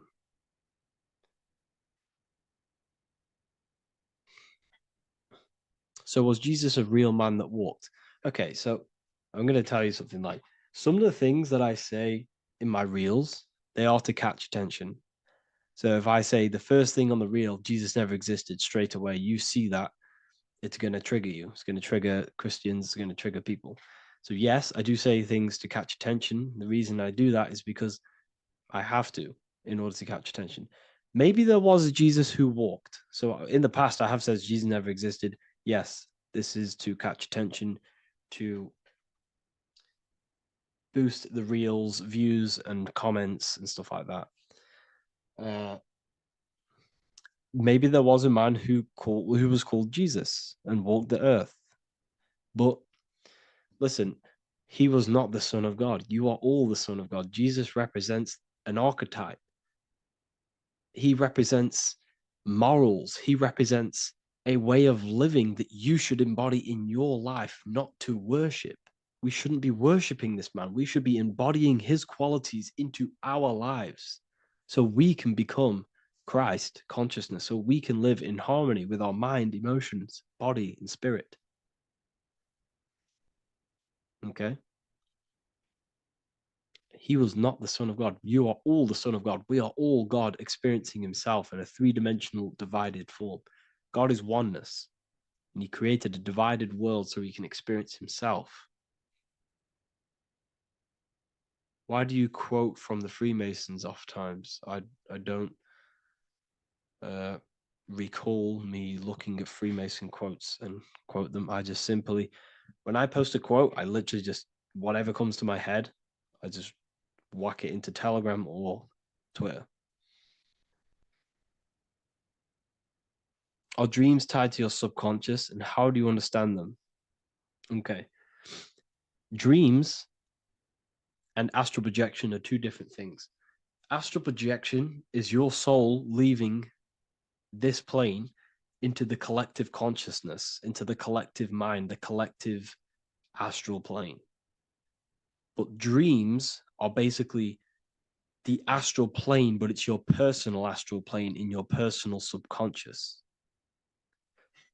So when you dream, you're entering your own consciousness, you're entering your own subconscious.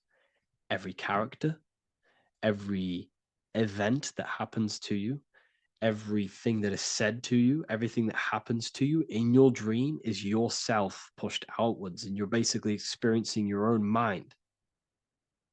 If something scary comes up in your dream, this is your belief, this is something in the back of your mind materializing and coming to you and showing itself to you. So in order to understand your dreams, it's basically suppressed emotions, suppressed thoughts, all lingering in your subconscious materialized. Okay.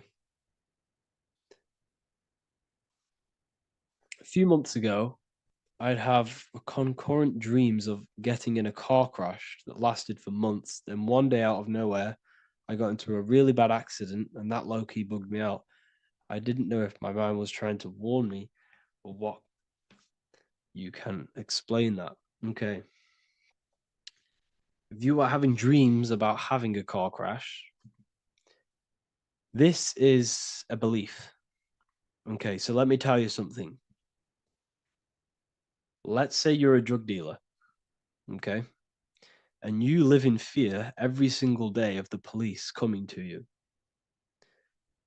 This dealer, every day, is worried, he's scared, and he lives in fear of the police getting him. He was believing it. This fear, this emotion he was feeling on a regular basis, repetition, and the emotion is basically impressing your subconscious. It's impressed his subconscious that deeply that he now believes it. It's now become a belief. So one day the dealer gets caught and he goes to prison. Let me tell you something. He placed himself there because he created a program, a belief in his subconscious of the police. And his external reality is now in a prison cell. But that prison cell is just an external manifestation of the prison cell of fear he installed in his subconscious mind. The four walls he's now trapped in is just basically an externalization of his own belief system that he created through consciousness, through the subconscious. If you embedded your belief that you will be in a car crash, you will be in a car crash. He placed himself there. He materialized that reality through the thought, through the emotion, through the belief. He put himself there. You see? So if you were having dreams, this was maybe, it could have been anything. You could have watched a program when you were a child about a car crash, and that maybe scared you. Or you saw a car crash when you were very young, and that scared you, and that impressed your subconscious. Then you had a dream about it. Then you started to believe it. And then one day, bang, it happens. That's the power of the subconscious mind. It holds control over you. It holds control of every aspect of your reality, of your being. So, I hope you all enjoyed this live. I'll see you all inside Ethereal University. I'll be posting another lecture this week. And yeah, let me hold on.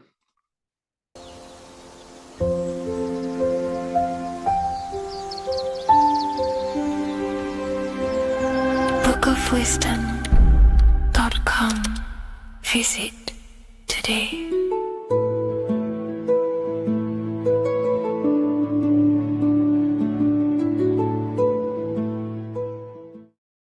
Before you call the Baphomet evil, make sure that you watch this video until the end so you gain a full understanding on what the Baphomet truly is. No, I am not a Satanist. I am simply an esoteric and occult researcher. I've been looking into symbolism for a very long time, and I can reassure you that this symbol does not represent the devil, does not represent any negative figure.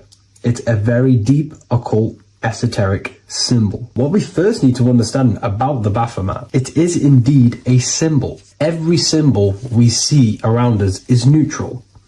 The pentagram, the Baphomet, is neutral. It depends how you use it, whether it is used in a good or bad way. Everything is neutral. It's your mind's perception that gives it a positive or a negative charge. First of all, let's break down the Baphomet symbol. Let's look very closely at the Baphomet. We have clearly the 4 physical elements corresponding to the Baphomet. Here we clearly have the fire element. The wings represents the air, the flapping in the air. The fish scales, which is the water, and this dome figure representing the earth. The soul is incarnated into 4 bodies. We have a mental body of consciousness, intellect. We have an emotional body of consciousness, which is all to do with intuition and energy. We have a spiritual body of consciousness, our astral body, and a physical body of consciousness for the physical earth. Earth corresponds with your body. Air corresponds with your mind, fire corresponds with your spirit, water corresponds with your emotions. So the Baphomet is showing you the 4 elements of the soul, the 4 bodies of the soul that we are incarnated in. Now, let's look at this moon figure. We have the moon. The moon represents the internal world. It represents what we cannot see. The sun represents our conscious mind, what we can see, what we're aware of, the physical world. The moon represents what we are not aware of. It represents our internal world. Remember, we have 2 worlds. You're an individual. You have a dual nature. Individual. You have an internal world. When you close your eyes, you have an internal voice, an internal world of thought and emotion, and an external world of this material body. The moon represents the internal. The moon on top represents the moon controlling the mind, represents the inner world controlling you. Now, this is very symbolic in the occult world. If the inner world is controlling you, then you have no control over reality. This is the devil horns. You know the devil horns? The moon crescent? This represents you are the devil. You're being controlled by your thoughts, by your emotions, by your psyche. Then we have the moon below, which represents control over the inner world. We have control over our thoughts, our emotions, our impulses.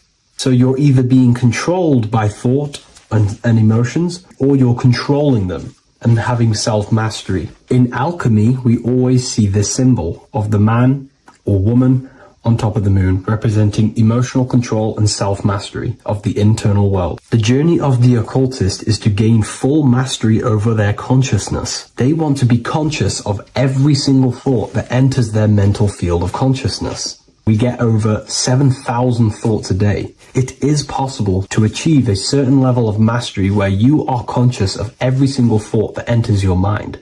This is one of the end goals of self-mastery and occultism, as this gains your personal power. When one achieves this, they are then able to direct the mind in one place and one place only, becoming more effective in manifestation and creation, because we are microcosms of the divine. We are creators. This is the gesture of as above, so below. The inner world and the outer world are mirrors of each other. The inner produces the outer. Your physical life circumstances are a result of every thought you thought in the past. The inner projects the outer.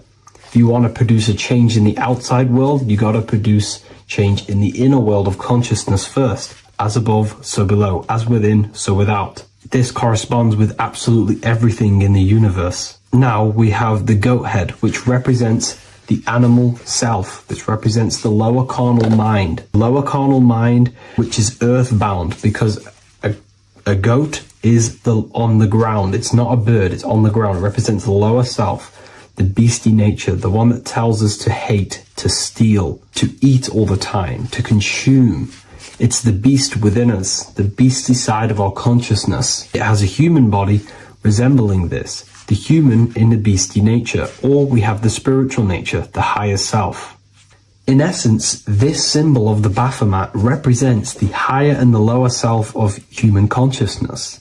It represents the higher and the lower. To conclude all of this, the Baphomet is a symbol that represents the two paths that one can take. We can take the beastie path and become an instinctual animal, our body, or we can take the divine path of reaching our higher self. It is a symbol that represents the higher and lower self and the four different bodies of consciousness. In essence, this does not represent Satan or the devil. The devil represents the lower aspect of our human psyche. The war between Jesus and Satan is symbolic and allegorical for the war that happens within our mental field of consciousness. The internal war between good thoughts and bad thoughts, positive emotions and negative emotions. It is the constant war inside the battlefield of your own mind. Jesus, Satan are symbols, characters that are symbolic of aspects of your own consciousness, because the universe is mental. The only thing that truly exists is your mind. Therefore, all of these ancient spiritual texts like the Bible, the Bhagavad Gita, the Quran are all symbolic of what's happening inside of our mental body. It is the inner chaos that can destroy our life, or when we create structure and restructure our inner world, we can live a peaceful life. If you are struggling from the internal world and you want to gain mastery of yourself while learning the occult secrets, join Ethereal University, a community of like-minded individuals who are all striving for the best versions of themselves. We host live calls and we have an abundance of lectures that you can watch. Or check out the Book of Wisdom. This is volume 2. I'll leave all the links in the description. Have an amazing day.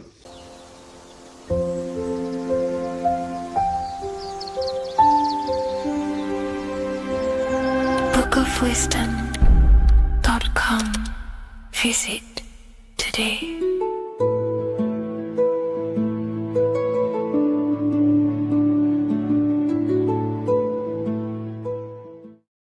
Religions were made to hide the truth about yourself, God, and the universe. You see, religion teaches there is a God separate from you. He created the universe separate from himself. They did this to truly disconnect you from consciousness, from God, and from yourself.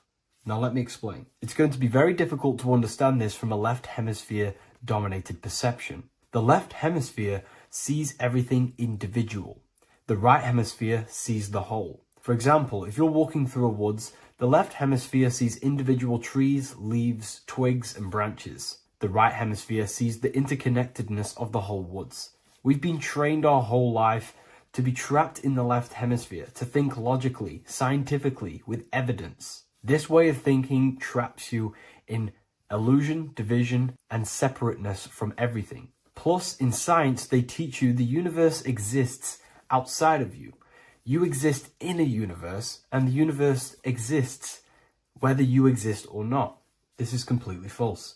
You are the universe experiencing itself. There is only one person in the universe. There is only one awareness in the universe, and that is God. That is your consciousness. Not your name, your job, your reputation, your thoughts, your beliefs. That is not God. God is the infinite awareness that you are, the alertness, the essence of life. You are an individual. You have a dual nature, an inner world, consciousness, and an outer world, this physical body. The inner world is the immortal, consciousness, awareness. This physical reality is for the immortal within us to experience and enjoy. And the immortal consciousness, the immortal self, the individualized expression of the only thing that is truly real, which is God, consciousness, is seeking a way to understand itself through infinite vantage points. The same consciousness inside of you, inside of the dog, the squirrel, the plants, the stars, the same awareness is in absolutely everything. Only the right hemisphere can see this connection. The universe is one mind separated into the infinite bodies and life forms. This is why scientists tell you that the universe is forever expanding. It's truth in plain sight, because the universe is the mind, and the mind is always seeking more vantage points to understand itself. And the mind is always expanding into new realms of thought. The mind cannot be filled up. It does not exist in space. However, human awareness, human consciousness is very sacred. And the reason why I say that is because humans possess a two-way consciousness, unlike a dog, an animal, or a squirrel, for example. The dog looks in the mirror. It is not aware of itself. It doesn't look in the mirror and see that it needs to improve something. However, humans, we can look in the mirror and say, who am I? Where do I come from? And I need to change this aspect of me. I'm lacking in this area. Dogs do not have this awareness. They function only on their immediate surroundings, on survival and instinct. Human awareness is special because we have the ability to reflect on the self. We can question our consciousness. We can question, who am I? Where do I come from? And where am I going after this? The human mind has no limitation.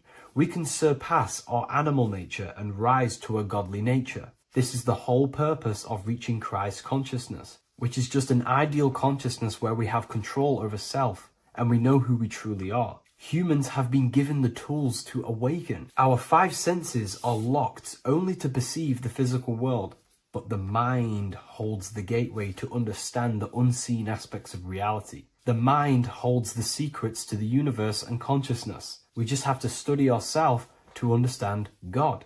We are all individualized aspects of consciousness. There is only one pure consciousness in the universe, but we're fractaled into infinite life forms, experiencing this consciousness in a different form, molding this consciousness into individual egos and individualized consciousness. Me and you are made of the same fabric.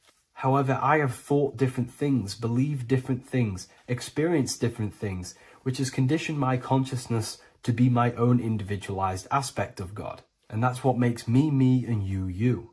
God is the creative power within us to turn thoughts into physical reality, to create things. We are a creator. Each one of us is a miniature earth, creating and building in this physical 3D reality. Our consciousness holds power over the 3D reality. We can mold it and create anything we wish. However, we have been conditioned to live like an animal, living in our animal nature, eating, surviving, lusting, and these low-level desires keep us trapped from figuring out our creative power. This is why the ancients always depicted God inside of the brain. Even in ancient Christian artwork, William Blake, Anton Raphael, all depict God inside of the brain. Why is this? Because God is our creative power.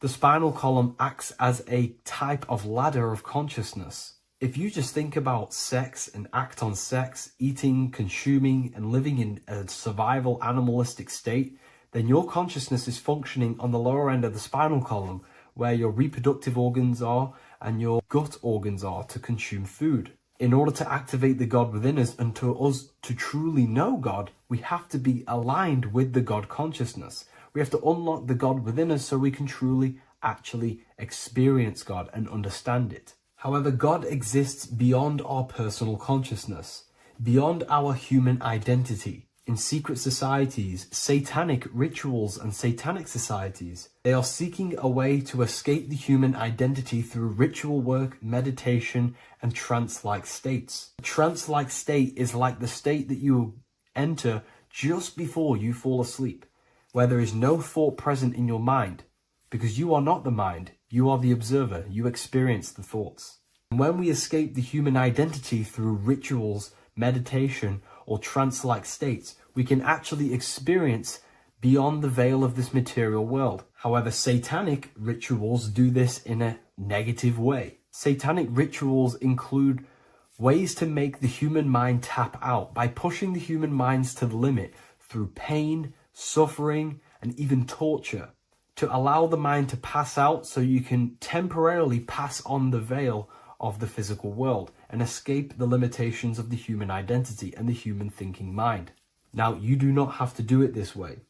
You can experience the divine and beyond your human identity through many different ways, such as deep, deep meditation, rising above your thoughts, and setting 3 alarms, one for 6 a.m., one for 6:30, and one for 7:30. And when you wake up at these times, what you need to do each time you wake up is allow your mind to stay awake but your body to fall asleep. And you will enter this trance-like state. And you can gain ideas, experience lucid dreams, and maybe even astral project. All of these rituals in secret societies and satanic societies is all about escaping the human identity and experiencing the divine planes beyond the physical. To wrap all of this up, this is all about consciousness. Consciousness is the infinite awareness of the universe, just fractaled into separate bodies. And this consciousness is seeking a way to understand itself in infinite angles and vantage points. And religion was made to cut off your connection to the divine planes beyond this world and beyond your self-identity. Therefore, if you want to know God, you have to study the attributes and qualities of God, such as geometry, numbers, consciousness, the mind, the subconscious, human anatomy. All of these things are aspects of God. We have to study ourselves and study nature so we can see God. God is the infinite awareness of the universe. If you love this video, please leave a like and share it with a friend. I'll leave a link in the description for the Book of Wisdom, Volume 2.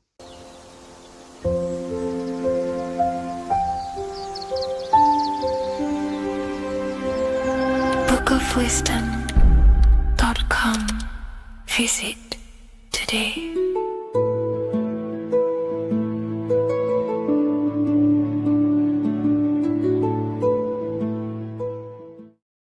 Hello, Seeker.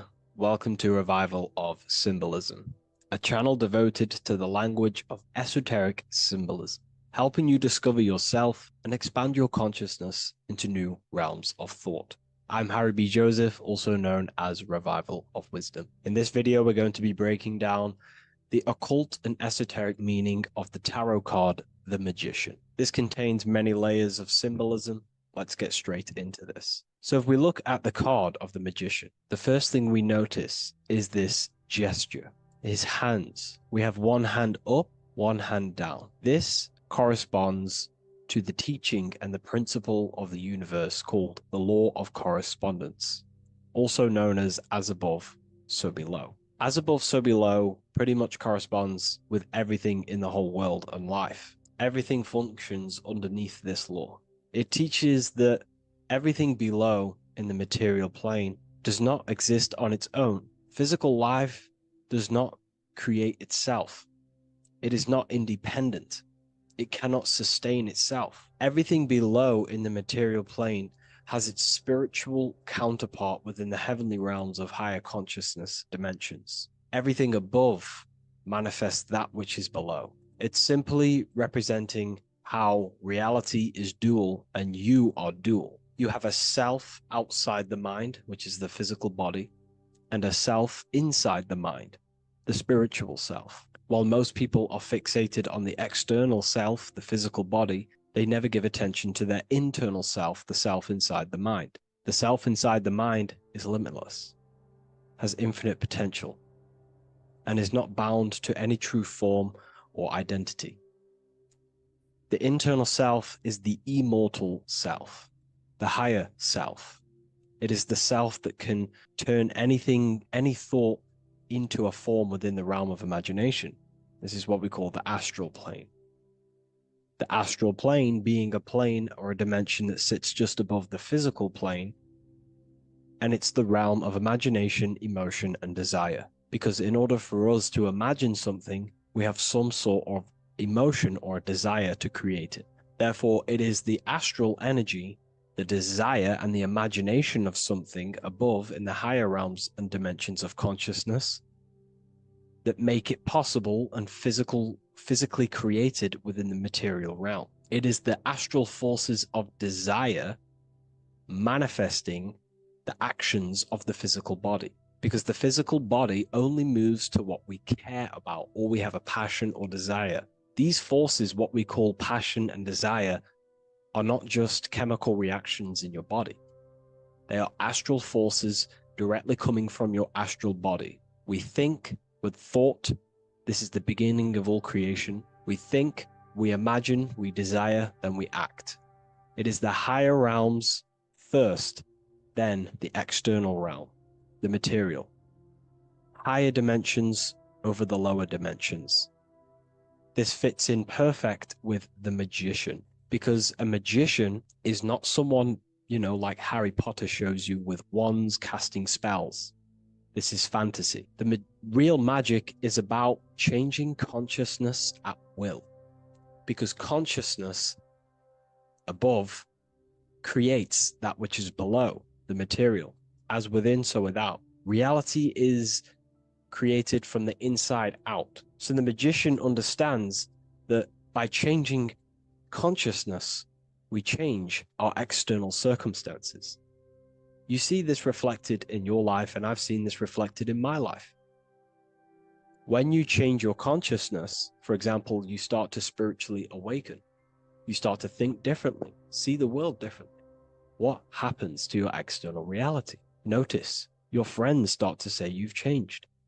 You may not fit in with your current friendship circle.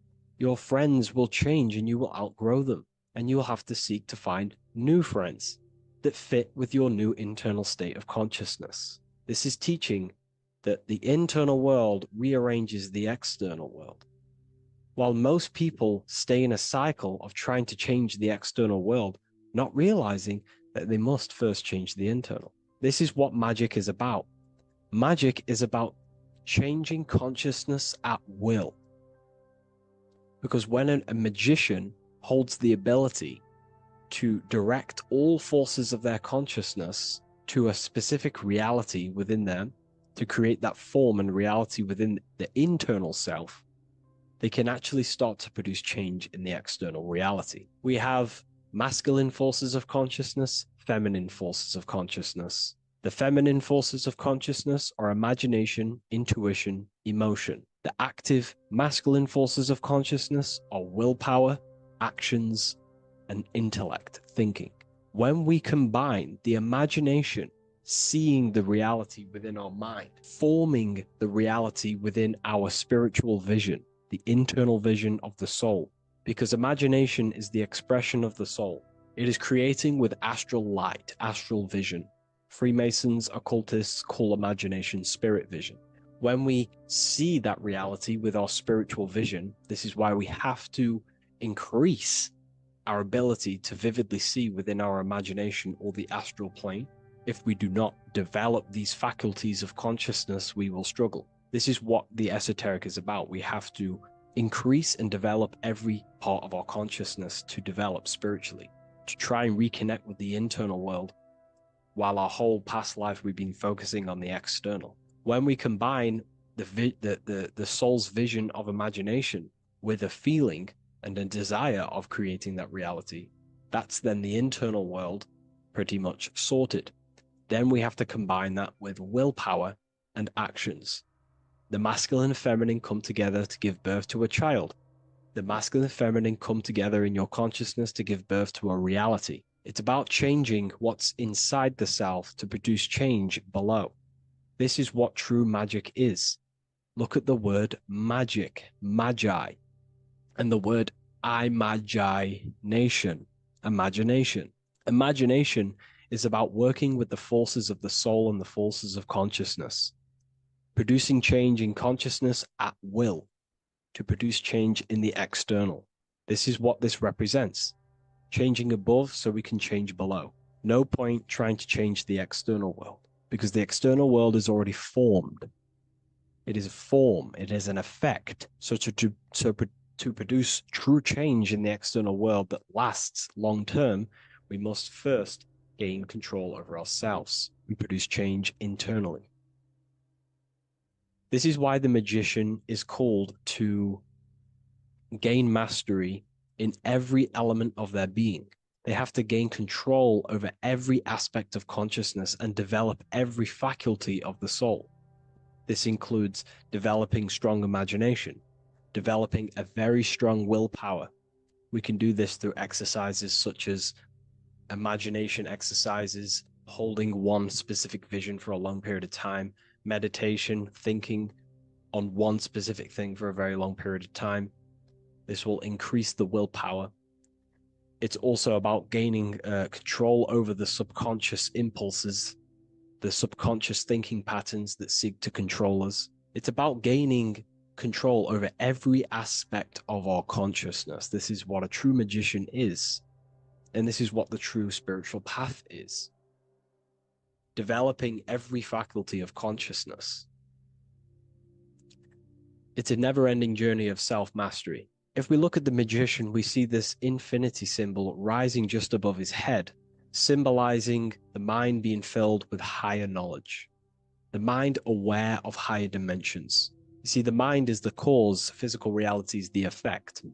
We need to raise our consciousness from effect consciousness to causal consciousness to truly become a magician and a master of our reality. What do I mean by effect consciousness? Most people live in the realm of effect and reaction. Their consciousness, their mind, emotions, and imaginations are constantly thinking, feeling, and imagining the things that have happened to them. Instead of doing this, we need to change this state. Instead of reacting, we need to become the cause. Instead of thinking and imagining and feeling the realities that's already gone past and things that have happened to us, we need to change this so we use the powers of the soul, the powers of consciousness as imagination, emotion, the intellect, as causes and not reactions. This is how we truly become a magician and apply this principle of as above, so below. We need to think, feel, act, imagine, and use all the faculties of consciousness and the creative powers of the soul to cause things, to create a better future, to imagine a better outcome, instead of dwelling in reactivity, because reactivity will create a constant cycle of negative manifestations. If we sit around and moan, complain, think, imagine, feel the things that have happened to us in the past, the mind is the cause. And if the mind is in that state of reactivity, it's just going to constantly create more negativity in your external reality. This is what it's all about, as above, so below. You can see the sword here. The sword cuts through the air. The air is one of the 4 physical elements. Fire represents the spiritual body of consciousness. Water represents the emotional body of consciousness. Earth represents the physical body of consciousness. Air corresponds to the mental body of consciousness. So this sword is a symbol of a sharp mind. The mind needs to become very sharp and very disciplined and very controlled, both consciously and subconsciously. What does this mean? We have to gain control over the mind. We have to become more conscious of the thoughts that are happening inside our mental field, because the mental field of consciousness is pretty much the birth of all creation. We think, imagine, feel, then act. So we must gain a sharp intellect, a sharp mind, a sharp, powerful mind. The sword is also a symbol of power. So this is a symbol of a powerful mind, a mastered mind. This is your sword. This is your tool to create, because you are a co-creator. As above, so below literally tells you that you are God itself. The same powers God used to think everything into existence, such as nature, the stars, the human body, the macrocosm, the world. God thought the world into existence. We live in a mental universe. All creation is first thought, then manifested physically. The same powers of thought God used to create the world is the same power that you use to create your world. You are cut of the same fabric of God. You are a microcosm, as above, so below. God is the macro, you are the micro. What is the wand? The wand is not real. This is not a real wand you cast spells with, but a symbol. The symbol of the wand represents direction of consciousness, willpower, and attention. We have 2 spiritual currencies which pretty much create our experience and reality: time and attention. That's why we say we spend time and I pay attention. These are your currencies. These are how you create and generate reality. Moving on to Jesus and Satan, we see there's an exact same symbolism within the ancient paintings. Jesus pointing up, Satan pointing down. Satan is the egoic force within one's consciousness. He is a symbol. Satan is not a real identity or being or entity. He is a symbol of a personality and a force within one's consciousness. Satan represents the negative forces of the ego that tells you to do things that is wrong. In your heart, you know what is morally right and wrong. Let's say you're thinking, you get a random thought of stealing an old lady's purse. You, in your heart, know that is wrong. But Satan is the force inside of you that says, do it anyway. Don't listen to the heart. Get the personal gain. I want the money. That's Satan. Jesus is the higher mind, the aspect of our consciousness that dwells above the ego. It's the part of our heart that desires the spiritual. Our heart is the generator of our reality. And whatever we desire is what we generate. You only take action and generate your life on what you care about or what you feel. If someone's talking about something you don't care about, you say, oh, I don't care about that. But if you care, you will listen. If you care about something, you take action towards it. If your heart desires the material, you have been taken over by the egoic force of Satan. Not a real entity, a part of your consciousness, a part of your nature, the dark side of yourself. Jesus represents a heart that desires the spiritual wisdom, the things that cannot be seen. The heart must desire the things that can't be seen, because this is what gives true satisfaction to ourselves. We feel void when we chase material things because nothing material can satisfy our hearts. So this is as above, so below. Jesus is the higher mind. Satan is the lower mind. We must place our hearts on the higher things and give our hearts and desires to knowledge, the things that we cannot see, because this is what gives us true fulfillment. We also see this symbolism in the Baphomet. As above, so below. The material realm below and the fire up here. The fire symbolizes spirit. The spiritual made manifest in the physical. This is all the same symbolism. It corresponds to everything.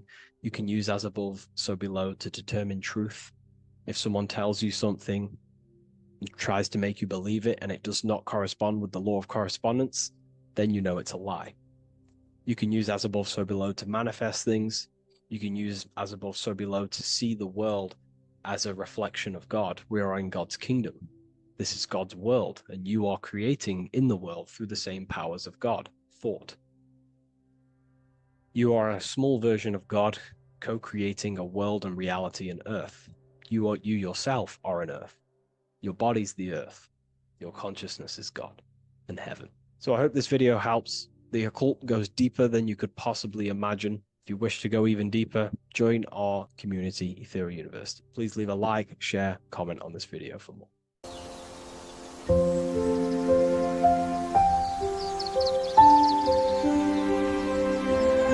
bookofwisdom.com. Visit today.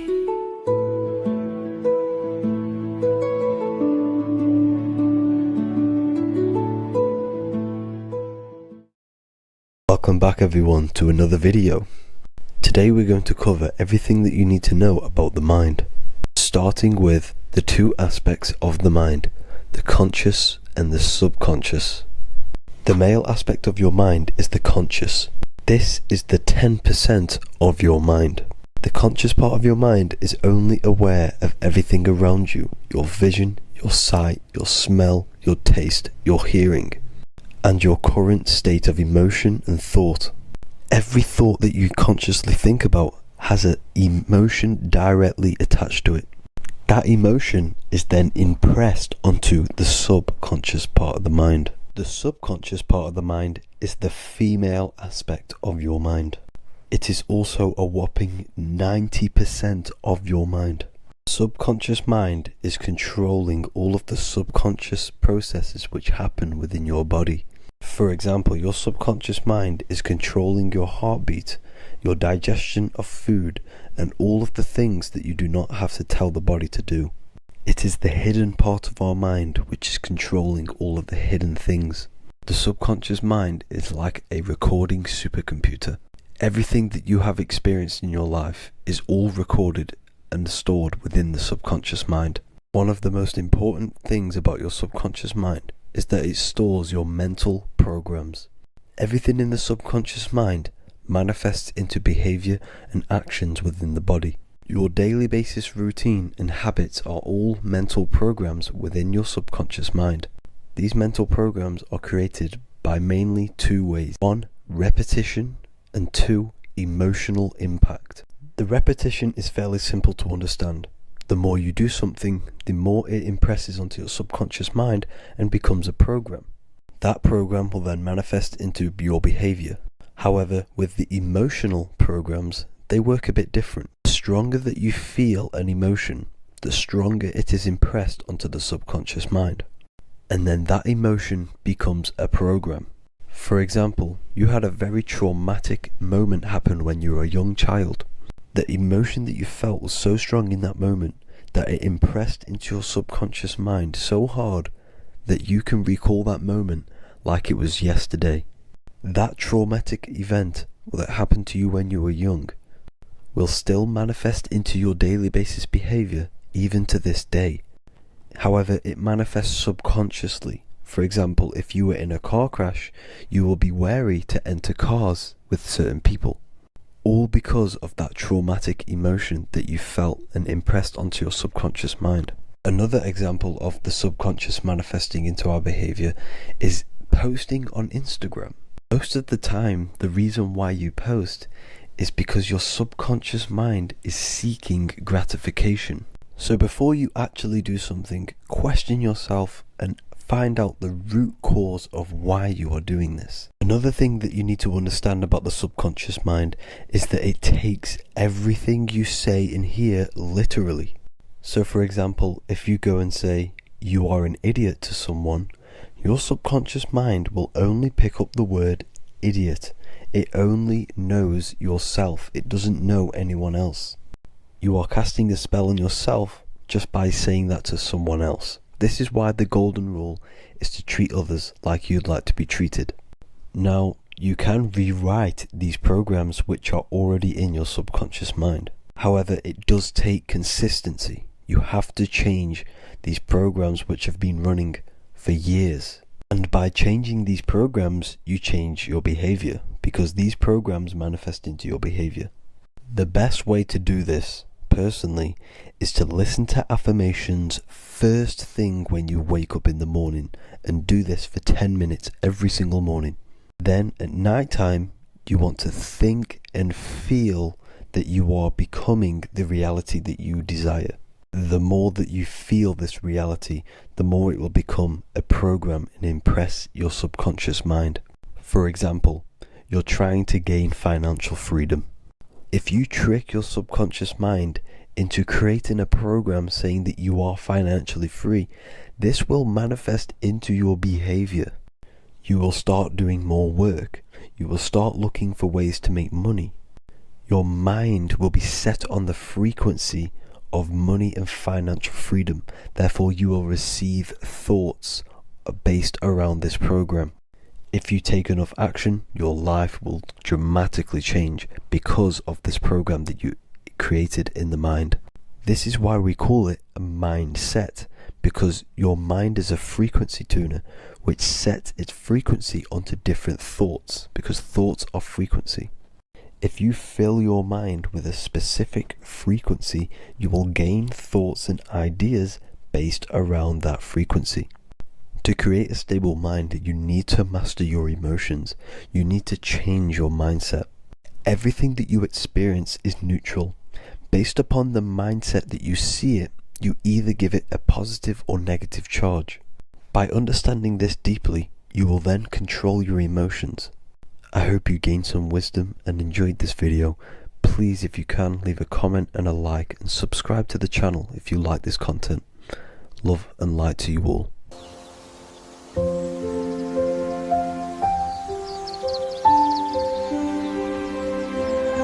bookofwisdom.com. Visit today. today.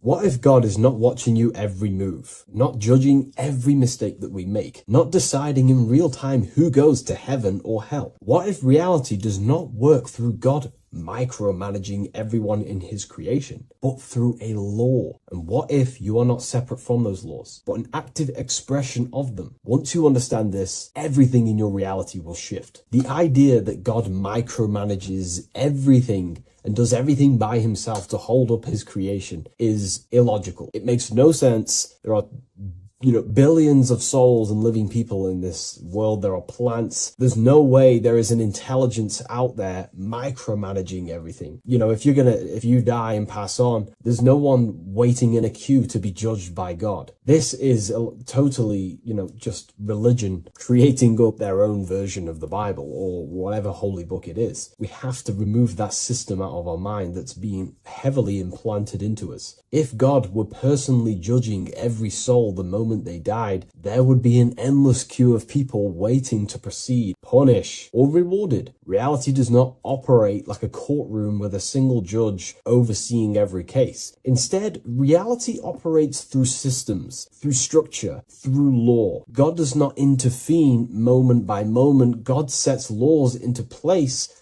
and creation unfolds by obeying them laws automatically. Think of like a video game. Reality works like a code, not a control. When someone creates a video game, they do not sit there creating and controlling every character, every movement, every outcome. They write a code. They define rules, gravity, collision, cause and effect. Once the code is set, the game runs on its own. Reality functions the same way. God is not micromanaging existence. There are laws that were written into the fabric of reality itself, and everything operates through them. And these laws are not just in the fabric of reality, like I just said. They're literally ingrained into your own mind. Your mind cannot escape these laws, are pretty much creating everything you call life. We see some of these laws in nature. This is where geometry becomes important. Geometry is not random decoration in nature. It is a law made visible. Spirals, symmetry, ratio, structure appears everywhere because geometry follows rules. These rules govern how plants grow, how crystals form, how cells divide, how planets rotate around the Earth, never ever falling off track. The sun rotates around the Earth. The moon rotates around the Earth. What is the order? What is the law that these intelligences are following? Why do they never distort? Why do they do the exact same thing every day and never fall off path? There is an order. And in fact, the word cosmos comes from Greek, and the word cosmos in Greek means order. This is why we call cosmology or the cosmos, the universe. It is order. It is an ordered, structured creation which contains and recycles and regenerates itself.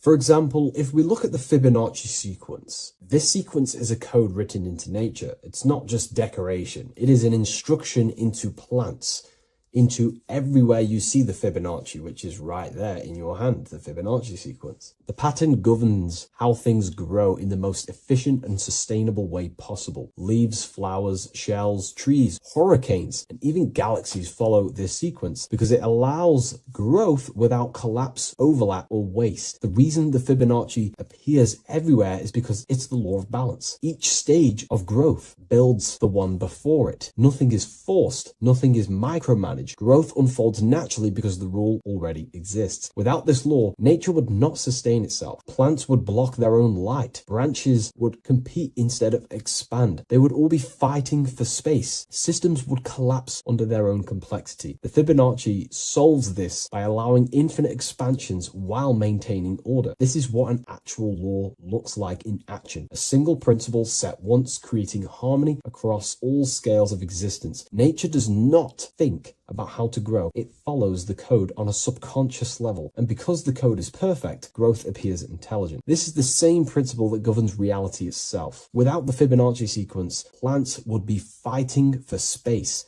fighting for light, that it would be pure chaos. The reason why there are laws in place is because it allows everything to self-sustain itself, to grow infinitely. These laws, such as the Fibonacci sequence, is pretty much a code to ensure that plants, nature, are eternal and they keep recycling themselves without a being micromanaging these things. Just like how your body works. Your body is running off subconscious programs. You don't tell your heart to beat, you never have. You don't tell yourself to breathe, you never really have. You don't tell your digestive system to digest food. These laws are already in place before you even become conscious as a baby. Who is the one telling your body to grow, to regenerate itself when it cuts? Who is this intelligence? What is this intelligence? Well, this is what we call the universal subconscious mind. The universal subconscious mind, the same power that is making the planets rotate around the earth, the same power that's telling the seed to grow into a plant,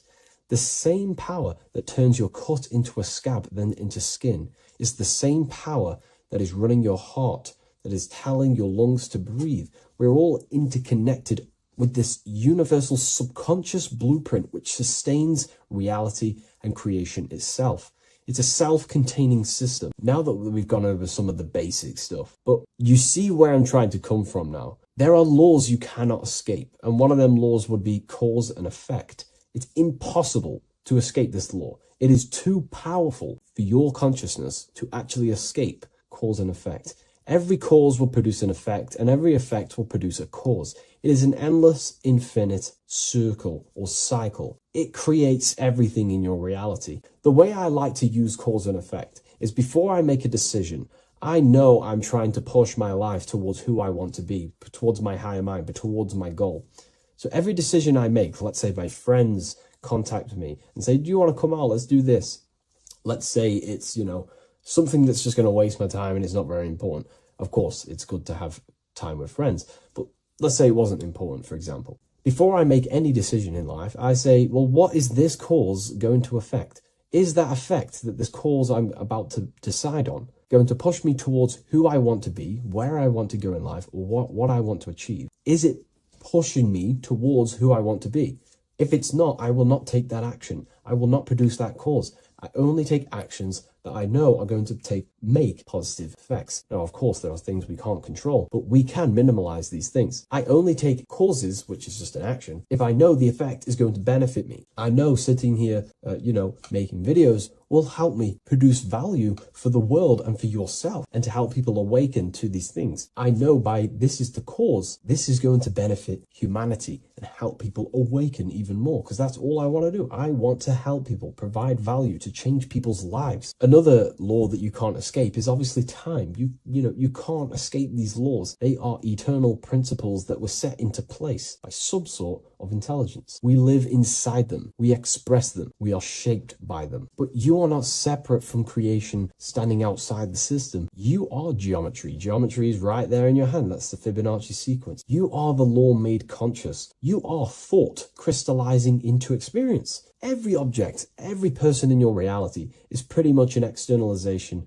of your mind. The friends that you have a similar thought process to you, or they maybe have similar thoughts to you, or similar things that you both like. Your friends are mirrors of yourself. Reality responds to you because you are part of the same structure that governs everything else. Thought becomes action, and action becomes consequence. Consciousness shapes your environment. This is not punishment or reward. It's simply just reflection. It's either punishment or reward depending on how you perceive things in your belief system. Everything you experience is neutral. It's just your mind's perception on whether it's labeled good or bad, because that's what the mind likes to do. It likes to think it's in control. But in truth, if you just observed it without the mind, just with pure awareness, it's neutral. So there are mainly 8 laws that govern your reality, and I've talked about these before in a previous video on my YouTube. This is what creates the seed of life. The seed of life is 8 circles, and each circle represents a law, and these individual circles come together to create a geometric form, which is a flower. So it's symbolic of how nothingness turns into something. When geometry comes together, it creates physical matter. And the reason why they're circles is because circles represent something that is invisible, something that cannot be measured, such as a thought or a law. Anything that is considered spiritual or unseen by the human eyes is symbolized as a circle inside the occult traditions. The reason is for that is because circles' surface area cannot be calculated. You can't find the exact surface area of a circle, which means it symbolizes something that you can't actually measure or see or tangibly touch. Therefore, the seed of life represents the 8 laws that come together to create a flower, the 8 laws that come together to form matter, the 8 laws that crystallize mind into a physical experience. These laws would be the first one, mentalism, the big circle around the seed of life, the big circle. So mentalism just reveals everything is mind. Without mind, there is no existence. Mind is reality, pretty much. You experience life not just outside of you, but mainly inside of yourself. Therefore, all of the laws that come after mind correspond to the mind, because mind is the first law. The second law will be vibration. Every thought has its own vibration, and you attract to you the thoughts that you put out based on the vibration. If you think negative, low vibrational thoughts, you will receive back to yourself more negative thoughts. If you think positive, you will receive more thoughts. If you think about football, you will receive more thoughts based on that vibration that you put out into the mental field. The third law would be correspondence. Everything corresponds, which means everything is just a reflection of something. Your reality is an externalization and a reflection of your mind. The things that you possess, the things that you've achieved, all comes from the internal mind. Everything corresponds to everything. As above, so below. Your reality is just an externalization of the thought loop that you live in every day, because thoughts work in cycles. 90% of the thoughts we thought yesterday, we will think again today. It's the thought loop that manifests our reality. So to change our reality, we have to change our thought loop. And once we change the internal, this will be mirrored in the external, which is the law of correspondence. Fourth law would be gender. Everything is masculine and feminine, conscious and subconscious. These two work together to create your reality. You have masculine and feminine forces of consciousness. Masculine forces of consciousness would be physical actions, willpower, thinking. Feminine forces of consciousness would be intuition and imagination and emotion. These are all aspects of the mind, the first law. The next law would be cause and effect. Very simple. We went over that earlier. Every cause produces an effect, and every effect will produce a new cause. It's an endless cycle. The next law would be rhythm. Rhythm is everything is in cycles, like I just said, day and night, winter, summer. The universe works in cycles. And just like I said, the law of correspondence, as above, so below, as within, so without, because the physical world has cycles, so does your mind have cycles. Thought loops. We think 90% of the thoughts that we thought yesterday. The subconscious mind responds to rhythm. The more you say something, the more you believe it, the more it becomes a program and more suggestible to your conscious mind. And the last law is care. It's impossible to escape care. You cannot not care. It is important. It is impossible to escape. If you hurt someone, you know deep down that that was wrong. And care also corresponds to creation. You only act on what you care about. You care about paying the bills, right? So we take the physical actions to go generate money to pay the bills for our house or whatnot. Or if you love someone, you care for them. You take the actions to message them, to contact them, to see them. Human action is driven by love or care. This is how all reality is created. So once we understand these things, it's life-changing once you work with the law. That's what I mean. Most people are unconscious of the law. The laws are there, but they're just not aware of them. Now that you're aware of these laws, you can consciously work with these laws so they're not working against you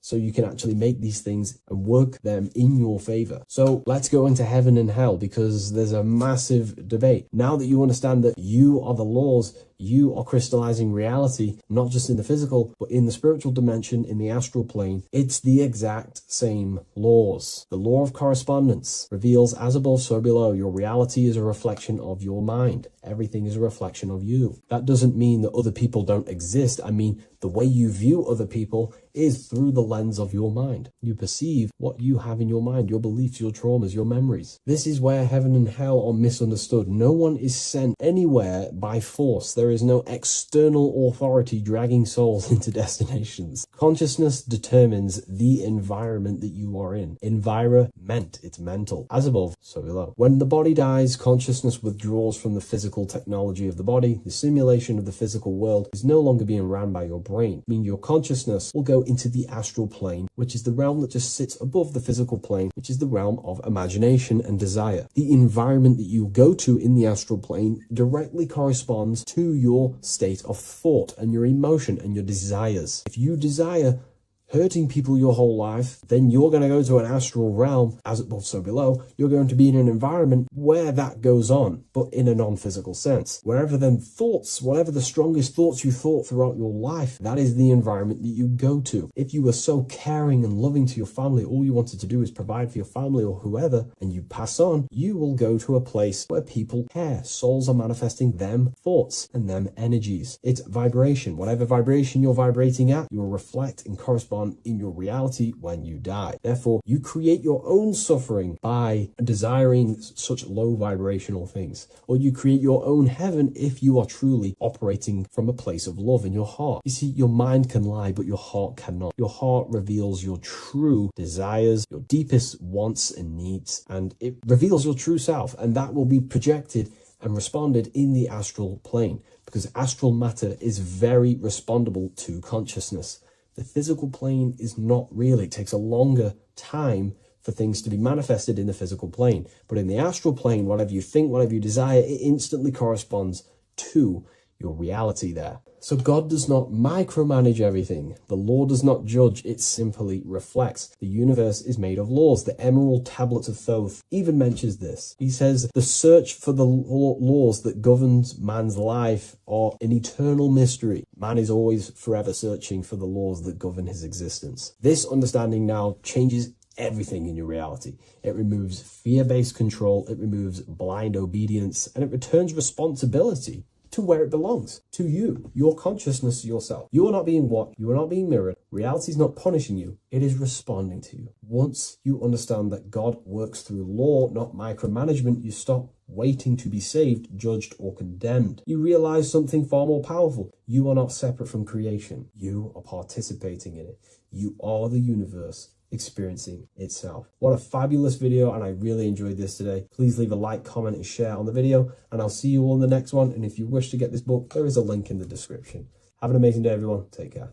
What if I told you the devil is closer than you think, and it's not actually a real person, force, or spiritual entity outside of you, but a being and an aspect of your own mind and psyche? In this video, you will learn exactly what the devil is and the true esoteric meaning of the devil. The first thing we need to understand is that the universe is a mental universe. Look around you. Every action, every building, everything you see around you was begun first as thought in the mind, then manifested. We use the mind to build and shape our reality. The universe, the world, only exists inside of our mind. Therefore, God and the devil exist inside of our own psyche. So first of all, the devil is not a literal being, but a symbol of the lower self. It represents the unmastered, ego-driven part of the human mind, a symbol of destructive thoughts, emotions, behaviors, lives in realms of chaos, fear, hatred, lust, and ignorance. This is why we see the devil as red, because red is the lowest vibrational color on the color spectrum. It also corresponds with the root chakra, which is all to do with survival instincts. Red represents chaotic and intense emotions like hatred and anger. When we are angry, our face turns red. The devil represents our animalistic fundamental needs, our instinctual needs, our survival state of consciousness. We have a survival state of consciousness and a godly state of consciousness. Our godly state of consciousness is creating, not just experiencing in the animal state, but consciously creating reality. This is why we see the devil with a goat head, an animalistic head, and the head is where the brain is. The animal head represents living off instinct, the part of our mind that lives on urges, impulses, and instincts, eating, sex, power, ego-driven actions, and ego-driven thoughts. Animals are only aware of themselves. Animals live on instinct. They have no ability to consciously create like humans. This is our lower desires for the material world. That's not to say the material world is evil. However, when our consciousness is only seeking material things, this leads us down a path of self-destruction, because nothing material can ever satisfy our soul. Everything material is temporary. Therefore, the devil represents the part of us that seeks only material desires, only material fulfillment, the ways of thinking where we only think about ourselves and ego-driven thoughts. It also represents the unchecked, unconscious self, where we have no mastery over our thoughts, over over our emotional impulses and no mastery over our actions. We're living in instinct and impulsive states, which causes chaos, selfishness, destruction, and keeps us bound to our lower material 3D state of consciousness. It's important to recognize that the word devil was never present in the earliest Gospels. Instead, what was mentioned was a spirit of evil. This distinction is crucial because it underscores that the idea of the devil, as popularly conceived, does not actually exist as an independent entity. Rather, it is a personification of the lower aspects of the human mind, a facet of our own consciousness. The term spirit of evil was not meant to denote a specific deity or being, but rather any force of negativity, whether it manifests as a destructive thought, emotion, or action. A spirit is a force, an energy, and we have three forces that create our reality: thoughts, emotions, and actions. We have full control over these three aspects which transform and mold reality. A destructive thought, a destructive emotion, a destructive action is a spirit of evil, and it originates from the darker aspects of the human psyche. So now, because we're on the topic of the devil, we have to look at the pentagram, which is obviously connected to the devil heavily. The upright pentagram represents spirit, air, water, earth, fire. Upright, which represents spirit, the most important element on top of the earthly elements, showing spiritual principles over material principles. As spiritual beings as we are, we have to put our spirit first, our higher self first, and material things second. Why? Because material things never satisfy us long term. Seeking material fulfillment will leave us feeling unfulfilled in the long run and very unhappy, and we can lose ourselves in illusions. We have to put our spiritual principles first. Seeking wisdom, knowledge, connection to the divine, and connection to our higher self is what gives us true fulfillment in our hearts and souls. But when we see this pentagram inverted, we now have spirit on the very bottom, which now represents earthly principles on top of the spiritual principles. We're putting our earthly elements on top of our spiritual element, which this inverted pentagram represents no longer caring about spirit, no longer caring about our invisible internal world, and only caring about this external body, food, sex, material things, cars, money, and all the things outside of us, the world outside of our mind. This is what true Satanism is. Satanism is not worshipping an external deity, but it is worshipping the self, only fulfilling the ego's desires. This is what true Satanism is, and we have all been conditioned to live in this state. Satanists want us to believe that there is an external deity called Satan or the devil, and the reason they do this is because they trick us, making us believe that we are not Satanist, while they are actually conditioning us to be self-seeking, ego-driven people, where we only care about sex, food, material things, and money, which is actually conditioning us to be Satanists. 80% of the population today are unknowingly involving themselves in Satanism, which is ego-driven thoughts, actions, and emotions, dwelling and living in this state where we only care about ourselves. When we are spiritual, we realize we are all one. We are all one consciousness family, and we need to do things that help and contribute towards our collective experience, helping others instead of seeking to serve only the self. The angel is depicted with wings, which represents elevation, higher self. The devil is represented with an animal horns, which is on the ground. A goat is on the ground, which represents the lower self. This is the elevated mind and the lower material mind. Horus, the bird, higher self. Set, the ground animal, lower self. Jesus and Satan. These are two forces, two characters that exist within the human psyche, not real entities. They are forces of our minds, and there is a battle between our higher self and lower self all the time within our own minds. There's always a part of us that's telling to do one thing and another thing, to do something bad and to do something good. There is this battle inside of our own consciousness. Here we have the human spinal column. The human spinal column is showing you the higher and the lower self. The higher self represents the head. The head is where the mind is. This is the creative essence of the universe. This is where all material things begin as a thought in the mind. We create with the skull, with the brain. This is our higher self, the heavens, connected to the heavens, the sky. And the lower end of the spinal column is where our reproductive organs are, where our gut is. Our reproductive organs and our gut is all to do with survival. The lower lower end of the spinal column, lower instinctual 3D based consciousness. The lower end of the spinal column is where our lower self dwells. Eating, consumption, power, and sex, lust. These are all emotional forces and instinctual based organs that are not inherently evil, but when we dwell and live off this lower end of the spinal cord, it keeps us in low states of consciousness. Our goal to raise to our higher mind is to balance this, not to overeat, not to abuse power, not to abuse sex and lust, but to master these organs and gain the ability to say no to these organs so that we can raise to our creative side of consciousness. Instead of dwelling in our instinctual nature, we can turn to our creative nature and consciously become a builder and constructor of reality. This is the true way of raising consciousness. This is the stairway to heaven, out of the animal consciousness to the higher consciousness. To wrap all of this up, it's all about gaining control over our instinctual lower nature and allowing our spirit to rule over our body and not our body ruling over our spirit or mind. The moment you let a thought become instantly an action is the moment you are an impulsive person. We are all trained to be this way. It is okay if you are in this state. The moment you let a thought turn straight into an action without questioning, that is the mind controlling you and you not controlling the mind. We need to gain control over the mind, and we do this through many different ways, through meditations,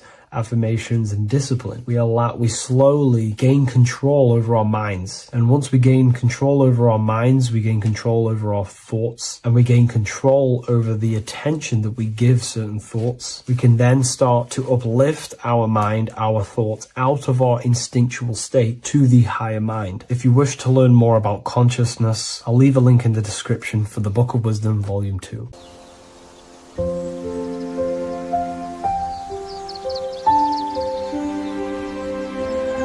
bookofwisdom.com.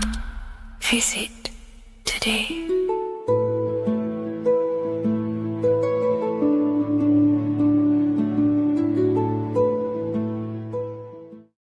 Do the elites actually worship Saturn? In this video, we're going to be discussing the occult and esoteric meaning of the 7 planets and the abuse of the Saturnic energy within today's world. This will help you gain a deeper understanding of reality, yourself, how you create reality, and what these 7 planetary energies actually truly are. In order to understand anything within the universe, we have to understand the law of correspondence, the law of as above, so below. There is one consciousness expressed in infinite forms. Me, you, the squirrel, everyone who possesses consciousness within this universe is an expression of the one divine consciousness, what we like to call Source, God, or the grand architect of the universe. We have to understand there is a large scale, but the large scale is mirrored in the small scale. If we look at lightning, this is a large scale. This is the macrocosm. Then we go a bit smaller to the trees. We see the same pattern. Then we look a little bit smaller into the human body. We see the same pattern of the nervous system. Then if we zoomed into the microcosm, brain cells, we still see the same pattern. This reveals the universe is a fractal universe. The large is reflected in the small. And this is the symbol of the Fibonacci sequence, which represents this as above, so below principle. The big spiral represents the macrocosm, but then this spirals into the tiny spiral. This symbol goes for eternity, never touching, never finishing. The large is mirrored in the small. With understanding this, we can realize that we are a microcosm of God. We are our own universe. We are our own world. Your body is the earth. Your mind is the mind of God, just in a smaller version. You are a drop in the ocean of the vast collective consciousness. With that being said, everything you see outside of you is inside of you. As above, so below. The 7 planetary energies on a macrocosmic scale are the 7 energies that form the physical world. The physical dimension is crystallized thought. Everything you see around you was thought made manifest. Thought imagined, then created in the physical reality.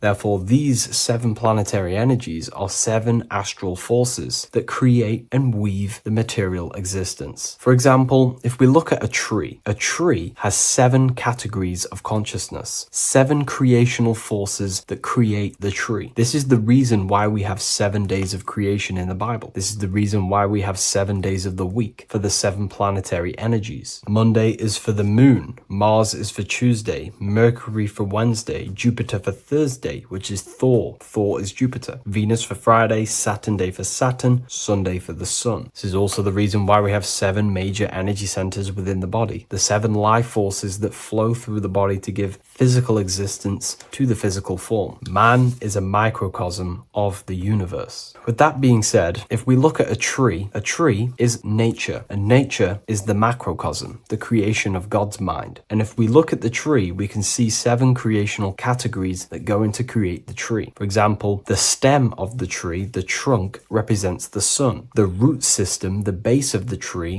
where the tree grows out of, is Saturn. If we look at the fruit of the tree, that represents Jupiter. The smell, the look, the colors of the tree, that's Venus. How the tree communicates with other trees through the root system is Mercury, the intellect, the intelligence, the communication. The leaves of the tree is the moon. The defense mechanism of the tree, how it defends itself from infections and other territories, is Mars. So we can see all physical matter, all physical creation demands these 7 categories of consciousness, these 7 planetary forces. But again, that is the macrocosmic scale. The macrocosm is reflected in the microcosm, which means you have access to these forces, these 7 planetary energies, and you use them to create anything in reality. You've been using them maybe unconsciously your whole life. For example, this book that I've created, the Book of Wisdom Volume 2, you can find it in the bio if you're interested in reading it. It has the 7 planetary forces that go into this tree, into this book. I used the sun, which is my passion and my drive to take actions. I used Mercury, which is my intellect, my thinking, my communication. I used Venus, the layout, the look of the book. I use Mars, my defense of my work, my trademark, my copyright. I use Saturn. Saturn is my time, my discipline, my attention. I use Jupiter, which is the why, the reason why I created it. I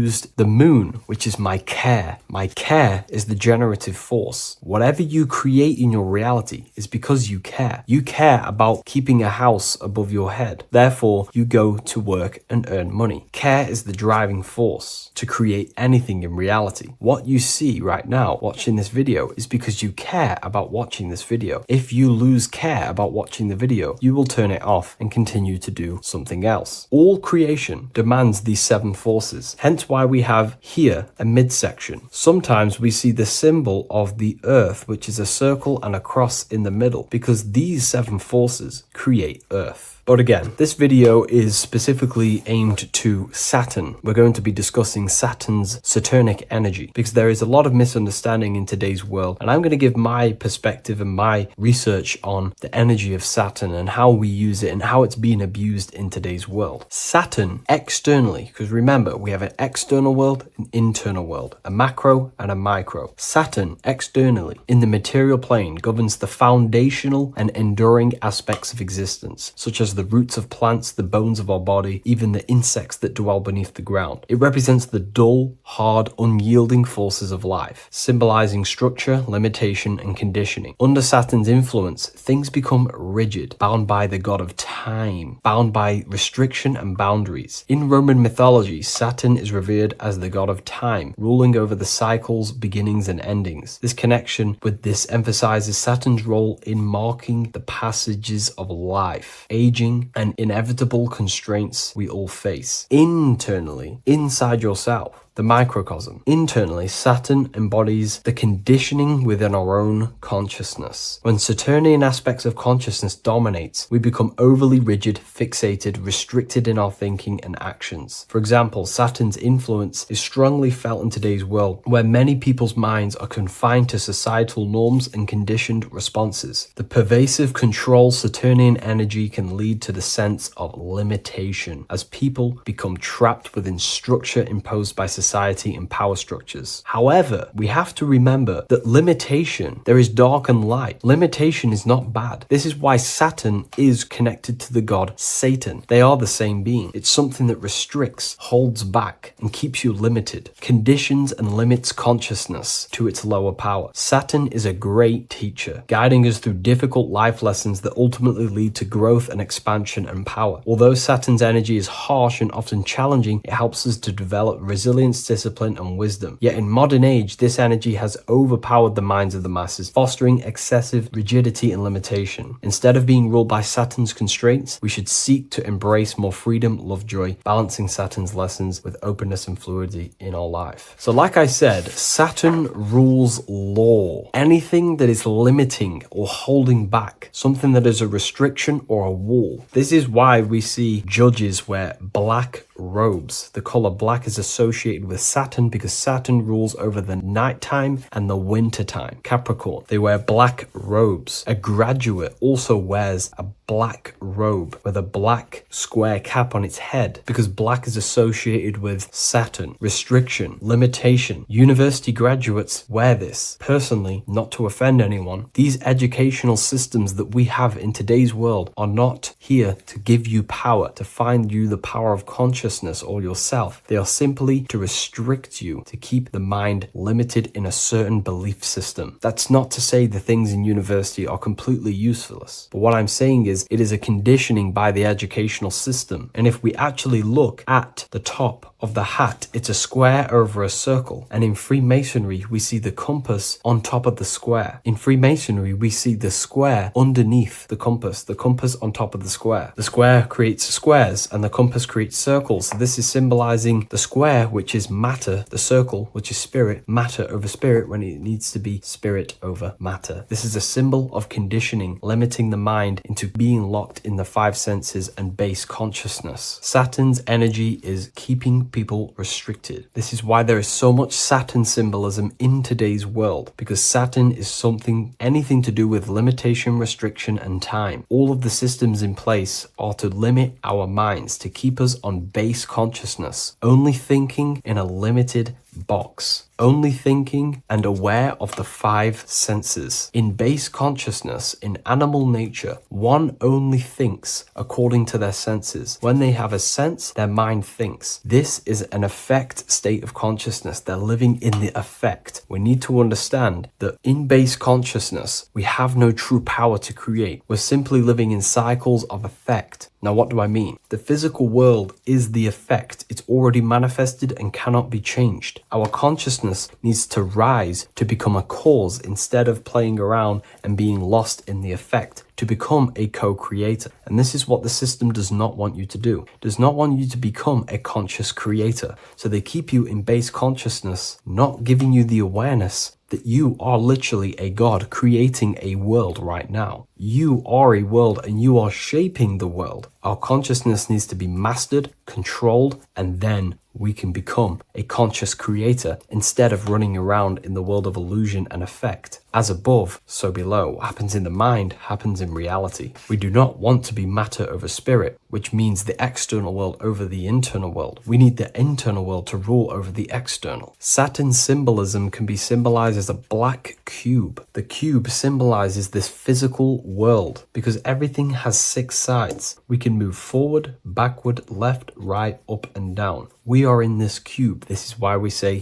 think outside the box. Thinking outside the box means to become a cause and not an effect. The mind needs to be a cause, an instruction center, and not just thoughts that are reinforcing the effect and lost in the effects of the material world. Instead of reacting, we need to become a commander. This is a symbol of conditioning and the physical plane. Black is dull, lifeless. The physical world is lifeless. It has no power to create. It has no power to do anything. It is simply a projection and an effect. You, the mind, consciousness, are the cause. You can create the effect. In today's system, Saturn's energy is heavily relied on, which is just simply man-made laws, restrictions, time wasting, and keeping people in base consciousness, only aware of the physical five senses. Let's get something straight about the elites. They do not worship Saturn. There is nothing to worship. They simply use the energy of Saturn to keep people limited. They're not using the planet Saturn, but they're limiting people in their belief systems and physically where they can go, restricting boundaries, countries, restricting people's minds through mass media, which is all symbolism of limitation and restriction of Saturn. They're not worshipping it, they're using it and abusing it. Saturn could be anything in your mind that keeps you limited. If you have a limited thought that does not allow you to take action on something, that is a Saturnic energy within your own mind. Anything that is indoctrination, anything that is boundaries on you, that is a Saturnic energy. Some people say that the Saturn and the moon are working together to trap our soul. This is highly symbolic. Saturn and the moon are not forming a matrix to trap your soul and keep you reincarnated. Again, this is symbolic, and in the esoteric version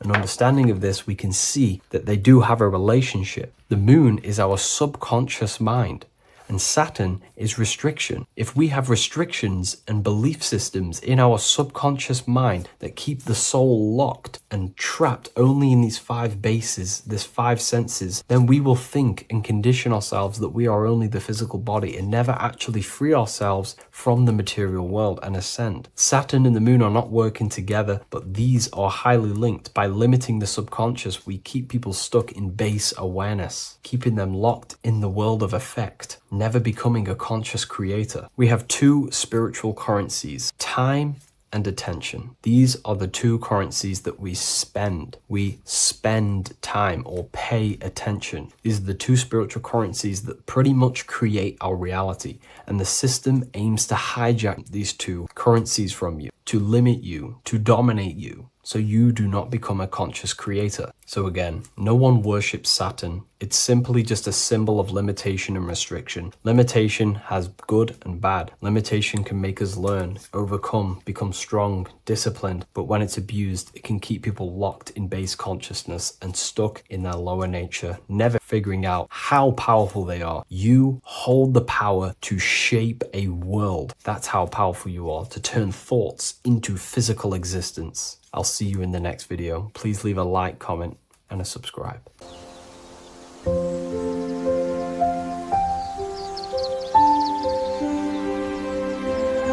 bookofwisdom.com. Visit today.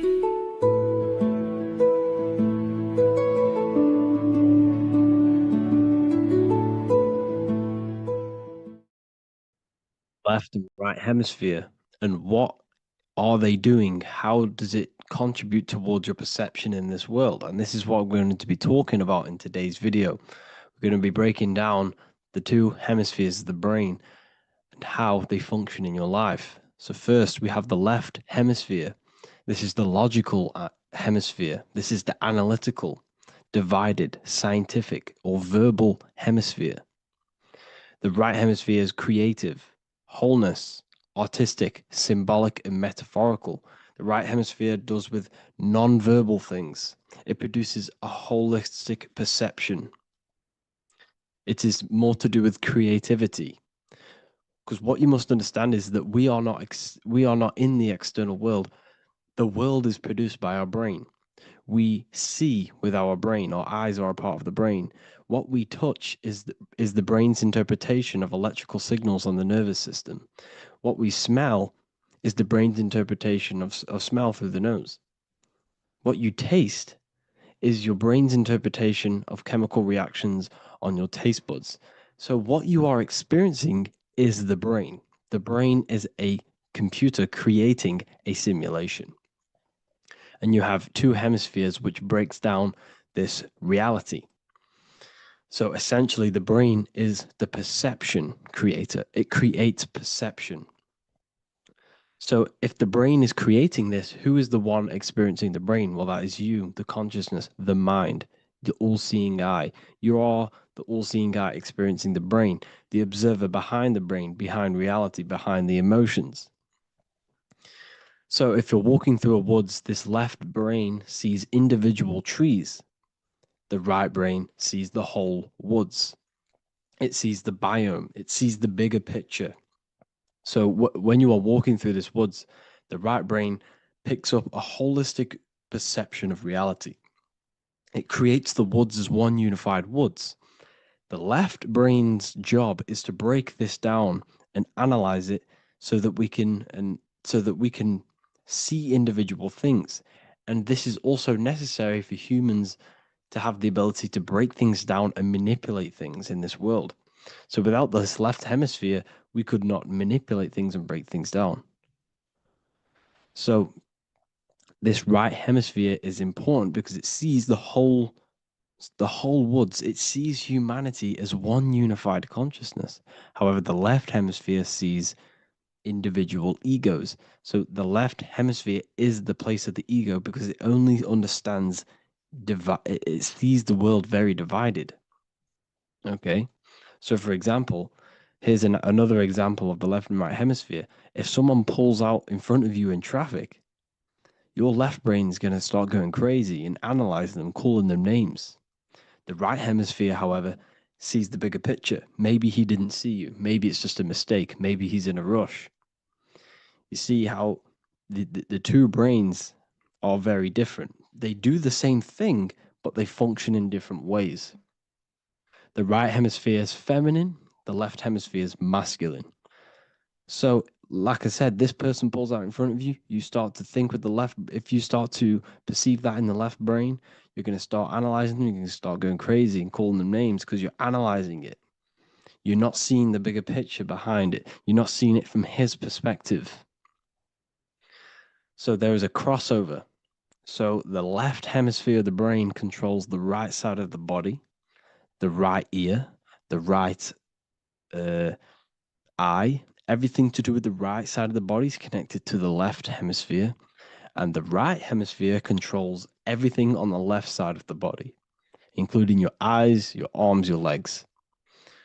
So everything is crossed over, and even your visual field is crossed over. So this is your visual field, as you can see here, and even the left side of your visual field goes to the right brain. There's a crossover. No one really knows. There's not really a reason for this. However, this is how the human body is designed. As we all know, the human body is the most advanced piece of technology on the face of the earth. They cannot replicate the human body. And they tell you it has no creator. This is crazy. People are that brainwashed, they can't even understand that their body is the most advanced piece of technology. Your body is so advanced, the computers that you use are mimicked of the body. Everything they create is mimicking nature, but they don't show you how intelligent nature is because they don't want you to understand you're in an intelligent design. So anyways, let's get back on track. There is a crossover in the brain, and this is why they teach you to write with your right hand. And I was speaking to someone who's in a nunnery, or whatever you want to call it. They were a nun, or they knew someone who was a nun, and they forced these people, these nuns, to write with their right hand. You had to write with your right hand. This is why, I'd say at least 70% of the world or 80% is right-handed and right-legged, because they taught us this to activate the left hemisphere more because of this crossover that happens in the body. So when we are using this right side more, we are using that left hemisphere more. Why? Why are they doing this? Well, they also called it writing. Writing is a spell, to cast a spell on you, to use that right side of the body so that you use this left hemisphere, because they want you to see the world as a divided perception. They don't want you using the right hemisphere, using that left side of the body to activate the right hemisphere to see the bigger picture and see how everything is all one and everything is created. This left hemisphere domination keeps you from seeing the connections between everything, because that left hemisphere analyzes, it breaks things down. So when we are left hemisphere dominated by using the right side of the body, we are essentially seeing everything as divided. And this is why so many people will not understand my work, because my work connects dots and connects fields of knowledge, and makes you see the bigger picture. So people who are left hemisphere dominated will see my work and think this guy's crazy. But everything, it's all about activating that right hemisphere. So they called it writing because every word you say is molding your mind in some sort of way. The things you see is molding your mind. Everything you take in through the five senses is molding your mind. And language is a massive spell, especially the English language. They called it writing so that you use that right side. It's a spell because your subconscious mind picks up everything you say. And 90% of your daily basis behavior and thought patterns is produced by these subconscious programs within the subconscious mind. Essentially, your conscious mind is only the 10% of you. The conscious mind is just what you're aware of, what you're wearing, how you're feeling, what you're thinking. That's your conscious mind. The subconscious mind is controlling every system in your body. It's telling your heart to beat without you being conscious of it. So essentially, this is what they're programming. They're programming this system in the back of the mind, which is controlling everything through the words. And this is what spells are, because it's all about creating perception in the subconscious. So they want you to use that right side more. I truly believe the ancients, they were balanced. They used the left and the right side of the body. They didn't have a stronger side because they understood this science of the body and how the body works. So this is actually called phonetics. It's not etymology. Etymology is the study of root words. Phonetics is the study of how words sound similar. The way words are spoken. So phonetics, phone is why we call them a phone, because you speak into a phone. So this is write and writing, to use that right side to activate the left hemisphere more. So your hands are a manifestation of your brain.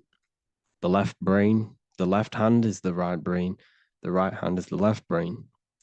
And as a child, we were always taught that when you place your hands together like this is the size of your brain, which is true because your hands are a part of your brain. They're an extension of your brain. Every part of your body other than your brain is an extension of the brain. Everything's working and feeding back information to the brain because you're experiencing the brain. So another trick that you can do, or another exercise, is looking in the mirror and closing one eye at a time. If you close your right eye, if you take your top off, for example, you'll analyze your body if you close your right eye because you're using that left hemisphere. Sorry, other way around. If you look at yourself through your right eye, you'll use that left hemisphere, which will analyze yourself. You'll see individual body parts. If you close the right eye and use the left eye, you'll see your body as a whole. You won't really analyze it. This is how you can analyze yourself using these two hemispheres. So this whole system is created to keep you thinking logically and to restrict you from creating and restrict you from understanding symbolism, allegories, metaphors, and teamwork. They want you stuck in a logical way of thinking and a logical way of seeing the world. This is why when you go to school, you are told exactly what to do. You're told to think this way and no other way. You're told to do orders, do this. It's a very left-brained system, because if we all started to open up this right hemisphere, we'd all see, wow, everything is all one, everything's all connected. And this is what my work is doing. I'm showing you everything is one. The physical world is an illusion of duality, but everything comes from the one source, the one mind. The universe is a giant mind. I am mind, you express mind. We all possess mind. Behind the physical body is the same mind consciousness. And we are all expressions and fractals of this infinite consciousness called mind. And this is what they don't want us to figure out, is that we are all just one consciousness expressed. It's an infinite consciousness. It's even in the squirrel, it's in the dog. All of these different animals, they're just different bodies, but behind the bodies is the same consciousness, which is mind. That's what the pineal gland is. The pineal gland is not the mind, and it's not the third eye. The third eye is your mind. If you have a closed third eye, it just means you have a closed mind. If you have an open third eye, it just means your mind has expanded from beyond physical things through astral projection and mystical experiences. This is how you gain an open third eye. It's just an open mind. A mind that has astral travel, that has explored the realities within the mind. So everything they do is to keep us in a divided state. Divide and conquer, right? That's their motto. All to keep you thinking how everything is divided. Everything they've done is division. Postcodes, countries, everything is divided. Like football teams and all this stuff. It's also a natural process when you grow up, because as you grow up, your brain is constantly analyzing the world. So this is sort of a natural process of how you become more left hemisphere dominated, because your brain is always analyzing. And unless something awakens you, you can awaken that right hemisphere where you can start to see the bigger picture. Even the music, all tuned to 440 hertz, shuts down the right hemisphere of the brain. 440 hertz, Spotify, Apple Music, the radio. Every time you turn on the radio, it's tuned to 440 hertz. This was specifically tuned. It never used to be tuned to this. It was in the 1950s. It was changed. The standard music tuning was changed to 440 hertz because it shuts down that right hemisphere of the brain. They don't want you thinking, seeing the world in this way and perceiving things as one. And I'm going to show you. It tells you this in the Bible. Cast the net onto the right-hand side of the boat and you will find the fish.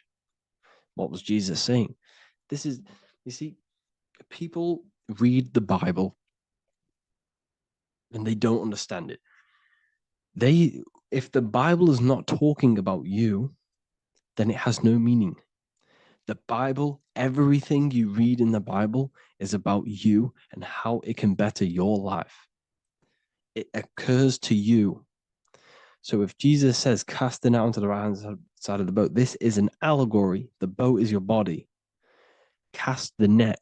It's the awareness, the perception onto the right hemisphere of the brain, and you will find the fish. What's fish? What do fish do? They swim deep in the ocean. It represents the knowledge.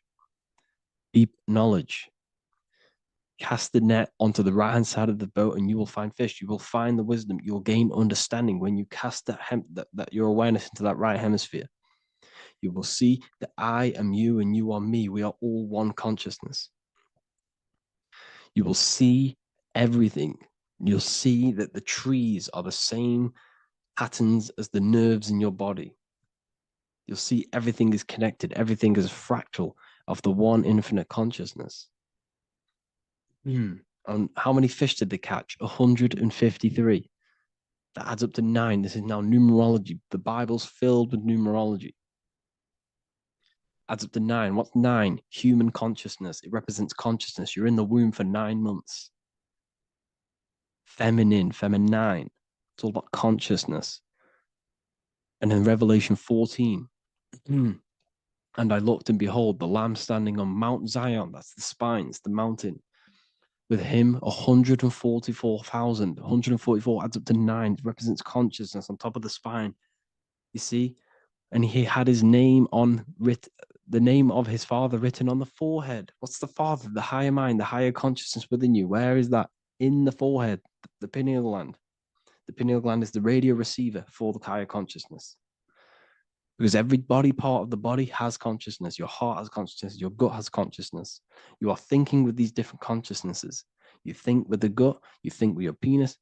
You are thinking with all of these consciousness. And it's about raising your consciousness to the higher consciousness, which is the father, the mind in the head. Don't think with the lower parts of the body because that is your animal nature. Think with the higher parts of the body. It's all representing consciousness. How to activate the right hemisphere of the brain? Well, it's all to do with non-verbal things. So music will activate the right hemisphere. Make sure it's tuned to the right frequency though. 432 hertz, 528 hertz. Any frequency that adds up to 3, 6, or 9 is good for you. Meditation, turning off the thoughts, and you raise yourself to the higher brain. Symbolism. Symbolism is all right hemisphered. Reading between lines, metaphors, determining the Bible. It's all right hemisphered. Seeing the bigger picture, it's reading between the lines. So tithing in the Bible. These people in the churches are giving 10% of their money to the church. It's nothing but a scam. What these people have done is they have externalized the Bible. They have taken the Bible and literalized it so that they can make a business out of it. So what they're doing is a tenth of the produce of what it says in the Bible, a tenth of the produce of the land, whether grain or fruit, is the Lord's and is holy. So what's that saying? The tenth of it's basically saying give the 10% to the Lord, to God. What does that mean? Well, what's the land and the fruit? This represents physical things, the physical things that you have. The tenth of the physical things that you have. What's that? That's your ego. All the physical things that you have is all to do with your ego. That's the lower self. The ego, what is the ego? It's the mind's perception of the physical self. You had no ego when you were a child. Okay, when you were a child, you had no ego. As you grew older, you created the ego. But the ego is the full self. It's the echo. Ego, echo. It's the echo of the full self. So it's saying give the ego over. Take away the animal self. In that left hemisphere, that's all to do with the left hemisphere. That left hemisphere sees the ego. It sees individuality. It's divided. So it's saying give that 10%. Give that 10% of you over to the right hemisphere. The 90%. The 90% of you is in that right hemisphere. The higher self. Now, I'm not saying the left hemisphere is bad. Okay, I'm not saying that at all. But it sees it sees things divided. It's like I said, the left, the hands are manifestations of the brain. So when these Christians are praying, they're putting their hands together. What are they doing? That they're syncing the brain hemisphere is what you're doing, because everything's an extension of your brain. So if you put your hands together, you're putting the two hemispheres together. And what's happening when you place the hands together? All the electricity in the body is now running in a circuit. So once you connect these two hands, the electrical energy is now running in a circuit. And energy can move around the body quicker and more efficiently. So when you pray, when these people are praying, they don't realize that they're engaging in ancient forms of meditation, of balancing the two hemispheres. So now we're talking about balancing the hemispheres, not the right hemisphere. This is what Israel is. Look at the symbol for Israel, the up triangle and the downward triangle. What's that? The up triangle represents male. The downward triangle represents female. Okay? This is talking about the brains. Israel is Ra. Isis, which is female, the Egyptian god. Ra, El. El means God. Electricity. That's the force of the physical world. It's the force that runs this world, electricity. It's the force of God. El, consciousness. It means God. Is-Ra, El. Isis, Ra, and El. It's the two hemispheres of the brain, the holy land of Israel. It's the holy land, it's the brain. Once these two hemispheres are synced, this is how you unlock your consciousness. This is the easiest way of astral projecting. Hemisphering, I forgot the word for it. Hemisphere syncretization, something like that. It's about syncing the hemispheres. This is how you unlock your consciousness. Once the brain is running as one electrical system, this is how you balance the two masculine and male opposing energies. Once these opposing energies are no longer in war with each other, the brain, they come together to work as one. You unlock your consciousness. You are born again. What happens when a male and female have sex? It creates a new child. It becomes one. You are born again. Once the two hemispheres of the brain, you are born again. You can then have an out-of-body experiences. So this is why the symbol of the Holy Land, Israel, is the up and down triangle back combined together, because it represents unification of the male and female, unification of the hemispheres. You're born again. You unlock consciousness. and you can get this for free. It's called the Gateway Tapes on my website. Basically, it's a audio track from the government, and they did this in the Gateway Experience. It's a CIA document, and what they do is there are different forms of meditations you go through. I think there's about 5 waves of meditations you do, half an hour each one, and it will teach you. It will sync your hemisphere, because what does it do? They understood that playing one frequency into one ear and another frequency into the other, they understood that the right ear is connected to the left hemisphere, the left ear is connected to the right hemisphere. So when you play 2 different frequencies into both ears, what happens? The brain picks this up, the 2 hemispheres of the brain picks this up, and it syncs it. It syncs these 2 hemispheres, these 2 frequencies together. So now the brain is working as one to sync this frequency. So this is how you can sync your hemispheres, through listening to these frequencies. Okay, you can get them for free and do the meditations yourself. This will definitely help you. This is an easy way to astral project. So it's all about syncing the hemisphere and seeing reality from a unified perception. We should all aim to get out of that left hemisphere. I'm not saying don't use it, but we should now start to we should not start to read between the lines of the Bible, read between the lines of the symbolism they're showing. Study symbolism, study allegories and myths. What are they trying to tell us through these allegories? And, this is how we start seeing things in a better way. Once we understand that we are all microcosms of an infinite consciousness, we can all come to one, because love is the unifying force of this infinite consciousness. We are all divided. We are all disconnected from our hearts. Once we all connect with our hearts and see that everything is one, we can all start to love and come together as one, because love is the unifying force of consciousness. So if you haven't already seen, I now have launched the Ethereal University. I will be doing lectures like this one, but even better, deeper, and even releasing knowledge that I can't talk about online, as they are censored. I'll be doing lectures every single week. I'll be doing live calls every single week.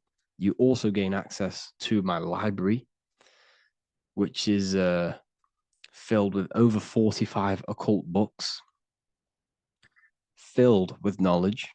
Okay, I'll show you now.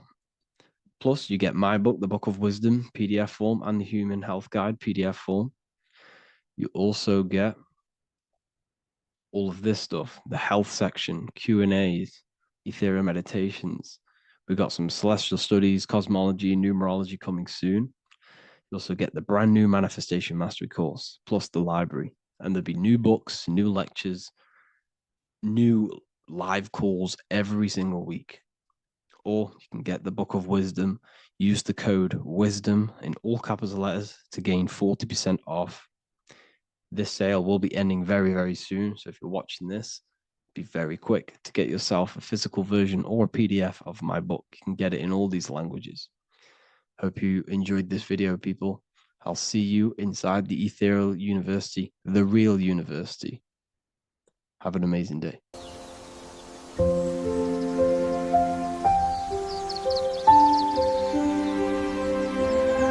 bookofwisdom.com. Visit today.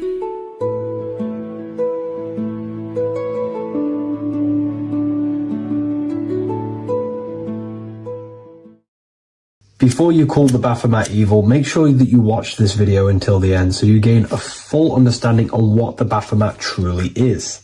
No, I am not a Satanist. I am simply an esoteric and occult researcher. I've been looking into symbolism for a very long time, and I can reassure you that this symbol does not represent the devil, does not represent any negative figure. It's a very deep, occult, esoteric symbol. What we first need to understand about the Baphomet, it is indeed a symbol. Every symbol we see around us is neutral. The pentagram, the Baphomet, is neutral. It depends how you use it, whether it is used in a good or bad way. Everything is neutral. It's your mind's perception that gives it a positive or a negative charge. First of all, let's break down the Baphomet symbol. Let's look very closely at the Baphomet. We have clearly the 4 physical elements corresponding to the Baphomet. Here we clearly have the fire element. The wings represents the air, the flapping in the air. The fish scales, which is the water. And this dome figure representing the earth. The soul is incarnated into 4 bodies. We have a mental body of consciousness, intellect.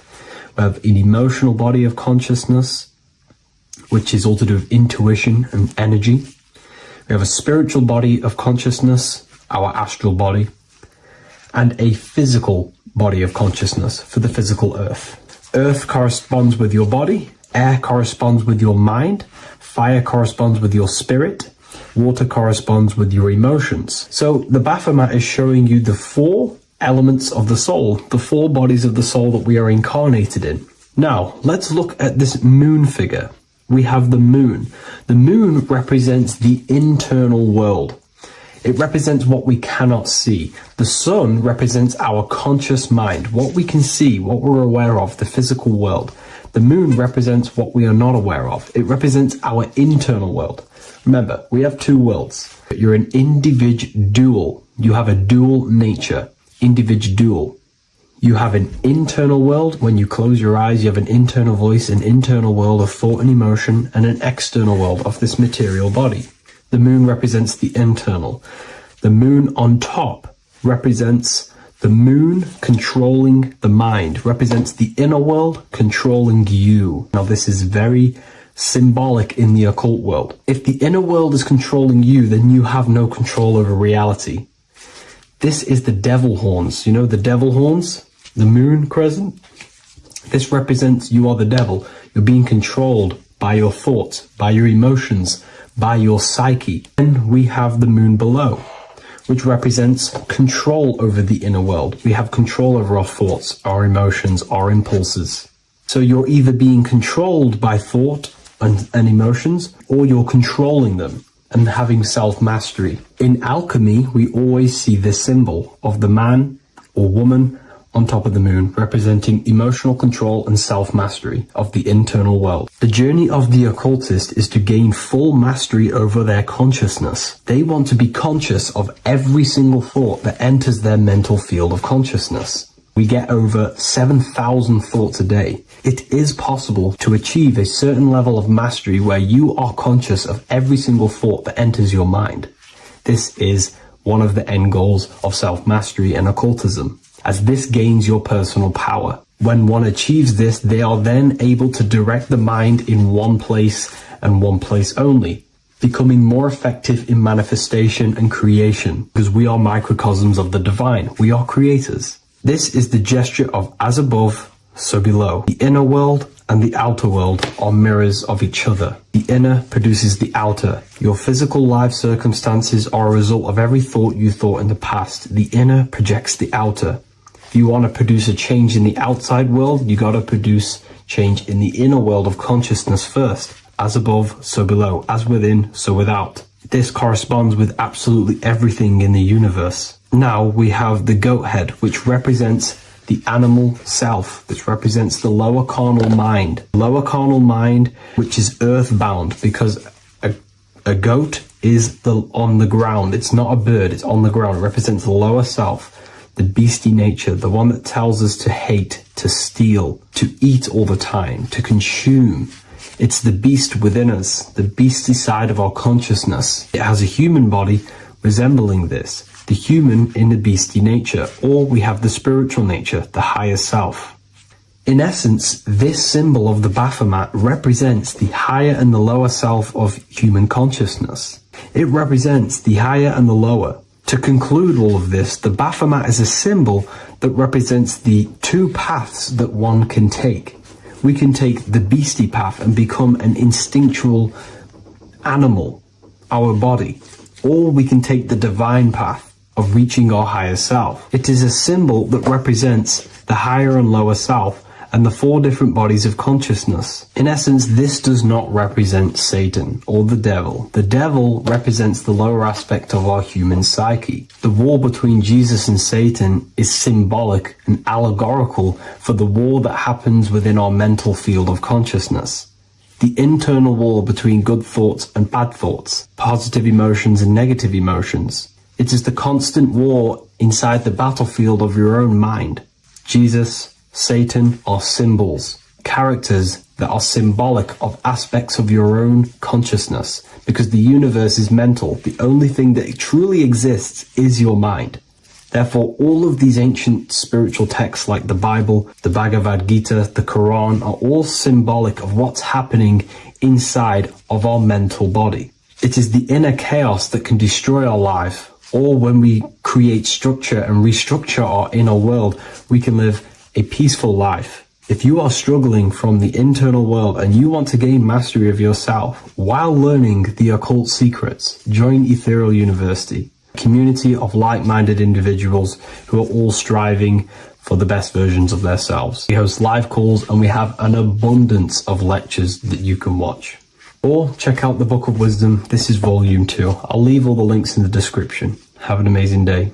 Creation demands destruction. Every time you release your sexual fluids, you're destroying a part of yourself to create an extension of yourself. For example, if you want to create a business, you have to destroy your time, attention, and energy in order to create the effect of the business. All creation demands some sort of sacrifice or destruction. This falls under the law of polarity in the universe. It's the same with your sexual fluids. Your sexual fluids, especially as a man, contains minerals, all the minerals in your body. It contains your vitality. It contains your DNA. It contains the blueprint of you, and it can create a whole new human being. You are literally playing with the power of creation if you are releasing your sexual fluids too much. Sexual fluids also extend beyond the physical plane. They contain astral forces because all physical creation is a mental creation. We live in a mental universe. Everything begins as a thought in the mind, then the thought takes the form and the body of imagination, which is an astral force. Imagination turns into etheric emotional energy. Then the etheric emotional energy turns into the physical action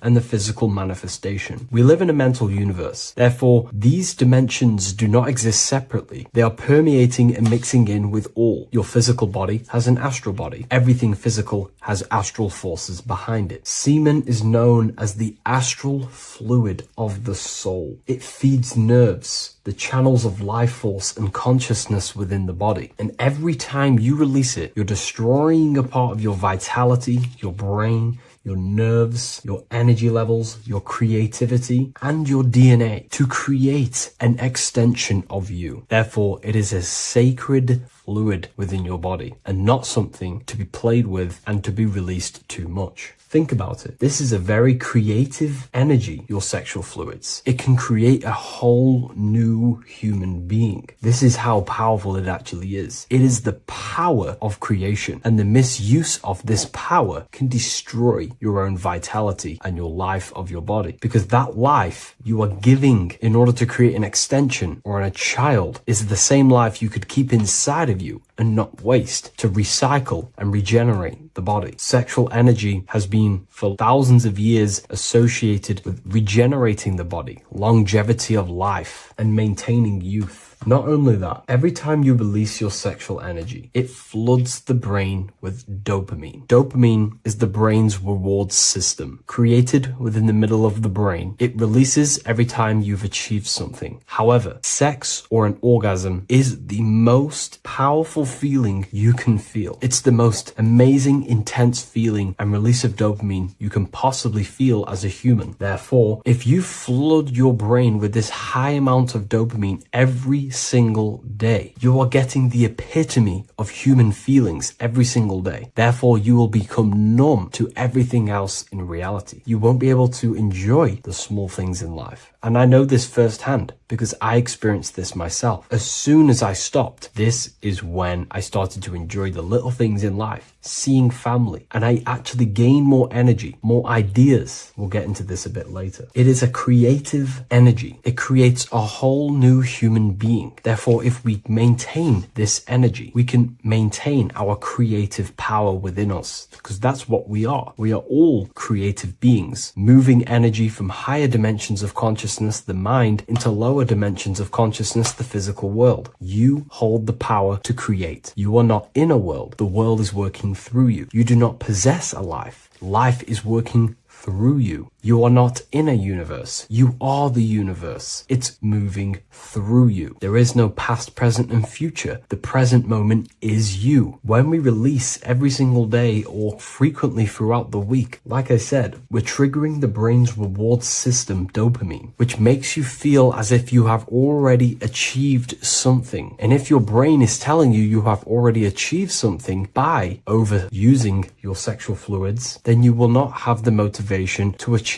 other things in your life. I know this firsthand. I became very lazy. I didn't want to work. I didn't want to do anything because subconsciously my brain felt as if I've already achieved. If we look at the symbol of the Baphomet, we notice the Baphomet has horns and a goat head. Now we look at the word horny. When you become sexually aroused, it's known as horny, which is the horns, representing the lower mind. The lower mind is the mind we use for our animal instincts. We have two parts of our mind. A higher mind, which is contained of higher thought, which chases spiritual things such as love, wisdom, knowledge, and God. Then we have a lower mind, which chases the things of the material world closely associated with the ego, chases validation, material gain, status, and physical sensation, physical pleasures. It is these physical pleasures that can keep you in an endless loop, making you feeling empty inside, because nothing material can ever satisfy our internal world. Nothing. You can achieve millions of dollars. You can achieve your dream house, your dream car, your dream watch. And if that is the only thing you are chasing, you will feel empty inside when you achieve it, because nothing of this material plane can satisfy you. Nothing of the lower mind can ever satisfy you. This is why we must sacrifice the lower mind and overcome the lower mind and the lower instincts. One thing I found amazing when I mastered my sexual urges and my lust is that my mind became a lot more clear. The thoughts and the time and the attention that I used in my mind to go towards lust, sex, and chasing these things was taking up a lot of mental space, time, and energy. But as soon as I removed it and mastered it, my mind became an open vessel for higher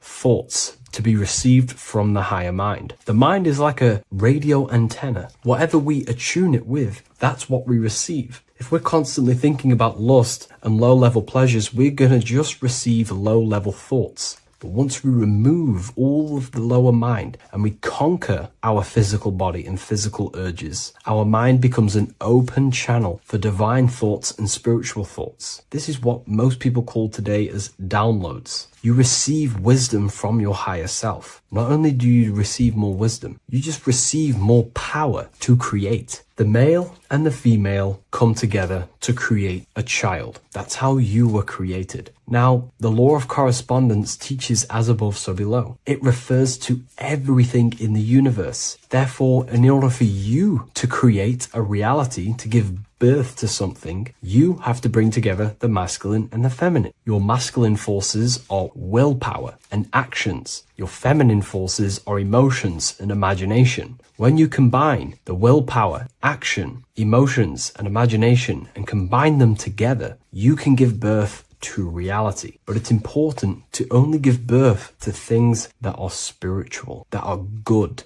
that are for the benefit of yourself and humanity, and not for the ego and the lower mind. Killing our lower mind is essential for spiritual ascension when we die. The thoughts that we give the most attention and energy to when we die are pretty much the same thoughts that we're going to think when we die. When you die, your physical body and external world is stripped and you're left with your internal world of consciousness. More than likely be resonating within the lower astral plane before you move on to any higher dimensions of the astral. It's important that we kill any addictions such as sex, food attachments, emotional attachments to people, any desire for material things before we physically die. The Hindus taught this, Buddhism taught this, the ancient Egyptians taught this. We have to remove the desires in our heart for material and things before we physically die. Because when we die, we cannot fulfill physical pleasure. Therefore, we will create our own suffering within the astral dimension. So sex is the biggest part of this. We have to remove the desire for sex or releasing any of our sexual fluids before we physically die to master ourselves. And not only that, it's going to benefit the way you feel, the way you think, the way you act towards people once you have mastered this. Porn psychologically damages you. You are quite literally the person in the corner of a room watching two other people give pleasure to each other. Psychologically, that is not good. And what happens in darkness is always revealed in light. What you do in your alone times will show in your confidence, in your eye contact, in your presence, in your aura, your energy. You cannot hide things that you do in the dark, because they always reveal themselves in a subconscious way, whether physically or through an energetic spiritual way. Sex can be known as sacred energy exchange. You are exchanging energy, bioelectrical energy. It's a scientific fact that when you hold hands with another person, your brain waves of each individual become synced. Your emotions sync. And you exchange electromagnetic energy because you are an electromagnetic being. But when you have sex with someone, you are literally exchanging emotional energy. Your aura is not just an electromagnetic field. It is literally a manifestation of your internal consciousness. Your consciousness contains your thoughts, your beliefs, your traumas, your emotional state. And this manifests externally through the vortex of your heart into an energy presence around your body. This is why you can feel sad when someone else is sad next to you, because their energy is merging with yours. When you have sex with someone, you are quite literally exchanging consciousness, beliefs, traumas, emotions, feelings, vibrations, and your consciousness merges with their consciousness. So be careful with just having casual sex. Now, I'm not here trying to say never release, never have sex with your partner. I'm not saying that. I'm saying take caution with these things. Take my teachings with a pinch of salt. If it benefits you, that's great. I'm not here to tell you how to live. I'm simply giving you my research and the things that have helped me in my life on my esoteric research, awakening, or spiritual path. I don't like calling it a spiritual path, because it's not spiritual. It's simply just life, the knowledge of consciousness and the self. So I hope this video helps. If you'd love to read this book, I'll leave a link in the description. This book I wrote myself called The Book of Wisdom, Volume 2.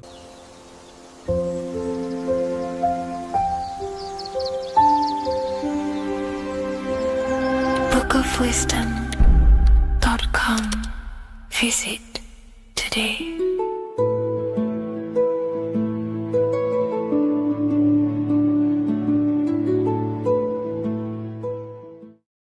Religions were made to hide the truth about yourself, God, and the universe. You see, religion teaches there is a God separate from you. He created the universe separate from himself. They did this to truly disconnect you from consciousness, from God, and from yourself. Now let me explain. It's going to be very difficult to understand this from a left hemisphere dominated perception. The left hemisphere sees everything individual. The right hemisphere sees the whole. For example, if you're walking through a woods, the left hemisphere sees individual trees, leaves, twigs, and branches. The right hemisphere sees the interconnectedness of the whole woods. We've been trained our whole life to be trapped in the left hemisphere, to think logically, scientifically, with evidence. This way of thinking traps you in illusion, division, and separateness from everything. Plus, in science, they teach you the universe exists outside of you. You exist in a universe, and the universe exists whether you exist or not. This is completely false. You are the universe experiencing itself. There is only one person in the universe. There is only one awareness in the universe, and that is God. That is your consciousness. Not your name, your job, your reputation, your thoughts, your beliefs. That is not God. God is the infinite awareness that you are, the alertness, the essence of life. You are an individual. You have a dual nature, an inner world, consciousness, and an outer world, this physical body. The inner world is the immortal consciousness awareness. This physical reality is for the immortal within us to experience and enjoy. And the immortal consciousness, the immortal self, the individualized expression of the only thing that is truly real, which is God, consciousness, is seeking a way to understand itself through infinite vantage points. The same consciousness inside of you, inside of the dog, the squirrel, the plants, the stars, the same awareness is in absolutely everything. Only the right hemisphere can see this connection. The universe is one mind separated into the infinite bodies and life forms. This is why scientists tell you that the universe is forever expanding. It's truth in plain sight, because the universe is the mind, and the mind is always seeking more vantage points to understand itself. And the mind is always expanding into new realms of thought. The mind cannot be filled up. It does not exist in space. However, human awareness, human consciousness is very sacred. And the reason why I say that is because humans possess a two-way consciousness, unlike a dog, an animal, or a squirrel, for example. The dog looks in the mirror. It is not aware of itself. It doesn't look in the mirror and see that it needs to improve something. However, humans, we can look in the mirror and say, who am I? Where do I come from? And I need to change this aspect of me. I'm lacking in this area.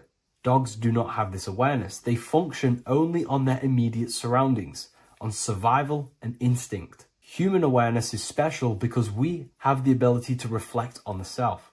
We can question our consciousness. We can question, who am I? Where do I come from? And where am I going after this? The human mind has no limitation. We can surpass our animal nature and rise to a godly nature. This is the whole purpose of reaching Christ consciousness, which is just an ideal consciousness where we have control over self and we know who we truly are. Humans have been given the tools to awaken. Our five senses are locked only to perceive the physical world, but the mind holds the gateway to understand the unseen aspects of reality. The mind holds the secrets to the universe and consciousness. We just have to study ourselves to understand God. We are all individualized aspects of consciousness. There is only one pure consciousness in the universe, but we're fractaled into infinite life forms, experiencing this consciousness in a different form, molding this consciousness into individual egos and individualized consciousness. Me and you are made of the same fabric. However, I have thought different things, believed different things, experienced different things, which has conditioned my consciousness to be my own individualized aspect of God. And that's what makes me, me, and you, you. God is the creative power within us to turn thoughts into physical reality, to create things. We are a creator. Each one of us is a miniature earth, creating and building in this physical 3D reality.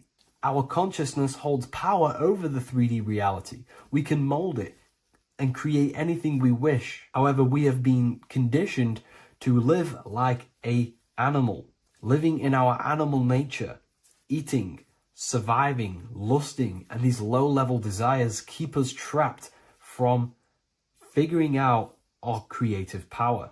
This is why the ancients always depicted God inside of the brain. Even in ancient Christian artwork, William Blake, Anton Raphael, all depict God inside of the brain. Why is this? Because God is our creative power.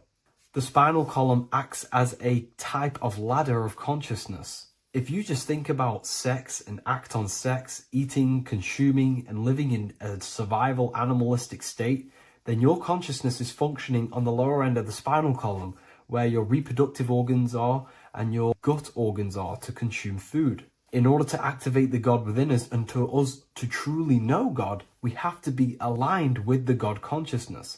We have to unlock the God within us so we can truly actually experience God and understand it. However, God exists beyond our personal consciousness, beyond our human identity. In secret societies, satanic rituals and satanic societies, they are seeking a way to escape the human identity through ritual work, meditation, and trance-like states. A trance-like state is like the state that you enter just before you fall asleep, where there is no thought present in your mind, because you are not the mind, you are the observer, you experience the thoughts. And when we escape the human identity through rituals, meditation, or trance-like states, We can actually experience beyond the veil of this material world. However, satanic rituals do this in a negative way. Satanic rituals include ways to make the human mind tap out by pushing the human minds to the limit through pain, suffering, and even torture, to allow the mind to pass out so you can temporarily pass on the veil of the physical world and escape the limitations of the human identity and the human thinking mind. Now, you do not have to do it this way. You can experience the divine and beyond your human identity through many different ways, such as deep, deep meditation, rising above your thoughts, and setting 3 alarms, one for 6 a.m., one for 6:30, and one for 7:30. And when you wake up at these times, what you need to do each time you wake up is allow your mind to stay awake but your body to fall asleep. And you will enter this trance-like state. And you can gain ideas, experience lucid dreams, and maybe even astral project. All of these rituals in secret societies and satanic societies is all about escaping the human identity and experiencing the divine planes beyond the physical. To wrap all of this up, this is all about consciousness. Consciousness is the infinite awareness of the universe, just fractaled into separate bodies. And this consciousness is seeking a way to understand itself in infinite angles and vantage points. And religion was made to cut off your connection to the divine planes beyond this world and beyond your self-identity. Therefore, if you want to know God, you have to study the attributes and qualities of God, such as geometry, numbers, consciousness, the mind, the subconscious, human anatomy. All of these things are aspects of God. We have to study ourselves and study nature so we can see God. God is the infinite awareness of the universe. If you love this video, please leave a like and share it with a friend. I'll leave a link in the description for the Book of Wisdom, Volume 2. Welcome to Revival of Wisdom. Welcome people, we're back with another video. In this video we're talking about how Jesus Christ and Christianity is all sun worship. The Holy Bible of Christianity is not meant to be taken literal for history. It is a story and has lots of metaphors. Starting with the symbol of the cross of Jesus. This cross originates from this ancient cross of the sun.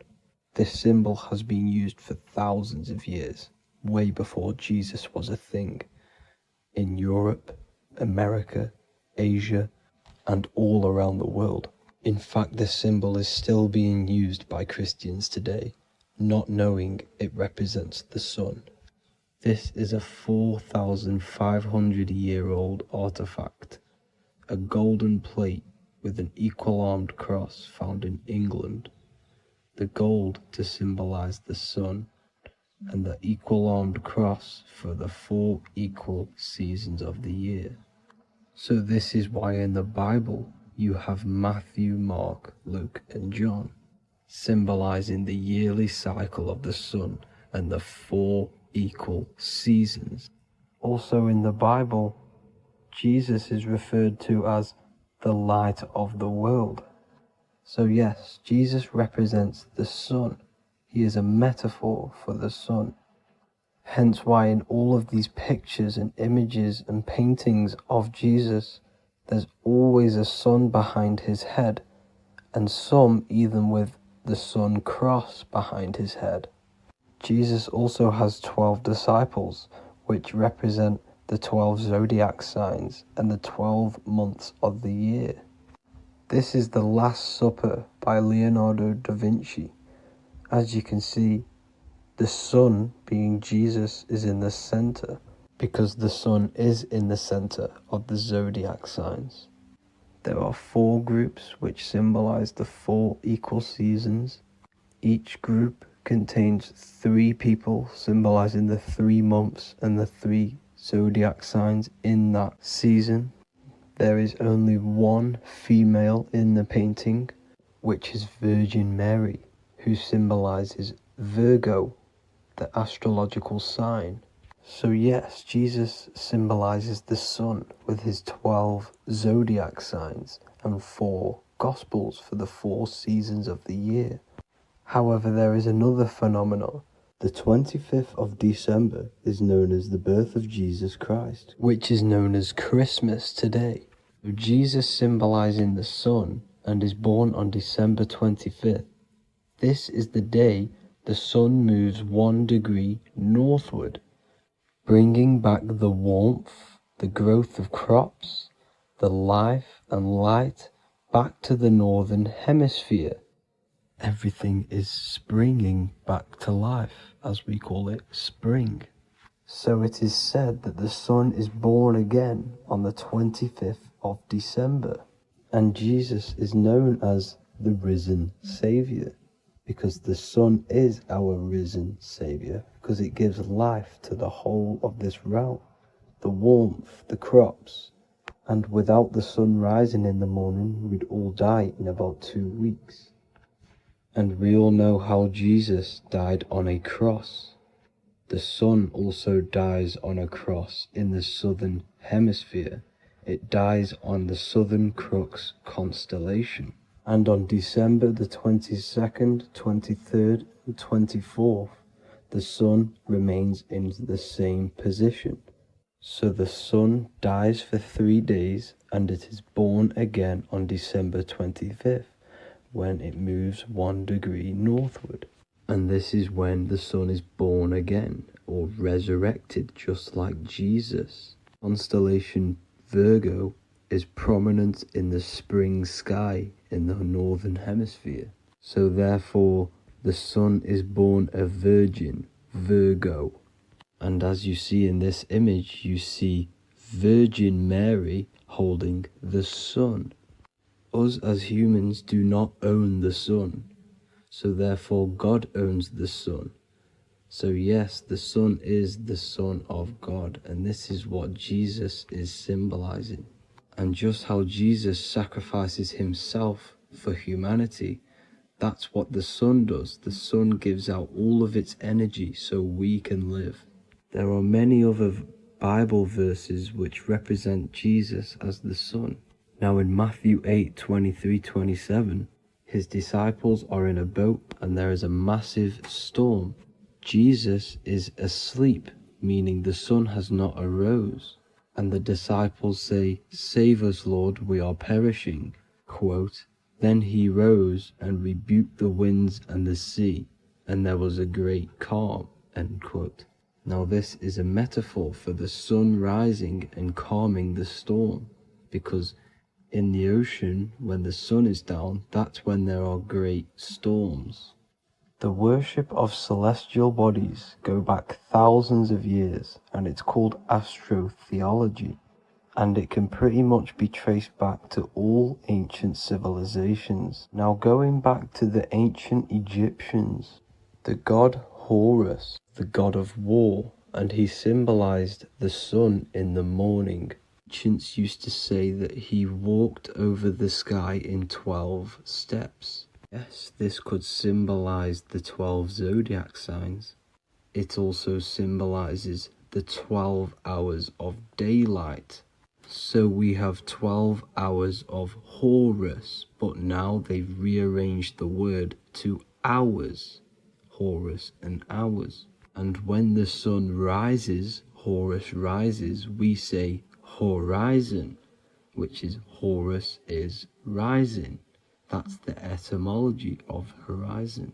Another Egyptian god called Amun-Ra was known as the god of all creation. He was the first god of them all. Amun was also a sun god. Therefore, after every Christian's prayer, they say Amen, sending their prayer through the sun to God. So this all goes back to the worshipping of the sun. Sun worship was around way before the Romans. However, in the Roman times, their sun god was called Mithra. Mithraism was the main religion before Christianity came into play. Mithra was the son of God. He died on a cross, and he was dead for 3 days and resurrected, just like Jesus. So the Catholic Church was not made in heaven, it was made by the Roman Empire. They mixed all the sun religions of Judaism, Mithraism, and other Arabic religions and combined it into one, so Caesar, the Roman emperor, could gain his own religion. So yes, Christianity was a political move to gain more control over the masses, because it was a worldwide government at this point in time. So here is a Sumerian helmet with the rising sun symbol. And then the Romans also used this rising sun symbol on their armor. So sun worship has been going on for thousands of years, and it still goes on today. However, with all the programming and the low IQs, today we do not get the full interpretation of the Bible and these stories from the past. And Christians and other religions are all brainwashed to not question their religion and not realize their true origins and where they come from. I do advise you all to do your own research and come to your own conclusions. However, I'm just pointing out the facts and connecting dots for you all to see. That's it for this video, guys and girls. Thank you all for tapping in. God bless.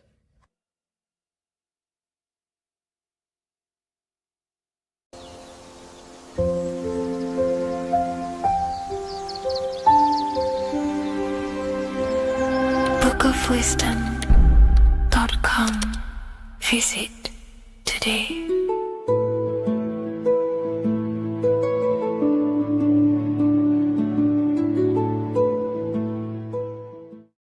The scariest thing about having your first out-of-body experience and leaving your body is the realization that you have after. You realize everything you've been told about yourself, reality, the earth, what you're doing here on earth is a complete, utter lie. Your self-belief of what reality is and what you are is completely shattered. You now fully understand that you are more than your physical body that you inhabit. My first out-of-body experience happened a few years ago, but before all of that, I remember being a child, going to bed and closing my eyes, and I remember as a child feeling like I was floating above my body and moving. And maybe subconsciously this has led me into knowing intuitively that there is more to reality, and I've gone down this path of esotericism, occultism, consciousness. Maybe that has led me to this, I don't know, but I've always had this subconscious intuition in my mind that there's more to reality than what we've been told. And maybe it came from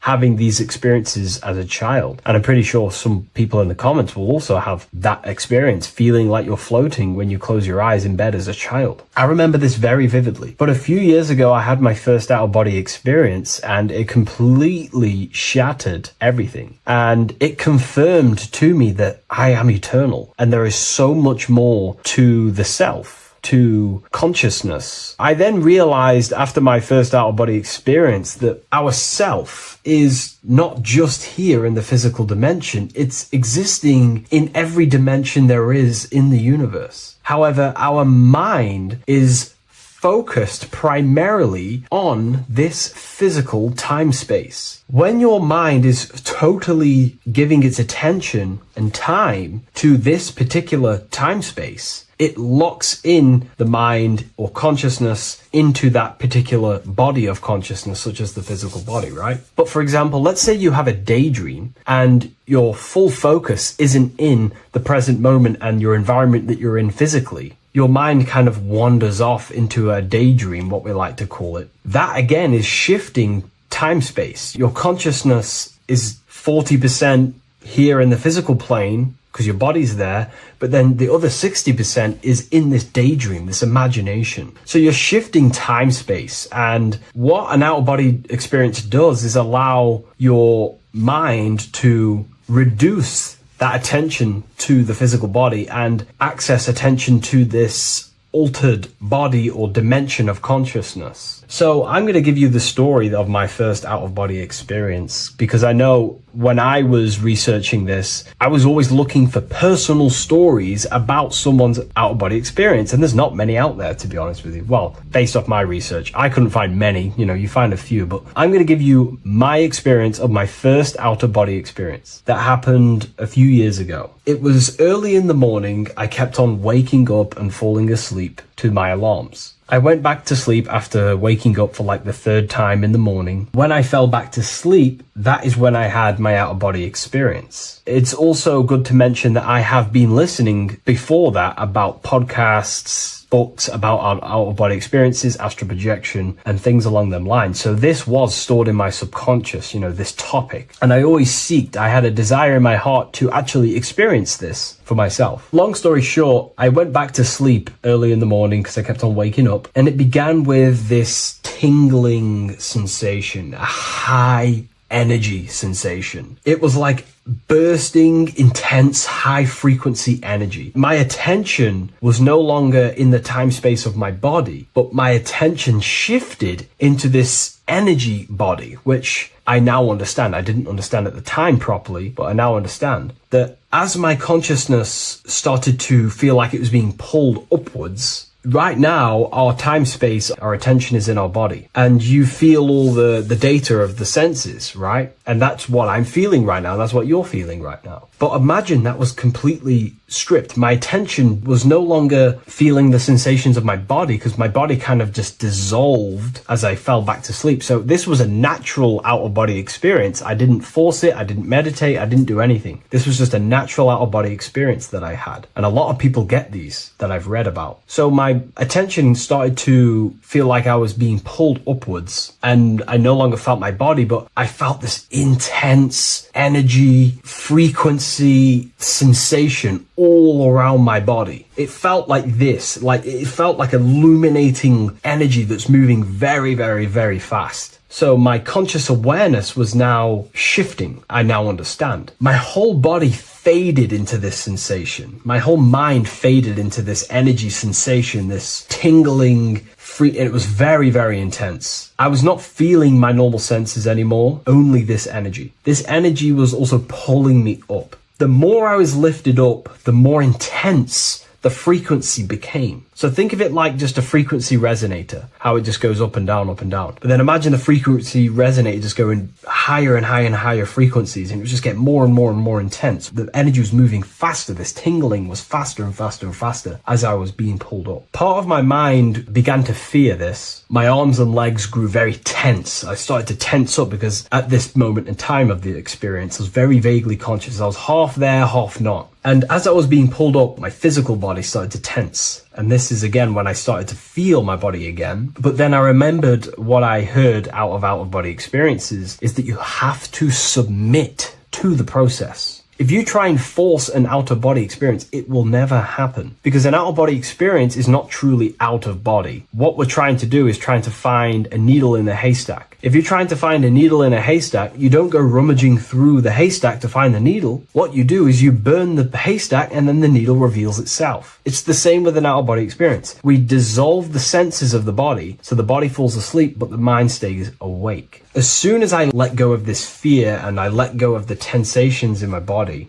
I started perceiving through another state in this energy body, but I didn't see my body. It was just like perceiving and seeing, but no body, like a camera. When you look at a camera view, you don't see what the camera looks like. You're just seeing through the camera. It's the same as that. I had no form, but I was just seeing. I was just like a floating eyeball, seeing into this altered state of consciousness. I was just seeing. I first saw my street outside my house with lots and lots of people walking on the street, but I could not see the people directly. Everything was black and green. The background was black, but I couldn't see the people. I could just see a glow of light around the people, like an egg shape. They were just walking on either side of the road, other directions. I could just see more and more people moving faster and faster and faster. I didn't realize then, but then I did start to realize later on in my journey that that was more than likely the etheric plane that I saw. The etheric plane is the plane of life force and vitality and electromagnetic auras. So that was my awareness shifting from physical into then the etheric plane, the plane of life force and energy. Now, the etheric plane is very, very, very difficult to actually access consciously. The etheric plane acts as a bridge between the physical body and the astral body. To actually access the etheric plane alone is very, very, very difficult, and only certain trained individuals can do that. The etheric plane is not really a conscious plane where you can stay there and be conscious. It acts as a bridge between the physical and the astral plane. I could see the glowing auras around people moving along the pavement. The people moved faster and faster until the scene started to just dissolve as these people were just moving faster and faster. It was not very clear at first, but I subconsciously knew that I was having an out-of-body experience. This is when I really started to realize that I'm being shot out my body. When I realized this, I submitted even more. I started to just let go. The more and more I let go, I kind of like split through a veil, and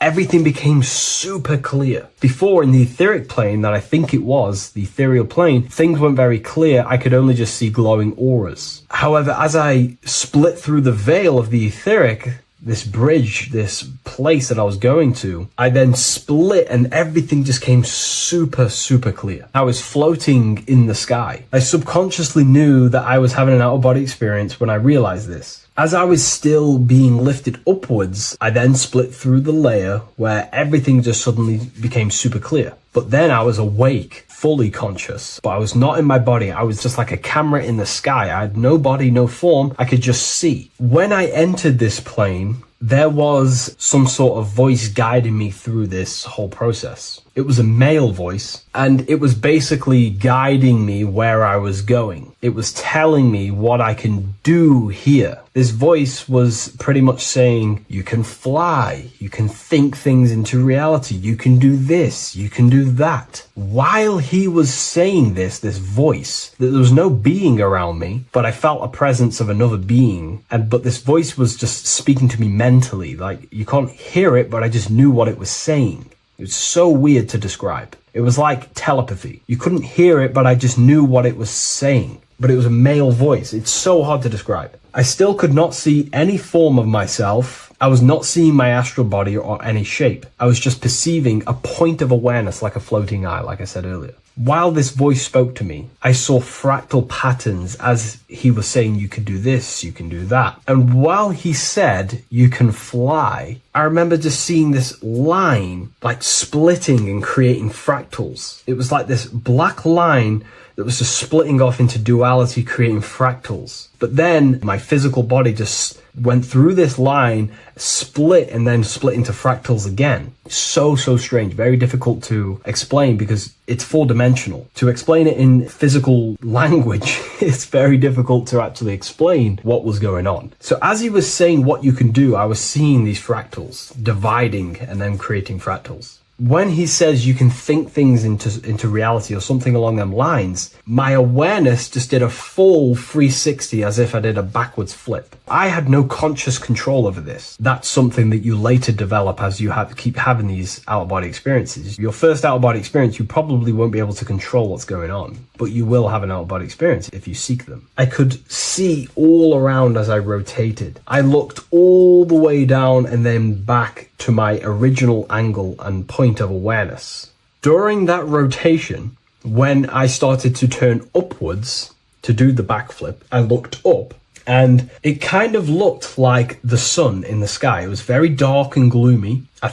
Now I know that was more than likely the lower astral plane because very dark and gloomy, and it was very kind of dense there. I looked up and I could see this. It was like the sun, but it was white, pure white light, and it was shining down over the astral plane. And that was the only light in that place. That's why it was so dark and gloomy there. And I then realized in that particular state, at that time, I thought that was God. I don't know what it was. Maybe it was, maybe it wasn't. Maybe it's the light of the higher mental plane shining through into the astral. But I looked up at it and I realized that was God. That was the source. That was the higher dimension beyond the astral plane, which is the mental plane, the higher astral planes and then the mental planes. the planes of thought. Then once I saw that, I was in complete shock. As I rotated backwards even more, I then get the view of seeing down, completely down, like a bird's eye view. And I could see like an old medieval gloomy town. It was dark, almost night, with very little light. The only light present was the light from above. The town was old-fashioned, gloomy, misty. I looked over it from above. Then the experience began to fade. I don't remember anything after that process. But I'll be honest with you, the process of leaving my body for the first time was extremely intense. The frequency, the energy were overwhelming but powerful. Letting go and choosing to have no fear was the key to that experience. Just to give you a little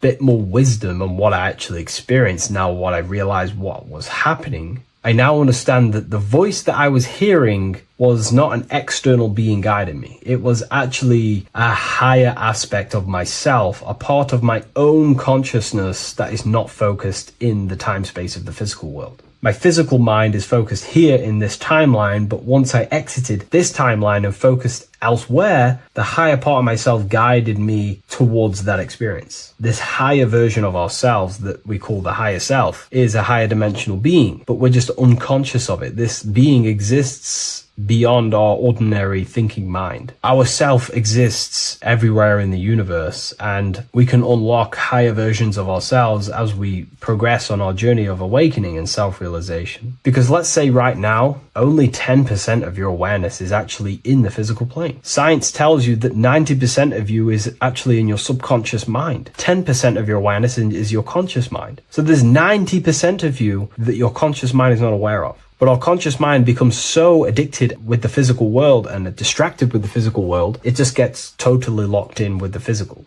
And we never pay attention to the hidden aspects of ourselves, the unconscious aspects of ourselves. And that's why everyone in the esoteric and occult space talks about gnosis, seeking knowledge of self. Gnosis is not knowledge, it's knowledge of self obtained through direct experience. So gnosis is about rediscovering who you truly are. And another bit of wisdom that I could give you from this is that the observer is the same observer that is observing this video right now. You're watching this video, but who is the one seeing the screen? Who is the one seeing the screen of your reality, of what you call life? There is an inner witness consciousness within you who experiences and observes your thoughts, emotions, and actions, experiences and observes the screen you call reality. And that witness also witnesses your dreams. When you shift your awareness from your time space of this body into your dreams, that same witness is witnessing your dreams. So when you meditate, connecting with this witness aspect of our consciousness really does help to excel the process of having an out-of-body experience. Because a lot of people have out-of-body experiences, but they don't understand what's actually going on. They don't understand the nature of it. But it's all mental. You move mentally in that dimension. You create mentally in that dimension. The same that you do in this dimension, but just on a quicker scale, because things manifest in the astral plane instantly as soon as you think of it. Just like the screen in your mind, you think of something, you have a screen of an object in your imagination. That plane, it manifests instantly, but down here, it takes a longer time for things to manifest and condense. Once you understand that thought rules the universe, thought is the creative force of the universe, you start to understand,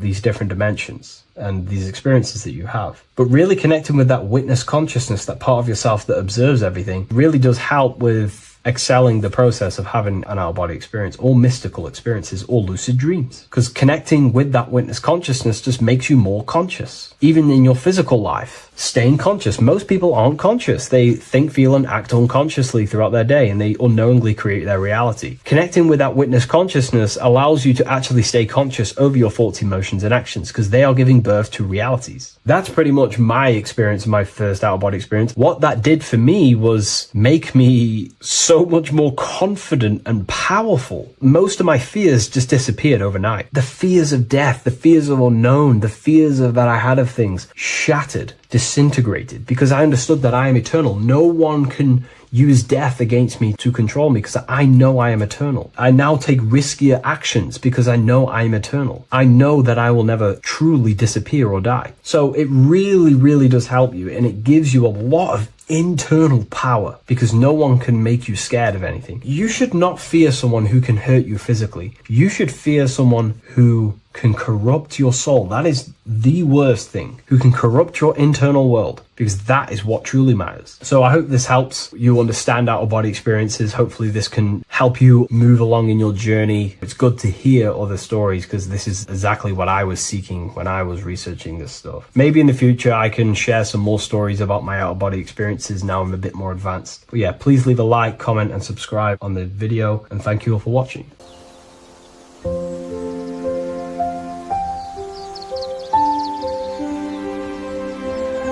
bookofwisdom.com.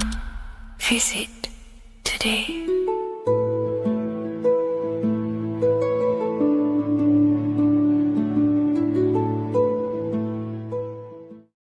Creation demands destruction. Every time you release your sexual fluids, you're destroying a part of yourself to create an extension of yourself. For example, if you want to create a business, you have to destroy your time, attention, and energy in order to create the effect of the business. All creation demands some sort of sacrifice or destruction. This falls under the law of polarity in the universe. It's the same with your sexual fluids. Your sexual fluids, especially as a man, contains minerals, all the minerals in your body. It contains your vitality. It contains your DNA. It contains the blueprint of you, and it can create a whole new human being. You are literally playing with the power of creation if you are releasing your sexual fluids too much. Sexual fluids also extend beyond the physical plane. They contain astral forces, because all physical creation is a mental creation. We live in a mental universe. Everything begins as a thought in the mind, then the thought takes the form and the body of imagination, which is an astral force. Imagination turns into etheric emotional energy. Then the etheric emotional energy turns into the physical action and the physical manifestation. We live in a mental universe. Therefore, these dimensions do not exist separately. They are permeating and mixing in with all. Your physical body has an astral body. Everything physical has astral forces behind it. Semen is known as the astral fluid of the soul. It feeds nerves, the channels of life force and consciousness within the body. And every time you release it, you're destroying a part of your vitality, your brain, your nerves, your energy levels, your creativity, and your DNA to create an extension of you. Therefore, it is a sacred fluid within your body and not something to be played with and to be released too much. Think about it. This is a very creative energy, your sexual fluids. It can create a whole new human being. This is how powerful it actually is. It is the power of creation, and the misuse of this power can destroy your own vitality and your life of your body, because that life you are giving in order to create an extension or a child is the same life you could keep inside of you and not waste to recycle and regenerate the body. Sexual energy has been for thousands of years associated with regenerating the body, longevity of life, and maintaining youth. Not only that, every time you release your sexual energy, it floods the brain with dopamine. Dopamine is the brain's reward system, created within the middle of the brain. It releases every time you've achieved something. However, sex or an orgasm is the most powerful feeling you can feel. It's the most amazing, intense feeling and release of dopamine you can possibly feel as a human. Therefore, if you flood your brain with this high amount of dopamine every single day, you are getting the epitome of human feelings every single day. Therefore, you will become numb to everything else in reality. You won't be able to enjoy the small things in life. And I know this firsthand because I experienced this myself. As soon as I stopped, this is when I started to enjoy the little things in life, seeing family, and I actually gained more energy, more ideas. We'll get into this a bit later. It is a creative energy. It creates a whole new human being. Therefore, if we maintain this energy, we can maintain our creative power within us, because that's what we are. We are all creative beings, moving energy from higher dimensions of consciousness, the mind, into lower dimensions of consciousness, the physical world. You hold the power to create. You are not in a world. The world is working through you. You do not possess a life. Life is working through you. You are not in a universe. You are the universe. It's moving through you. There is no past, present, and future. The present moment is you. When we release every single day or frequently throughout the week, like I said, we're triggering the brain's reward system, dopamine, which makes you feel as if you have already achieved something. And if your brain is telling you you have already achieved something by overusing your sexual fluids, then you will not have the motivation to achieve other things in your life. I know this firsthand. I became very lazy. I didn't want to work. I didn't want to do anything because subconsciously my brain felt as if I've already achieved. If we look at the symbol of the Baphomet, we notice the Baphomet has horns and a goat head. Now we look at the word horny. When you become sexually aroused, it's known as horny, which is the horns, representing the lower mind. The lower mind is the mind we use for our animal instincts. We have two parts of our mind. A higher mind, which is contained of higher thought, which chases spiritual things such as love, wisdom, knowledge, and God. Then we have a lower mind, which chases the things of the material world closely associated with the ego, chases validation, material gain, status, and physical sensation, physical pleasures. It is these physical pleasures that can keep you in an endless loop, making you feeling empty inside, because nothing material can ever satisfy our internal world. Nothing. You can achieve millions of dollars. You can achieve your dream house, your dream car, your dream watch. And if that is the only thing you are chasing, you will feel empty inside when you achieve it, because nothing of this material plane can satisfy you. Nothing of the lower mind can ever satisfy you. This is why we must sacrifice the lower mind and overcome the lower mind and the lower instincts. One thing I found amazing when I mastered my sexual urges and my lust is that my mind became a lot more clear. The thoughts and the time and the attention that I used in my mind to go towards lust, sex, and chasing these things was taking up a lot of mental space, time, and energy. But as soon as I removed it and mastered it, my mind became an open vessel for higher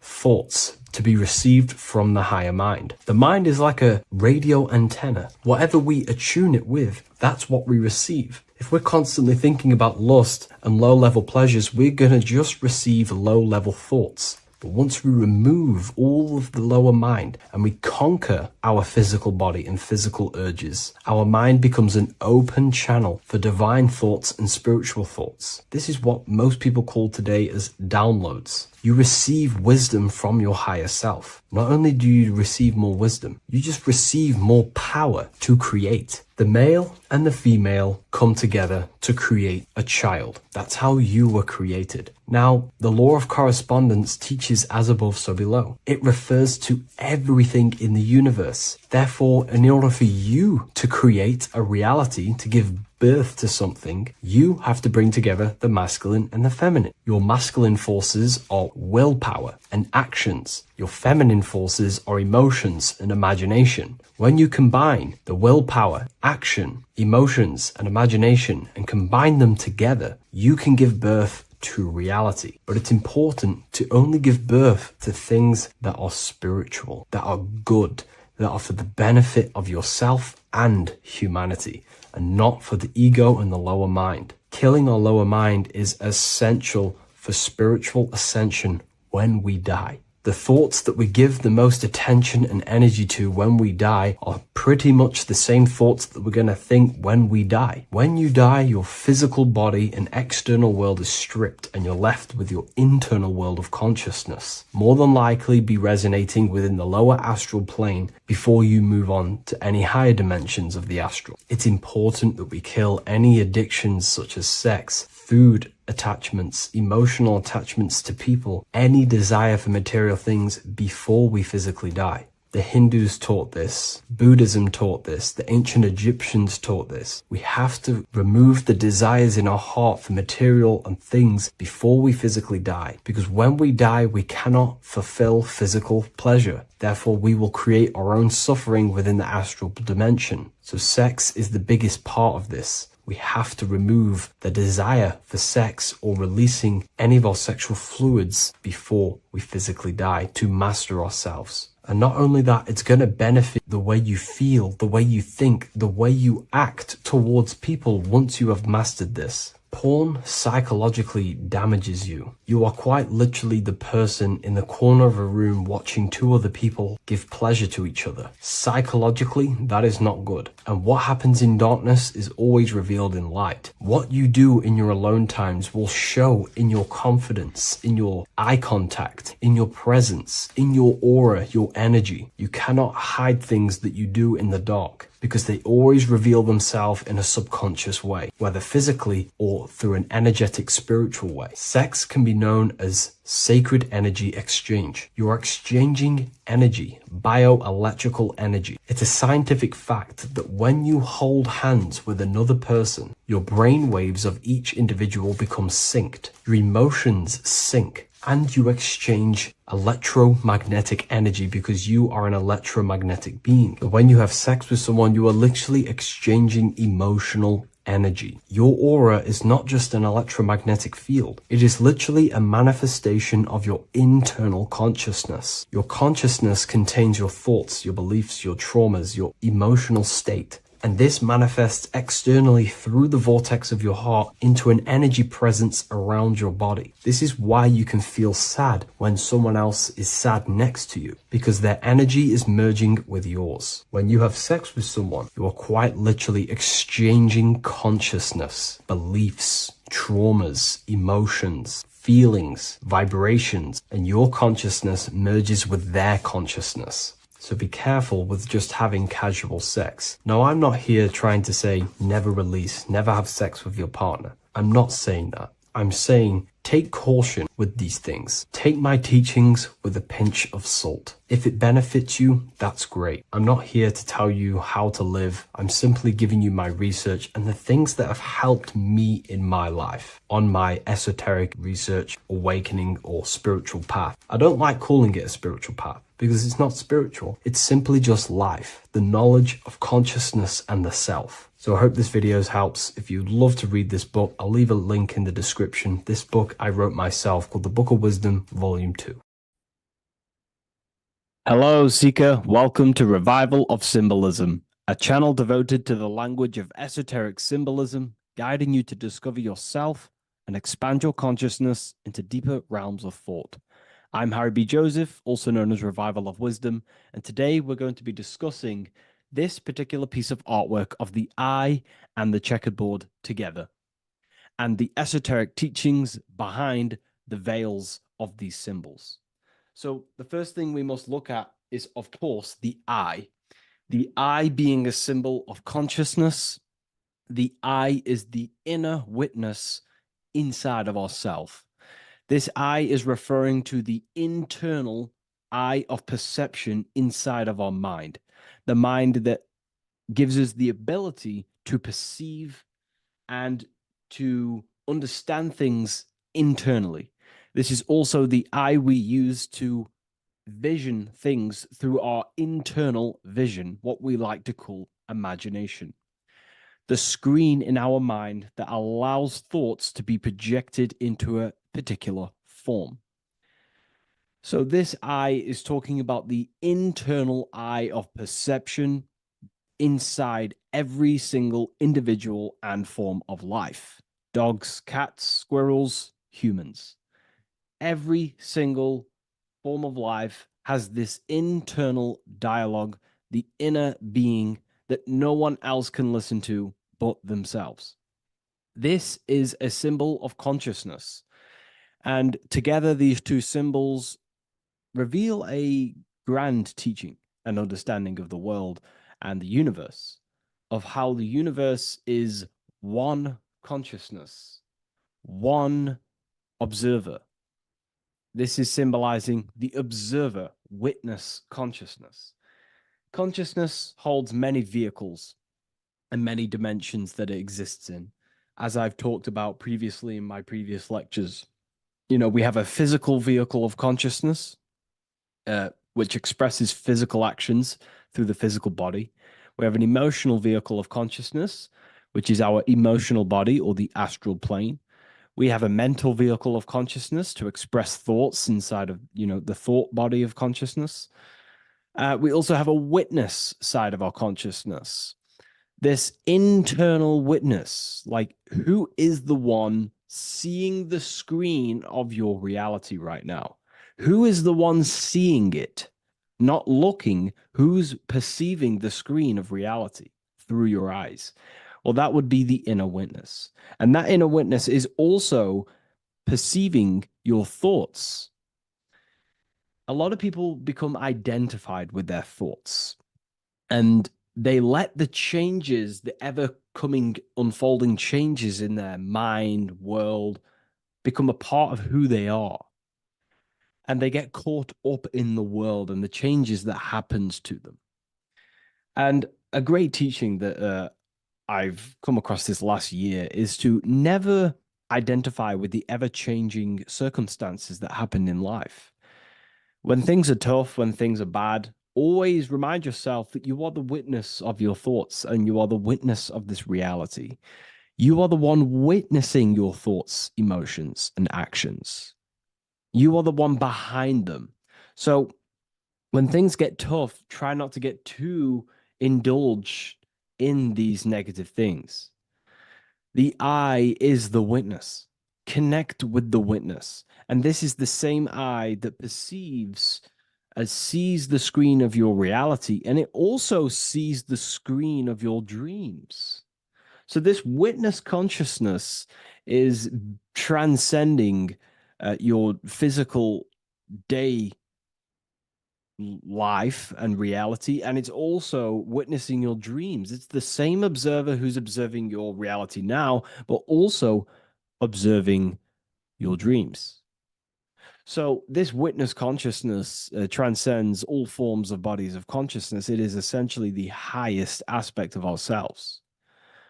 And it is literally the thought voice, the inner thinker, because you are not the external body. You are not the being outside your mind. You are the being inside your mind who is actively thinking. I like to call what you are, what we are as consciousness is consciousness in action. We are the thinking inner thinker, the inner being. And it's about becoming into contact with that inner being again to unveil who we truly are. If we sit back and truly have a thinking session of, closing your eyes and going inside yourself, and you ask yourself, who am I truly? Who am I beyond all of my beliefs, memories, my body? Who am I beyond that? And it will lead you to the inner voice, the inner dialogue. But again, you are not the voice. You are the one hearing the voice. You are the silent, invisible one, the one behind the veil. So this is ultimately what the I is representing. It is representing the inner self shining, looking down upon the earth, upon duality, right? But this also reveals a great teaching as well, is that consciousness is universal. It is not something solely given to you. It is universal. It is a part of a greater whole. Consciousness is personal and also impersonal. We have our personal sense of self. We have this inner voice. We have this sense of who we are in this world. And that is our personal sense of self. But you can also transcend the personal sense of self by turning off the mind and fading into the collective impersonal consciousness, which is ultimately what you call transcended states of consciousness, altered states of consciousness, or astral projection. When you astral project, you are simply accessing this impersonal aspect of consciousness. And this is ultimately what the symbol is representing with the checkered board floor, because the checkered board floor is duality, division. There is many, many different forms, but the I is singular. This is representing how the universe is one witness being, one consciousness expressing itself in infinite life forms and into division. But ultimately, division is an illusion. Consciousness fades into an impersonal consciousness. So the checkerboard floor and the eye above symbolizes how consciousness fractals itself and crystallizes into many different forms of personalized consciousness. The self, the sense of self, right? And this is why we always say, I am. I. If we look at the word I and the word I, so we have I, which is I am, and you also have the word I, which is like the I you see here in the sky. The I, and if you look at the beginning of some words, you have inside. You also have internal, intelligence, all things to do with the inner self. Most words begin with an I, which is, I find, is a great connection because it's referring to the inner intelligence, the inner being, the inner sense of self. So the universe is essentially one being expressed in many different forms. That's also found in the word universe, uni, coming from the root word unite, meaning oneness, unification, united, and verse being a verse of a song, because we're all playing the song of consciousness, which is an ever unfolding song, an unfolding vibration, an unfolding creation. So this is simply representing how consciousness fractals itself into many different forms. And when we identify with our self consciousness, our sense of self, we no longer realize that we're a part of a greater whole. We're part of a unified field of consciousness. And there is only actually one true being in the universe, and that is the inner witness. And that inner witness is inside of every living form. And in order to truly process that, it takes a lot. You have to disintegrate who